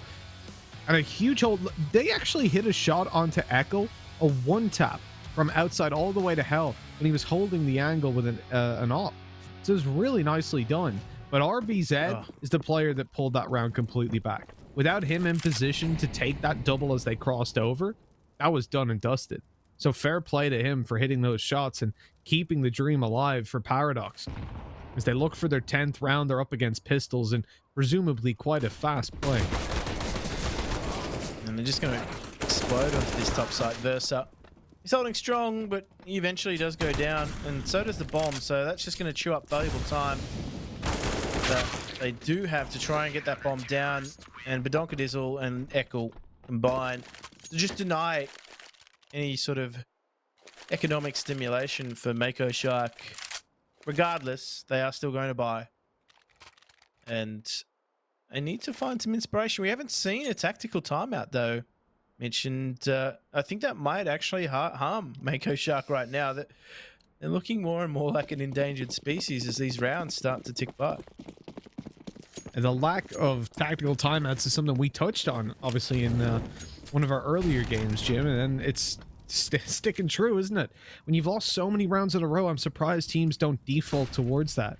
What they are defaulting towards is outside control, and they're getting it very easily. It's been offered up on a golden platter, with Paradox not playing nearly with the same form of aggression and holding down this part of the map as what we saw from Mako Shark.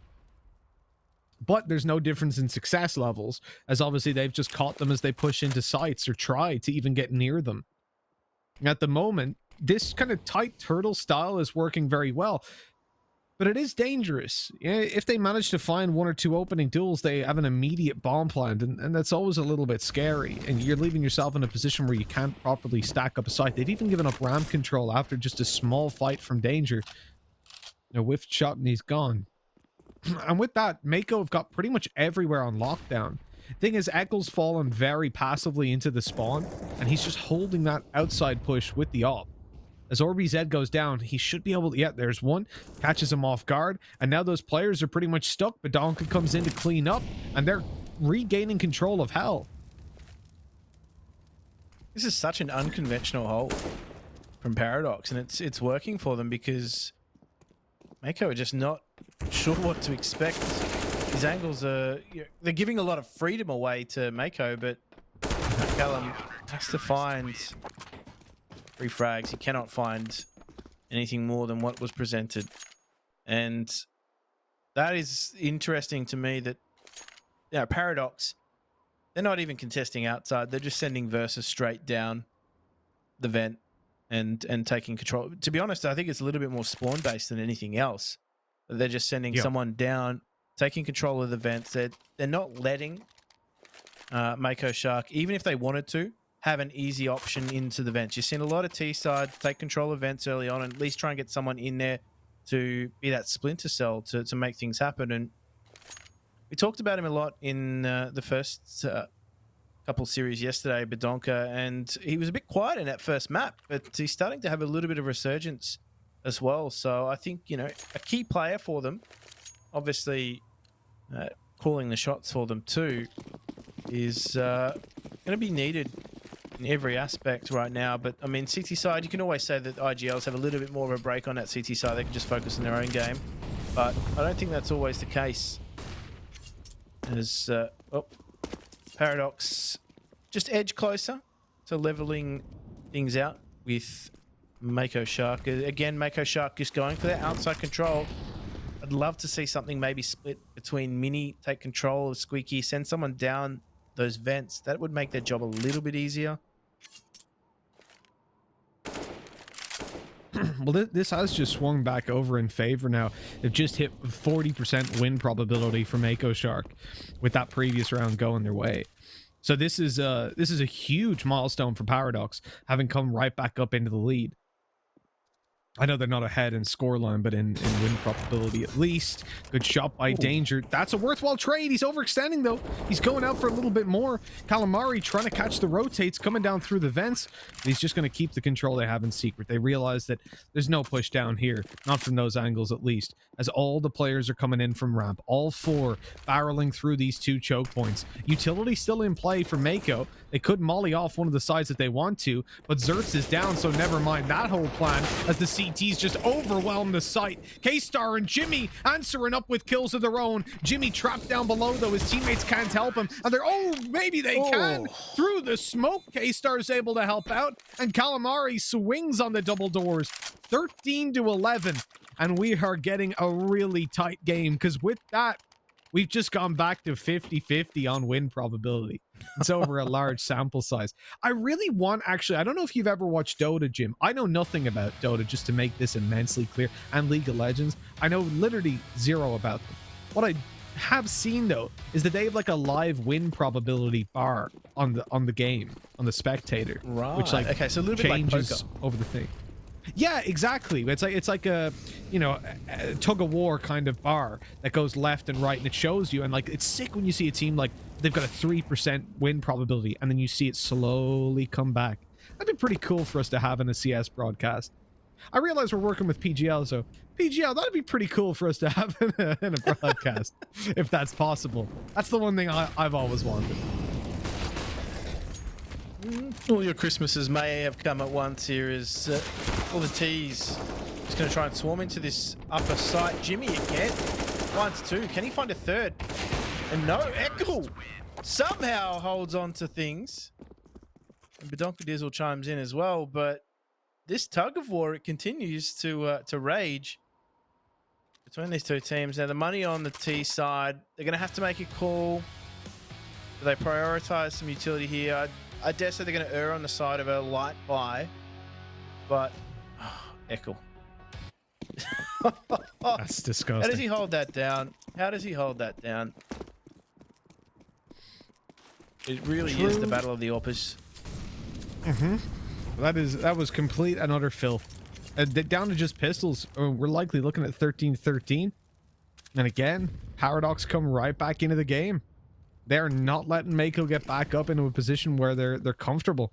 These pistols are going to have to do a whole lot of damage, and it's very unlikely. Eckel is challenging a close range. Oh my god, Versa. He only gets 2? This could fall apart, but then in comes Eckel. And Jimmy's in a 1v4. The round's done and dusted, really. He'll get one more kill. There's an op to be retrieved, but he's 7 health.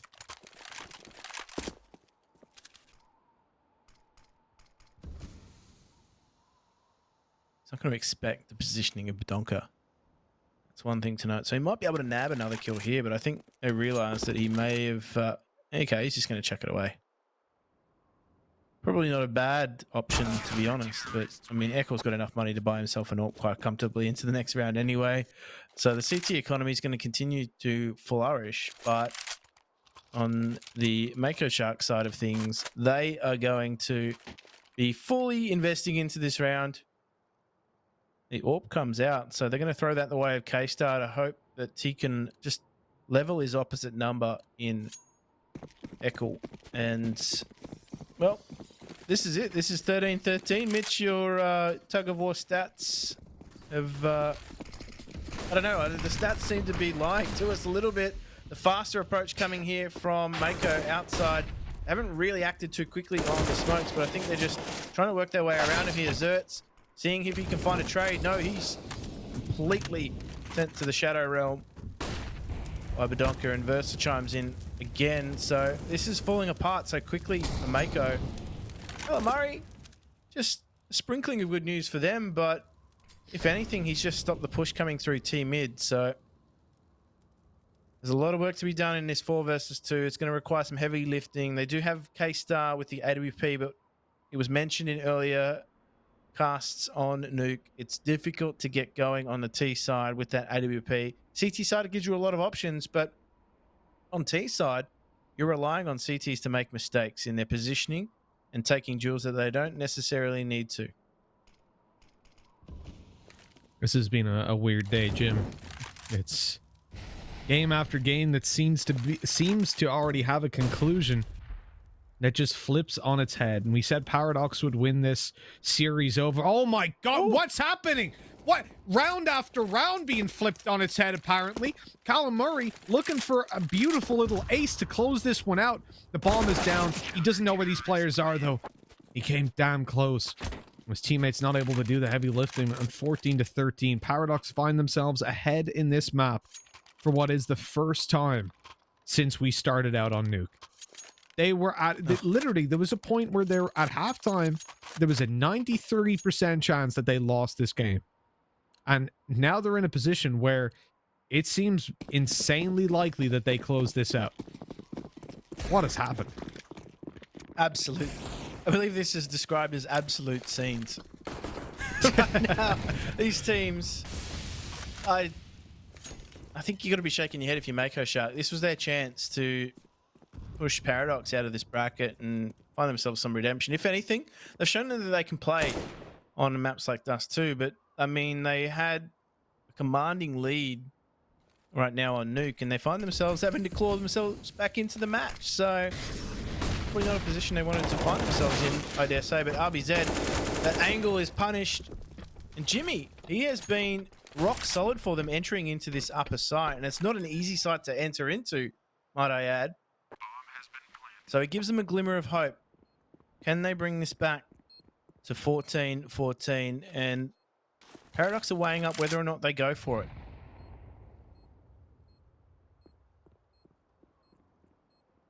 I don't know. 14-13, you can afford to save. I think I'm behind this. When you look at the money that they've got, if they save 2 weapons, then they're in a good spot to at least be able to take it over into the next and get a full buy up, drop an OrbiZ and Versa. Or OrbiZ and Echo, I suppose, but he already has a weapon. The problem is for Paradox, they brought a double AWP setup into this. They're going to save a double AWP setup. So the issue with that is they're relying on shutting them out of the bomb sites completely, because retaking with a double AWP setup on Nuke is one of the harder tasks.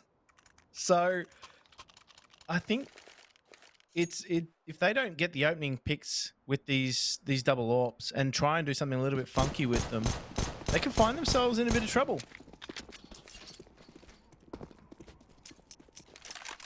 This has been one of the more confusingly close games that we've had. The most confusingly close game that we've had. 2 insanely one-sided halves. Mako getting right back into it at the last second. Now 14-14. Looking for a victim in the door. I can feel Echo hitting this shot. It's just whizzed past Callum Murray so many times. Oh, he's playing with fire, and he left just as the shot rang through. Literally a second. 1 second earlier, or he's 1 second later rotating and he dies.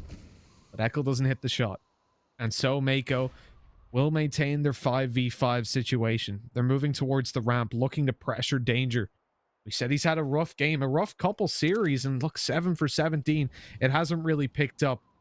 But with the AWP in hand, he'll look to slow this push or stop it completely. He has been pretty good at holding ramp, and that he's gotten away the majority of the time when he's pressured. But look, it's because of that super passive hold. He hasn't even got a shot off, and he's already down on the B side just after one piece of utility came his way. Yeah, the problem is the angles that he was holding. One pop flash, and it doesn't even have to be a good pop flash. It just has to go ring past that box, and he's going to be put off the line. So Echo pushes Squeaky with the AWP. Now, one of those AWPs already taken out of play, so this is where things are going to get a little bit squeaky now for Paradox as they do turtle up onto this top side. I think they've made the right call here too, by the looks of things, is that is exactly where Mako are going to go. They don't have time to go anywhere else, and that relies on Zerts to make that entry, and they're just going to run into the brick wall right now.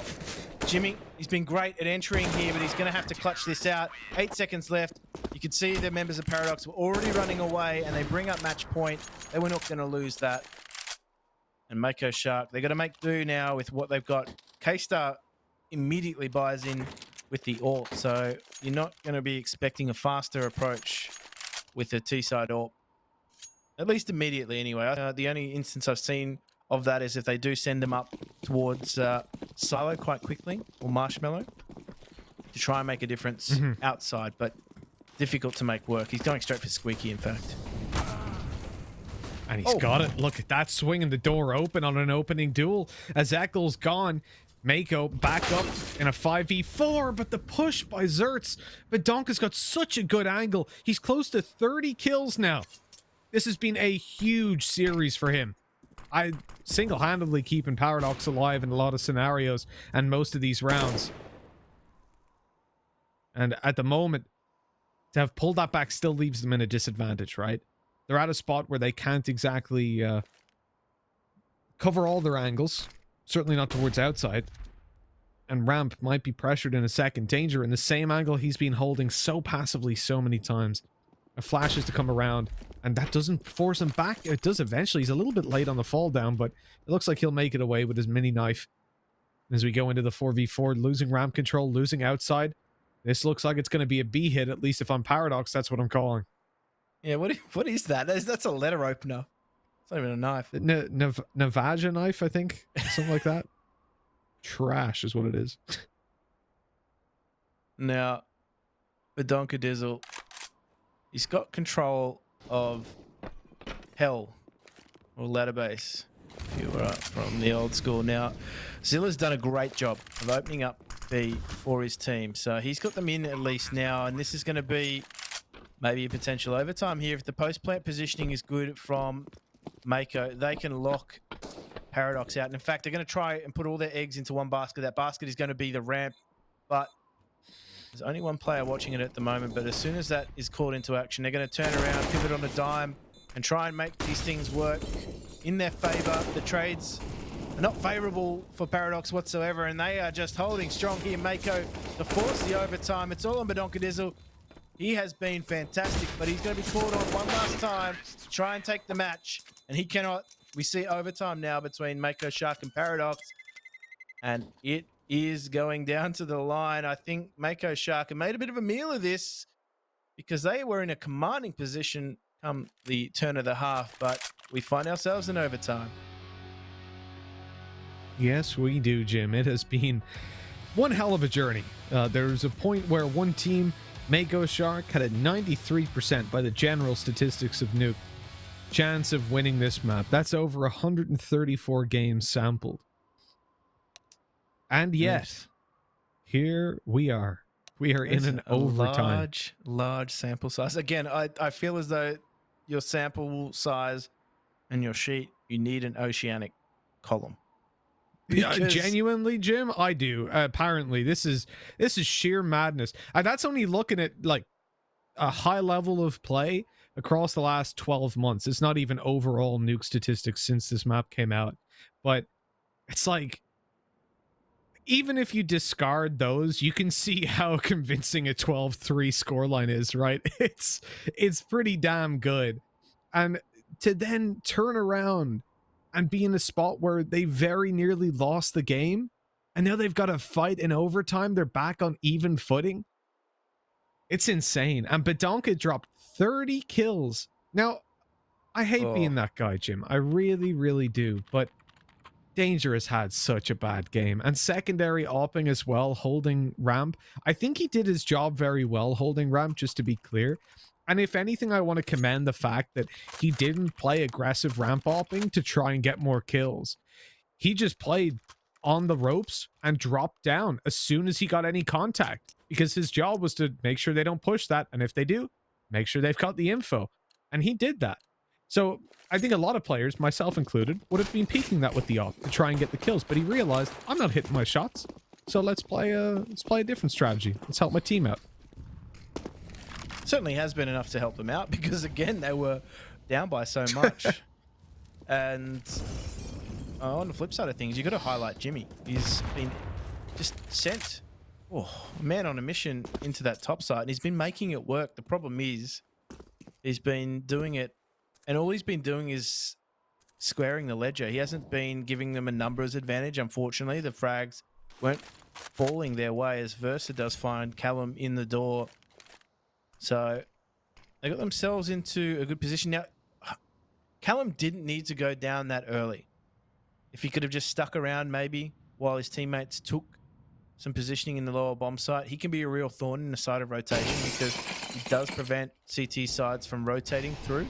We've seen Danger in this position before as well, and might be good for one. Make that none. Zertz finds the entry onto him, and they will find themselves in possession of a bomb plant in lower bomb site. Now, this is where Callum would have been really handy to have, to just at least sit in the vents as well in that post-plant positioning, but not to be the case here. The CT rotation is coming through, and the retake is on. There's three are going to come from Megaton, and Donker's on his lonesome. Just, take it out, Zertz. Wow. A K-Star convert.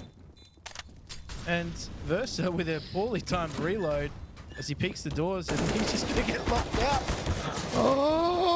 Oh, they've thrown it away. But hold on. Star's got it done. He's playing Ring a Rosie, running around that site, and kaboom! The round goes their way. Sorry, how did Versus survive that? That man was standing 3 meters away from C4, and he's just like, yeah, no worries. It's like an action movie. He's walking away from the explosion like, yeah, it's cool. I got all the bad guys. I mean, the building full of potentially innocent people is blown up. But other than that, you did a great job. What a round. That was wild. He must be wearing one of those coveted Lorna Jane garments that can apparently prevent viruses. Look at what? How does he survive that? How? I've died from way further away. That's ridiculous. That's some Bruce Willis Die Hard level survival. If you're standing above that bomb through a massive sheet of concrete, you die. He's just staring at it like, I don't care. I don't care, bro. I'm too hard for C4. I didn't even look at the explosion. Exactly, yeah. Cool guys don't look at explosions. Oh, fair play. It's a shame that obviously they weren't able to win the round off the back of the epic stunts being performed. Please do not try that at home. C4 will harm you from that range, unfortunately. Tell you what, though, Danger is so quick to rotate under. Just the sniff of an oily rag. The Molotov isn't even lit, and he's rotating under. You just hear someone tying their shoelace in May, and he's like, oh, I'm gone! They're pushing me! The term is skittish. But no. That movement. And look, Xerxes made it up to the side as well. He's being pursued down behind. They're going to hear the steps in the vent if it was full. And so Danger, he was just an inch away from actually catching something there. He's now made a step, so they know that he's towards this angle. That must be communicated over to the site players. They don't exactly know where Ekel is. That's the one advantage. Now they've heard the scope. They do know where Ekel is. This is on K-Star, though. K-Star needs to make sure he's not flanked. Danger. There we go. Taken out. Ekel is one, and they're just going to play with him and shoot him in the back. Alum of the Murray clan does take down the final opponent. I'm doing my best not to say Callum Murray. You don't want it. Enough. Tom will be molding over there. Well, what's it called if Tom does it? He's already bald. Like sprouting? I don't know, yolking? He looks like an egg. By the way, I've never had... Oh, I have had calamari. It's they're the squid onion rings. They're disgusting. I thought they were normal onion rings. And then, yep, that was a terrible life experience.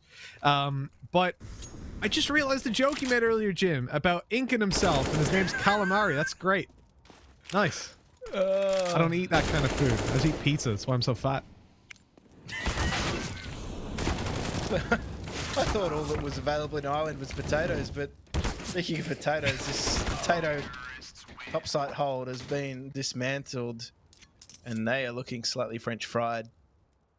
As Mako Shark. That was only when Tom's people were in charge that only potatoes were allowed, because they took all our food and shipped it to everywhere else in the world while we starved. So that was fun. But they were able to build a very nice world monument in a big glass house. True. Also, potatoes are awesome. So there is that. Genuinely, I eat potatoes every day. Have you ever roasted a potato? And then, like in the oven, just put it in there for, I don't know, till it's done. And then you let it cool, right? And you have it a few hours later. Just eat it like an apple. Just pick it up, just bite it. It's great. Honestly, it's the play. So it's cold roasted. Yeah, well, like an apple. Exactly like an apple. You just have to roast it first, or else it's really crunchy and it's not nice. But it's like fluffy. It's delicious. Just void of all moisture. Yeah, true. You probably want to get like a good drink with that one, like a big 2-liter drink. But other than that, it's great. Well, this is a key round as we wind our attention back from the most useful vegetable of all time back towards the game as this CT tested as the two take position here outside. Zertz has been called into action once again.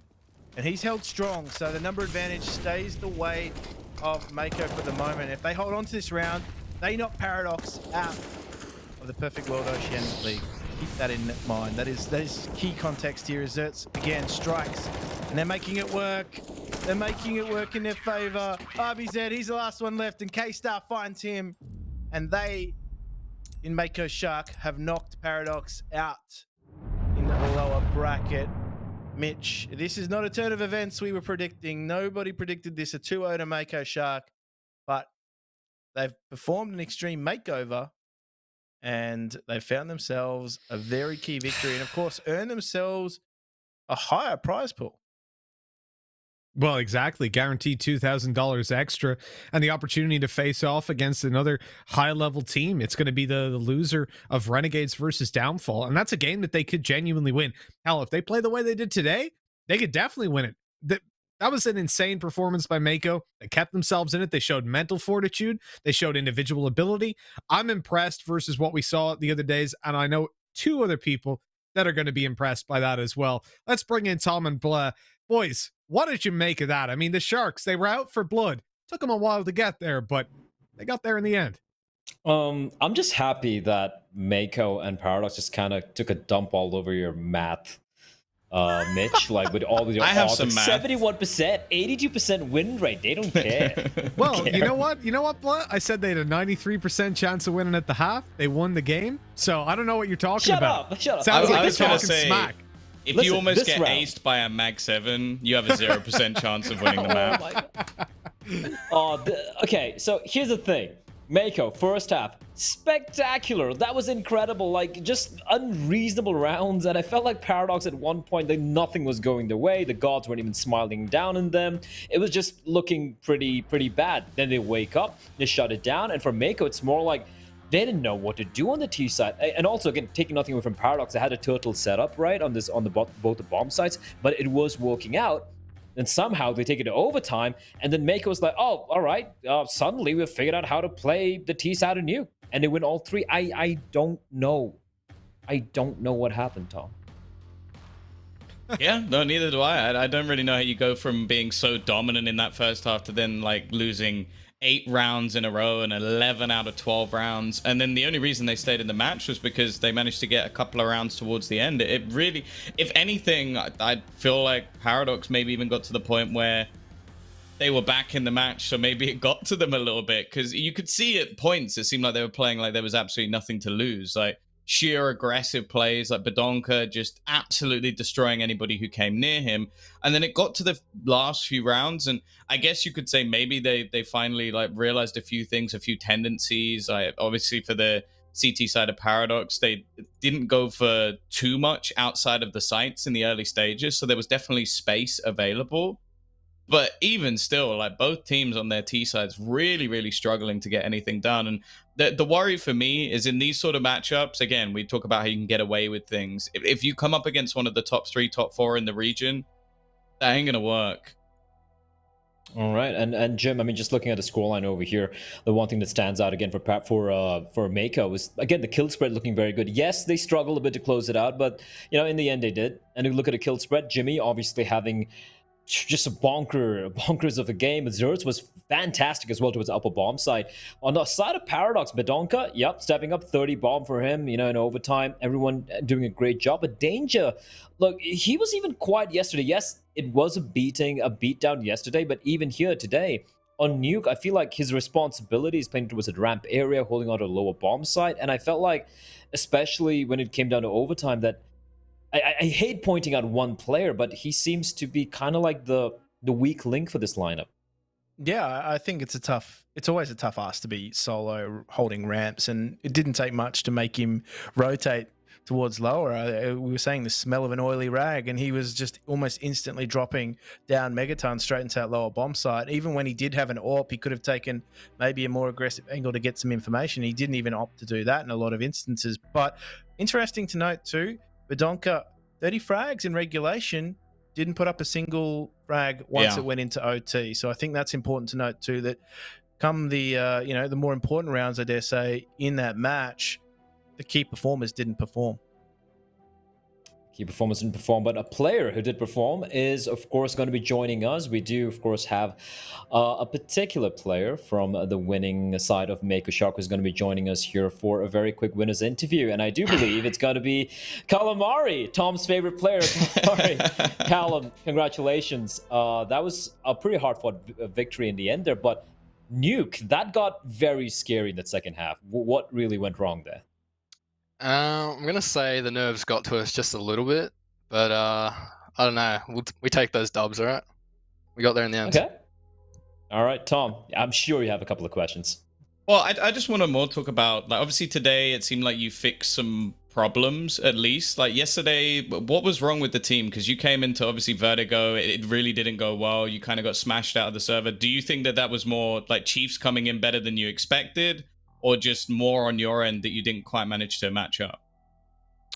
I don't know. Again, I think it's just a bit of confidence. Like, you know, this is like our first like big tournament on this scale, you know. So, yeah. Look, they were definitely like good, like no doubt. But yeah, we didn't show up like we planned to. And today we just talked about it before the game, and we're just like, hey, let's just play our game, be confident, you know, and just do what we do, you know. Okay. You talk about being confident, man. There were some insane plays that came through there. I was nearly pulling my hair out watching them, like Jimmy just pushing through his smoke on outside from garage, spraying down 3 players that I don't know if you probably don't know this. That flash barely hit them. Like they could pretty much still see, and he still got 3 on the back of it. It was unreal. And I gotta ask, like, from your perspective coming into the game after those first 6-7 rounds, did you guys feel like your confidence just kind of shot way up? And more importantly for me, really, when it came to that second half, keeping yourself in it until the last 3 rounds, you picked up 2 and brought it to overtime. How were the comms on your team? Like, were you guys still being positive? Did you have to take a moment to reset? What was going through your minds? Well, personally, I had to take a moment to reset because I was having a shocker. And yeah, I just like sort of in that pause we were just like sort of just sat there. It was like, all right, boys, deep breaths, just play our game. We're not playing our game. And yeah, we just had a moment to reset. And then yeah, like Jim does what Jim does. He does those things.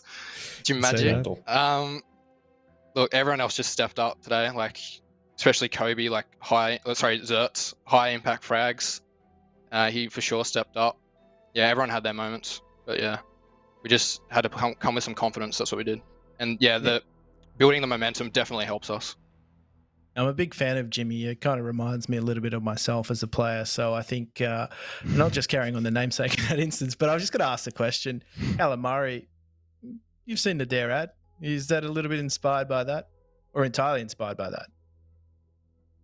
Well, my middle name is actually Jack. So there you go. Okay, you guys need to see the ad to get context we didn't get the on reference. this. But No. I'll explain it to you guys later. I've given them the rundown on what the Calamari situation is. Anyway, he opts against calling his son Calamari. In the end, he calls him Jack. Okay, so I got it. All right, just to wrap this one up, quick question. You're going to be facing off against the loser, the Renegades, on downfall, matchup, right? And I guess we can all be forgiven for assuming the Renegades should be winning that game.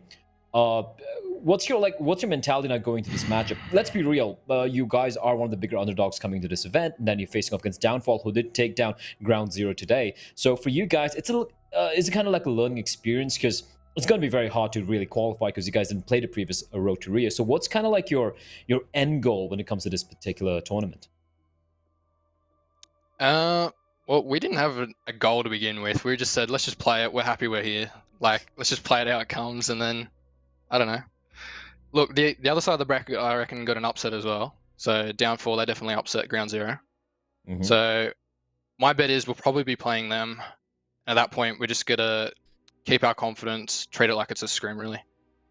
Treat it like it's a scrim. Well, good luck for that. And again, once again, congratulations. I'll let you go. You're going to probably celebrate a little bit of a win and, of course, prep for the next game, which I do believe will be taking place on Saturday. No, I'm getting up for work. Oh, you're going to get into work? Okay, all right. I won't keep you. I won't keep you anymore. But again, once again, congratulations, Calamari. And we'll see you soon playing again on Saturday. Good night. was a nice guitar in the end there. But all right, on that note, that's I guess that would be two upsets taking place here today, and this would be kind of the bigger upset, right, Tom? If you if you just compare these two teams and the way they played yesterday, and even Callum, he was more like, yeah, they just played their game. They seemed a little surprised, nerves are getting to them, but they pull off the upset in the end of the day. Yeah, for sure, and especially considering like both maps, I think had their moments. Both maps easily could have gone either way. I think Paradox are going to be feeling pretty down on themselves for that one because although I do think that we saw Mako play well today, I think part of this came down to Paradox getting in their own head. So some of the players didn't seem to perform to the level that we know they can, even in comparison to the matches they played previously. So I think they've definitely got to work on that if that's going to be something that affects them. And, well, just basically try and come back to this. They've taken some money home. I don't think they expected to win the whole thing anyway. And it's all a learning curve. It's all a learning curve, and it is good to see a little bit of a spin when it comes to some of these results, because we were expecting these final two games, these elimination games, to be kind of the longer games, right, Mitch? We expected to go all the way to 3 maps, but it was surprisingly some pretty swift affairs. Yes, there was an overtime game, the first overtime game of the tournament so far, but a surprising performances overall in at least the final 2 games. Yeah, I'm a little bit blown away, honestly, with how it's gone, because obviously we came into the upper bracket saying like, okay, first day, completely predictable games. Chiefs, Order, Renegades. Things went as expected, we move on.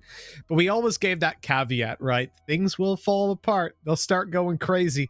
And today was the day, man. Mako Sharks taking Paradox. We thought it would be close, okay? We thought it would be 3 maps. 16-12 and OT. That's pretty reasonably close, right? Then we moved on earlier on, Ground Zero Downfall. That blew us away as well. I think we've had a crazy day of Counter-Strike. Now, in the most recent game, in Mako Paradox, map 1 especially, that was really sloppy Counter-Strike.